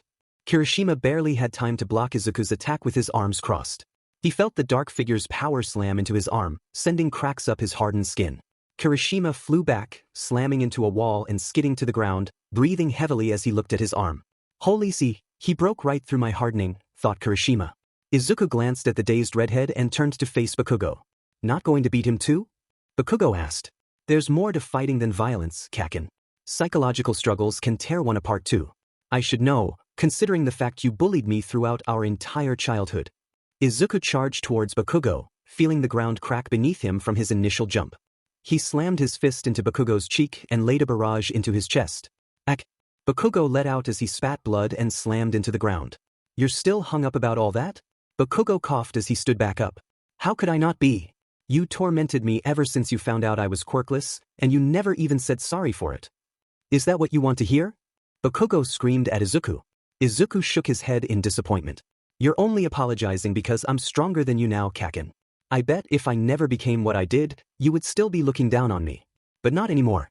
I was lucky enough to find my true strength, and I'm going to make a difference in this world, one where the quirkless don't live in fear of people like you. You call yourself a hero but can't even save someone who looked up to you more than anyone else. Izuku said coldly, feeling his nails starting to pierce the skin on his hand. Izuku made one last dash towards Bakugo and pet his arm back to end the exchange for good. He met Bakugo's eyes and saw something unexpected, regret. He threw his fist forward and watched as Bakugo closed his eyes, preparing for the blow, but something stopped Izuku. Pain shot up his arm as his hand slammed into Kirishima's hardened skin. He pulled back and stumbled as he met Kirishima's gaze. You're wrong. I don't know Bakugo's past, but that doesn't matter anymore. All that matters is he's trying to be a better person now. Kirishima yelled. Izuku scoffed and ran towards Kirishima, landing blow after blow. Red Riot Unbreakable. Kirishima shouted, trying to hold his ground. Izuku knew Kirishima couldn't maintain the form for long. All he had to do was keep attacking, and eventually he would break through. Bakugo watched from behind Kirishima as his friend went toe-to-toe with Izuku. It was incredible, a bright beacon of red holding up against a massive swarm of dark energy. Izuku slammed his fist into Kirishima's side, causing the redhead to wince in pain. This was it, Izuku's chance to end it, but suddenly it felt as if his body took control and moved on its own. He smashed his foot onto Kirishima's, causing the redhead to scream in pain as he left his unbreakable form. Izuku then grabbed Kirishima's mouth with one hand and the back of his head with the other, pushing him down until Kirishima knelt in front of Izuku with wide eyes. I respect you, Kirishima. Out of everyone here tonight, you put up the best fight and actually did some damage to me. Kirishima stared into Izuku's eyes, feeling tears welling up. I'm sorry. I wish we could have met under different circumstances and maybe even been friends. But that's sadly not the case. I can't have someone like you hindering my plans. Just know that your sacrifice won't be in vain but instead one step closer to us all being united together. Bakugo tried to stop Izuku, but for some reason his legs wouldn't move. You truly are the most manly guy I've met, Kirishima. I'm sorry. That was the last thing Izuku said as his right arm slowly started to glow darker than it ever had before. He lifted his arm above Kirishima's head, feeling the power radiating off his limb. Izuku slowly lowered his hand and touched Kirishima's nose, and in an instant, darkness shot out of Izuku's arm and covered Kirishima's head. Suddenly, a loud explosion was heard from the side of the warehouse. The smoke quickly cleared to reveal multiple pro-heroes, including Aizawa, Wash, Hawks, Endeavor, Present Mike, Fat Gum, and others. Izuku glanced over to the heroes and quickly released his grip on Kirishima. He took one step towards them and fell to his knee, gripping his arm. It was a dull gray that was slowly fading back to its original dark hue. Bakugo quickly snapped out of his trance and took off towards Izuku. 100% Detroit Smash. Bakugo yelled. The dark figure glanced up and saw Bakugo coming right for him with his entire arm glowing orange. Izuku attempted to jump out of the way, but his knees buckled, leaving him stranded in place. All he could do was wait. As Bakugo prepared to unleash the blast, he saw Izuku stumble, and it all clicked for him. He must be out of stamina and can't move. This is it. I'm going to end this. Bakugo released the explosion point-blank into Izuku's chest, feeling his entire arm scream in pain as the glowing orb in his hand exploded outward. The blast rocketed across the factory, obliterating everything in its path. Crates, support beams, equipment, and even the walls of the building itself evaporated from the sheer heat of the explosion. Bakugo slowly pushed himself up off the ground, wincing as he saw his arm turning dark purple. He turned his attention to the pro-heroes as they split up to treat the injured and clear out the smoke. I've got this, Hawks said as he flapped his wings a couple of times, pushing away the dust and smoke. Everyone's eyes were transfixed on the lone body lying on the floor, surrounded by a pool of its own blood. Bakugo ran over and looked at the aftermath of his attack, feeling sick. Izuku lay on the ground, his entire mid and upper left sides severely injured. His organs lay scattered across the floor, and his body was slowly shaking. Bakugo reached down to grab him but stopped when he felt a hand on his shoulder. He turned to see Hawks pushing past him with a feather sword in hand and plunged it into Izuku's heart. As the feather dug into Izuku, he attempted to grab hold of the blade and stop it but couldn't due to Hawks twisting it deeper. One last push of strength, Izuku smirked and looked at Bakugo. It's not over, it's never over. That was the last thing Izuku said before his body sprawled out across the floor and went limp. I need some help over here, yelled Fat Gum, who was at Kirishima's side.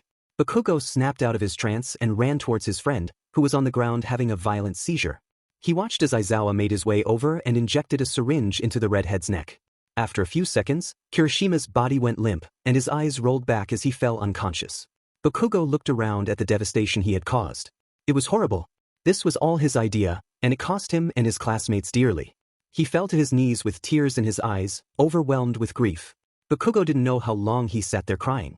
It was only when he felt a tap on his shoulder and looked up to see All Might that he realized he was the last one in the warehouse. He followed All Might outside and got into the police car, staring out the window as the car started on its way. But something caught his eye as they pulled out onto the road, a single body bag being zipped up and put into a large armored vehicle with no license plates. The car started its engine and exited the lot, turning away from Bakugo. He watched as the vehicle slowly faded into the darkness and disappeared from view. Izuku, I'm so sorry. 2 months later, again. All Might yelled at Bakugo. The blonde felt his blood starting to boil and took a deep breath. He focused on the concrete pillar in front of him. Behind it stood a clay target waiting to be destroyed. Bakugo swung his arm in a downward motion and flicked his wrist at the last second while igniting his palm. The blast arched upwards and curved at the top of the pillar but caught the concrete, stopping the blast. Ah! Bakugo screamed as he ruffled his hair. All Might walked over to his student and placed his hand on his shoulder. Young Bakugo, you must remain calm during this process. You won't be able to MSTR curving your blasts in only a week. Bullshit, All Might. I've made no progress in the past couple of months. You know that's not true. What % of 1 for all can you use now without hurting yourself? Asked All Might. 65, grumbled Bakugo. Before that, you could use small bursts of 45 at your best. So hush up on the complaining because you're making great progress. Now again, All Might ordered as he backed away from Bakugo. The blonde turned his attention back to the target behind the concrete. Be calm, Katsuki, you can do this.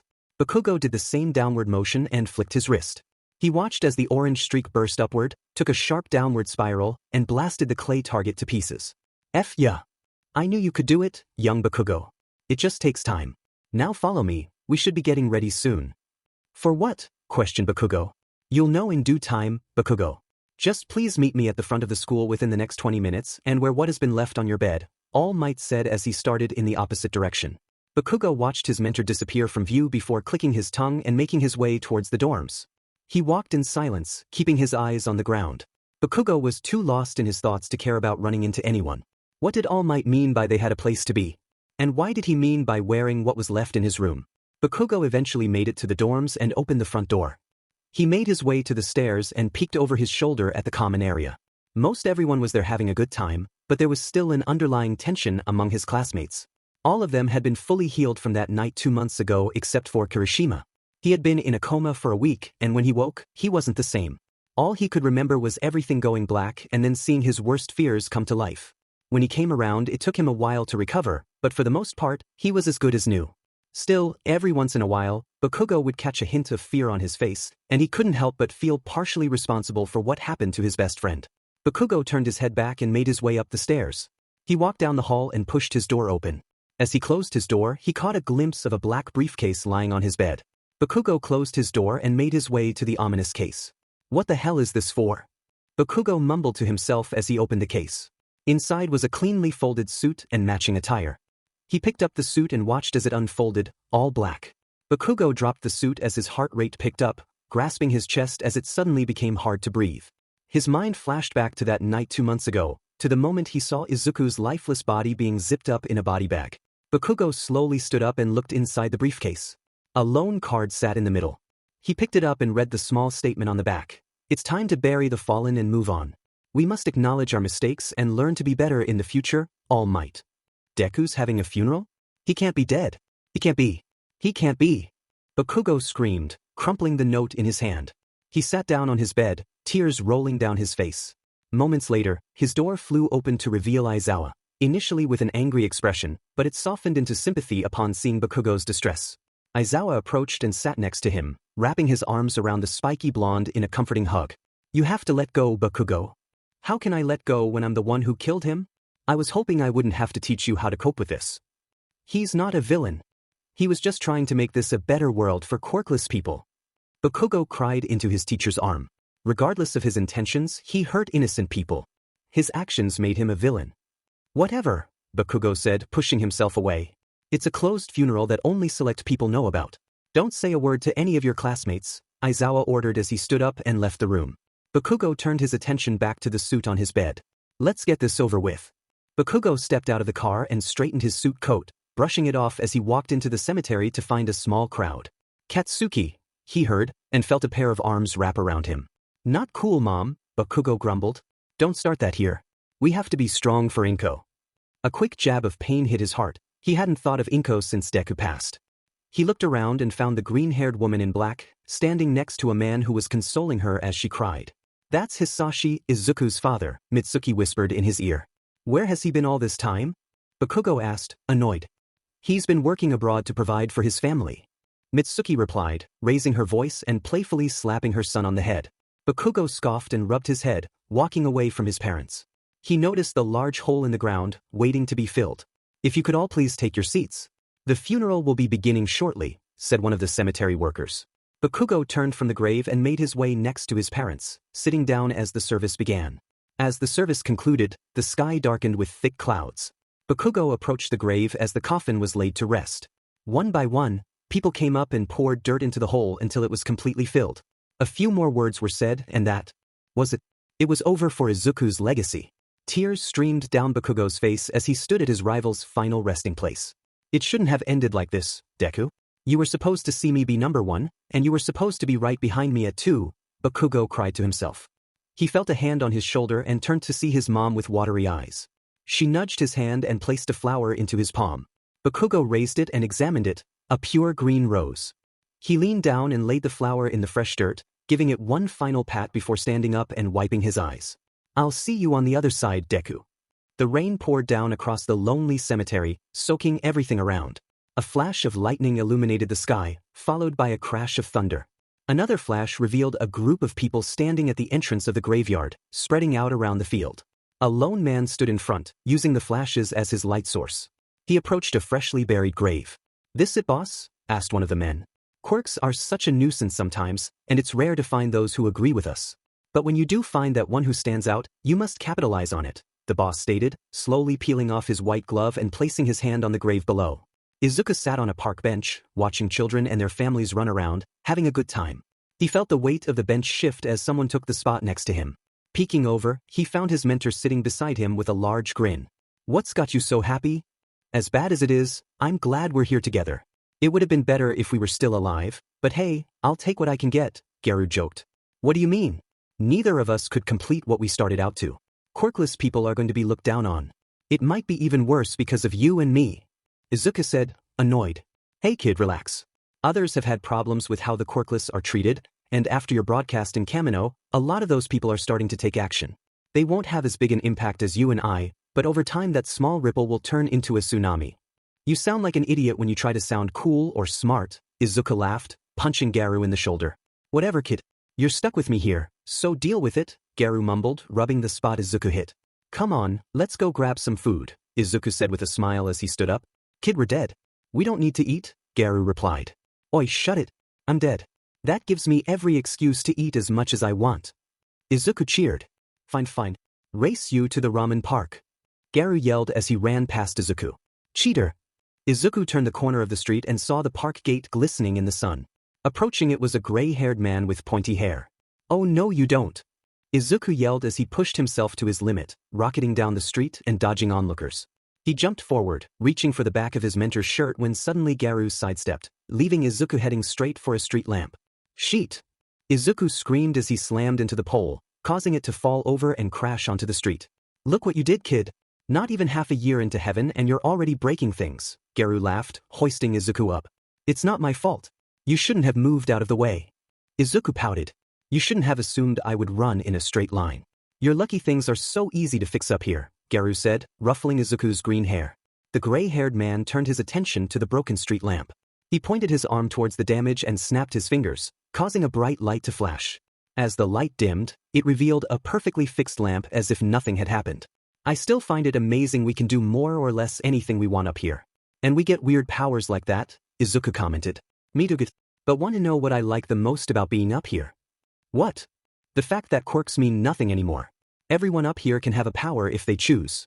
It's not bestowed upon them at BGMI," Garu said as he started his way back towards the ramen park. "It really is amazing," Izuku replied with a big smile. The two walked down the rest of the street and made their way into the park. As soon as they passed through the gate, the smell of noodles flooded Izuku's nose. The duo sat down on a bench and admired the scenery until a man came and asked for their orders. "Spicy please," ordered Garu. "I'll have plain please," Izuku said, passing the man back the menus. "It blows my mind how people still work up here," Izuku commented. "It's what people enjoy.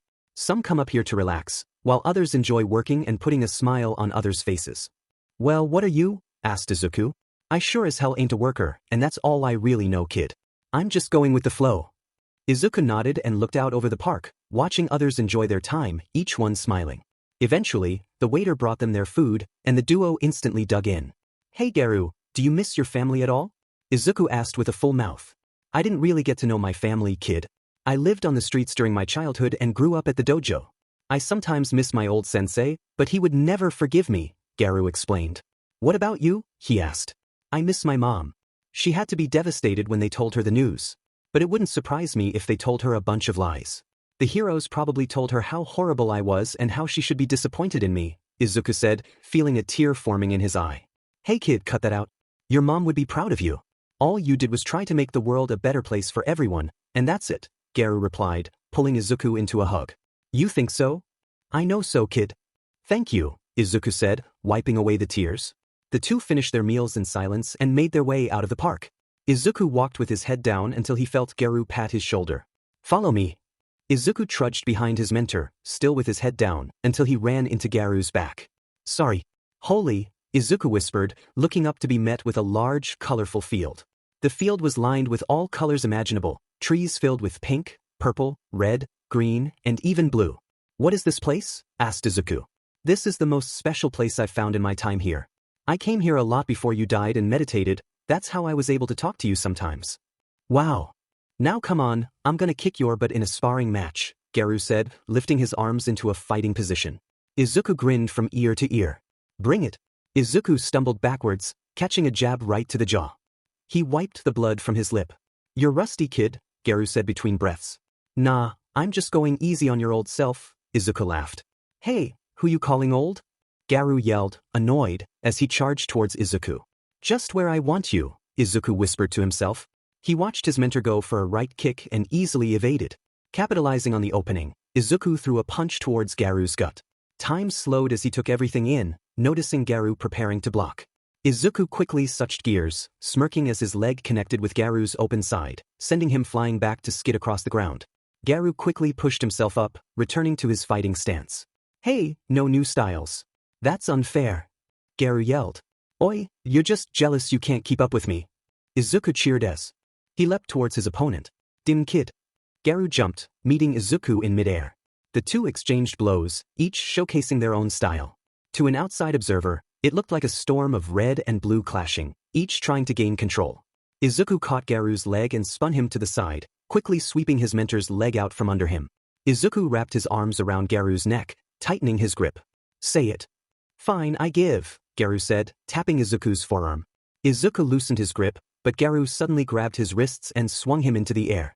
The gray-haired man turned and slammed Izuku into the ground, looking down at him. Come on, kid, you should know by now it's not over until one of us is either down or out, Garu smirked, holding out his hand. Izuku pushed himself up and slapped the hand away. Yeah, I still beat you, he mumbled. Whatever helps you sleep at night, kid. The two walked to the center of the field, taking in the view. Izuku closed his eyes and took a deep breath. Thank you. For what? Garu questioned. For being here when I needed someone. I don't know what I would have done if I hadn't met you that day. Nah, kid, I should be thanking you. You've really helped push our vision further than I ever imagined. You're the reason quirkless people have a new foundation in society, so thank you. Garu opened his arms for Izuku, who mirrored his mentor's actions. But when they made contact, Izuku felt a strange sensation in his gut. Hey, Garu, I don't feel so good, Izuku said, stumbling backwards and falling to the ground. Hey kid, talk to me. What's wrong? Garu asked, panicked. I don't know, everything's going dark. Garu reached to grab Izuku's hand, but it passed right through him. What the? Garu stuttered. Izuku looked into the sky, watching it grow darker with each passing second. His body temperature dropped rapidly, and he lost feeling in his limbs. Hey kid, stay with me. Don't you leave me up here. Someone get some help. Garu screamed as he watched Izuku suffer. Garu, I'm sorry, Izuku whispered, a single tear falling from his eye. Kid. That was the last thing Izuku heard before his world went pitch black. Izuku stood in a dark hallway alone, tears still in his eyes. He spotted a faint white light and slowly made his way toward it, each step bringing him closer.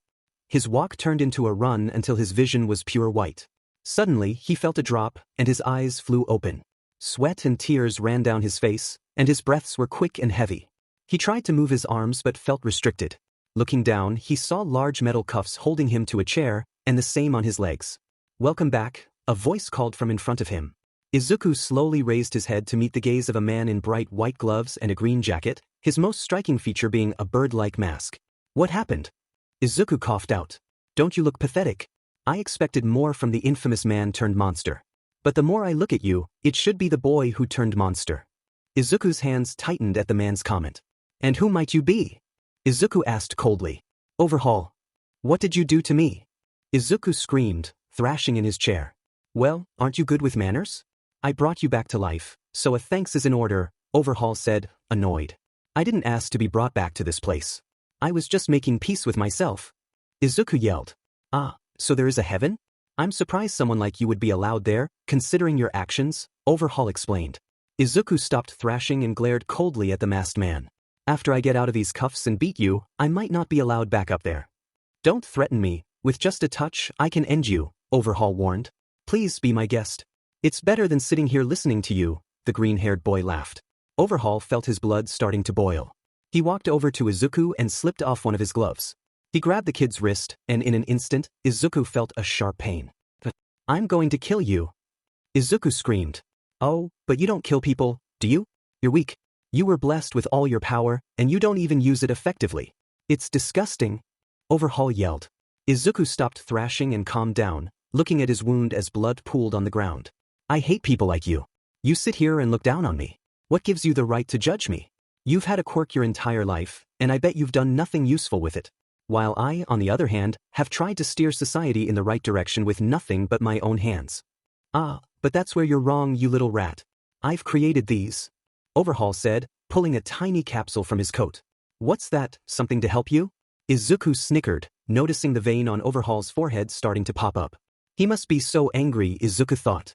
Suddenly, Izuku felt a cold sensation as metal slammed into him. Oof, he let out as his head recoiled. Blinking a few times, he stared at the ceiling, seeing stars and tasting iron in his mouth. Whoops, I think I broke your nose, said a new voice.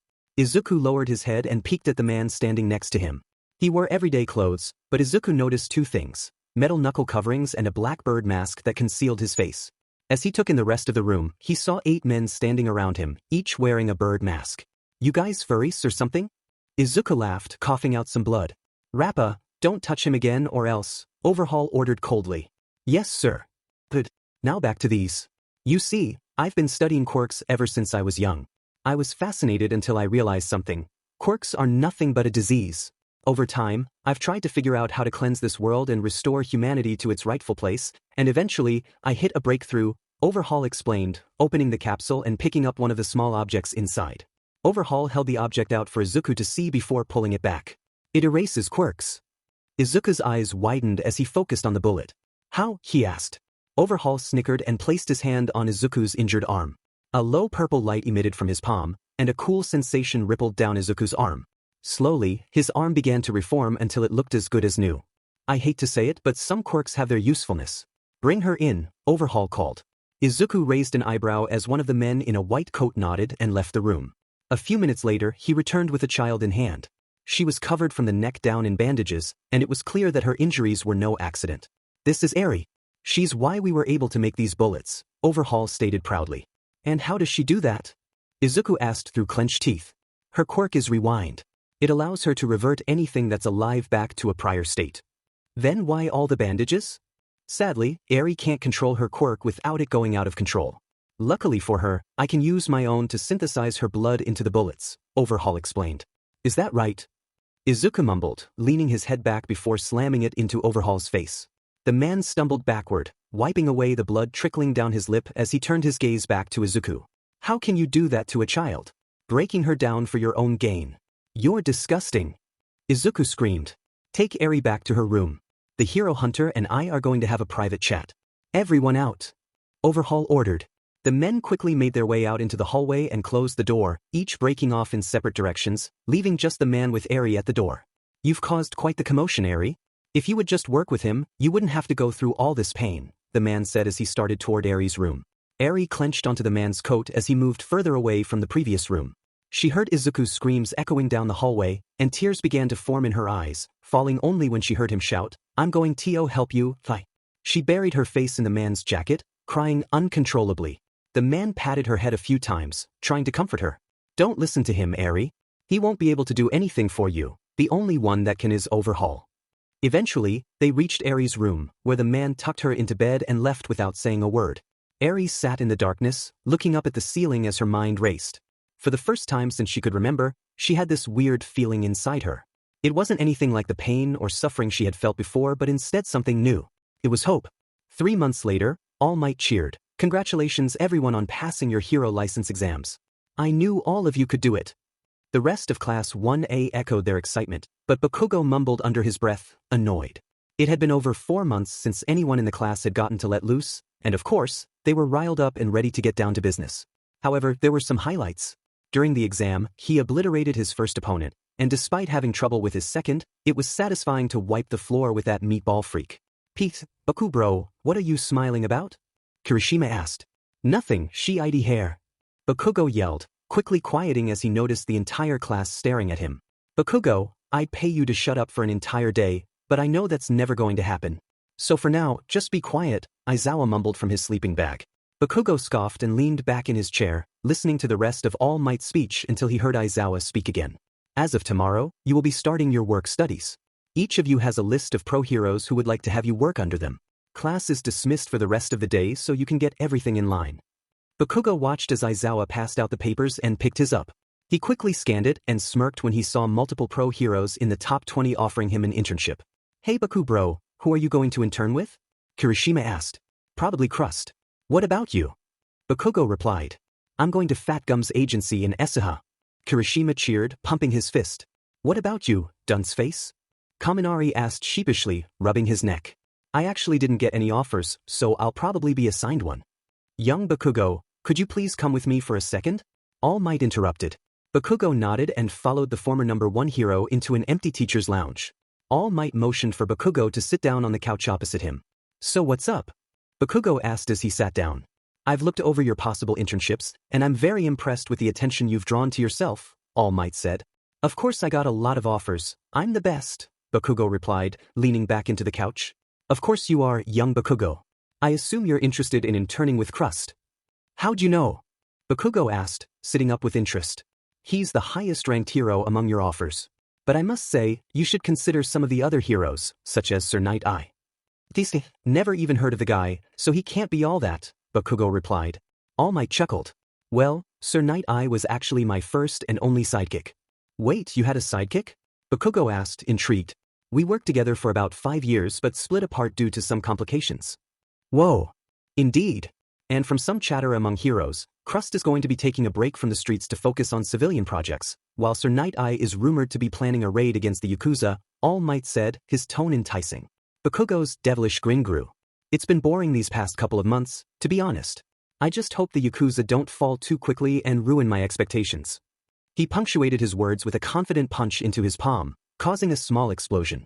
The next day, Bakugo stood outside the large glass building, surprised he had never heard of Sir Night Eye before. The agency was huge, and he was All Might's partner. He dug his hands into his pockets and made his way through the front door. A receptionist greeted him, but after a rather rude reply, he headed up the stairs to the 7th level. It didn't take long for Bakugo to find Night Eye's office. He spotted a sidekick and another UA student chatting. Is that Sir Night Eye's office? Bakugo asked as he approached them. Yes it is. Who might you be? The girl asked. Katsuki Bakugo, he replied, slightly annoyed. Hey, I've heard of you. You're that first year who dominated the sports festival. You've got major potential, the UA student cheered. I'm going to be the number 1 hero when I grow up, so of course I would win, Bakugo snarled. You've got a long way to go before becoming number 1. Bakugo felt his blood starting to boil. And why is that? Because I'm going to beat you to it. Mirio Togata. Mirio said as he flicked Bakugo on the nose. Who? Bakugo started to yell but was interrupted when the door beside him slammed open. He turned his head to his left and looked up at the tall man in the doorway. He had glasses, green and yellow hair, and a peculiar tie. Sir Night Eye, Bakugo said as he bowed. Katsuki Bakugo, come in, the hero ordered as Bakugo made his way into the room. Night Eye closed the door and walked up behind Bakugo. He slowly started to lower his hand onto the blonde's shoulder when suddenly Bakugo stepped forward and turned around. What are you doing? Bakugo asked. Well, aren't you a little rude? Can one not lay a hand on the next user of One for All? Bakugo clicked his tongue in annoyance as he took another step back. How do you know about that? In case you forgot, I worked with All Might for years. Of course, he would tell me about his quirk. But to be honest, I have no idea why he gave it to you. You're too immature and rough around the edges. All Might should have followed my recommendation and passed it to Mirio out there. He'll be number 1 and able to do it without the extra help of One for All. Bakugo felt his rage starting to boil over. With a deep breath, he walked forward and brushed past the hero. As he reached for the doorknob, Night Eye called out to him. So that's it? You're just going to up and leave? Tisk, Bakugo let out, annoyed as he turned to meet the pro hero once again. I don't belong here. If your beliefs about who has One for All are that important to you, then you need to rethink your whole view, sir. All Might came to me, I didn't go running for this power.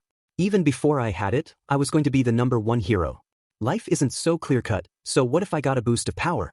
I'm sure as hell not going to waste it. It just allows me to save more people than I could before. So thanks for the offer, but I'll take my internship somewhere that will help improve this world, not one that has tantrums because they didn't get there. Way. Bakugo turned his head and grabbed the handle, starting to turn it when suddenly he got a bad feeling. He quickly turned his free hand to his back and flicked his index finger before igniting his palm. The explosion followed the sweat line Bakugo formed with his flick and detonated right behind him, ceasing the approaching threat.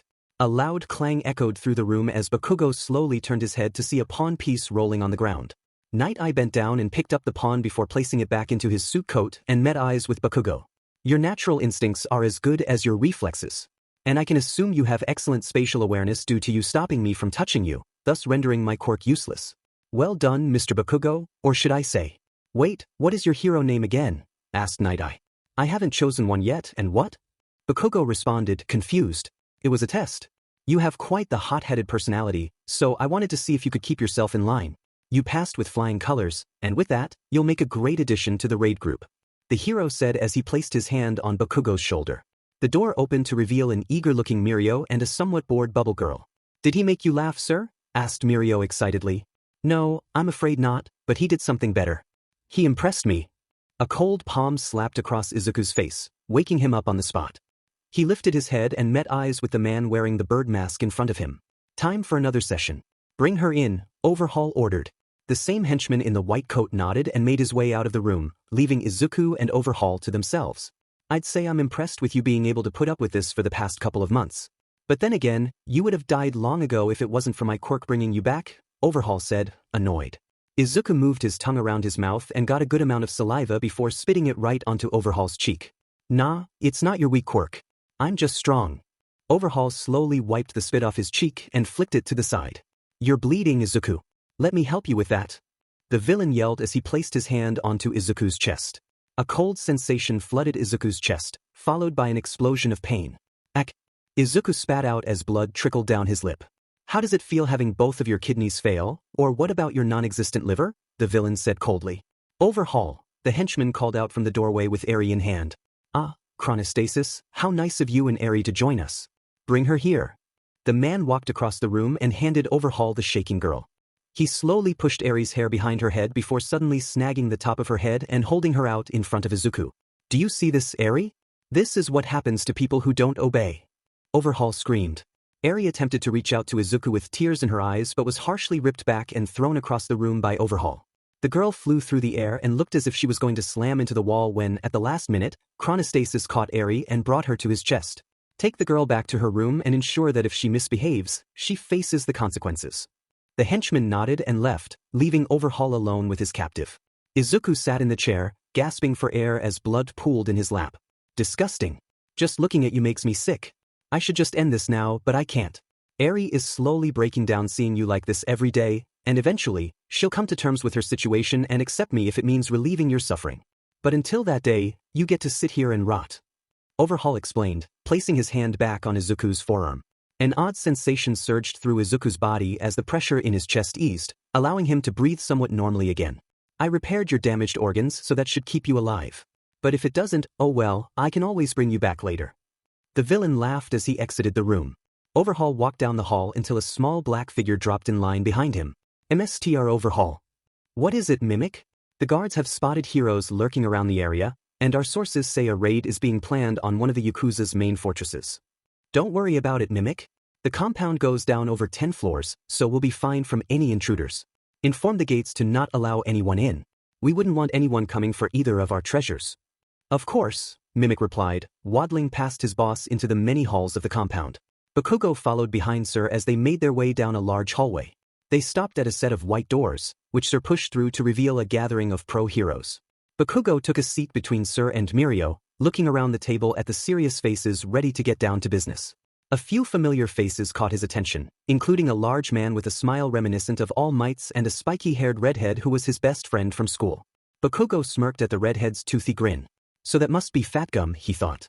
The blonde also noticed a few more UA uniforms at the table, 4 in total. He recognized 2 of them as classmates, while the others were likely third years, judging by Mirio's expressions. Alright, let's get started. As you know, the Yakuza have been making moves in the underworld, and according to our intel, they've had quite the breakthrough, Sir explained. Fatgum, if you will. Of course, as of 4 nights ago, it's believed they have created and are distributing bullets that can temporarily block quirk usage. But that's not all. After examining one of the bullets Red Riot preserved, it was revealed to contain human blood, Fatgum stated loudly. Mumbles broke out at the table until Rocklock spoke up. Can someone explain why we have kids here? Hey, these aren't just kids, they're heroes in training, and I won't let you look down on them, Rocklock. Fatgum yelled. That's enough, Sir Night Eye said in a serious tone. The heroes stopped their bickering and turned to him as he approached a large screen. He clicked a remote, revealing a side photo of a man wearing a decorated bird mask. The Yakuza's young head, Kai Chisaki. Quirk, Overhaul. With his power he can disassemble and reassemble things. A quirk that allows him to break down matter and a bullet that can break down quirks. Chisaki has a daughter, but there are no records of her BRG. When one of our operatives saw her, they noticed bandages wrapped around her arms and legs, Sir explained. Could he really do this? Asked Pro-Hero Ryukyu. Unfortunately this. In the world of superhumans, if you can dream it, you can do it, Gran Torino added. Hold on, what are they talking about? Kirishima asked Fat Gum. Once again, why do we have children in the meeting? We're wondering if this Chisaki is turning his daughter's body into bullets and selling them on the black market, Rocklock said, annoyed. Sheet. Bakugo mumbled under his breath. To be clear, we are not certain he's actually selling the bullets. Their efficacy is questionable. It's possible they are still in the testing phase and he's giving them out as samples to rally more people to his cause. We have no hard evidence, but we know he has allies and funds from across the nation. If this drag allows him to annihilate someone's quirk entirely, then there's no telling how much devastation he can cause, Sir explained as the room fell silent. He waited a moment for anyone to interject. When no one did, he continued. So the plan goes as follows. Bakugo sat in the back of the helicopter as it flew across the sky, keeping his head down and resting his arms on his thighs. He sat in silence, listening to the loud rotors above him. After a few minutes, he felt a tap on his shoulder. Bakugo looked up to see the assistant pilot giving him a thumbs up. Bakugo took a deep breath before putting on his hero mask and slipping in an earpiece. A wicked grin spread across his face as he peeked outside the window at the city below. Hello? Hello? Can you hear me? A voice crackled through the earpiece. Loud and clear, Bakugo responded. Good. We're approaching the target soon. Estimated time of arrival, 2 minutes. Roger that. Bakugo took his time to fix all his gear, ensuring his boots were tightened, his gauntlets strapped, and his belt secured. Another minute of radio silence passed before the voice returned. Target is in range. All civilians have been cleared from the area, and we have the green light from the ground team. Operation New Life is a go. Give them hell, Ground Zero. Bakugo grabbed the door handle next to him and slid the door back. He threw his legs out of the helicopter and onto the support beam below. Carefully, he attached his support HS and moved fully onto the beam, held only by the strap around his chest. Bakugo scanned the area and spotted the helicopter approaching the compound, highlighted by his new goggles made specifically for the raid. Within seconds, the goggle lights changed from red to green, signaling that it was his time to shine. Bakugo outstretched one palm and used the other to designate an area of concentration for his quirk. Rolling thunder, he screamed as he carpet-bombed the Yakuza base from above. The helicopter circled the base, allowing Bakugo to hit every square inch of the above-ground section. As they finished their lap, Bakugo's earpiece came back to life. Time to move, Ground Zero. He quickly scanned the streets and found the ground team advancing toward the compound. In one swift motion, he snagged the top portion of his HRS and ripped it off, allowing him to free fall toward the ground.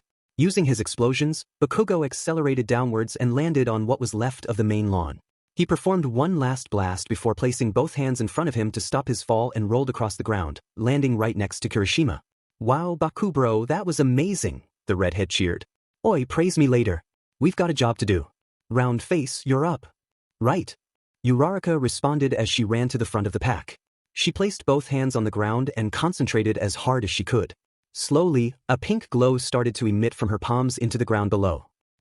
She screamed as she threw both hands into the air. As her hands reached their peak, the rubble on the ground began lifting, clearing a path into the basement of the compound. Everyone let's G, Sir started to yell but was interrupted by a loud rumble beneath the rubble. The raid team stopped and looked around as the tremors grew louder until a massive gust of wind shot out as a huge set of arms broke through the debris. Who turned off the lights? The man boomed as he pulled himself the rest of the way out. Bakugo's eyes widened at the sight of the large man, who was so massive he had to use his arms to walk like a gorilla. Another detail caught his eye, the man's mask, similar in style to Overhaul's but less ornate. It's one of the 8 precepts of death. You all go on, the Ryukyu agency will handle him, the dragon quirk user yelled as she began to transform. Let's move. Sir commanded as he and the rest of the raiders dropped into the depths below. Several minutes before the raid, Overhaul asked sadistically, how does it feel to know your sole purpose in life now is to feel pain?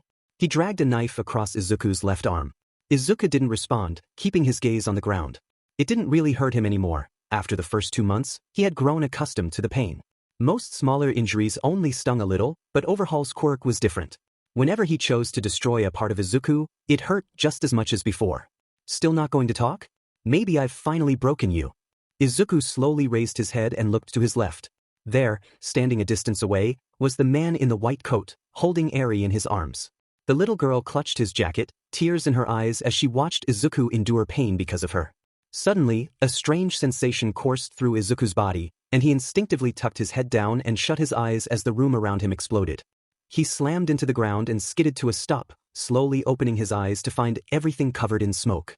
A loud ringing filled his ears, and he felt a cold sensation emanating from multiple parts of his body. His forehead, cheek, legs, and the coldest of all, his left shoulder. It took all of Izuku's willpower to move.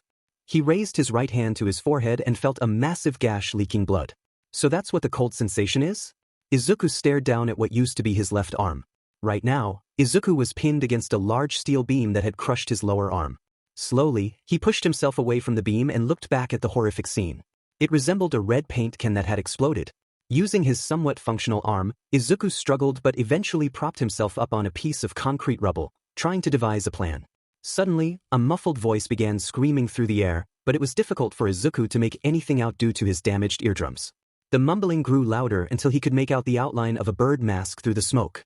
Of course, the villain was fine. He could heal himself at will with his quirk. Izuku's mind sprang to life as he recalled every painstaking moment spent with that monster. Every time he used his quirk, he had to touch Izuku with his hands, specifically his fingers. A small smile crept onto Izuku's face as he slid up his support and stumbled forward into the smoke. Eventually, he wandered enough to find Overhaul standing over the mutilated bodies of his henchmen and, sadly, Eri. No. Izuku whispered to himself as a tear formed in his eye. Overhaul bent down to one knee and touched Eri's head. A small purple light emitted from his palm, and before Izuku knew it, Eri jumped up, coughing violently. Thank God, Izuku mumbled.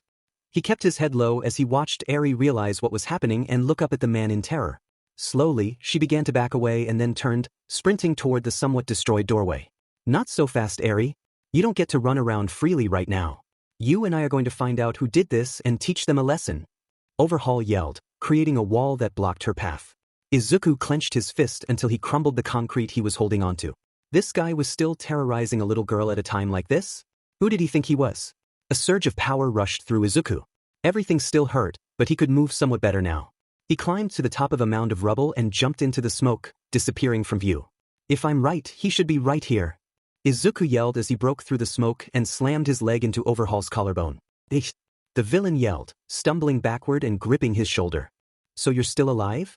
I knew it would be too much of a miracle if you died in the blast, but it looks like you didn't come out unscathed. Look at you look like a zombie stumbling around on your last leg. Pathetic. Overhaul sneered, pointing at Izuku. Eri, get behind me. Izuku ordered as the little girl hid behind his legs. Tell me, Izuku. Whoever did this, most likely heroes, will come down here, and one of two things will happen. 1, they find your dead body in one piece and can lay you to rest once again, or I'll reduce you to nothing but scattered atoms, and they'll never even know it's you. The choice is in your hands. Hand over the girl and die peacefully. Overhaul commanded. Izuku raised his only arm and brought it into an attack position. I may not be a hero, but I'd rather die the most painful death imaginable than let you take Eri, he stated confidently. So be it. Overhaul slammed his hands onto the ground, causing massive spikes to converge on Izuku and Eri. Izuku quickly snagged Eri by her shirt and brought her close to his chest as he jumped into the air, avoiding the attack. You couldn't even comprehend how valuable Eri is. She's irreplaceable. Overhaul screamed as he sent out another wave of attacks.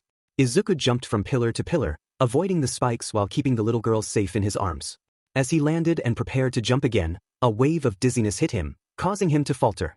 Pain shot through his leg as a spike dug into his calf. Ah! Izuku screamed as he lost hold of Eri.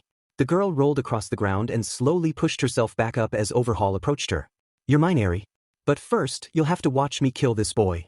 Izuku looked up, his body trembling with anger. Damn it, I'm losing too much blood. I'm going to pass out before we get out of here, he thought. He glanced down at the spike in his leg. Luckily, it hadn't pierced all the way through. He gripped the base of the spike and slid his leg upward, causing immense pain to shoot through his body. As he finally freed his leg, some of the pain subsided, replaced by a more bearable amount. God damn it, Overhaul, leave her alone. Izuku yelled as he charged toward the villain. Overhaul sighed and placed his palm on the ground. As soon as his palm touched the ground, Izuku's senses went into overdrive. With each step, he could feel where the next spike would protrude. He swiftly dodged each one and closed the distance between himself and Overhaul in seconds. As Izuku jumped forward and pet his arm back, he locked eyes with the leader of the Yakuza. He didn't see confidence anymore, it was fear. Izuku slammed his fist into the man's cheek, causing him to fall back onto the ground. Izuku didn't let up. He quickly jumped onto the villain and unleashed all his built-up anger, not giving Overhaul a second to retaliate. With each hit, Izuku felt more of Overhaul's bones breaking. It wasn't until he struck Overhaul's nose, causing blood to spurt everywhere, that he turned his attention elsewhere. Izuku looked around and found a piece of metal lying by his right foot. He reached down, picked up the scrap, and said loud enough for Eri to hear, "Look away, Eri." The girl turned away and collapsed onto the ground, not wanting to see what happened next. Izuku raised the metal and slashed it across Overhaul's hands, causing blood to spill onto the ground. He dropped the metal as it clanked against the floor and stood up, looking down at the unconscious man who was bleeding profusely from his head and now fingerless hands. But something shiny caught his eye. A small, slightly dented case lay alone. Izuku reached down and popped it open to reveal 2 intact red bullets and 2 shattered blue ones. He slipped the case into his pocket and made his way over to Eri. He bent down and wrapped his arm around the girl, bringing her to his chest. "Let's get out of here," Izuku said as he stumbled out of the doorway with her in his arms. He struggled down the hallway, trying to avoid the confrontation coming from above. He knew they were getting close. The vibrations from the attacks were growing stronger every second. Just as he went to take another step, he felt Eri tug on his shirt. "Over there," she whispered. Izuku dragged himself over to the wall, raising an eyebrow as Eri pressed a hidden pressure plate. A low rumble shook through the wall as a hidden doorway opened, revealing a dimly lit path. "It's an escape route. It'll take us to safety," Eri explained. Izuku nodded and stepped into the darkness of the hallway. The door slid shut behind him, and he looked down at Eri. She had wide eyes, likely from the realization that she was about to escape this place. A smile tugged at Izuku's face as he saw the hope in her eyes. "Let's get you out of here." Izuku burst through the doorway and quickly scanned his surroundings. His eyes found the large plume of smoke rising from the fires at the compound. He tightened his grip around Eri and took off in the opposite direction as fast as he could. "Damn it, my legs are starting to give out. I need to figure something out fast." Izuku took a sharp left into an alley and put his back to the wall. He felt blood dripping down his face and off his arm as he took a deep breath and hobbled down the alley. "I need to stop this bleeding or I'm going to be in serious trouble." Izuku kept going deeper until he found an old door covered in wood planks. "Thank goodness," he cheered as he made his way over to the door. "Eri, hold on to me for a second," he whispered as he took his arm off the girl. Eri nodded and wrapped her arms around Izuku's neck as he squared up in front of the door. He took a deep breath and threw his fist into the door, causing it to fly off its hinges and crash to the ground. Izuku quickly pulled Eri back into his arms and made his way through the doorway. He swept over the small set of rooms, realizing it was an old abandoned apartment.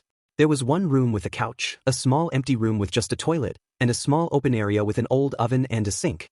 Izuku hobbled into the room and placed Eri onto the couch, crouching to be at eye level with her. "Whatever you hear, please just stay in here." "Okay." The girl nodded, and Izuku jumped into the open area as fast as he could. He made his way over to the oven and turned the burner as high as it would go. Please have gas, yes." Izuku exclaimed as the top of the stove began to glow a faint red. He tapped his fingers in anticipation as the burner grew brighter. After a few minutes, he could feel the heat radiating off the metal. He shifted his body so his wound faced the burner. Taking one last deep breath, he closed his eyes and plunged his arm onto the burning metal. "Ah!" Izuku screamed as the smell of burning flesh filled the air. After what felt like an eternity, he pulled away from the stove and fell back onto the ground, his body trembling from the pain.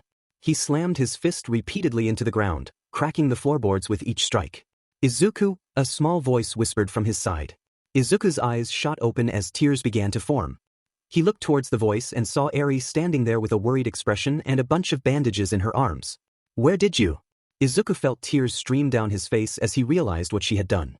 She had taken her own bandages off her arms and legs and brought them to him.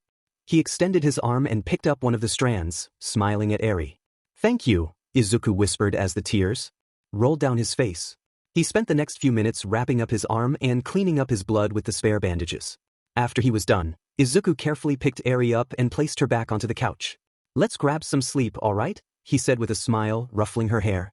Eri nodded and curled up on the couch, closing her eyes. Within a couple of minutes, her breathing became slower and deeper, signaling to Izuku that she was asleep. He let out a big sigh, backing up against the wall and sliding down onto the floor. It wasn't the most comfortable position, but after being stuck in a metal chair for so long, it was bearable, and soon he drifted off to sleep. Eventually, Izuku woke up and looked around. He was still propped against the wall, facing the sleeping girl on the couch. "Looks like she's out cold," he thought. Quietly, he pushed himself up and made his way into the hallway, a cold chill racing down his spine. "Holy," he whispered to himself, feeling the sudden drop in temperature. Spotting the busted door on the ground, he made his way over and used all his strength to pick it up. Slowly, he backed up until he was standing slightly in the doorway, then dropped the door onto the ground, angling it to block out most of the cold air seeping into the small apartment. Shivering, he rubbed his arms and looked up at the sky. It was pitch black. Taking one last look at the door, he deemed Eri would be safe while he ventured into the city. Maybe he could find some spare cash and make breakfast for her before she woke up. That would definitely make her happy. He looked around and found a decent-sized stick lying on the ground. Hobbled over to it, he picked it up and smirked. I bet Garu's laughing at me right now, watching me use a cane to walk. Taking a step with his new cane, he decided it would manage for the time being and ventured off into the cold. Meanwhile, Bakugo slammed his fist into his locker. Whoa, Bakubro, what's wrong? The raid was a success. Kirishima cheered, pumping his fist. Bakugo stood up and walked over to him, grabbing him by the collar with eyes full of rage. Success? A success? Do you even hear yourself? The whole mission was to save that girl, and she was nowhere in the complex, he yelled. Calm down, man. We captured all of the 8 precepts of death and stopped the production of those bullets. That sounds like a win to me, Kirishima replied, but Bakugo pushed him away, feeling his anger boil over. Did you even look at Overhaul's body? His hands were slashed by a sharp object. My explosions couldn't have caused that. Someone else was in that compound, and I'll be dead if they think they can get away from me. I don't know, man. Your quirk has improved the most out of all of us this year, so I don't think it's too far-fetched to think you're the one who messed Overhaul up. Maybe Eri didn't leave the compound. There's always a chance she could have been. Kirishima started to say but was interrupted by Bakugo. I swear if you finish that sentence, I'll end you on the spot. There's no way Eri could have died in that collapse. She just couldn't have. Kirishima let out a big sigh and placed his hand on Bakugo's shoulder. I'm not saying it's your fault, but it's a possibility. If it's true, don't worry about it. I'm going to help you get through this, that's what friends are for. Kirishima smiled, patted his friend's shoulder, and walked out of the locker room. Bakugo stood in silence, looking down at the floor. He could feel his hands starting to go numb from how hard he was clenching it. "In it," he yelled, punching the wall and causing a few cracks to form. He made his way out of the locker room and down the halls of UA, keeping his head down and hands in his pockets as he walked toward his dorm. As he turned the corner, he spotted a familiar face leaning against the wall. Aizawa, Bakugo mumbled. That's Mr. Aizawa to you, Bakugo. I wanted to fill you in on the last-minute details of the raid. Bakugo's eyes widened at his teacher's comment. What happened? He blurted out. The heroes finished their final sweeps of the compound and have officially started their investigations on the Yakuza members, Aizawa explained. And? Eri's body wasn't found in any of the rubble, meaning she somehow escaped the complex. We don't have a location on her yet, but we should be able to find her quickly since she's an unattended child. What about the investigations? Bakugo asked, dying from anticipation. None are cooperating with us. It's been a long-standing tradition of the Yakuza to never comply with the police, even if it's to bring down their enemy. Ugh. Aizawa grumbled something under his breath before turning his back to Bakugo. The rest of the students are waiting back at the dorm for your return surprise party. I'd say sorry for ruining the surprise, but knowing you wouldn't really care in the first place. With that, the teacher started to walk away from Bakugo. Aren't you coming back too? Bakugo questioned. I'm on patrol tonight, so you'll have the dorms to yourselves. Also, Bakugo, if I catch even one person in the dorm doing anything they're not supposed to, they'll be expelled on the spot. So keep that in mind. The teacher gave Bakugo one last look before taking his leave.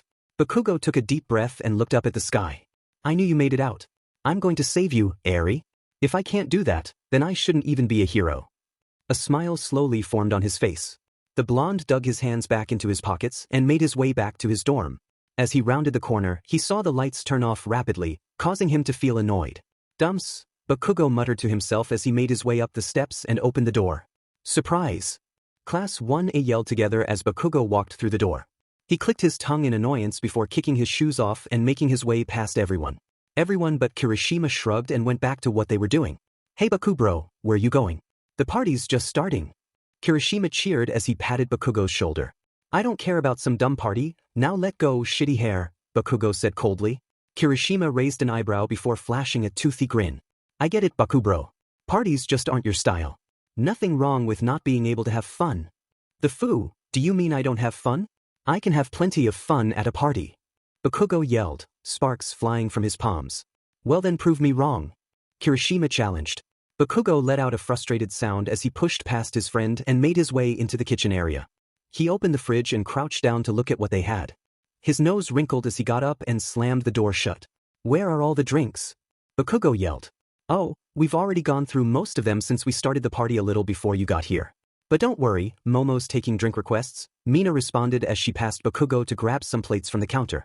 Bakugo angrily followed the pink girl into the common area until he spotted Momo sitting on the couch with Todoroki's arm around her. Oi, Momo, Raccoon Eyes said you're the bartender for the night, Bakugo snickered.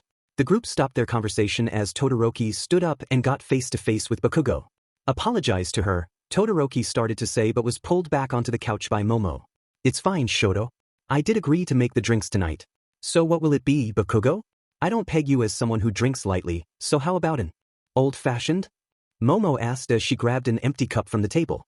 Bakugo felt a shiver go down his spine before a wave of anger flooded through him.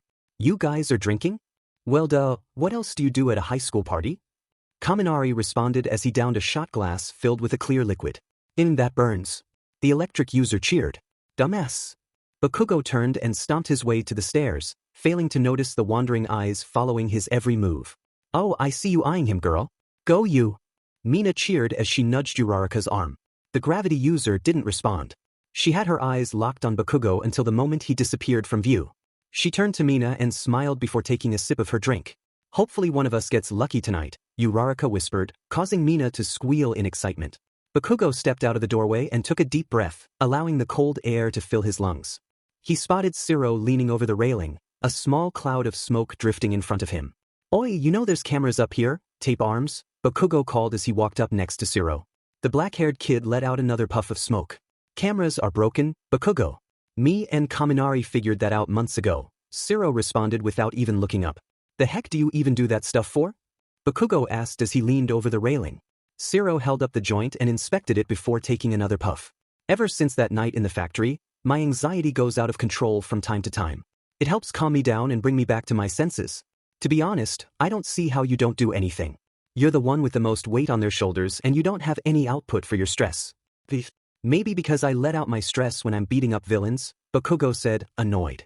Whatever man, more for me, Siro said calmly as he finished up his joint. The black-haired kid flicked the last of his roach off the roof and dug into his pocket for another. Bakugo watched the embers fall to the ground and land in a pool of water caused by the night before. So why did you come up here, Mr. Hothead? Siro asked, a smile creeping across his face. Shut up, tape face, before I toss you over the edge. Bakugo yelled as he stood up and turned towards his friend. Siro laughed at Bakugo's outburst before extending his hand. Care for a puff? Or are you too much of a goody-goody? Siro teased. Bakugo felt the veins popping on his forehead as his friend dangled the joint in front of him. Bakugo scoffed and snatched the object, bringing it to his lips. He took a long inhale, feeling the smoke fill his lungs. As he reached his limit, he blew it out and leaned back against the rail. Whoa man, I expected you to cough a bunch. You sure it's not your first time? Siro asked, intrigued. Bakugo took another hit and looked out across the campus. I've been around smoke since my quirk manifested. This is nothing compared to some of the stuff I've inhaled, he explained. Alright, I'm going to head back down. My head's starting to get a little light. You coming too? Bakugo asked as he started toward the door. Yeah, I'll be down in a minute. It was nice chatting with you, Bakugo. I've never seen this side of you before. Bakugo replied, taking his last hit of the night. Hey, mind if I get that back? Siro called from behind. Bakugo smirked. Sure thing. He turned around, rolled the joint from between his fingers into his palm, crushed the remainder, and let off a small blast to turn the rest to dust. Siro's eyes widened as Bakugo opened his hand and threw the scraps into the air, watching them disappear as he passed through the doorway. Bakugo walked down the stairs to find the rest of the class sitting in the living room, playing Truth or Dare. He stood on the outside of the circle, and as soon as he got close, the smell of alcohol hit him. Christ, he mumbled, alerting the others to his presence. Bakubro, come play with us. Kirishima yelled, slurring his words. Pff, Truth or Dare is for wimps, Bakugo scoffed. You sound like the wimp, Uraraka cut in. The class erupted in laughter, as no one had ever stood up to Bakugo like that before. That a challenge, round face? Bakugo growled. She shot him a wink, causing him to plop down between Kaminari and Garu. Alwoo, Kaminari pouted. Bakugo rolled his eyes and suched spots with him as the electric user cheered drunkenly.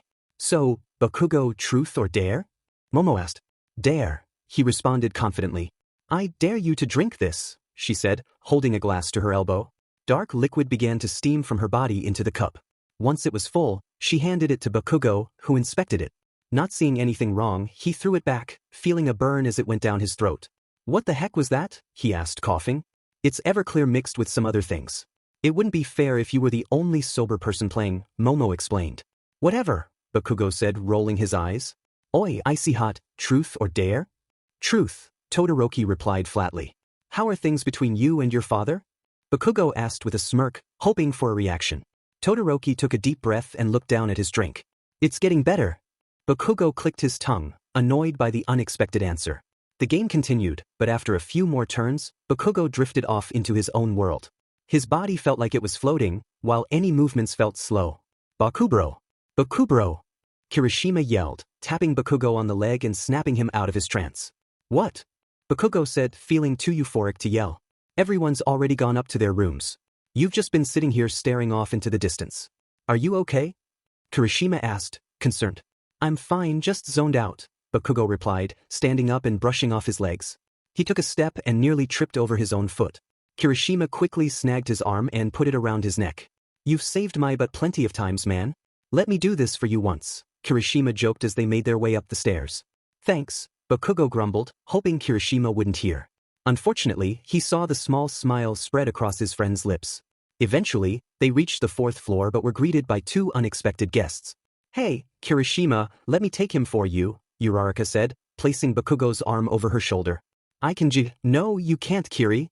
You need help yourself. Mina yelled, pulling Kirishima away.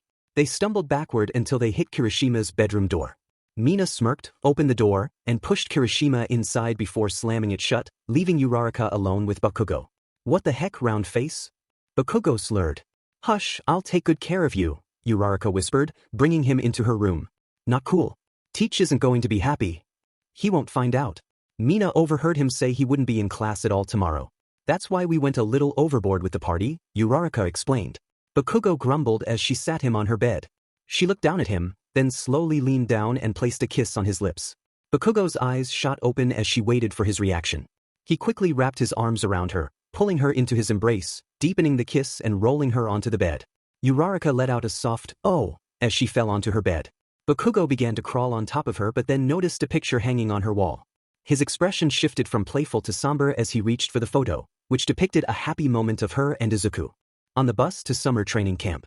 The sight of Izuku's smile stirred a deep sadness within him. He quickly placed the picture back and moved toward Uraraka's window.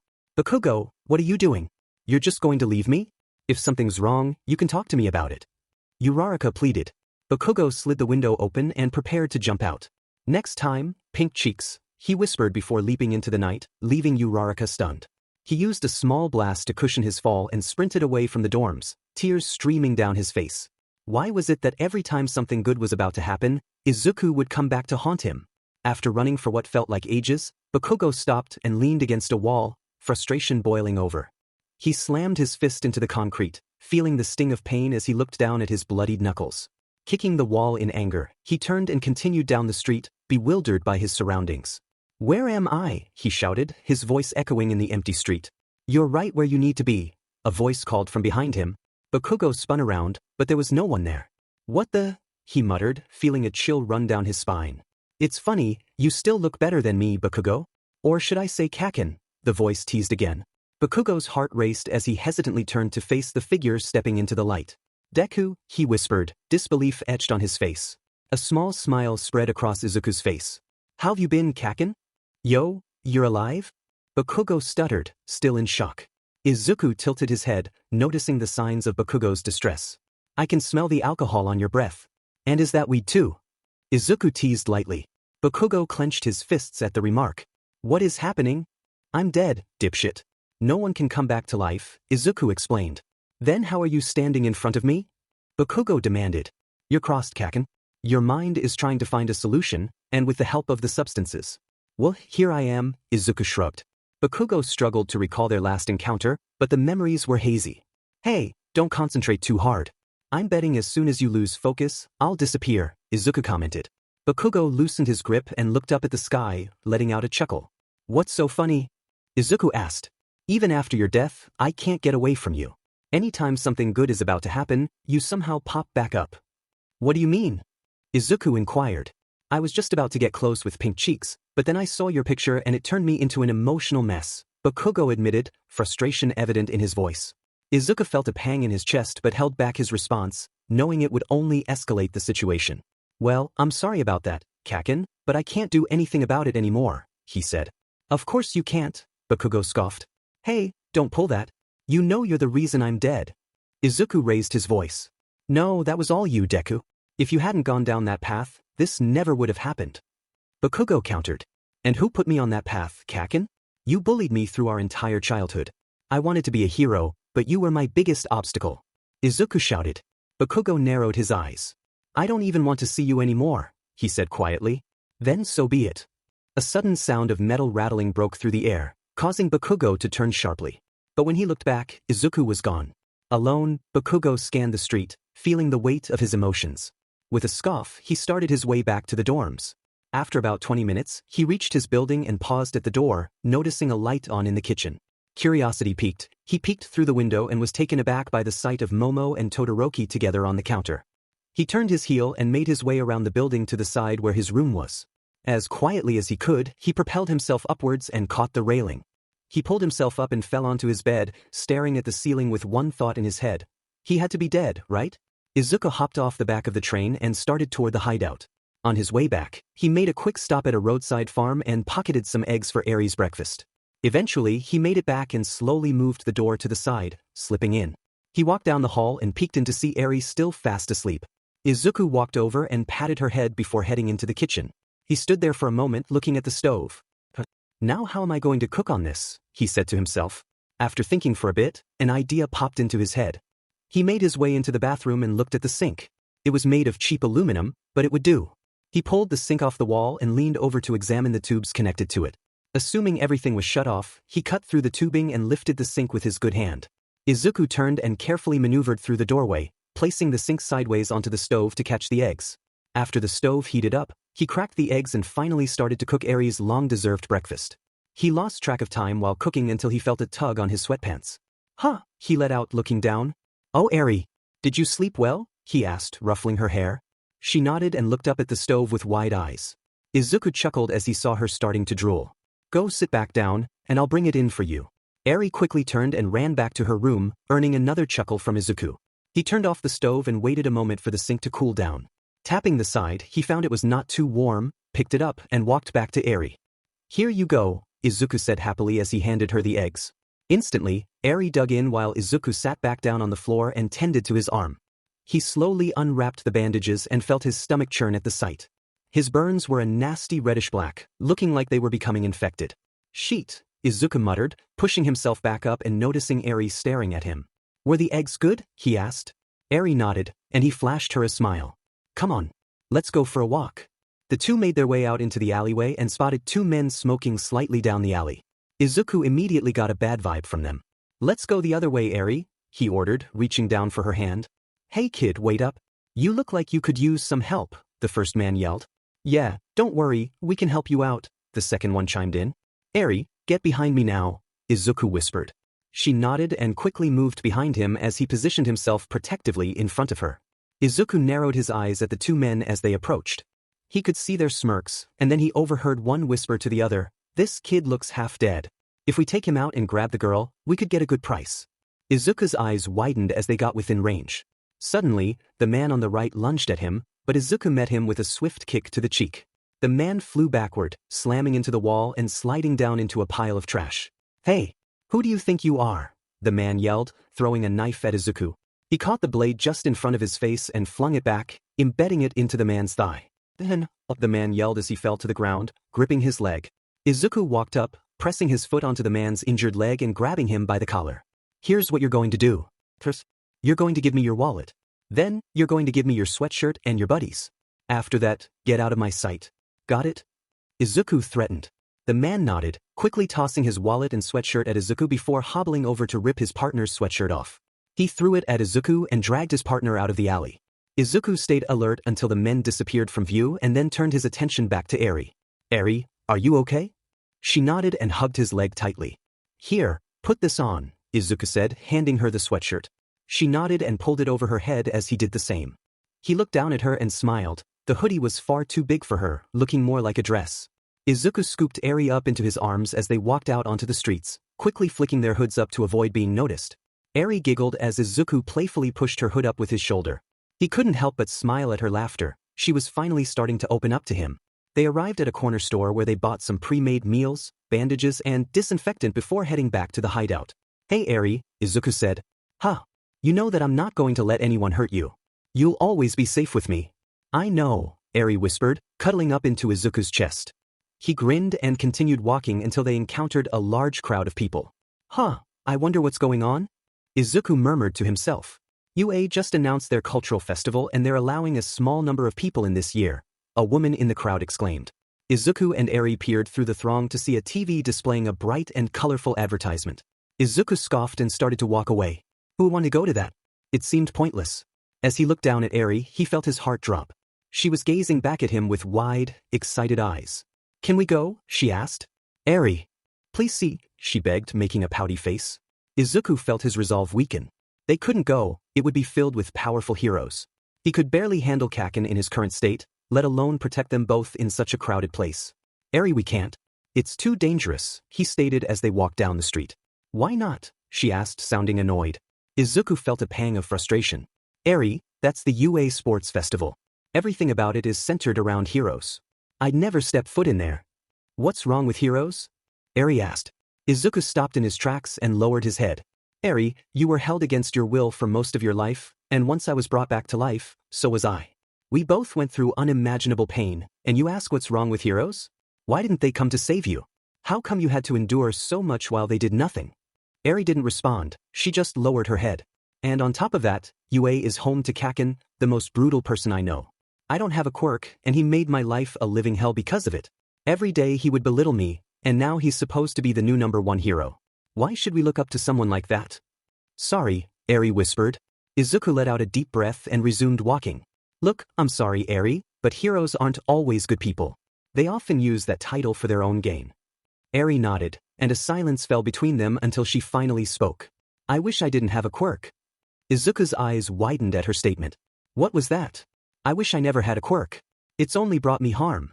A light bulb went off in Izuku's head. "Someday, Eri, I'll help you with that." He wanted to tell her he salvaged the bullets, but he held back, not wanting to trigger any painful memories. "I know it's not possible. I'll just have to live with this burden," Eri said sadly. "Hey, don't be down on yourself, Squirt. Your quirk isn't a burden.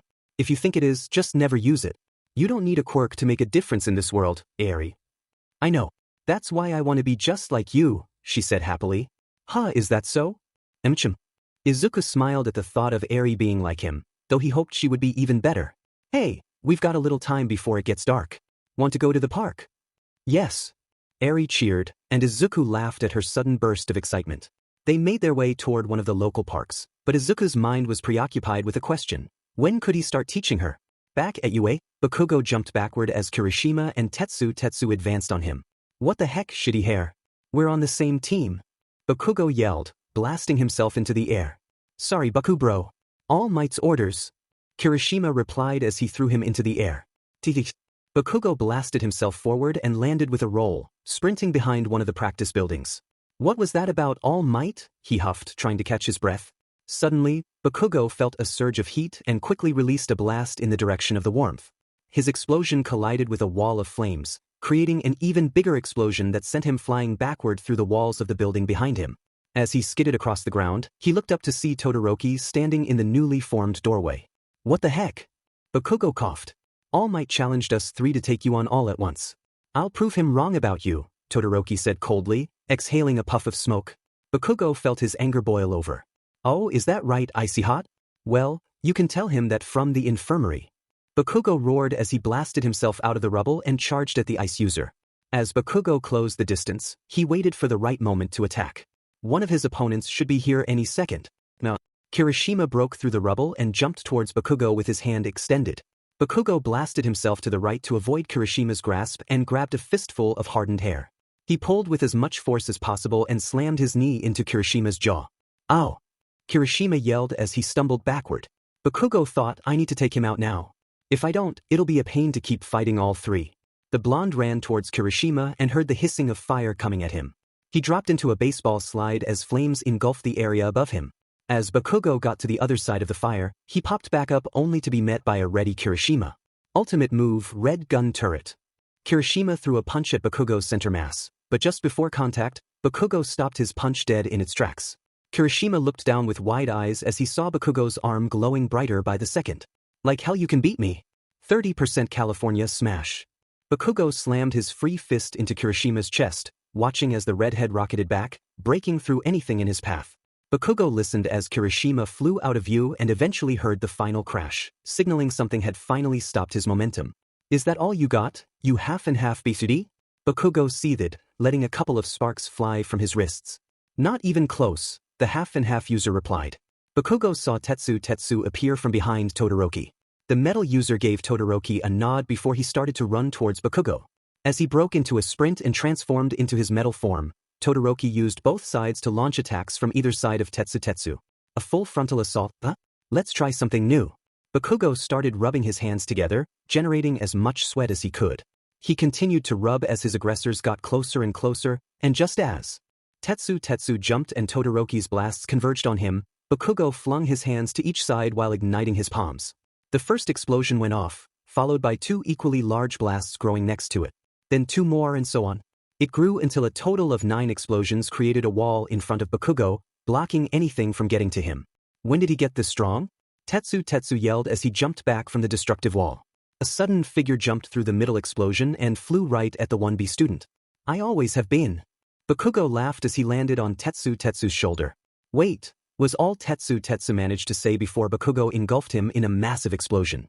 The ground beneath them cracked as a crater formed from the impact of Tetsu slamming into the ground. It's just me and you, icy hot. Just step down now and save yourself in butt beating, Bakugo taunted. Remember who should have won the sports festival, Bakugo. Now that I'm using my left, you stand no chance, Todoroki responded, sending out a wave of ice. Bakugo jumped out of the way, gritting his teeth. You know what? I'm going to beat you without even leaving the ground. You shouldn't, it'll just give you an excuse when I beat you. Bakugo charged towards his classmate, who sent attack after attack at him. Each one, Bakugo dodged or blasted through. Slowly, he was closing the gap between them. Panicked by how close Bakugo was getting, Todoroki slammed both hands onto the ground, sending out a massive ice blast that surrounded Bakugo in seconds. But Todoroki didn't stop there. He quickly ran up and placed his hands on the enclosure, adding another layer of ice. Tired from the strain of his quirk, Todoroki backed up and looked at his perfectly crafted ice prison. That should keep him stuck long enough to render his quirk useless. As Todoroki looked at the ice prison, he noticed a small orange light emitting from the center. Rapidly, the orange light expanded until all of his ice shone orange. What the? Todoroki started to say but was interrupted by goosebumps running down his body. In front of him stood an orange figure, lightning shooting out from its body. As the figure placed its hands on the ice, it began to melt rapidly, releasing a small cloud of smoke. Bakugo pushed through the last bit of ice and looked down at Todoroki. Did you forget, icy hot? I can control my body heat, including raising it to dangerous levels. Bakugo yelled as he shot forward at Todoroki. His classmates stared at him, dumbfounded. Not only had Bakugo broken through the ice like it was nothing, but his body was radiating so much energy that it caused lightning to escape from him. Todoroki stumbled backward, but as soon as he faltered, Bakugo appeared in front of him. The blonde kicked out Todoroki's legs and quickly placed his palm on Todoroki's falling chest. Bakugo unleashed a sizable blast, propelling Todoroki flat into the ground. Huh, out already? I thought you could handle my blasts, you half-and-half BSRD, Bakugo mumbled as he tapped Todoroki's unconscious body with his foot. That's match, Class 1A wins, Aizawa called over the intercom. Alright, let's go, icy hot, Bakugo mumbled to himself as he threw his classmate over his shoulder.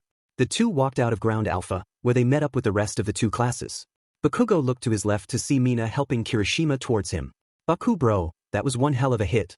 I was out cold after the first wall. Kirishima cheered as he pumped his fist. Bakugo nodded in acknowledgement before walking over to Aizawa. Mr. Aizawa, do you want me to take him to the infirmary or you? Bakugo asked, pointing to Todoroki. I can take him. I'm surprised you didn't leave him in the dirt like last time, Aizawa commented as he took the unconscious student from Bakugo. Bakugo rolled his eyes and made his way to the locker rooms. As he left the training grounds, he saw All Might appear from one of the paths in front of him. The former number 1 hero waited for Bakugo to reach him before joining him on his walk back to the school. That was very impressive, young Bakugo.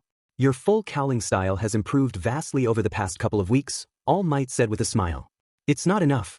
I can only hold 65% throughout my entire body before it starts to take a toll, Bakugo scoffed. Young Bakugo, it will take time to master one for all. You still have 2 years until you're a full-fledged pro, so take your time, the hero said, patting Bakugo's shoulder. Bakugo stopped as All Might turned to him with a serious look on his face. The cultural festival is in the next 2 weeks. I know you may not think it's important, but you shouldn't shrug it off. Lots of pros will be there, so you must make a good impression. It'll help later on when you're looking to work at an agency. I don't plan on working at one of those extra agencies. I'm starting my own right out of UA, Bakugo replied, annoyed. The comment caused the teacher to let out a small chuckle as he started to walk again. Just as I thought, young Bakugo. On the day of the cultural festival, Deku and Eri walked down the street on their way to grab some hot chocolate from a local vendor. As they walked, Izuku smiled as Eri ran circles around him, excited to try the new drink. Calm down, Eri, Izuku laughed. I can't. It sounds so good. Chocolate, but it's a drink and it's warm. How are you not excited, Deku? Eri asked, jumping up and down. Izuku scooped her up and ruffled her hair. Maybe it's because I've had something even better than hot chocolate. There's something better than hot chocolate? Eri asked with wide eyes. Candy apples. They're perfect, and once it becomes their season, I'll get you as many as you want, Izuku said, flipping the girl's hood up. Oh. Eventually, the two made it to their destination, an older-style house with vegetation growing on the outside. It was hard to find, considering it was hidden unless you were right in front of it. I hope they still have some. That magazine article said they were having a sale on their most expensive drinks. Eri chimed in as Izuku opened the door. They should. The sale was mainly on their tea products, so we'll be fine. The two waited until the barista called them over to order. After ordering 2 hot chocolates and paying, they made their way to the other end of the counter to get their drinks. 2 hot chocolates, another worker called. Izuku and Eri walked up and grabbed their drinks. As they started to turn away, the worker quickly tapped Izuku on the shoulder. Excuse me, sir, but do you and your sister have any other plans for the rest of the day? We actually don't. Why do you ask? Izuku replied. Well, our boss gave us each 2 tickets to get into the UA Cultural Festival. I don't really have an interest in going, but I'd be happy to give them to you, the worker said cheerfully. Oh, I would hate to take them away from you, but thanks for the offer, Izuku said as he walked away from the counter. He peeked behind him to make sure Eri was following, but as he sat down, he found the girl lagging behind. Here, I insist that you take them. And if your brother doesn't take you, make sure to give him a slap on the head for me, the worker said as she handed Eri an envelope. Eri went to hand the tickets back, but suddenly the other employee called her to come help at the front. Eri stood there for a second, confused, before looking over at Izuku for instructions. Izuku let out a deep exhale and waved for her to come sit down. As Eri jumped into the chair, Izuku slid the tickets in front of him. Nothing to worry about, Eri. We'll just throw them away when we're leaving. Now let's see how good this hot chocolate is. The girl nodded excitedly as she held the drink to her lips. Izuku smiled as he watched Eri squeal from how good it was. So how is it? Izuku asked. It's the best thing I've ever had. I don't know how you can beat this. Eri replied happily as she took another sip. Izuku took a sip of his own drink when he caught the low whisper of a girl at one of the other tables. Once the security system is down, we'll have 2 hours to get in. After that, it's all up to you, gentle, to spread your message. Izuku leaned back in his chair to try and hear the conversation better. He could hear the chuckle of an older man before his voice became serious. It's all thanks to you, La Brava. UA is the perfect platform to show how powerful the underdogs are, and it'll ruin the prestigious school's reputation even more. They still haven't been the same since those hero hunter incidents. Izuku didn't even register what his body did. He slid his chair back and walked over to the other table, pulling up a chair between the confused duo while keeping his head lowered. What do you know about the hero hunter's involvement in UA? Izuku asked coldly. Ha ha ha, I'm sorry young man, but you must have heard me wrong. If you'll excuse us, we must be on our way, the man replied as he started to stand. Izuku quickly reached out and grabbed the man's hand, slamming it back onto the table. Gentle, the girl cried out. We're going to finish this conversation before you go anywhere. Got it? Izuku asked, raising his head to meet Gentle's gaze. He saw the color drain from Gentle's face as fear filled his eyes. Who are you? Your F-file says deceased, Gentle stuttered. How do you know about that? How do you know anything about me? Izuku pressed, tightening his grip. La Brava is a professional hacker. After she tapped into UA's system, it was child's play for her, Gentle explained. Izuku began to tighten his grin even further but stopped when he felt a pair of hands on his shoulder. He looked to his right and saw Eri looking at him with concern. Izuku let out a deep exhale, releasing Gentle's hand and leaning back in his chair. You're lucky she's here. I would have snapped your wrist for not complying, he said, lifting Eri into his lap. On the contrary. As scary as you are, we're the lucky ones to meet someone so influential, Gentle replied, rubbing his wrist. Is that so? Then are you a follower of the quirkless movement? Izuku asked. I hate to inform you, but we are not. Instead, we are striving to be remembered in history, to have our names remembered long after we pass from this earth. So why do you look up to me? Izuku asked, taking a sip of his drink. Is it not obvious? The name Hero Hunter is feared among all heroes and villains and looked up to by all who are not. Your name is forever going to be cemented into history. I'm not so sure about that. You see, I was only trying to make this world a better place for all, but I was on the opposite side of the law. So all of my work will be looked down upon, Izuku explained. Even so, your name will live on, regardless of the connotation, Gentle retorted. I guess so. So back to what's important, your plan with UA. Oh right. I'm sure you already know about the cultural festival today. After some digging, we found security to be strengthened due to recent villain activity. If we were to simply infiltrate the school grounds, cause havoc and get away unscathed, then not only will we be remembered as the ones who infiltrated UA, but we will also cause the people to question the nation's top hero school, Gentle explained. Izuku considered this as he pondered his thoughts. And? What do you mean, and? Gentle questioned, his tone growing angry. Your plan has no real meaning. It's all just for show. Instead of just going and dancing around, try kidnapping a student, injuring a few heroes, take away someone's quirk. Izuku stopped mid-sentence, slowly looking down at his pocket and eyeing the outline of the container holding the specialized bullets. To have your name written down in history? What a terrible drive, but the plan could be changed. Imagine if society learned of an intrusion at UA that led to permanent damage to a student, not caused by just any random person, but instead by the dead hero hunter. It would shift everything. It would really throw hero society into chaos. Gentle, I take back what I said. Your plan is amazing, and I hope to see you on the news later. Eri, let's go, Izuku said as he stood up with Eri. Wait, you're just going to leave after all that? La Brava asked.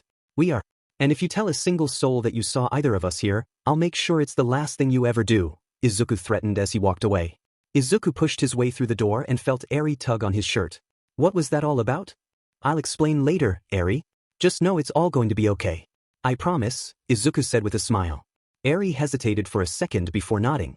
Izuku kept his smile on his face as he looked forward, but inside he was being torn apart. She's never going to forgive me. Neither of them will. Izuku sat down on the train and placed Eri next to him. He noticed the child giving him worried glances every once in a while. Each time, he did his best to smile and assure her everything was okay. Once the train reached their destination, Izuku scooped Eri back up and made their way onto the streets. Deku, where are we going? Eri asked. You'll see when we get there, Izuku replied as he turned off the street. He looked up at the apartment complex in front of him, the same one he had grown up in. This was where I used to live, Eri, Izuku explained as they made their way to the second floor. Why'd you bring us here, Deku? Eri asked. I want you to meet someone special. Izuku stopped at a familiar door and glanced over at the window. The curtains were completely shut, and dust was starting to build up. It looked like she wasn't taking care of the place. Izuku took a deep breath and knocked on the door 3 times. He waited for a moment before glancing at Eri, who shrugged and knocked on the door herself. As she did, the door slowly cracked open. No solicitors please, Inko whispered, starting to shut the door.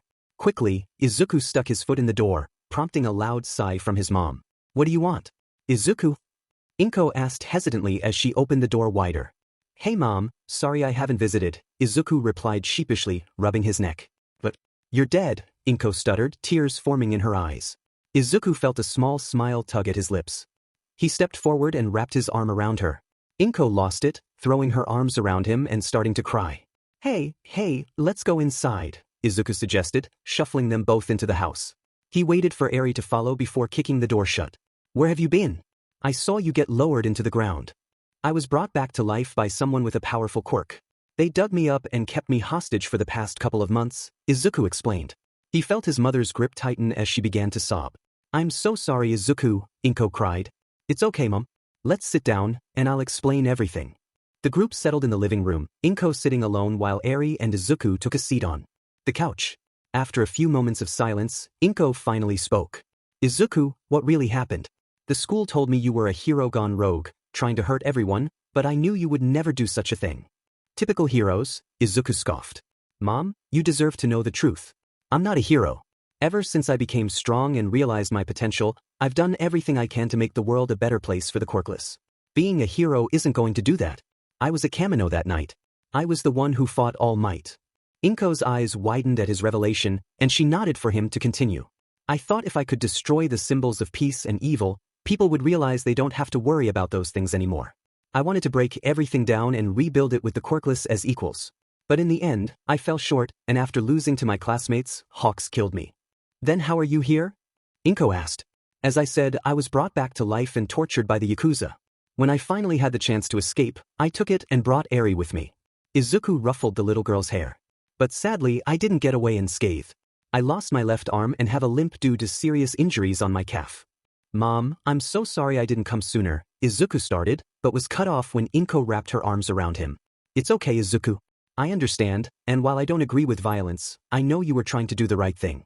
I'm proud of you, son, Inko said with a smile. Izuku felt tears welling in his eyes. He buried his face in his mom's shirt and let out a sob. Thank you, Mom. Inko patted his back until he calmed down. When he was finally ready, he whispered something in her ear. She crouched down and looked at Eri, who was sitting quietly on the couch. Eri, would you like to go make some candy apples? Inko asked with a big smile. Eri's face lit up, and she nodded excitedly. Inko laughed softly and led her into the kitchen. Once they were gone, Izuku made his way to his room. He closed the door and grabbed a clean pair of clothes, quickly changing and slipping a small capsule from his old breathes into his new ones. Looking at himself in the mirror, he thought about what he was about to do. They'll be okay.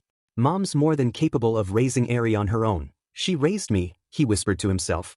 Izuku walked over to his closet and dug through an old pile of souvenirs until he found an old All Might mask. After putting it on, he approached his window. He slid it open and started to hop out when something caught his eye, a family portrait of him and his parents. He reached out and touched the photo, a tear in his eye, before taking a deep breath and jumping to the streets below. Izuku flipped down his mask and threw up his hood as he got off the train. As he made his way down the street, he could see large crowds trying to get into the festival, making little progress. He couldn't believe so many people were trying to get in. After searching around, he found the line and waited. Every few minutes, the line would move, and Izuku grew more anxious. He kept checking his watch. It was 11. If everything went according to Gentle's plan, they would infiltrate UA perfectly at noon.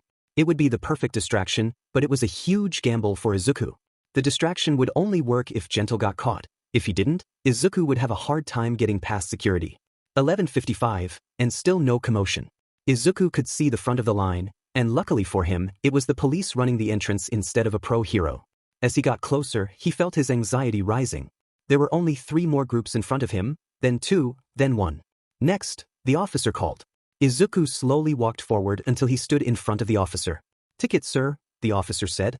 Izuku nodded and reached into his pocket, holding out the ticket until the officer gestured for him to put it away. "All right, sir, you have to take your mask off if you want to enter," the officer explained. "Are you sure?" "I'm having a bad hair day," Izuku joked. "Come on, sir, we don't have all day." All right, give me a sec," Izuku mumbled as he reached up for his mask. Just then his phone alarm went off. Code red. Code red. Intruders spotted on the east lawn. Close all entrances, the police radio blared. As soon as Izuku saw the officer turn his attention to the radio, he let out a deep breath, slowing time around him. He felt lighter, his thoughts quickened, and his senses heightened as he entered the abandonment. He moved as fast as he could and disappeared from in front of the officer. Izuku reappeared behind a booth and collapsed to the ground, clutching his chest. "Holy cow, I'm in trouble.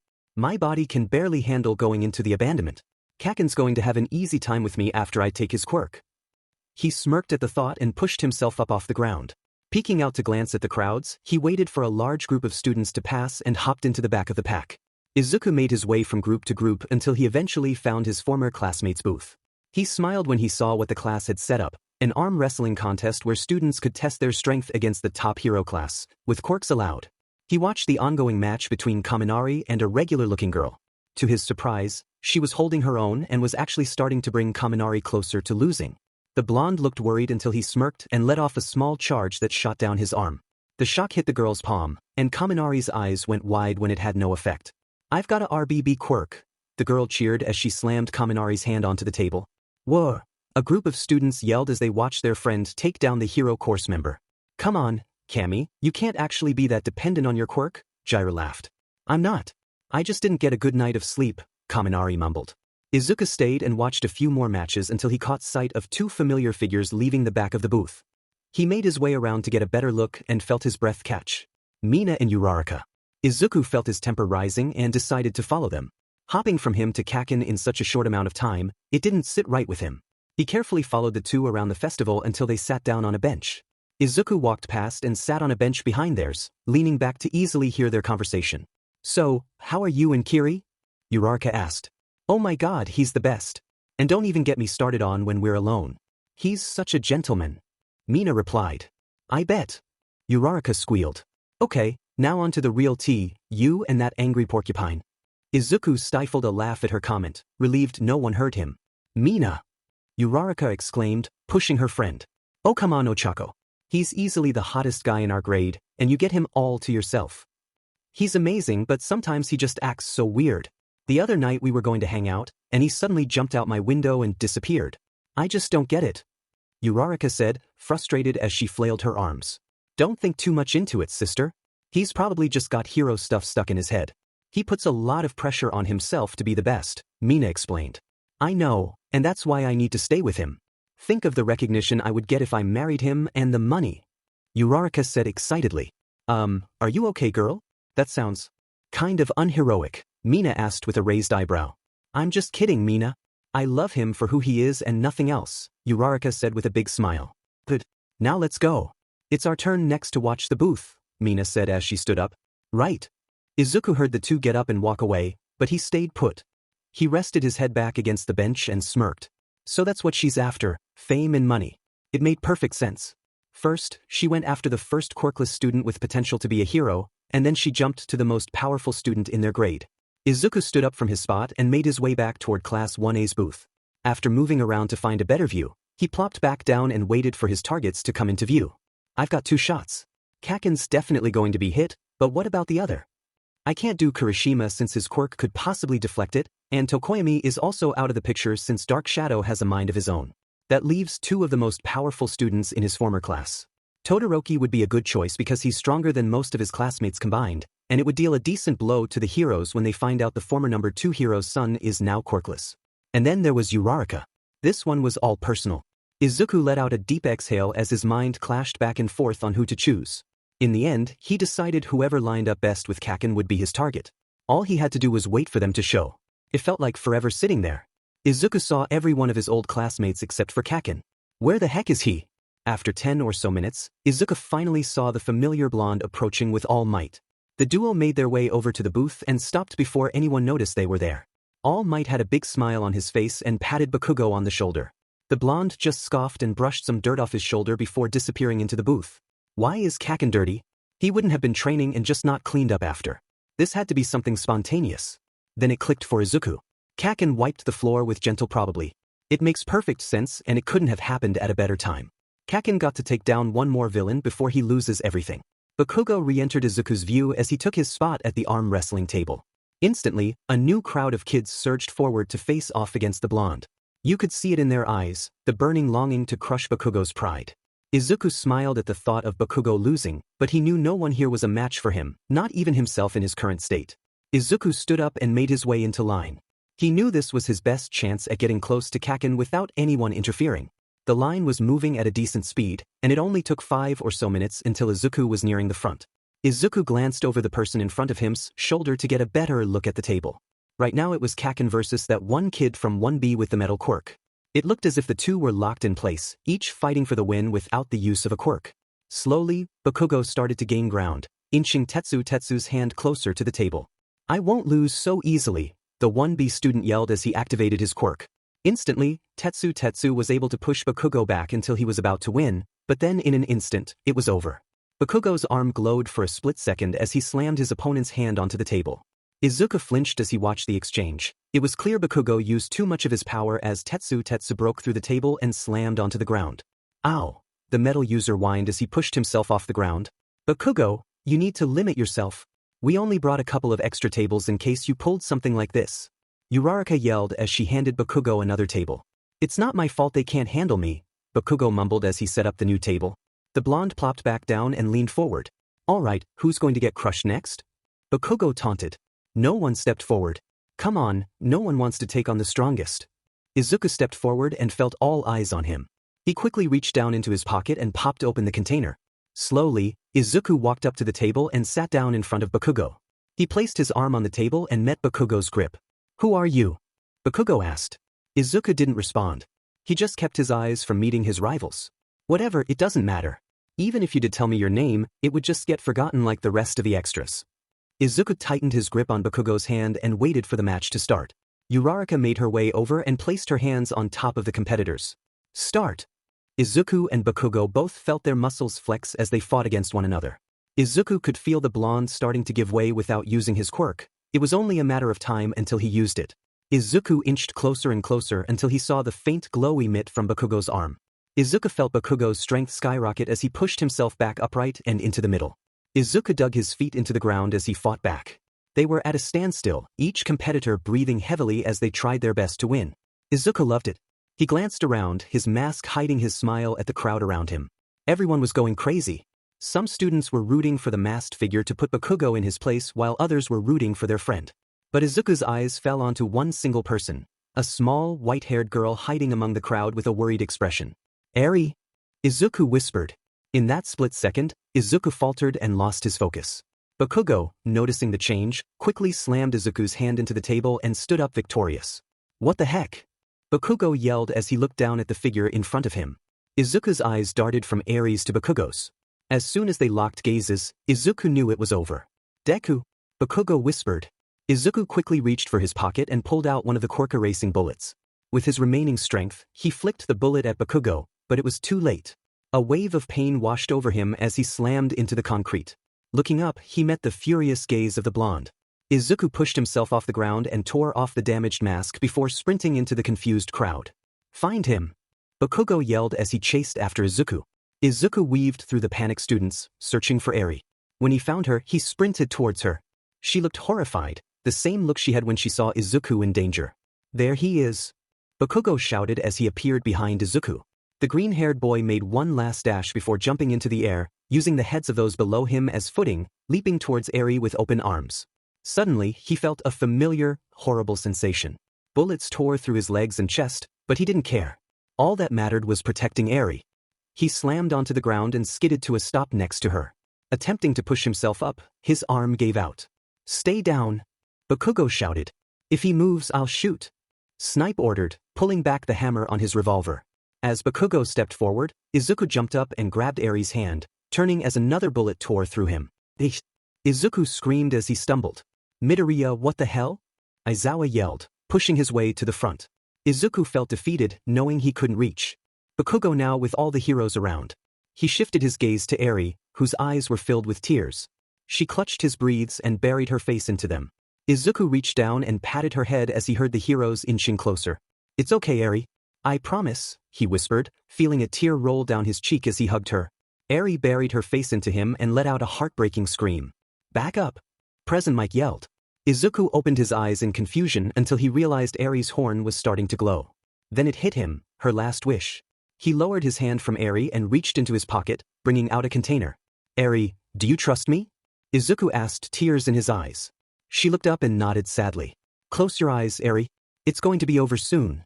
She nodded and buried her face back into his chest. Izuku raised his arm, angling his palm downwards. Bakugo saw a faint shine glisten from Izuku's fingertips. No! Bakugo screamed, racing towards him. Izuku smiled as he took his last breath.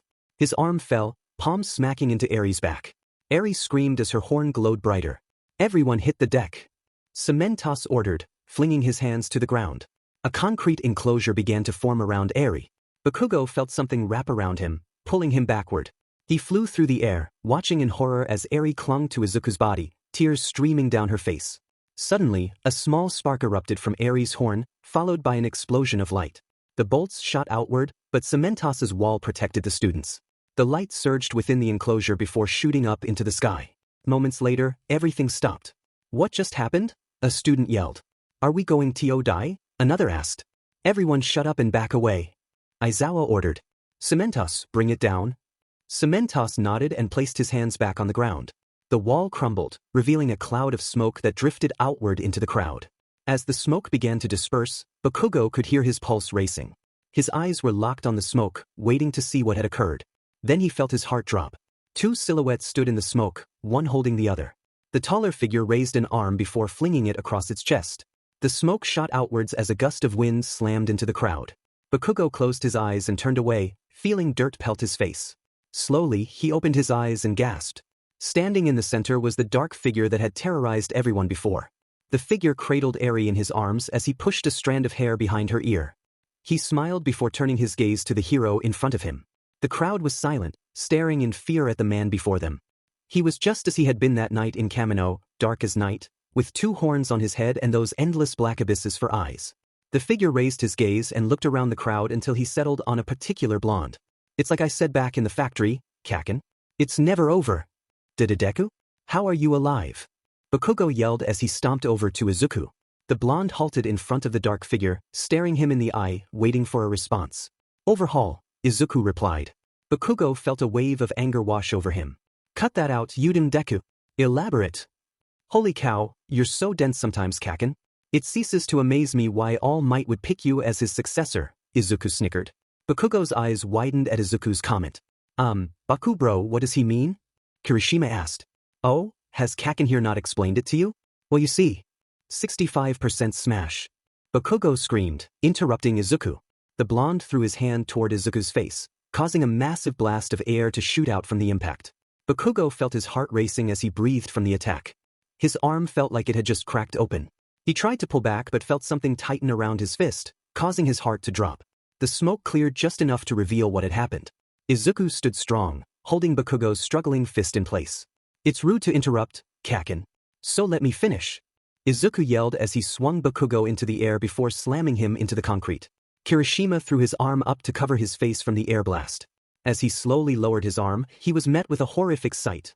A bloodied and barely conscious Bakugo lying in the center of a massive impact crater. Now, as I was saying, this guy right here is All Might's actual successor.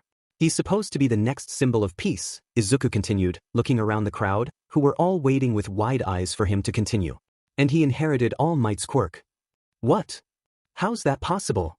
He's lying. Izuku glanced down at Bakugo, who was looking back with malicious intent. It's the truth, and you all should be able to connect the dots. But whether you actually believe me or not, I could care less. Izuku, why? But why are you using your power for all of this?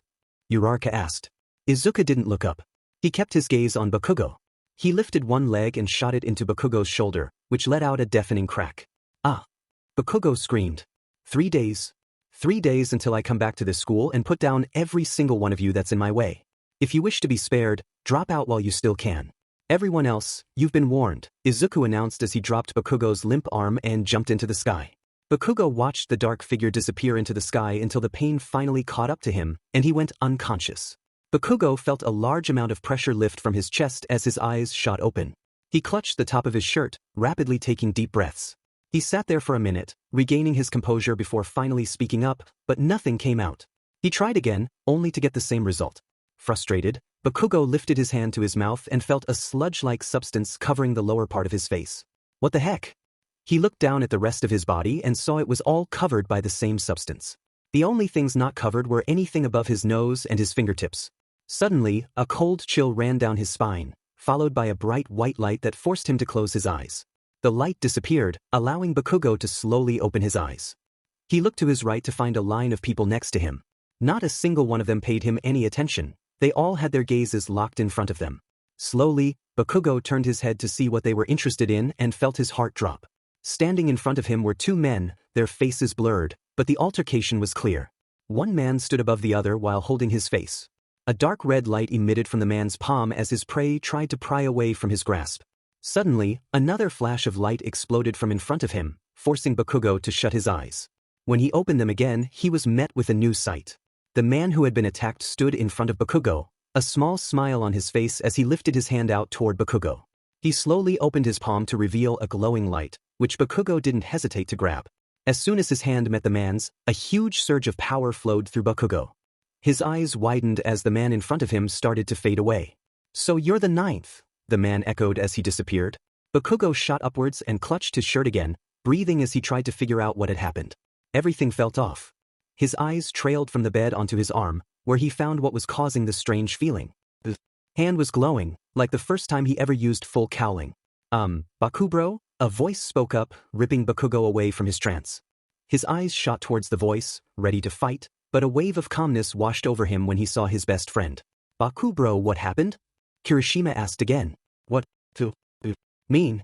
Bakugo replied between breaths. The redhead pointed to the other side of the room. Bakugo followed his hand and examined the window Kirishima was indicating. Cracks were sprouting across the entire panel. It looked like the slightest touch would cause the whole thing to fall apart. You were out cold and it all happened so fast. Your heart rate spiked, then your hand started to glow. Before I knew it, the window cracked and you were awake. Bakugo sat for a moment, regaining his composure before meeting his friend's worried gaze. I'll explain everything after this is done, shitty hair. I promise. Kirishima hesitantly nodded and stood up from his chair. I'll go get recovery girl. The redhead left the room, leaving Bakugo alone. The blonde clenched his fists a couple of times until he heard the door slide open again. 3 broken ribs, multiple lacerations, left shoulder completely shattered, sprained wrist, and a concussion. You've really outdone yourself this time, Katsuki, recovery girl said, slightly annoyed. It's not like I want to be sitting here with all these injuries, Bakugo responded. You don't have any injuries at the moment. Thanks to my healing and you being out cold, you healed quicker than usual. But if you run your mouth in here, I'll make sure you do, the teacher threatened. Bakugo felt a shiver creep down his spine at her remark. Yes ma'am, he whispered. But now, would you like me to let your friends in or not? Recovery girl asked. Just Kirishima, please. The teacher nodded and stepped out of the room. Bakugo sat in silence until he heard the door slide open again. How you doing bro? Kirishima asked. Pretty bad. I got my butt handed to me in front of everyone, and on top of that, All Might's going to kill me, Bakugo grumbled. The redhead sighed and plopped down next to Bakugo's hospital bed. Don't worry about that stuff, Baku bro, because we've got bigger problems to deal with. Spit it out, shitty hair, Bakugo blurted out. Kirishima took a deep breath and looked up at him. You've been out for 3 days. What? Bakugo exclaimed. Whoa, chill out, Baku bro. Everything's fine.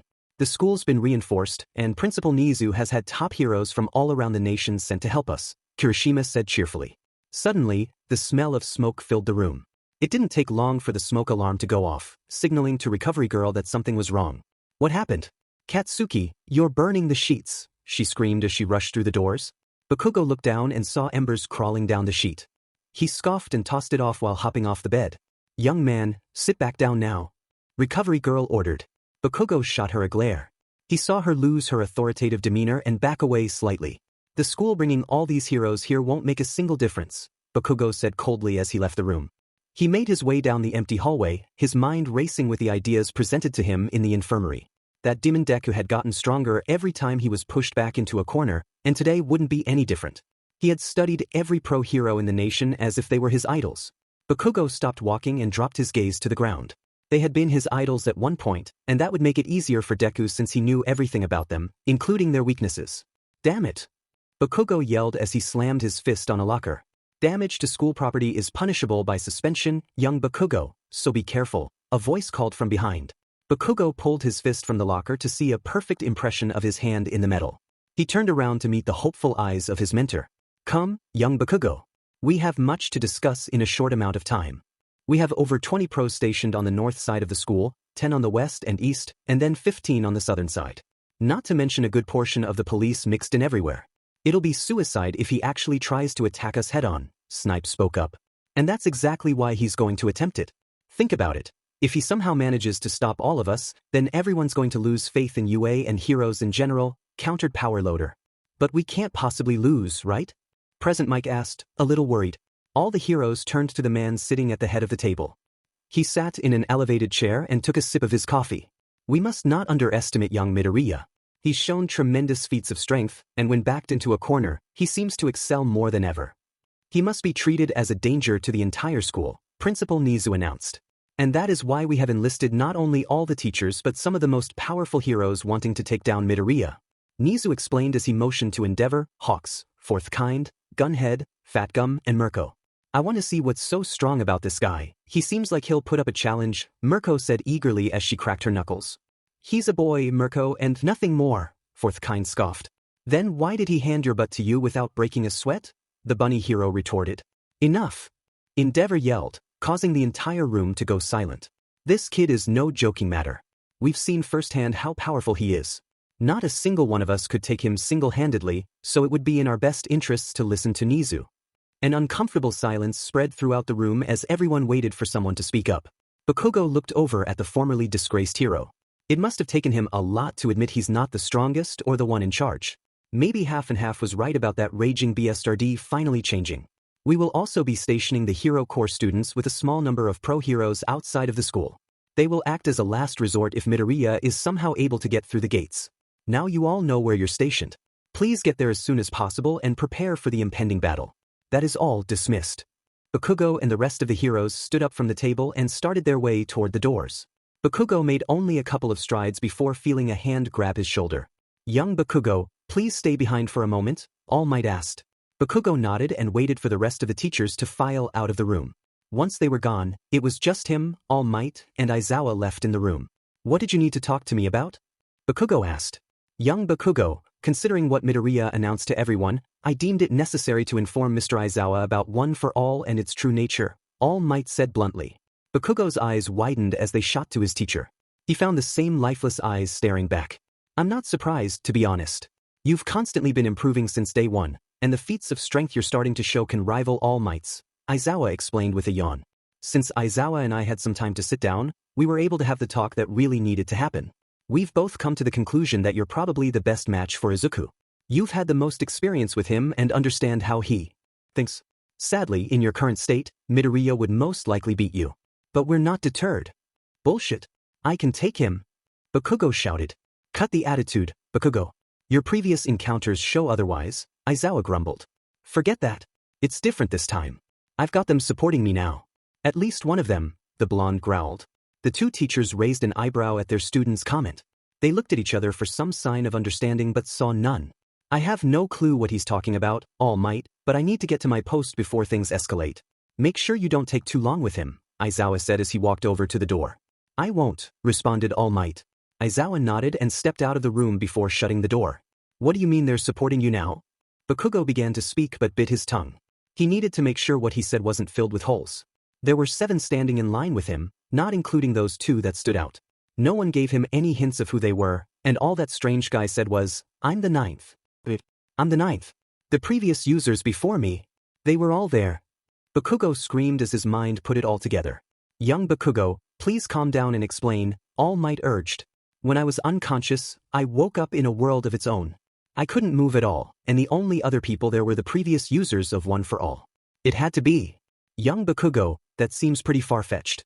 I was never able to contact any of the previous users. There was another guy. He gave off the same aura as All for One. Can you describe anyone else you saw? Bakugo tried his best to remember the people from his vision. The only one he got a good enough look at was the woman standing next to him. There was a woman, black hair, long white cape, and a mole right under her lip. Bakugo watched as All Might's face lost all its color. Nana, All Might whispered. It had to be them, All Might. It's the only thing that makes sense, Bakugo pleaded. All Might leaned forward and rested his hands on his face. Bakugo could tell he was deep in thought. I believe you, young Bakugo, but I'm still not sure what you meant by, they support you. The one guy that was fighting with All for One gave me some weird orb. That's what caused me to wake up, and when I did, One for All felt different than it did before, the blonde explained. I'm sorry, young Bakugo, but I do not know what to make of this situation. I simply don't have the information to answer your questions at the moment. But I do have something else to help you with, Midoriya. And what could you possibly offer me that could help me against that demon Deku? Under normal circumstances, no one would ever be having this conversation, but these are not normal circumstances. Like Aizawa and I were saying, we believe you're our best chance at defeating Midoriya. Unfortunately, he's stronger than you at the moment, but we have something to shift those tides and push you past your limits. Just spit it out, All Might. The former hero smirked and reached into his pocket, rummaging until he found what he was looking for. He pulled out a small container, popped it open, and held up one of the small objects inside for Bakugo to see. Bakugo recognized it. It was the same shape and size as the bullet Izuku had tried to use against him just days ago. That bullet won't do anything to him. He's quirkless, remember? Bakugo scoffed. You misunderstand, Bakugo. This bullet isn't meant for Midoriya. It's meant for you. Bakugo leaned back in his chair, searching his teacher's eyes for some clue about what he was talking about. All Might chuckled, put the bullet back into its case, and handed the container to Bakugo. Young Bakugo, what you hold in your hand is a perfected version of Trigger. Wait, the same thing Overhaul was trying to spread around the underworld? Bakugo asked, surprised. Precisely. With the help of the Hero Association, we were able to synthesize a perfect dose and make a limited supply just for this battle. What you hold in your hand will be the only dose ever made. Why me? Young Bakugo, you must understand that trigger is a serious matter. It's highly addictive once you experience ultimate power, but you're different. You're not operating at your full potential, so trigger will help you reach it. Once the effects wear off, you'll still be able to train hard enough to retain that power, All Might explained. Bakugo nodded and placed the bullet into his pocket before standing up and heading toward the door. Before he exited, he stopped in the doorway and called out to his mentor. Everyone around me will be at risk once I use this. We should clear out anyone unnecessary. The city's already been cleared, and UA is reinforced to withstand multiple high-level explosions. As for casualties, don't worry too much. Young Midoriya has made his intentions clear regarding killing. We, on the other hand. All Might trailed off. Bakugo scoffed and stepped into the hallway. He made his way to the locker room to change, but something kept bothering him. It didn't seem right. Deku had no intention of killing them, yet that was their entire goal? But Bakugo knew what kind of drive Izuku had. He wouldn't stop unless he died trying. Sadly, it all fell on Bakugo. I'm the one that has to choose if my friend lives or dies. Bakugo stood with the rest of the hero course, spread out around UA's campus. He was stationed with most of the 1A students on the north side, each waiting for their earpieces to announce the direction Izuku was coming from. Baku bro, what time is it again? Kirishima asked as he approached the blonde. Get a watch, shitty hair. Please see, the redhead pleaded. Holy shit, you're needy. It's going on 8:30. Thanks bro. Kirishima cheered. Whatever. The two sat in silence for a little while longer, waiting for something to happen. Still no sign of Izuku. Do you guys think he's going to chicken out? Siro asked as he approached the duo. I hope so. It's still kind of scary to think about fighting Midoriya again, Kirishima replied, rubbing his neck. Bakugo slowly stopped listening as their voices began to drown out. Where the heck is he? He wouldn't make such a bold statement and then bail on it, right? Just then, a sudden pang shot through Bakugo's body, causing him to collapse onto one knee. Hey, Bakubro, what happened? Are you alright? Kirishima asked, worried. Bakugo clutched his chest, trying to regain his breath. What was that? It felt like an overwhelming amount of power just washed over him. Get the heck off me! Bakugo yelled, pushing away the small crowd forming around him. He blasted himself to the top of UA's gate and activated the special binocular feature on his goggles, scanning the streets. It came from over this way. I swear to God. Bakugo felt the air in his lungs drain as everything finally dawned on him. Standing alone in a dark alleyway was Izuku. As soon as Bakugo locked eyes with him, Izuku waved before stepping out of the shadows. The dark figure began walking down the street, gradually picking up speed until he was in a fast-paced jog. Northwestern side. As all the heroes turned their heads, a shockwave exploded from far down the street. The black blur rocketed toward them, causing the glass from the surrounding buildings to shatter from the sheer force. Cementos quickly threw his hands into the ground in an attempt to create a wall, but it was too late. Izuku crashed into him, sending another shockwave outward from the impact. As the dust settled, it revealed Cementos on the ground, bloodied and unconscious, with Izuku standing over him. Kill him, one of the heroes yelled. The heroes encircled Izuku, edging closer. Izuku just stood still, taking in a deep breath. He felt a pulse of energy building up in his stomach, and as he tensed his muscles, it exploded outwards. The heroes felt the rush of power flood over them, causing them to stop dead in their tracks. A couple of them dropped to their knees while others clutched their chests, struggling to fill their lungs with air. What was that? Fourth kind coughed out. Izuku took the moment to analyze who stood in front of him, 19 heroes, most of whom were low-level and barely considered pro, but a handful stood out. Fat Gum, Power Loader, Midnight, and Endeavor. The Flame Hero was the only one who didn't waver in front of Izuku. He stood strong and stepped forward, only for Izuku to disappear into thin air. Endeavor heard small muffled coughs coming from behind him. He slowly turned around to see Izuku holding Fourth Kind in the air by his neck. A taste of true power. One derived purely from willpower and sheer strength. The power of being quirkless. Izuku yelled as he slammed the hero's head into the ground. He took off towards Fat Gum, only to be stopped by two lesser-known heroes jumping in front of him. Izuku sidestepped the first and kicked his leg, causing a gut-wrenching snap to echo throughout the battlefield. The hero dropped to his knees, screaming, as Izuku struck the side of his palm into the man's temple, knocking him unconscious.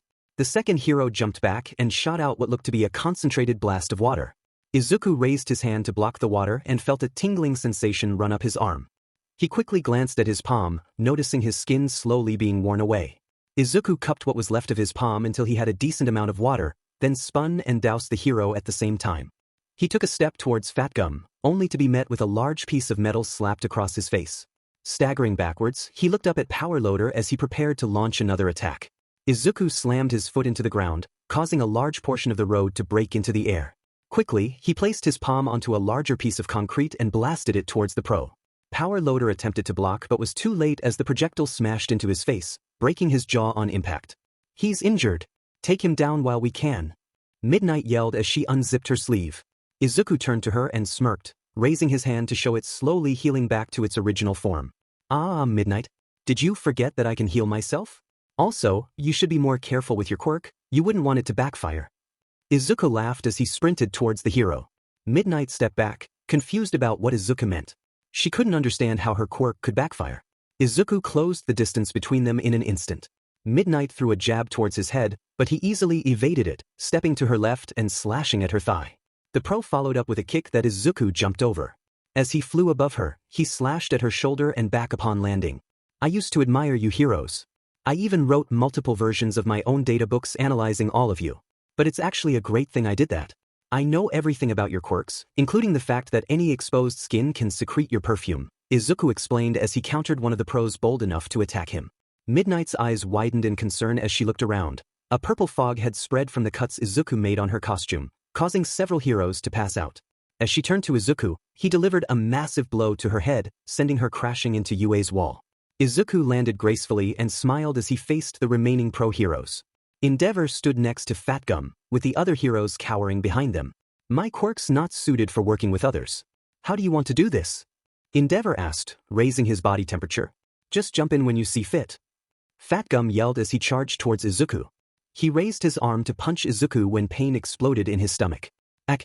The hero looked down, coughing up blood, only to see Izuku standing in front of him with his fist buried in his gut. Izuku squared his feet and unleashed a powerful barrage of attacks into the hero's abdomen, slowly pushing him back until he landed a massive shoulder check, causing Fat Gum to skid away. Hunched over, Fat Gum attempted to catch his breath, feeling smoke rolling off his body as he prepared to unleash his ultimate move. His attacks felt like gunshots, and it didn't help that Izuku seemed to have an endless supply of stamina. I need to end this now. He probably knows everything about my quirk if he was telling the truth about those books. Luckily, he has no idea about my trump card, but I don't know if I'll have enough time to charge it up. Endeavor! Fat Gum called out. Flash Fire Fist. Izuku jumped back as a massive blast of concentrated fire flew by him. I'm sick of you, Endeavor. Whenever I'm trying to carry out my business, you always seem to stick your nose into it, Izuku said, slightly annoyed. Your actions are those of a villain, and I'll be dead if I let you act without retribution. I'm no villain, Endeavor. On the contrary, I'm a liberator, someone willing to give their life to help those in need. Those who are quirkless, tell me, Endeavor, have you ever helped the quirkless population? No, Endeavor started to say but was cut off when Izuku barreled into his chest. Where were you, Endeavor? The quirkless people, your family, Shoto, you call yourself a hero, but look at everyone you've failed to save. Take this. Fat Gum yelled as he blasted Izuku in the head. The attack echoed throughout the area, followed by a huge gust of wind. As it settled, Endeavor scoffed at the sight in front of him. I never knew you could burn up your fat like that, Fat Gum. Color me impressed. But sadly it's still not enough. You're powerless now. Just stand down and save yourself a lot of broken bones. NEV, Fat Gum's body dropped face first into the dirt as he lost consciousness. Izuku lowered his hand and looked over at Endeavor, who was visibly angry. I warned him, so I don't feel bad. He chose his fate, Izuku explained as he inspected his arm. The color had changed to a light gray, with his original dark hue slowly growing back from his upper arm. Didn't expect him to cause so much damage. No wonder he's so highly regarded. It looks like it's just you and me, Endeavor, and if I'm right, the rest of the heroes will be here shortly. But that would cause some problems, so let's wrap this up. Izuku said as he took a fighting stance. Endeavor was fuming, his blood boiling from Izuku's comments. You're too cocky, punk. Prominence burn. Hey, Bakugo bro, you think we're going to have to fight him? Asked Kirishima. From the looks of it, he wiped the floor with fourth kind. My bet is it's going to come down to how good Fat Gum's absorption is and if Endeavor can land a solid attack, Bakugo responded. Deep down, Bakugo knew it was only a matter of time before Izuku broke through the gate. It took everything in him not to jump off the gate and attack Izuku, but he knew that to have a chance at beating Izuku, he needed to wait for all the heroes to converge on him. Fat Gum's pretty strong. He should be able to take him. You're too optimistic, shitty hair. A sudden explosion echoed throughout the air as a large cloud of smoke fumed from a part of UA's wall. The students quickly ran over to the source of the explosion, only to feel their hearts drop. Standing slightly inside UA's campus was Izuku, with Endeavor lying under his foot. The flame hero slowly grabbed onto Izuku's leg as a small flame flickered from his palm. The dark figure looked down at the battered pro and shook his leg until the hero lost his grip. Izuku raised his foot before plunging it back square into the hero's chest, causing cracks to shoot out around the newly formed crater. The student stood still in fear, waiting to see Izuku's next move. The dark figure stepped off of the hero and walked down until he stood in front of his former classmates. You all chose to be here today. Remember that as you witness a true hero make this world a better place. Izuku looked over his shocked classmates, seeing the fear in their eyes. He took a step off Endeavor's limp body and walked toward the crowd. What's wrong with you guys? It's like you've seen a ghost. You're going to be a ghost after I take you down. Mirko yelled as she flew over UA's protective wall. The rabbit hero attempted to land a massive kick to Izuku's neck. The dark figure easily caught her leg and tossed her off to the side. She skidded across the concrete before standing up with a smirk on her face. Oh, Hawks was spot on with you. You really are strong. I hope you can keep up with me so I can get some sort of entertainment from this. Mirko laughed as she bounded toward Izuku. The rabbit hero dashed to her left and threw a hard right kick aimed at Izuku's side. The dark figure easily parried the attack and countered with a kick of his own. Mirko ducked down, causing Izuku to raise an eyebrow at her speed. Noticing Izuku's slight falter, Mirko quickly swept his leg out from under him and executed a front flip, driving her heel into Izuku's stomach. The dark figure slammed into the ground as Mirko stood over him with a devilish smirk. I guess I overestimated you. Maybe your mentor should have taught you to back up what you say with strength, not just emotion. Bakugo felt his heart drop at the hero's comment. She's in trouble. Izuku's arms dug into the dirt as he pushed himself back onto his feet. Don't you dare call me kid or insult my mentor, he threatened. It's nothing personal, it's just the truth. Izuku smashed his fist into the hero's gut, causing her to gasp in shock. He wasn't going to stop until Mirko reconsidered her stance on being a hero. Bakugo watched from the side as Izuku unleashed his fury on Mirko. Something caught his eye, but he couldn't look away from the battle. Izuku struck slowly and hard, focusing more on power than technique. Bakugo blasted himself forward, hoping to catch Izuku off guard. He inched closer, and once he could, Bakugo launched himself at a diagonal angle, aiming for Izuku's head. The dark figure swung his head to the right and snagged Bakugo's ankle. Using the momentum from Bakugo's explosions, Izuku easily swung the blonde around and launched him into the side of UA's wall. Miriko, not wasting a second, charged at Izuku and landed a solid hit to his back. Izuku skidded backward as he regained his composure, watching as Bakugo peeled himself off the wall and limped back to Miriko's side. The two exchanged a nod and took off towards him at full speed. Bakugo flew in front of Miriko and extended both hands. Stun grenade. Izuku quickly covered his eyes, feeling his awareness of everything around him skyrocket. He took a step backward and sensed an incoming presence from his left. He ducked down and waited until he felt the presence above him. As soon as he did, he jumped up with all his force and heard a deafening scream. Ah! Miriko yelled as she felt a sharp pain.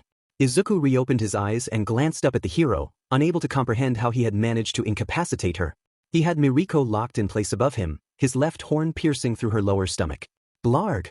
The hero gasped as blood trickled from her lips. Izuku looked around. Everyone had stopped and was staring at him in horror. He sighed and tilted his head, allowing the hero to slide off and thud onto the ground. That's a serious injury if not treated immediately. Someone go get her the help she needs, and act quickly before I have to deal with someone's death on my conscience, Izuku boomed, pointing to the shocked heroes. A police officer quickly ran out and scooped up the trembling hero into his arms. He glanced up at Izuku, contemplating an attack, but upon meeting his lifeless gaze, he reconsidered. As he sprinted back towards the school, calling for help, Izuku returned his attention to his former classmates. I'm surprised you all stayed, considering what happened back at the factory. I assumed some of you would be too scared to stand in front of me again, Izuku said, stepping towards the crowd. Remember who really lost that night, Deku? It sure as hell wasn't us. Bakugo yelled as he charged at Izuku. Really, Kaken? You took that night as a win? I wiped the floor with everyone there and did significant mental damage to some of you, Izuku sneered, glancing at Kirishima, who was visibly shaking as memories flooded his mind, causing him to drop to his knees. How can you consider yourself a hero when all you do is torment those against you? Bakugo screamed, releasing a massive blast towards Izuku. The explosion blinded everyone, causing them to stumble backward. Bakugo breathed heavily, staring at the massive hole in UA's wall. That's the most hypocritical thing I've heard in my life, Kaken. You're a disgrace, just like the rest of these heroes. Izuku shouted from behind him. Bakugo quickly turned his head, hearing the gasps of his classmates. He scanned the crowd, his eyes landing on Izuku, who stared back, readjusting his hands and tightening his hold. If anyone takes another step, I'll snap her neck just like All for Ones, Izuku threatened coldly, gripping Uraraka's neck. Deku, Bakugo whispered, his body filling with rage. I'm going to murder you, you quirkless, take your hands off her. Bakugo screamed, running towards them. Izuku tightened his grip, causing Uraraka to gasp for air, stopping Bakugo dead in his tracks. Don't you ever compare to a tyrant, Kakin. You tortured me throughout our childhood, Izuku spat. Gasps escaped from the students as they looked at Bakugo for an explanation. What's he talking about, Bakugo? Siro asked hesitantly. Bakugo opened his mouth to speak but nothing came out. He was at a loss for words. Bakugo here told me to kill myself. He told me to jump off the highest building in Japan and pray I get a quirk in my next life, Izuku snarled. Baku bro, he's lying, right? Kirishima questioned. Bakugo didn't respond, he just lowered his head and stared at the ground. None of you really understand what being a hero is. It's not just about helping society or those in need. It's about pushing the Hero Association's agenda, Izuku explained. Bullshit, Shirnu spoke up, pushing his way to the front of the crowd. Then where were my heroes? Where were they when Kakin told me to kill myself? Where were they when he repeatedly attacked me with his quirk? Where were they when any quirkless kid was in need?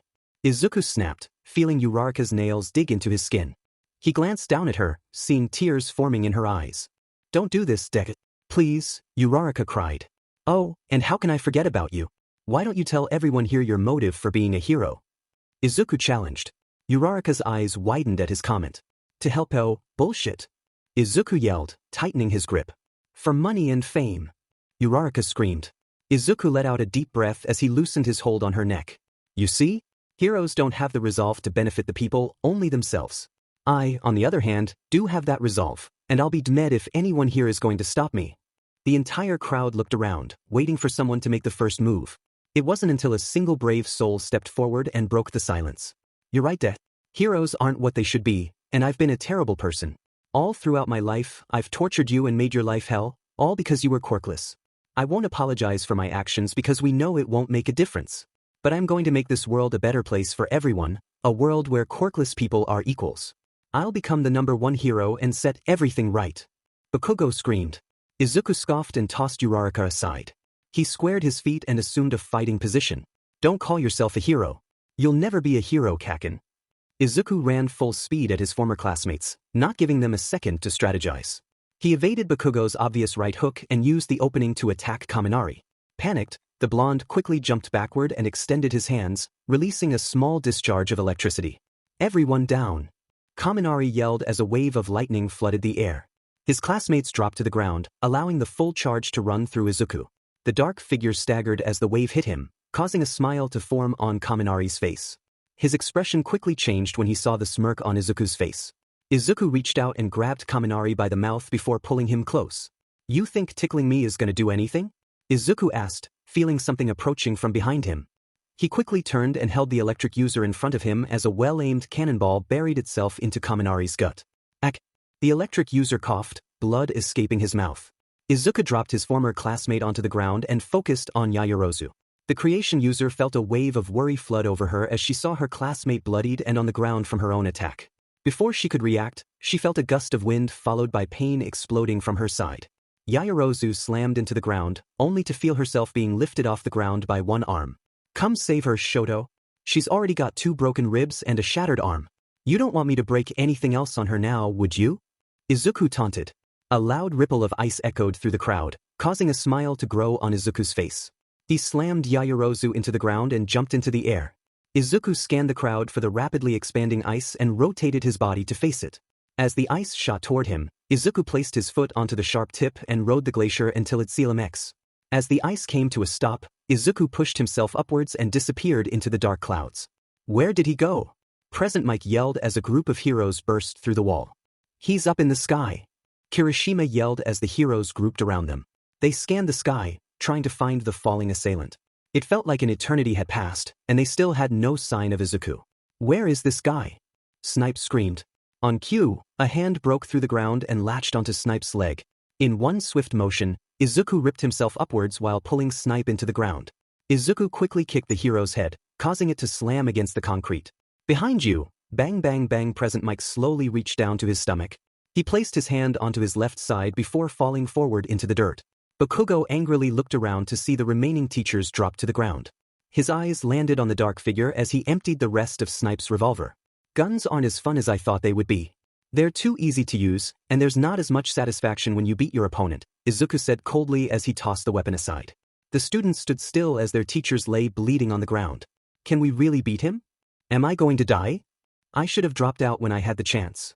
I thought heroes never lost. Izuku scoffed at the whispers and set his sights on Bakugo. The blonde stood with a pack of 1A students who seemed to be shaking behind him. How can you call yourself a hero? Look at what you're causing. Bakugo screamed. Izuku took a deep breath and lowered his head to the ground. I never wanted to hurt anyone. I just wanted to live happily and be a hero. But people have only treated me like trash and thrown me around for being quirkless. And now, even with me being stronger than them, they look at me with disgust. It's hopeless. It doesn't matter what I do. Weak or strong, I just can't win. Bakugo stuck his arm out and aimed it at Izuku. He raised his free hand and grabbed onto the pin of his gauntlet. Say something, you demon Deku. They don't deserve my sympathy. They don't deserve my mercy. Bakugo pulled the pin on the gauntlet, allowing all of his excess sweat to ignite. The explosion rocketed outward, consuming everything in its path. Izuku slammed his hands into the concrete and flung upwards with all his might. The concrete ripped off the ground and crashed into the explosion, causing the intensity of the blast to die down. The explosion flooded over Izuku, making him wince from the unsettling burning sensation growing on his limbs. Ah! Izuku screamed as he sprinted farther into the chaos before launching himself through the air. He broke into the open and rocketed towards his classmates, rotating his body to slam his foot into Mina's cheek. The pink girl fell backward into Yaoyorozu's arms. The creation user quickly caught her unconscious classmate and looked up, only to be met by a fist as dark as night. Izuku slammed his knuckles into the girl's mouth, causing a spray of blood and teeth to fall out. Momo! Todoroki screamed as he sent a wave of ice at Izuku.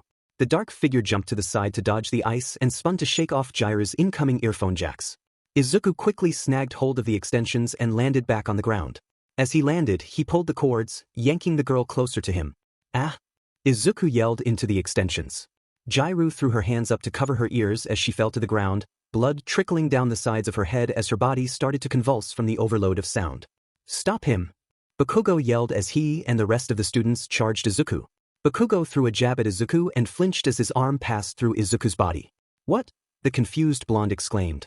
Izuku's body stayed still and slowly began to fade away, leaving Bakugo standing there, locked in place. The sound of bodies being beaten and bones breaking echoed in Bakugo's ears. The blonde slowly turned around to see the fading black stream followed by a handful of his classmates falling to the ground, covered in cuts and bruises. It's an afterimage, Kaken. Something you'll never be able to replicate with that pathetic quirk of yours. Izuku spat, each word dripping with venom. Bakugo peeked to his sides to see which of his classmates were still standing. Him, Kirishima, Todoroki, Uraraka, Shiro, Tokoyami and Ida. Quirks aren't the problem, Deku, and neither is being quirkless. It's just a loud tremor vibrated through the ground, followed by another and another. Izuku and the rest of the students eased up and turned their heads toward the back of the school. What's happening back there? Shiro spoke up. Bakugo slowly backed up and scanned the ground until he found a damaged walkie-talkie. He carefully picked it up and held it to his ear. All teachers, this is not a drill, split into groups, all non-UA members are considered hostile, don't let the, what? Boom! Everyone's heads turned to the explosion at the back of the school. The sky was filled with black smoke that occasionally flashed bright white. Izuku squinted into the smoke to see the outline of a huge figure looming in the dark. Who? Izuku started to say before watching the figure disappear from his sight. He barely had enough time to throw his arms up in an X across his chest before a massive fist slammed into him. Izuku rocketed backward and slammed through the side of the school, disappearing from everyone's view. Bakugo clenched his teeth as he stared up at the giant beast next to him. His eyes locked onto the man standing on the edge of the creature's back. His red eyes peered between the fingers covering his face. Bakugo let out a deep exhale, keeping his eyes locked on the man. I can't stand the league. Shigaraki and the rest of the league hopped off the beast's back and landed in front of the heroes. Makia, keep the heroes back busy with your clone. I don't want anyone interrupting us, Shigaraki commanded. The beast nodded before dashing off into the smoke. The heroes stood silent, waiting for the battle to begin when Bakugo stepped forward. You think Izuku's just going to let us duke it out? He'll be back here before you know it and cause us both problems. I wouldn't be too sure about that, brat. He did say his main mission was to tear down UA, and that's exactly where I put him. Bakugo looked back toward the school and scanned the massive hole in the wall caused by Izuku. He didn't find any sign of him. Bakugo, look out! Uraraka screamed, bringing Bakugo out of his trance. The blonde instinctively blasted himself off the ground as Shigaraki lunged at him. Split them up, it should be easier if we're one-on-one. Bakugo ordered as he shot a blast at the decay user. Right. Shigaraki jumped backward and extended his hand into the air, causing a strange feeling to run through Bakugo. The blonde felt his body tug forward as if he were being pulled by a rope. 20% smash. Bakugo yelled as he extended his palms. The blast rocketed forward and enveloped the blue-haired man until all Bakugo could see was his outline. As the smoke from the blast began to fade, Bakugo saw Shigaraki drop to his knees, gasping for breath. What was that? Bakugo questioned as he walked toward his attacker. Shigaraki stayed still on the ground as the footsteps got closer. What kind of nonsense was that? Bakugo asked again. Shigaraki let out a low chuckle, causing Bakugo to stop dead in his tracks. Who said anything about nonsense? All I see is a fair fight. Shigaraki laughed as he leaned back. Bakugo's eyes widened as Shigaraki's face came into view. His burns were rapidly healing as if he had never been injured in the first place. The decay user slammed his hand on the ground, causing Bakugo to fall onto his chest. How does he have multiple quirks? Bakugo thought in disbelief. How does it feel to be powerless? No control over your own body. You look pathetic, Shigaraki said as he slowly started to close his palm into a fist. Bakugo screamed as the force being applied to him drastically increased. Telekinesis? Pretty cool, right? It's made my job so much easier. All I have to do is pin my prey to the ground and I can walk up and decay them, the decay user explained as he started walking towards Bakugo. 75% smash. Bakugo turned his palm towards the ground and unleashed a massive explosion, causing the entire battlefield to break apart. The ground rippled with cracks as large portions fell away, revealing a pool of magma formed by Bakugo's blast. 5 minutes before Bakugo's blast, Izuku scrunched his nose and pushed a slab of rubble off him. He slowly pushed himself up and inspected his arms. They were a dark gray instead of his usual black. Huh, that guy can hit hard. Can't wait to fight him. Izuku smiled as he cracked his neck and walked towards the hole. As he got closer, he saw a beast run back towards the south side of the school. A frown grew on Izuku's face as he realized he would have to face his biggest challenge yet. Great, he muttered. The figure kicked a piece of metal, and the sound echoed down the hallway. Izuku glanced to his side and took in his old school. Suddenly, an idea popped into his head. Well, I guess if Bakugo and the others are going to be held up for a bit, it wouldn't hurt to look around. Izuku jogged down the hallways, taking in everything. He sprinted up the flight of stairs and took off down the hall until he stood in front of a big brown door. He raised his foot and kicked it open, causing the wood to fly off its hinges. He stepped inside and walked until he stood at the front of the room. It's been a while since you've stepped foot in here, a voice called from the doorway. Izuku's eyes trailed off to find a lanky silhouette standing there. It wasn't hard to figure out who he was. Not many people had the courage to approach Izuku. It has All Might. I'm sad that I'll have to tear it down brick by brick. Young Midoriya, you don't have to do this. You can still be a hero. At one time, All Might, that was my only dream, to be a hero. I just wanted to save people and put a smile on their faces, but I guess fate had something else in store for me. Please, you can still turn back. I'm happy with where I am, All Might. You should realize that I'm the best chance quirkless people have at ever becoming equal in this twisted society. So don't stand in my way for trying to do what you couldn't. Izuku said as he walked past his old idol. The two stood there for a moment, just staring at each other, until Izuku finally pushed himself past All Might and into the hallway. He walked down the corridor without looking back. If he did, all he would have seen was his former idol's face starting to tear up. Izuku turned the corner and sprinted down the halls toward the roof. As he climbed the stairs, he burst open the door just as the entire building started to shake. Izuku steadied himself and grabbed onto the ledge before peeking over at the ground below. It looked like chaos had erupted. Rubble lay scattered across the ground, molten magma formed deep within the cracks, and bodies were fighting amidst the destruction. Izuku narrowed his eyes on two figures in particular, a spiky blonde pushing himself up from the dirt and a blue-haired man floating several feet off the ground. Izuku scoffed and gripped the small concrete wall in front of him. His gaze shifted to one of the fights that had resumed on the south side of the lawn. Twice and Ida were engaged in battle. Twice was backing up while Ida barreled towards him.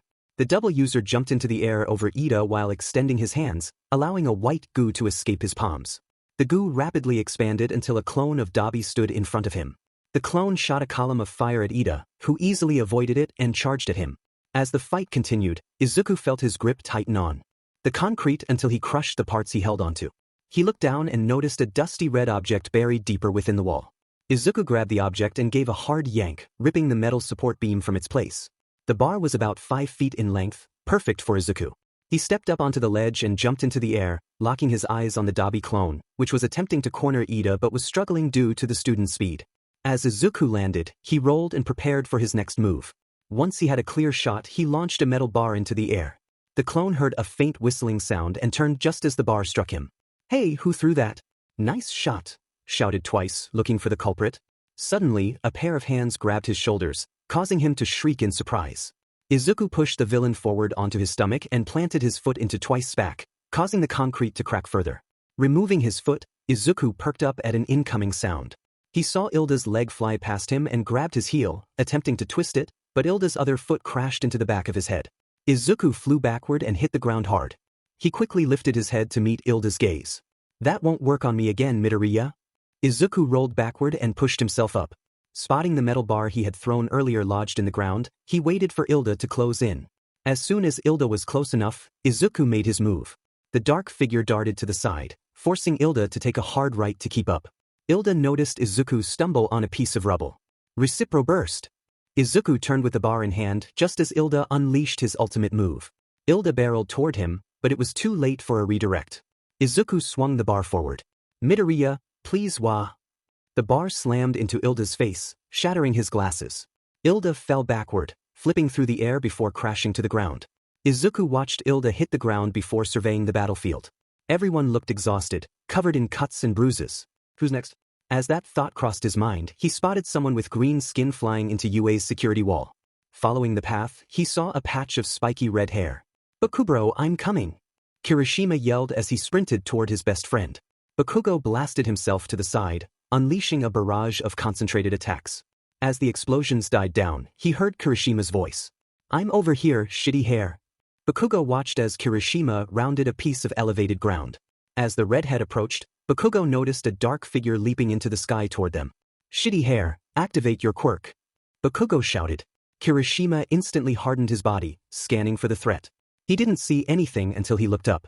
Izuku was above him, and he rammed his heel into Kirishima's forehead, causing him to fall. Quickly, Izuku positioned the metal bar over Kirishima's chest and moved forward with all his strength. "Ak!" Kirishima gasped, blood spilling from his mouth. The bar pierced into the ground, and after catching his breath, Izuku stepped back. Kirishima lay still, trembling from the pain. The bar had gone clean through him. As his vision darkened, Kirishima gripped the bar and tried to pull himself off it. He screamed, sliding up the bar. He was close to freeing himself when he felt a hand on his stomach. Glancing to his side, he saw Izuku standing there. "I'm sorry, Kirishima, but I can't let you continue in this fight. I'm pretty sure I missed all vital organs, so you should be fine. Now, go to sleep."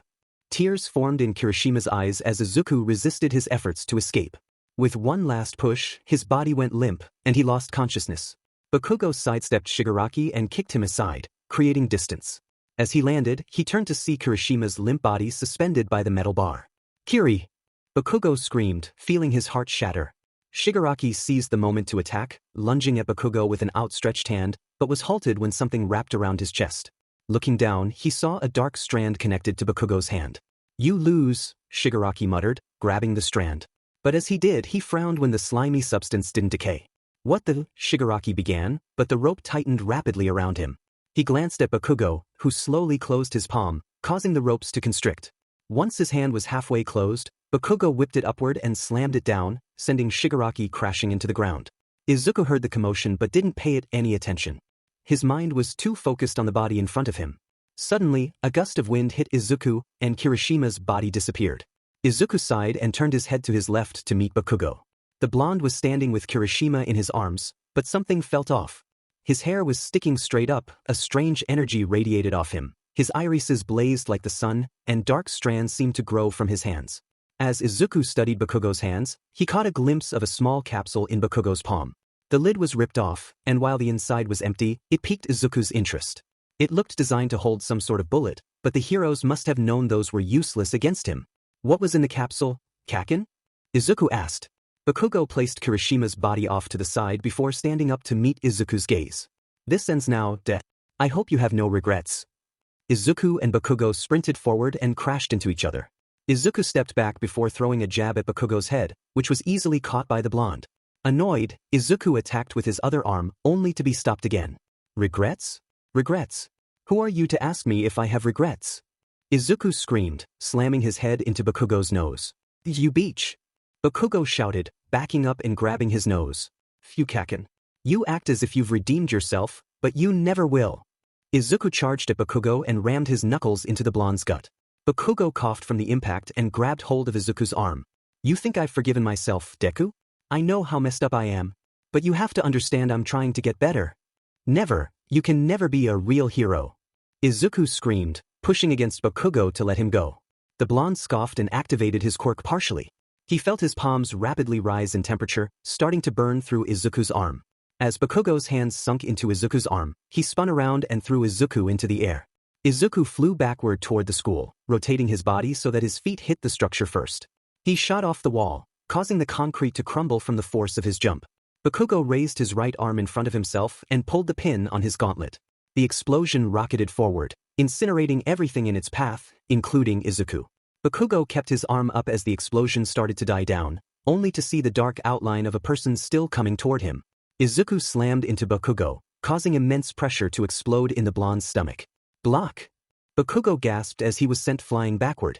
As he slammed into the ground, he placed his hands next to his head in an attempt to keep up but quickly shifted them into an X over his chest as he saw Izuku already over him. Izuku landed on top of Bakugo and blasted his fist into the blonde's chest, causing the ground around them to shatter. Izuku reeled his fist back and rocketed it forward into Bakugo's cheek, continuing to unleash a flurry of punches. What the hell? Each of my punches makes me feel like my insides are going to explode. Bakugo rolled his head to the side, freeing one of his arms. He grabbed a handful of dirt and tossed it at Izuku to obscure his vision. Izuku swiped his left hand across his chest to push away the dirt and drove his right hand into the ground where Bakugo's head should have been.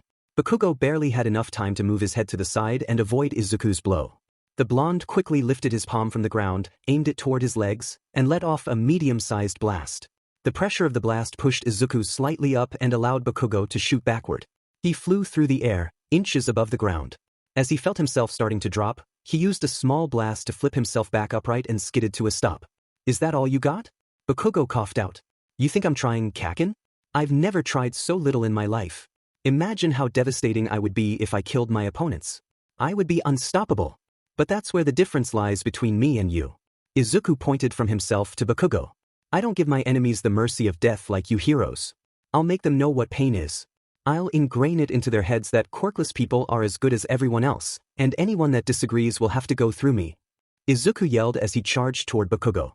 The blonde threw his arms up in a blocking position as Izuku laid into him, each hit causing pain to shoot across Bakugo's body. Seeing an opening, Bakugo threw a right hook, only for Izuku to step back and slam his foot into Bakugo's side. The blonde soared through the air and crashed into the ground. Slowly, Bakugo pushed himself up, feeling pain shoot through his left shoulder. Ah, man, he mumbled to himself, grabbing it with his right hand. Taking a deep breath, he pushed on his upper arm, allowing his shoulder to pop back into place. Bakugo coughed out a mouthful of blood and looked up as Izuku approached him. Is that all you have, Kaken? Izuku teased. Bakugo slowly raised his hand in front of himself and aimed at Izuku. Smash!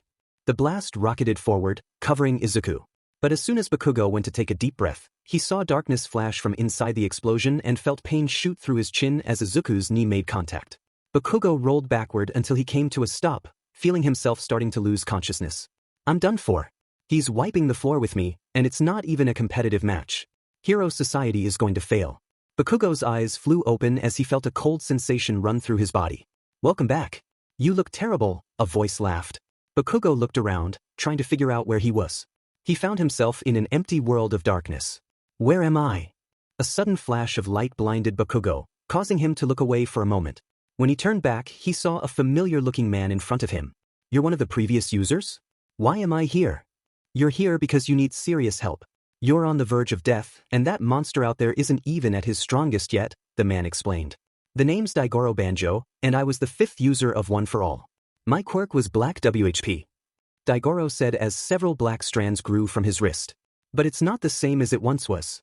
My quirk has been gaining power in One for All, and with you at 100%, it's going to be at its peak. Bakugo looked down at his wrists and concentrated on the black tendrils. But after a few seconds, nothing happened. It's not working. Bakugo yelled, causing Daigoro to laugh. You think you can use my quirk? You're too weak, you blonde porcupine. Bakugo stopped and slowly raised his eyes to meet the man's. What did you call me? You're the worst one for all user yet. You're getting your butt handed to you by a quirkless reject, and on top of that, you're letting down all of Hero Society. You're weak, you knock-off fireworks show, Daigoro said coldly as he raised his hand to Bakugo.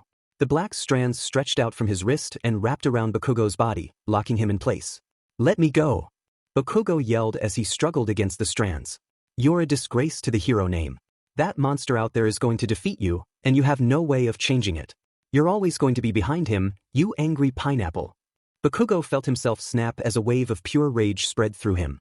He let off a small blast angled at his feet, causing Daigoro to loosen his grip. Bakugo ripped his right arm free and threw it toward Daigoro as a dark, blackish-orange strand escaped his wrist and wrapped around the man's neck. Bakugo dropped to the ground as Daigoro stopped using his quirk and attempted to loosen the strand around his neck. Bakugo extended his other arm, allowing another dark strand to shoot out and fully immobilize the previous one for all user. Daigoro smirked and snapped his fingers, causing a bright flash of light to blind Bakugo. When the blonde opened his eyes, Daigoro stood in front of him with no restraints. My quirk manifests through anger, and knowing you, that won't be much of a problem, Daigoro explained. What? Bakugo asked, still annoyed. I was just saying all those things to provoke you, and my guess was right. After getting you angry, my quirk manifested pretty well. Bakugo looked down at his wrist as he considered the man's explanation. Forget you, he mumbled. Ha, I like you kid. Wish I had a body so I could throw down with you. Now go and give that punk hell. The voice echoed in Bakugo's ears as his vision faded to black. Bakugo's eyes flew open as he regained consciousness. He lifted his head, feeling his entire body ache with pain. It hurts just to move, but I can't let that stop me. This is nothing compared to what the world will go through if Deku wins. Izuku slowly walked toward Bakugo, looking down at him with disgust in his eyes. This fight is pointless, Kaken. Just give up. Izuku's hands shot to his neck as the air in his lungs quickly drained. He clawed at the dark, ooze-like substance but found it wouldn't budge. Following the strands back, he scoffed when he realized who was behind the attack.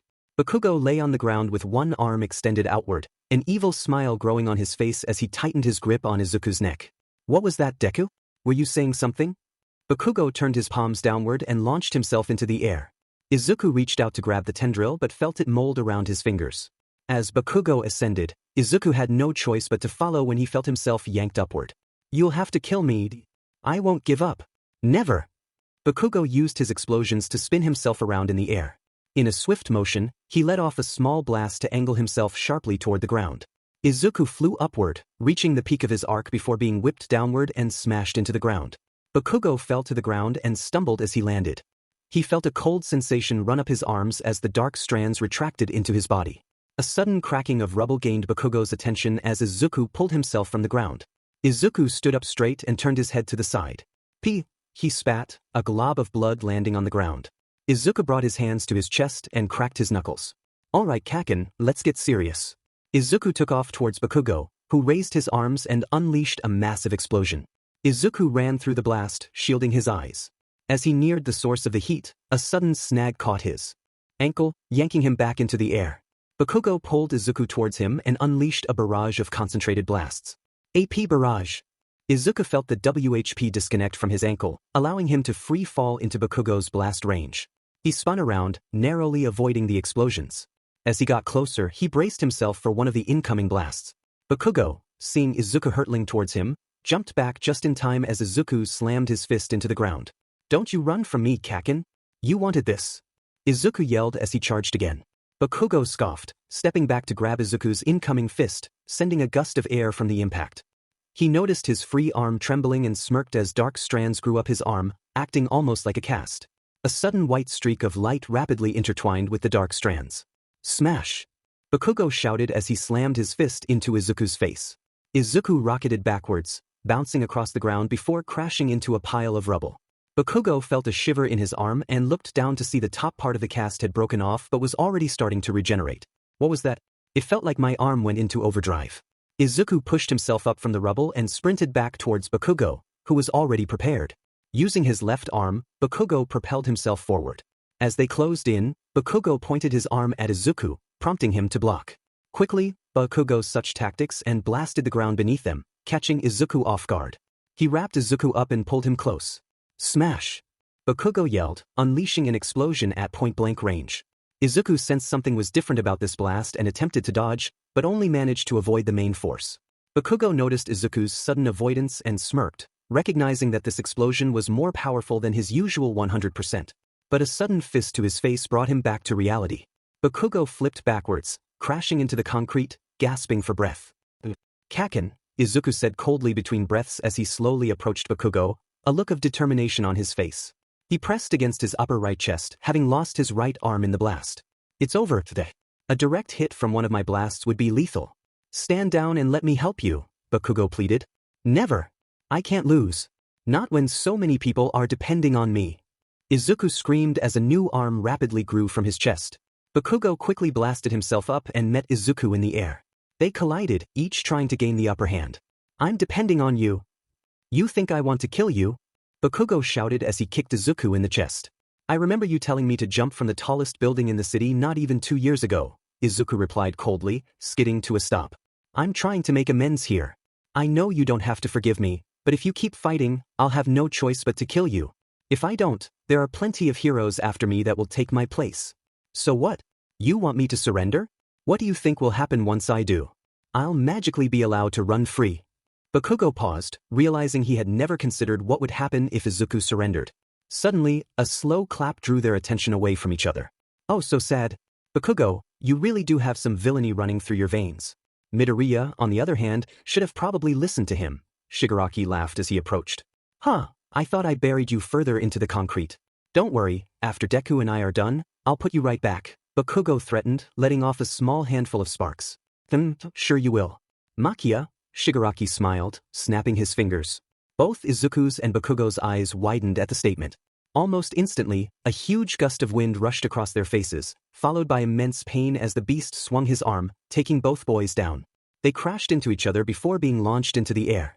Get off me! Bakugo yelled, blasting Izuku in the center mass. A stream of smoke followed Izuku down until he crashed to the ground, gasping for air. Pain surged through him as he looked down to see a hole ripped through his midsection, with his right arm pierced by a piece of metal debris. Izuku attempted to push himself up, but his left arm gave out. FF dash! Izuku screamed, slamming his fist into the ground. A tear escaped Izuku's cheek and rolled down his face. I can't lose, I can't. They need me, they need to be saved. Izuku pleaded as more tears streamed down his face. The sound of explosions caused his ears to perk up. He looked off into the distance and could see the blasts followed by the huge sounds of Gigantomachia's roar. I'll be damned if I die here. I won't let anything I've done be in vain. I'll beat every one of those false heroes if it's the last thing I do.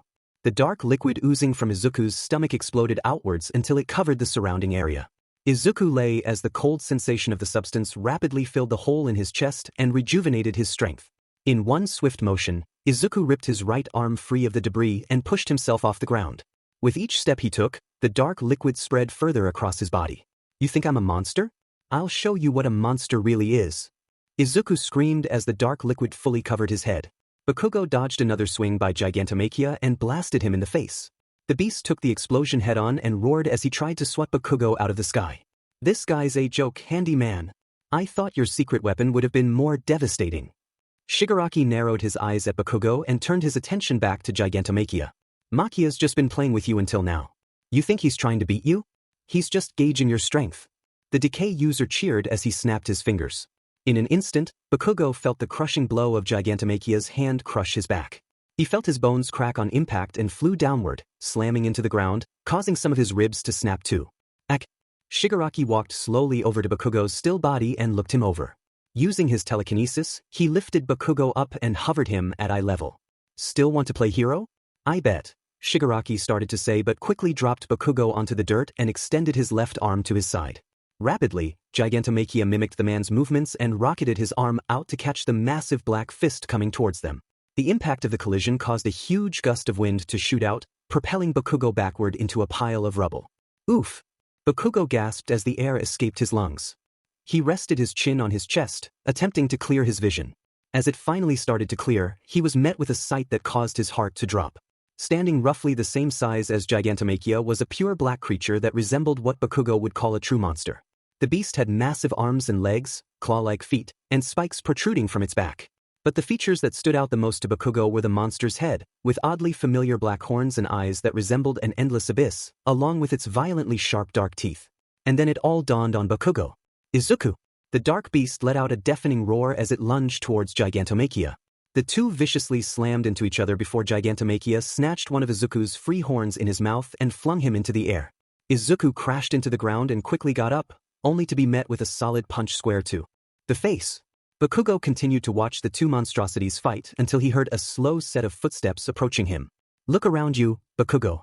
Is this the world you heroes imagined? One of ruin and chaos. Bakugo turned his head to look at the battlefield and felt his heart tighten. His classmates' bodies littered the ground, his teachers lay unconscious, and those that were still fighting looked like they'd been through hell. Enough of this, Shigaraki, Bakugo let out between coughs. So unheroic. I'm dumbfounded why the heroes put their trust in you. Look at where it led them. Right under my boot. Shigaraki laughed as he kicked Bakugo's limp body. Bakugo could see the man's shadow starting to reach down towards him. In only a few seconds, Bakugo would cease to exist. Bakugo! Bakugo's eyes widened and moved towards where his name was called. Standing in front of an unconscious Toga was Uraraka. We need you. The words hit Bakugo's ears, and he felt his body rejuvenate with energy. He turned his palm upwards and let off a light orange glow before a shower of sparks surrounded himself and Shigaraki. The sparks looked different than before, shining brighter, and as quickly as they appeared, they combusted outwards, engulfing both Bakugo and Shigaraki. The explosion shot Shigaraki backward into the ground. Slowly, he raised his head to look into the smoke-covered area to see two red irises staring back at him. Bakugo slowly stepped out of the cloud and exhaled, allowing the smoke in his lungs to escape through his mouth. He reached up and ripped off his tattered shirt and gauntlets, allowing his body to have no restraints. UDMN hero, Shigaraki started to say but was interrupted when an explosion covered him. Bakugo dropped his arm as the explosion died down and inspected the spot where the decay user once sat. His body was nowhere to be seen. The only thing left was the villain's footprints scorched into the ground. Bakugo, what did you do? Uraraka yelled as she ran up next to him. I'm not messing around, Uraraka. I'll deal with the repercussions later, but this world is better off without him. So you killed him? You think I want to take someone's life? You think I got enjoyment out of that? I'm a human too. I have empathy. But I won't let him walk around and hurt the people I care about. Bakugo cried out. The two sat in silence after the blonde's outburst, with the only sounds being the screams of students, alarms, sirens, and the thunder from the raging battle. Is that what you're going to do with Izuku? Uraraka whispered. Bakugo felt a tear roll down his cheek as he tried to meet Uraraka's gaze, but in the end he couldn't. I guess so. He pushed past her and blasted himself into the sky. The cold air ran across his face, causing the newly formed tears to burn as they escaped his eye. Be strong, Katsuri. Be strong. Bakugo wiped away the tears and unleashed one more blast toward the raging monsters in front of him. He landed on top of a nearby building and quickly inspected the battlefield. It looked like a total war had broken out. The entire block was in ruins, and at its center were the two beasts. Izuku sidestepped Gigantomachia's arm and wrapped his own around the beast's neck. Gigantomachia let out a deafening roar as Izuku lifted him into the air and slammed him into the ground. Seizing the opportunity, Bakugo blasted himself into the air and aimed downward at the two. AP barrage. The blasts rained down, but Bakugo didn't think it was enough. Smash! He screamed as he extended both palms outward. The force of the explosion carried him further into the air. Using smaller explosions, he repositioned himself until he was hovering at least 200 feet above the ground. That had to do something, right? But as the smoke cleared, Bakugo felt his blood boil. The two creatures were wide awake. Izuku stood with his head down while Gigantomachia thrashed in an attempt to escape Izuku's grip. Slowly, Izuku raised his head to meet Bakugo's gaze. The beast locked onto the blonde and, in one swift motion, hurled Gigantomachia at him. What? Bakugo screamed as he quickly blasted himself out of the way. Gigantomachia flew by and attempted to latch onto him but fell short, soaring into the dark clouds above. Teach! Bakugo let out as he turned his attention back toward Izuku, but felt his breath escape him when he realized Izuku was nowhere to be seen. Where did you? Bitch! Bakugo screamed as Izuku's hand tightened around him. The blonde coughed, struggling to take in air, but the pressure on his chest was too much. Delaware smash! Bakugo coughed out as he punched Izuku's arm. The beast dropped him and stumbled backward while rubbing his arm. Bakugo slammed into the ground, only to feel a hand touch his back, making his entire body feel weightless. Come on, Katsuki! You can't die here. Uraraka cheered as she grabbed hold of his breaths and dragged him away from Izuku.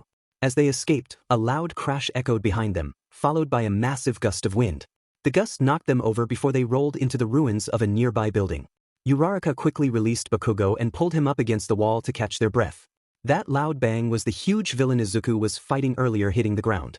Looks like he got tired of being in the air. Bakugo turned his head to the voice and was surprised to see Hawks. But he wasn't the only one there. Tokoyami, Aizawa, Su, and Crust all stood within the tiny area. You look like a mess, Bakugo, Aizawa spoke up. What are you doing here, Teach? Better yet, what are all of you doing here? Bakugo asked.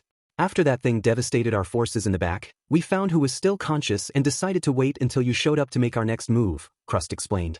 Bakugo nodded and turned to his teacher. So what are we going to do? Still trying to figure that out. What about Shigaraki and the rest of the league? Bakugo hesitated for a second before responding. Shigaraki's dead. I don't know about the rest of them. Aizawa's eyes widened, and he slowly nodded. A sudden gust of wind slammed into the building, causing all the walls to collapse. The group turned their attention to the source of the wind and found most of the city around them was now fully destroyed. Okay, listen up. Here's what we're going to do. We're going to wait on the side, and once one of those monsters goes down, we all jump in and take down the other. Got it? Bakugo asked. The rest of the group nodded before running off in their own directions toward Izuku. Bakugo took one step forward and felt a hand on his shoulder. I'll follow you anywhere, Katsuki, Uraraka said with a big smile. Bakugo looked at her with a straight face, trying to find the right words. It's Bakugo and leave me alone. He pushed past the starstruck girl and blasted himself off into the air.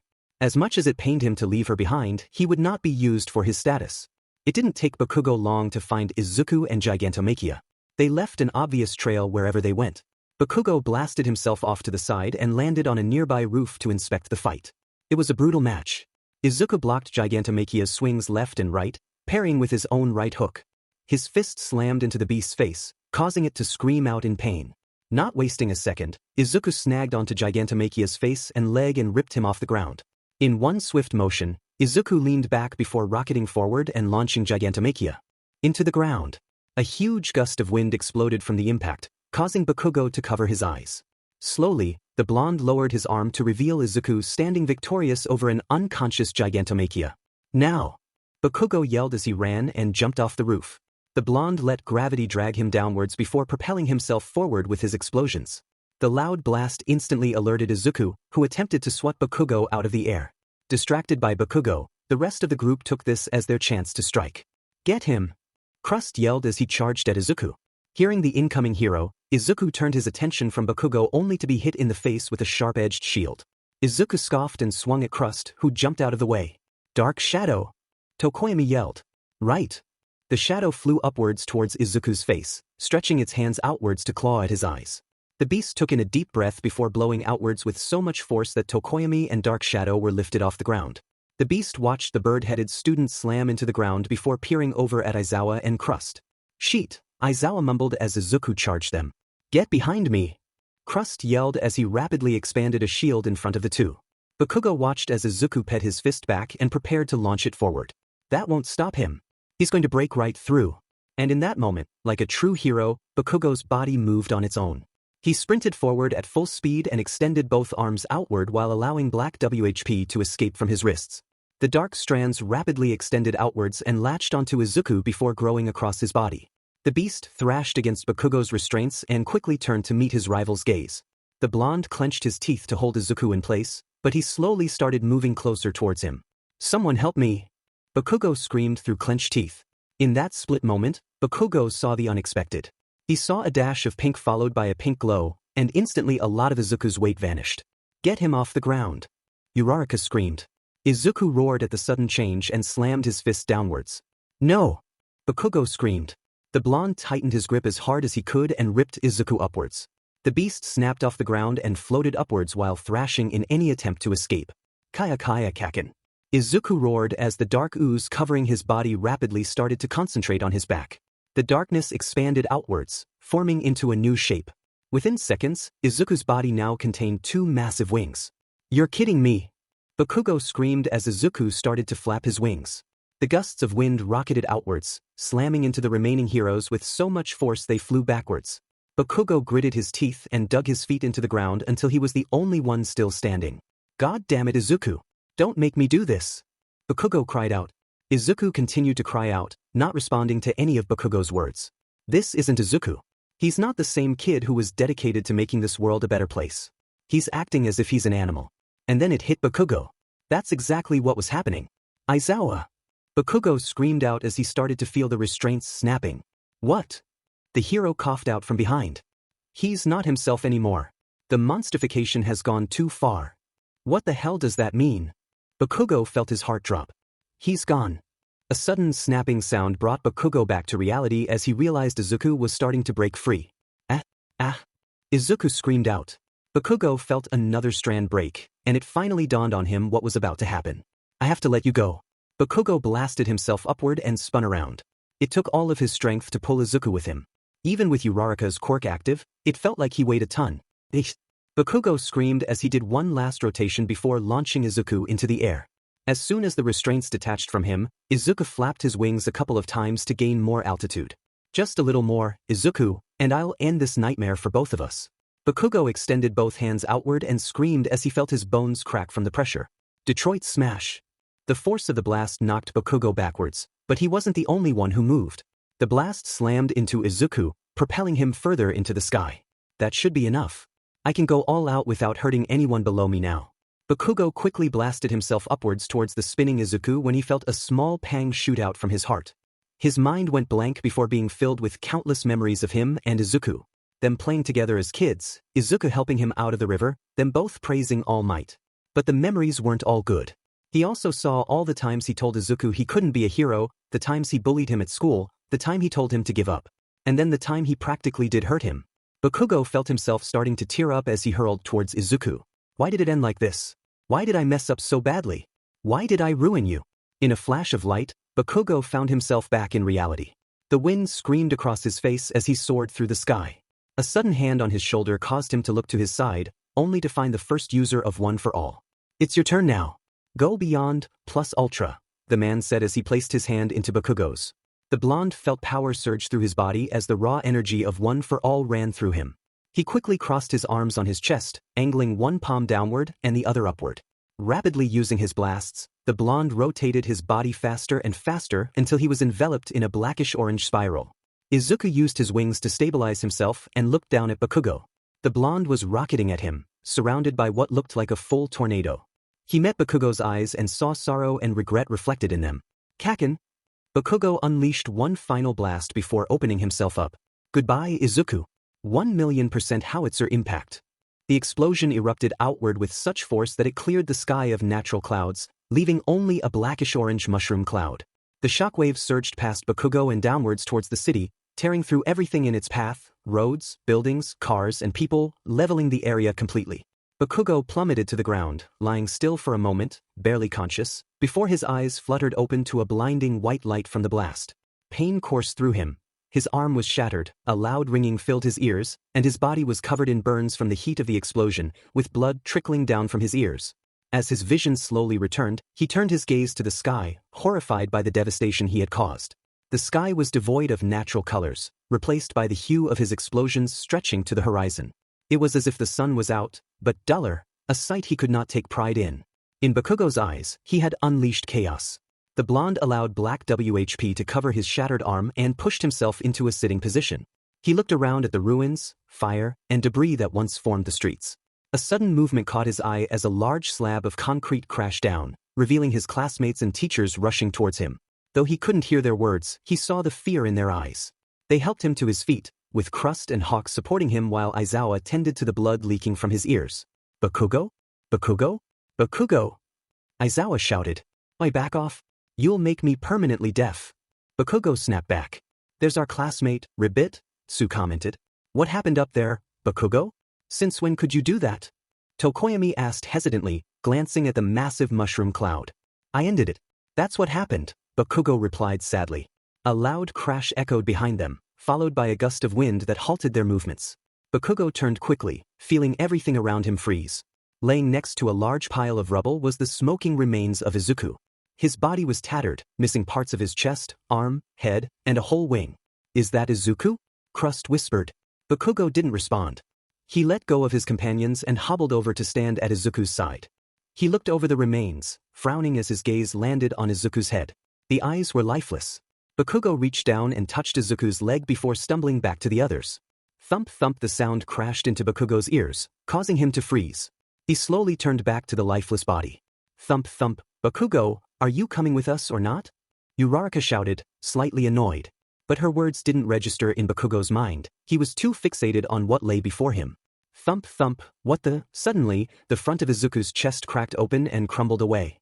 Two hands emerged, grasping the sides of the body. In a slow effort, Izuku pulled himself up and gasped for air. Bakugo couldn't breathe, couldn't move, only stare at the figure before him. Standing there in nothing but his signature gray sweatpants was Izuku. How? Was all Bakugo could manage to say before a sudden flash of blue filled his vision. He heard gasps and coughs from his companions behind him and quickly turned to find Izuku standing over them, fists bloodied. How? A burst of pain exploded in Bakugo's stomach as Izuku drove his fist into him. The force of the blow brought Bakugo to his knees. He felt Izuku's fingers wrap around his neck and slowly looked up to meet his rival's gaze. Coughing up blood, Bakugo frowned. It's over, escape before more heroes come. Please. Bakugo rested his hand on Izuku's wrist. Izuku hesitated for a moment before slamming his knee into Bakugo's face, causing more blood to splatter across the ground. Say something, you demon Deku, Bakugo coughed out. Izuku ped his hand back again, ready to strike, when the pile of rubble next to his monstrous form shifted. The colors of the rubble rapidly changed to dark gray before being blown away, as if disintegrating. A sudden glimpse of blue appeared behind Bakugo, and before Izuku could comprehend anything, his body moved on its own, just as it had on that fateful day with the sludge monster. Bakugo dropped to the ground, hearing commotion behind him.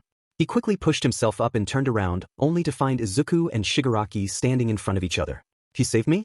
But after looking closer, that wasn't all that happened. Izuku stood with one hand raised in the air, grasping Shigaraki's wrist.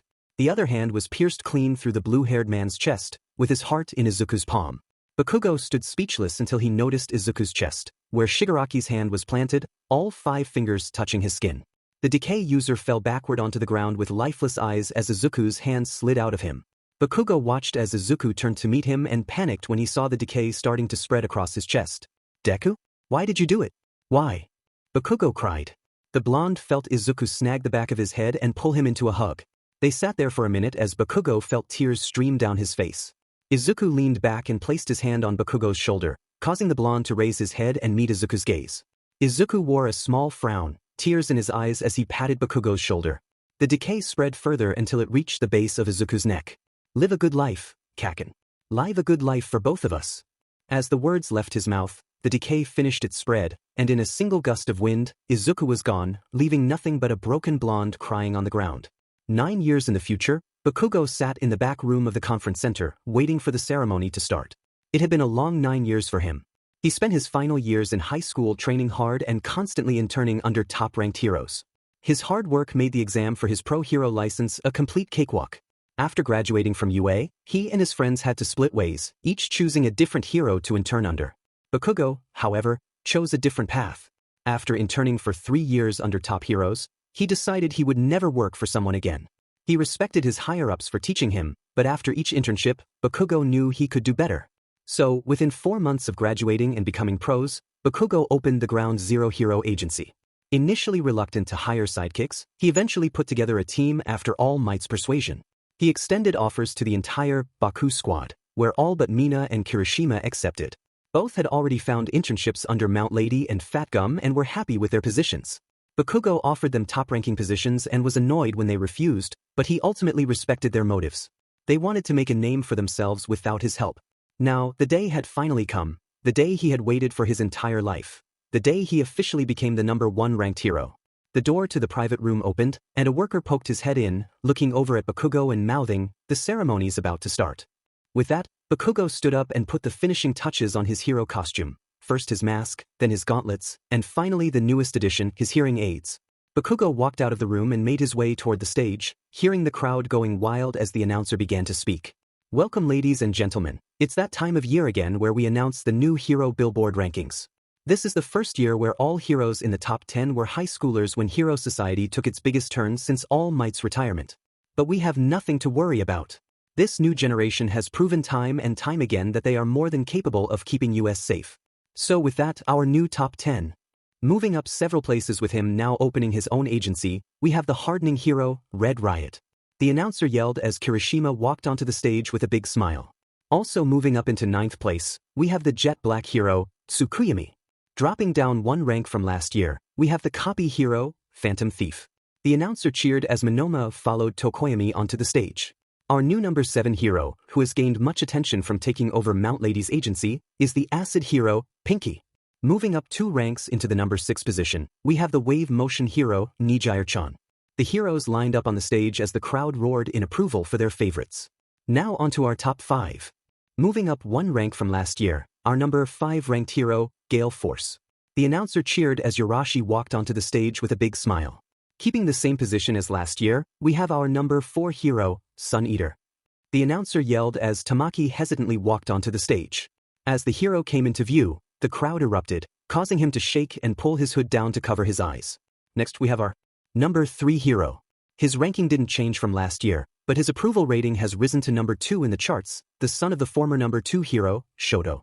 At the mention of Todoroki's name, the crowd's cheers reached their peak as the half-and-half user made his way to center stage with an emotionless face.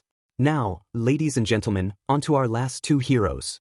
These 2 men have done nothing but pour their hearts and souls into keeping us safe every single day. Our number 2 hero, who has dominated the approval rating charts for the past 5 years, is the permeation hero, Lemillion. As Mirio's name left the announcer's mouth, the hero appeared from the floor, causing the crowd to explode. Haha, I love you all. Mirio cheered as he made his way next to Todoroki. And lastly, we have our new number 1 hero. Moving up 1 position from last year due to Best Genius' retirement and his increased popularity, we have the hero who leads the power scales and has resolved more cases than any other hero. Ladies and gentlemen, I'm proud to present to you the explosion hero, Ground Zero. Bakugo pushed open the curtain and stepped into the spotlight. It felt like he was in slow motion. A small grin grew across his face as he swept over the crowd. They were all smiling at him and cheering him on, something he had dreamed about since day one. The blonde took his spot next to Mirio and smirked as he caught the hesitant eyes of his fellow heroes. The ceremony continued until the announcer gave every hero a chance to make a statement. Bakugo listened as it went down the line until it was almost his turn to speak. I haven't saved close to the amount of people I need to yet. I won't rest until I save every last person in trouble. Mirio cheered, causing the crowd to erupt. The blonde smiled and handed Bakugo the microphone. Let's see what you've got, number 1.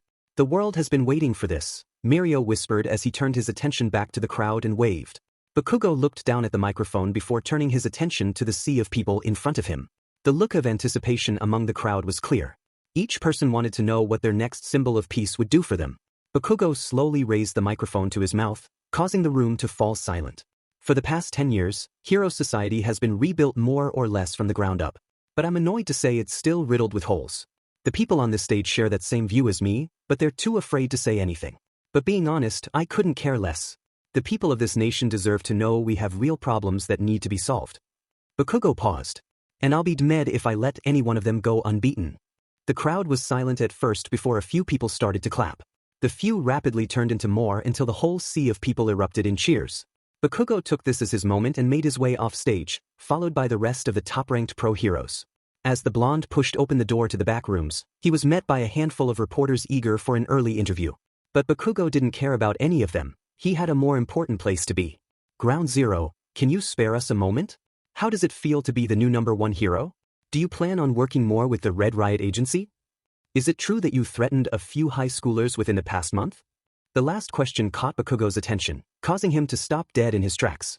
He turned around and met eyes with the reporter who asked the question. What was your question? Bakugo asked, stepping up in front of the reporter. Well, there were rumors speculating that you made threats against underage minors at a local high school. Can you please elaborate? Kirishima and Mina shuffled closer to Bakugo. They knew their friend could run his mouth, but a speculation about threatening minors was too far for him. Right? You're misinformed. I didn't say anything close to that, Bakugo huffed. Mina and Kirishima both let out a sigh of relief. Well then, what did you say to those high schoolers? I told them if they keep acting like they were, I was going to make their lives a living hell. You what? Mina exclaimed, grabbing onto Bakugo's shoulder. The blonde gave her a glare, and she instantly backed off. Bakugo turned his attention back to the reporters and looked down upon them. Listen closely because I'll only say it once. Those boys I talked to at that school deserved every little bit of it. I was just getting off patrol when I saw them bullying and roughing up a defenseless kid. Once I intervened, the only excuse they gave me for bullying the kid was that he was quirkless. If anyone is going to bully someone for being quirkless, then they should know they make an enemy out of me and a lot of other pros. It's a new era with me being number 1 now, and I won't stand for any discrimination against the quirkless population. The small group around Bakugo was silent at his response. After no one spoke up, the blonde got annoyed and pushed his way past the crowd before making his way out of the building. Bakugo, wait up, a voice yelled from behind him. What do you want, shitty hair? Bakugo asked, annoyed as he turned around to find Kirishima and Mina chasing him down. You threatened a group of high schoolers? The association won't like that, Kirishima said as he caught his breath. I couldn't care less what they think. I'll be dead if I let a bunch of quirkless people be treated like second-class citizens.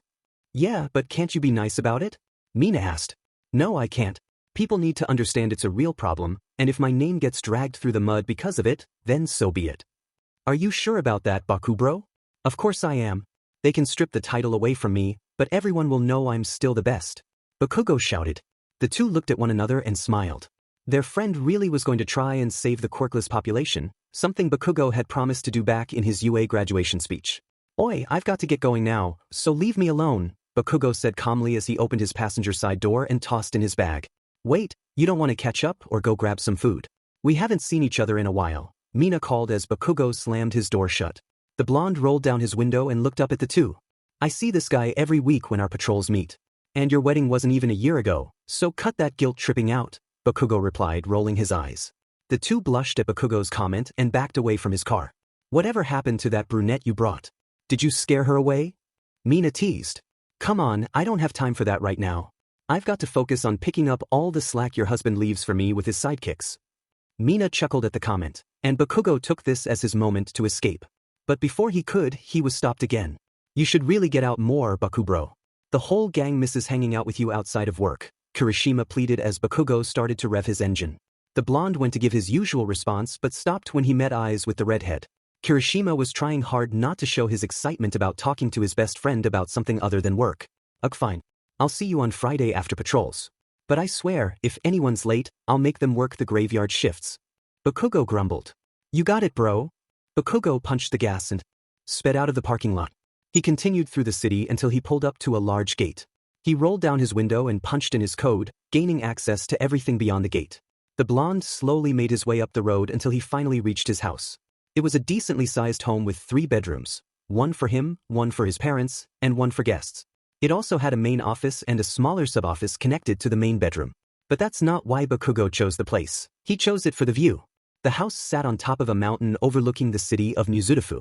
It was all private property that Bakugo quickly purchased on his own. He liked the quietness and calmness that came with being alone. Also, since no one was around, he could go all out with his quirk in his outdoor training area. The blonde opened his door and kicked off his shoes before making his way over to his office. He plopped down in his chair and proceeded to open up his computer to tackle the endless amount of paperwork he had. Forget this, Bakugo grumbled as he leaned back in his chair and rubbed his eyes. How long have I been doing this? He peeked at the clock. 3 hours? Forget that, I'm done. Bakugo slammed his computer shut, causing a couple of picture frames to fall off from his desk. God damn it. The blonde reached down and picked up the frames but couldn't help but smile as memories rushed through his mind. The first frame was a picture of Bakugo at his first Hero Billboard Charts event. It was his 3rd year out of high school when he finally reached the number 10 position. He was 21 at the time, making him the youngest hero to make it to the top 10. Bakugo looked down at the other photo and felt a tear come to his eye. It was him at graduation with All Might. They both had the biggest smiles, comparable to All Might in his prime. Bakugo didn't smile much, but this moment was different. He was finally about to be a pro hero, and his parents and All Might got to experience it with him. His parents were proud of where Bakugo's life had led him, and he knew All Might would be too if he were still around. But sadly he wasn't. Soon after Bakugo opened his agency and hired his former classmates, All Might passed away from a sudden illness. The funeral was the first major gathering of all his old classmates since graduation. The ceremony highlighted the legacy All Might left behind as the symbol of peace, a legacy Bakugo swore he would continue. The blonde placed down the picture and went to step out of the room when he heard the crunch of glass under his foot. Mother! Bakugo grumbled as he removed his foot, only to find a smashed upside-down picture frame. He grabbed the frame and shook off the excess glass before inspecting the image. This was where the real tears started to flow. It was a picture of him and Izuku when they were kids. And they were both quirkless. The portrait slammed Bakugo with memories from his past that he didn't want to remember, all his pent-up anger toward Izuku that was never justified re-entering his mind. The blonde slowly placed down the shattered frame and stepped outside his office. He made his way down the dark halls until he stood in front of two traditional Japanese doors. Sliding them open, he walked in and closed the doors behind him. The room was covered in dust. It had been years since Bakugo had stepped foot in here. It was a space meant for meditation, something Bakugo had taken seriously when he first moved out. After weeks of research, he had found many stories of people communicating with the dead. Each shared similar characteristics. They had been meditating, had lost someone they cared about, and shared a strong connection with the deceased. Bakugo had tried for 5 years to reach Izuku, but nothing ever came of it, so he gave up. He assumed the connection was too weak or that his rival had no interest in talking with him again. Letting out a deep breath, Bakugo made his way to the center of the room. He sat down and reached for several dusty objects, blowing air to clear them of dust. It was a piece of incense and its holder. He placed the holder on the floor and lit the tip of the strand with his quirk, dropping it into the container. Closing his eyes, he sat there for about 20 minutes before darkness enveloped him. Bakugo's eyes fluttered open to a bright white light. "Why is it so bright?" he scoffed, covering his eyes as he pushed himself off the ground. Brushing off his breathes, he looked around. He was in a city he had never seen before, filled with unfamiliar faces. Nothing stood out to him. Looking down at his arms, he stumbled backward. All the scars he had accumulated over the years had disappeared. Instinctively, he reached for his ears, only to find his hearing aids missing. But he could still hear everything around him. He brushed it off and started to explore the city. As he walked, he passed a parked car and caught a glimpse of his reflection. What the? He inspected his head closely. He looked exactly like his teenage self from high school. What kind of dream is this? Bakugo grumbled, digging his hands into his pockets as he continued through the city. He kept walking until he came upon an open field. The sight of the prairie took his breath away, lined with trees of vibrant colors, pink, purple, red, green, even blue. "It's appealing, isn't it?" a voice called from behind him. "I've never seen anything like it," Bakugo responded. "I know what you mean. The first time I came here, I had the same reaction." "Yeah, no kidding," Bakugo replied. The voice was quiet for a moment before continuing. "You should imagine sparring here. The colors mix and mingle as you fight. It's something you'll never experience again." "I'll pass. I haven't had a good fight in years. You just ruined the scenery for me." "Ah, come on, Kaken. I've never known you to turn down a fight." Bakugo's heart skipped a beat at the nickname. He hadn't heard it in years. "What did you say?" he asked, scared to turn around. "Turn around, Kaken." Slowly, he turned to see a sight he never thought he would see again. His childhood friend, whom he lost so long ago. "Deku," Bakugo said, reaching out to touch him. Suddenly, Izuku slammed his knuckles into Bakugo's cheek. "OW, you beach!" Bakugo yelled, starting to get up. He felt someone lift him under his arms. Pushing the person away, he turned to find Izuku's mentor looking down at him. "Who are you?" Bakugo demanded. "I'm the guy who just helped you up, so a thanks would be nice." "But I know I won't be getting one," Garu said, annoyed. "What was that for?" Bakugo asked, rubbing his nose. "Oh, don't be such a baby, Kaken. Anything can be fixed up here," Izuku replied, snapping his fingers. The pain instantly disappeared, replaced by a warm, tingling sensation. "Why am I here and what is going on?" Bakugo questioned. "You're in heaven, kid, but don't worry, you're not dead. Someone reached out to pull you here for a little bit," Garu explained. Bakugo turned to Izuku, inspecting his face. The green-haired boy had a blank expression, as if lost in thought. "I'll be honest, Kaken. I had no plan on ever talking with you again.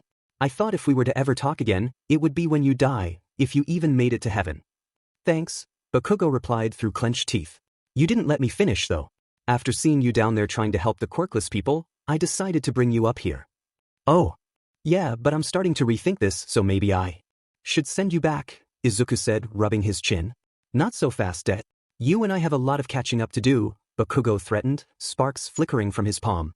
"I'll tell you what, Kaken. If I beat you in a fight, you go home and make peace with your life. But if you win, you can stay for the day and catch up with me and Garu."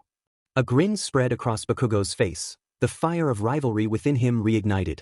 "I don't care about that old guy over there. But you're on, Deku." He growled, getting into a fighting stance. "I'm not that old, you blonde brat. Technically, you're older than me now." Garu shouted. "Shut up, Garu. You are and will always be an old fart," Izuku laughed, widening his stance. The two boys locked eyes and smiled. "Bring it on." A girl walked down the street, admiring the cherry blossoms that had just begun to bloom with the changing seasons. She sighed deeply, kicking a rock as she made her way to her apartment complex. Checking her phone, she hurried upstairs and burst through the door. "I'm home," she yelled, tossing her bag and shoes across the room. How many times do I have to tell you not to throw your things around? A voice mumbled from the kitchen. Sorry, Mom. That's something that'll never change about me, the girl replied, stepping into the kitchen to find her mother cooking. Oh, you know I can't be mad at you. Stop taking advantage of your dear old mother, the woman smiled, turning to pinch her daughter's cheeks. The girl pouted, causing her mother to laugh. Oh, be quiet. It's time to eat. I made your favorite. Did you make pork cutlet bowls? The girl asked, eyes wide. You're the best, Mom. I know, but don't stop telling me that. That was amazing, Mom. I swear, I don't know what I'll do when I have to move out. Oh, don't you worry about that, honey. You can stay with me for as long as you want. Thanks, Mom, but I'm 16 now. Give it 2 more years, and I'll have to move out and go to university. Don't remind me. You make me feel so old when you say that. The mom grumbled, causing her daughter to stifle a laugh. You'll always be young in my eyes, Mom, because if you're young, then that means I'm even younger. Hush. Now help me clean the dishes. The duo spent the next half hour cleaning up the kitchen. As they wrapped up, the mom shooed her daughter into her room to start her homework. Grateful for the gesture, the girl closed her door and locked it behind her. She jumped into her desk chair and pulled up the news, searching through articles until she found what she desired. Bingo, she smirked, quickly jotting down the information before heading to her closet. She rummaged through old clothes until she found a black box at the bottom. Removing it, she tossed it onto her bed and opened it, smiling at the contents inside. Changing into her new outfit, she admired herself in the mirror, beaming with pride at her progress after years of hard training. Glancing at the alarm clock, she noted it was 9:45 p.m. Quietly, she opened her door and peeked into the kitchen. All the lights were off, and it seemed her mom had gone to bed, which was perfect. Closing her door, she slid open her window. Once the gap was wide enough, she slipped out and jumped to the ground below. As her feet hit the ground, she tumbled into a roll and took off toward the train station. Hi, has the train from Uzudafu left yet? The girl asked as she approached the ticket booth. Nope. You made it just in time, but I must say, isn't it a little late for you to be traveling by yourself? The ticket salesman inquired. Oh, you don't have to worry about me. I'll be fine, she replied, extending her hand with a wad of cash. The salesman hesitated, eyeing the money, then slowly took it and handed her a ticket from Uzudafu. Thank you, she exclaimed, snatching the ticket and racing down the platform. She sprinted through the crowds until she reached her boarding station. Carefully, without drawing attention to herself, she slipped onto the back car and took a seat by the window. It didn't take long for the train to start moving, but it felt like forever. Once she heard the train whistle signaling its departure, she couldn't help but grin. Suddenly, her phone vibrated, and she glanced at the notification, letting out a deep sigh. It'll take 30 minutes to reach Uzudafu. Once I'm there, I need to book it to the Southern District. If all goes as planned, I'll run into both of them at the perfect time. Happy with her progress, the girl set an alarm on her phone for 25 minutes to wake her up just in time to depart. With that, she closed her eyes and drifted off into sleep. A sudden white light flashed, and the girl's eyes fluttered open. Slowly, she leaned up and stretched her arms above her head. Man, that feels good, she started to say to herself but stopped as she took notice of her surroundings. She wasn't on the train anymore. Instead, she was in a city packed with unfamiliar people. Yet, despite not recognizing anyone, she felt something calling out to her. The girl began walking forward and took a left down the street. With each step, the presence grew stronger. As she rounded another corner, she took off into a sprint, weaving in and out of the large gatherings of people. She didn't know why she was so determined to uncover the source of the presence, but her instincts urged her to find out. Rounding another corner, she stopped and stared into a vast field unlike anything she had ever seen. It was filled with trees of all colors, pink, green, red, and even blue. A sudden crunch from behind startled her, and as she turned around, darkness consumed her. Beep, beep, beep, the alarm blasted in her ears, causing her to quickly grab her phone and silence it. Afterward, she spent the remainder of her time apologizing to the other passengers on the train for the loud alarm. Just as she finished speaking to the last person, the door beside her slid open. Without wasting a second, she sprinted out of the train and onto the streets. So this is Uzudafu. I can't believe Big Bro got to grow up in such an amazing city. A sad smile crossed her face at the thought of her big brother. Keep me safe, Big Bro, she whispered to herself as she took off down the street. After a minute of running, she spotted a group of police officers approaching. Not wanting to get caught, she quickly ducked into an alleyway and hid behind a dumpster until they passed. I can't keep running in the streets. I'll be caught before I even make it to them. But how else can I get there? Bingo. The girl smiled and jumped onto the metal ladder hanging on the wall. She quickly climbed to the top and swung herself onto the roof. Walking to the edge of the building, she peered over at the gap between her and the next building. Can't back down now, she encouraged herself. Taking a deep breath, She sprinted toward the edge. As she leaped, it felt like time slowed down. She looked out across the skyline and laughed, feeling a rush of freedom. As she descended, she leaned forward and rolled upon landing, allowing her to continue running and jumping from roof to roof. "This should be it," she said as she landed on another building. She plopped down against a guardrail and pulled out her phone, scanning a news article before tucking it away. The girl stared up at the stars until she heard a crowd below break into cheers. "Hey look, it's Red Riot. Isn't that Chargebolt, the stun gun hero? Oh my god, I heard they were best friends in high school. Think Ground Zero is with them." Peeking over the edge, she spotted the two heroes signing autographs. They looked a bit tired but were happy to engage with the crowd. "Bingo," she smiled to herself. It took about 5 minutes for the crowd to disperse, allowing the heroes to continue on their way. "Man, all this popularity never gets old." Chargebolt cheered, putting his arm around Red Riot. "Come on, Kaminari, that's not really professional," Red Riot replied, moving his friend's arm off him. "It's Chargebolt." "I have no idea who Kaminari is," the blonde joked. "Come on, let's go. We've got to cover 2 more blocks before we can head back to the agency." Suddenly, a crash echoed nearby, causing the heroes to jump on high alert. "Who's down there?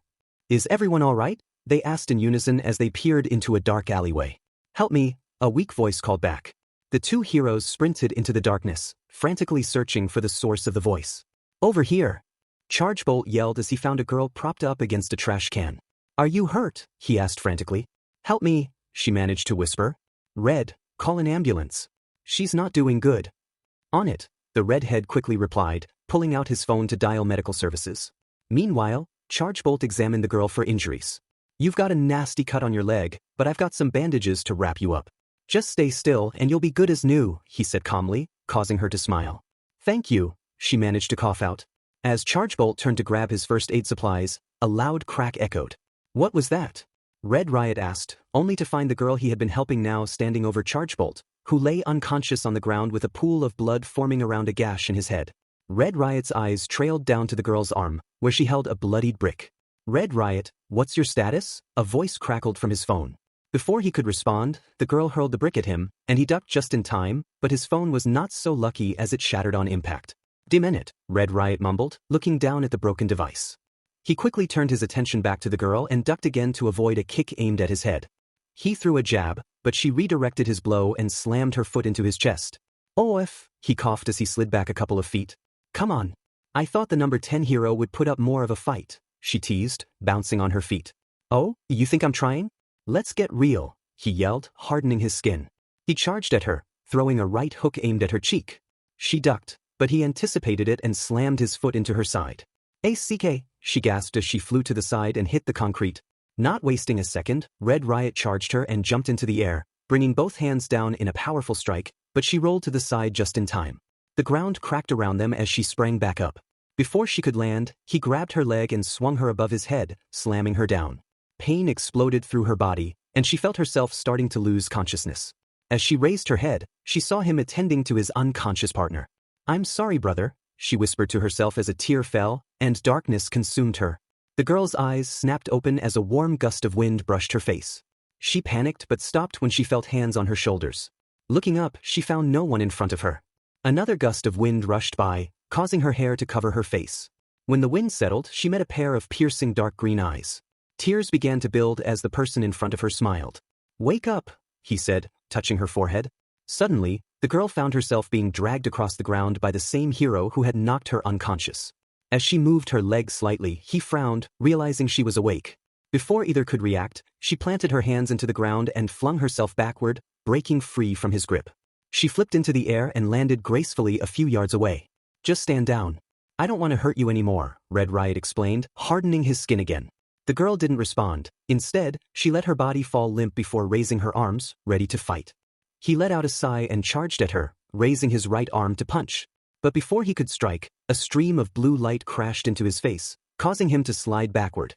"What the hell was that?" he coughed, wiping blood from his nose. His eyes remained locked on her as she stood still, looking down at her hands. He couldn't see her eyes, but he sensed whatever she was thinking wasn't good. "What was he started, but the air drained from his lungs as she retook her fighting stance, her hands moving smoothly in front of her, a flawless blue stream of light flowing behind them. The hero took a step back as he felt his breathing and heart rate start to speed up. "What is that form and why am I so scared?" I feel like I've seen it before somewhere. As the heartbeat in his ears faded into a high-pitched noise, the hero's memories flooded back. He knelt on the ground, cowering in fear, staring up into the deep dark abyss looming over him. He felt, but couldn't see, the figure in front of him that had a tight hold on his face, almost restricting his breathing. The dark figure slowly raised its free hand and clenched it into a fist. The hero squirmed and fought against the figure's grip, but his attempts to escape turned to nothing. With a quick flash of light, his eyes widened as he caught a full glimpse of what was in front of him. A figure slightly taller than him with skin as black as night. 2 horns protruded from its head, and where its eyes should have been were just 2 dark abysses. As quickly as the flash of light occurred, it turned to darkness as the figure's hand came flying down toward him, causing him to snap back to reality. The hero took a few more steps back and clutched his chest. It's the same form. Before he could react, a sharp pain exploded from his side, followed by a kick to the jaw. The hero stumbled backward, throwing his arms up to block, but with each hit, he felt himself starting to fall apart. Who is this girl? Why is she so strong? Why is she using that form? The hero threw a weak jab aimed at the girl's stomach, but she effortlessly parried the blow and slammed her fist into his gut. Oof! Red Riot coughed out, followed by a stream of blood. As he flew backward onto the ground, the girl stalked over to him and looked down at her prey. The hero lay in a puddle of sweat and blood. She scanned his face and scoffed at the look of pure fear she found. The girl slowly raised her foot, catching the attention of the pro. "Wi!" He started to scream but was cut short when her foot slammed into his head, causing the ground around them to crack. She took her foot off him and looked down at his unconscious body. Looks like he was having a mental breakdown. I wonder what that was all about. After checking to make sure no one else was around, the girl pulled out her phone and cursed at herself. I spent too much time here. Quickly, she pocketed her phone and climbed back up to the roof before taking off into the night. The girl sprinted from building to building, not wasting a single second until she finally collapsed from exhaustion. Damn it, I can't be at my limit yet. I still need to face him. With all the willpower in her body, she pushed herself back up and continued on her journey. After passing several more blocks, the girl landed and tumbled onto the roof of an office building. While lying on the ground, she dug out her phone and held it to her face. 1:36 a.m. CRP, I might have missed him. She placed her phone back into her pocket and crawled over to the edge of the building. She did a quick scan of the area and frowned when she found her target nowhere to be seen. But then, a sudden explosion on the opposite side of the street echoed through the air. The girl whipped her head towards the blast and saw smoke rising into the dark night sky. She took off running before she could even comprehend what had happened. She felt rejuvenated, as if her prior fight hadn't even happened. As she got closer to the alleyway leaking smoke, she ducked behind a safety wall and peeked out. Her eyes locked on the dark alley in front of her. She couldn't see anything in the darkness due to the poor lighting and the black smoke drifting outwards. The girl felt her breath slow, as if time froze around her. She could hear and see everything. Her heartbeat pumped in her ears as sweat rolled down her face. And then it stopped.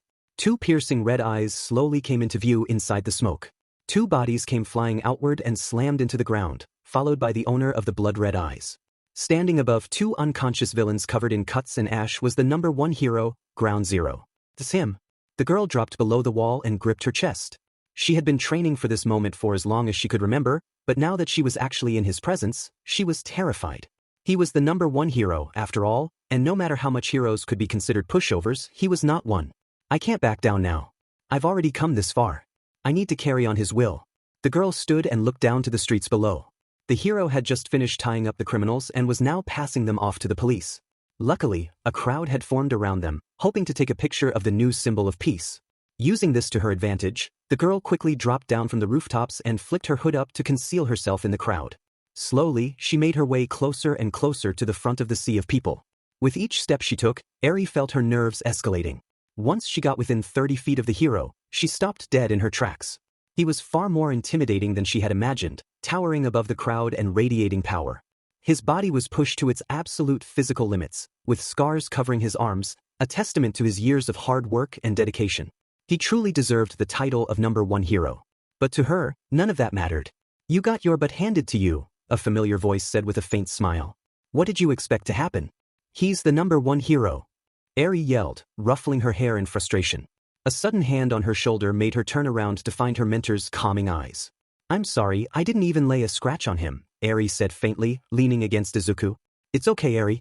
I didn't expect much, to be honest, Izuku replied with a small chuckle. Hearing those words caused Eri to furrow her brow in confusion and pull away from him. Wait, hold on, you didn't expect much from me? No, Izuku said bluntly, smiling. Then why did you tell me to go after him?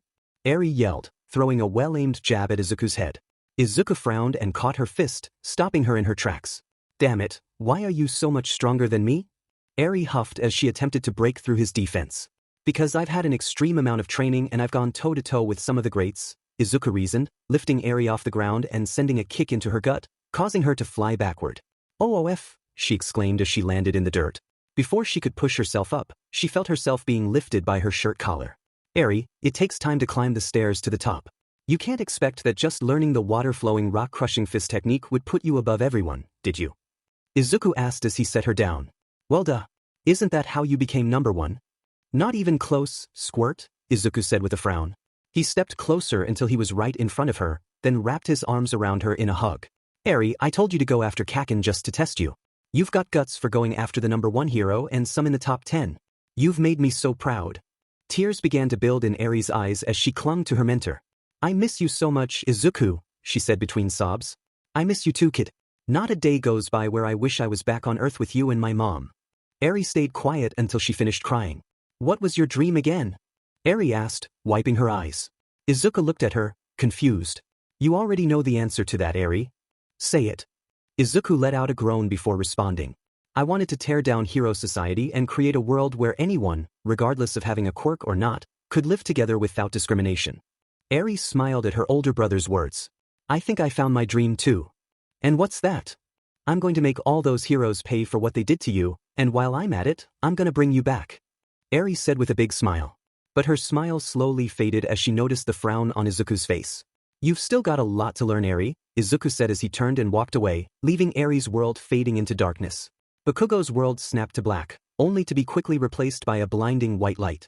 Oh what the heck? The blonde screamed as he wiped his eyes. As his vision returned, he made out the faint outline of a person standing in front of him. It took mere seconds for him to realize where he was and who the person was. What the heck, Deku? Dragging me back to this weird place. Trust me, I don't want to do this any more than you do. Then why did you bring me back here? Is it because I hospitalized your so-called apprentice? Bakugo asked, approaching his childhood rival. No, I expected you to do that. I'm surprised you weren't rougher on her, to be honest. When we were kids, you never pulled a single punch on me. Yeah, that's because you could take it. Not many people nowadays can go toe-to-toe with me at full force, Bakugo said with a smirk. That's only because of that broken quirk your old mentor gave you, and you know it. Bakugo felt his blood pressure flare up at Izuku's comment. Mother! Bakugo yelled, throwing his hands forward and letting out a massive blast. A hand suddenly touched his left shoulder, causing him to drop his arms. But that didn't last long as Bakugo rapidly turned around and threw a right hook directly into Izuku's cheek. I don't care if you insult me or my quirks, but don't you ever disrespect All Might. Bakugo yelled, standing over Izuku. Izuku looked up at Bakugo and smirked as he pushed himself off the ground. I got a favor to ask you, he said bluntly. As the words left his mouth, Izuku felt a strange sensation. He would have never imagined saying that, and neither did Bakugo. What? Bakugo responded hesitantly. Aries got her motives all twisted up. She thinks she can take down Hero Society and finish what Garu and I started. Peas like that pipsqueak could ever pull that off. And speaking of your mentor, where is he? You two are usually attached at the hip, Bakugo said with a grin. I see him from time to time. He spends most of his time now with his old sensei, who sadly joined us within the past couple of years.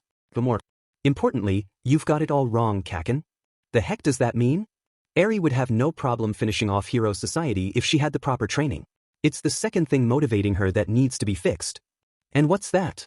She's going to try and bring me back.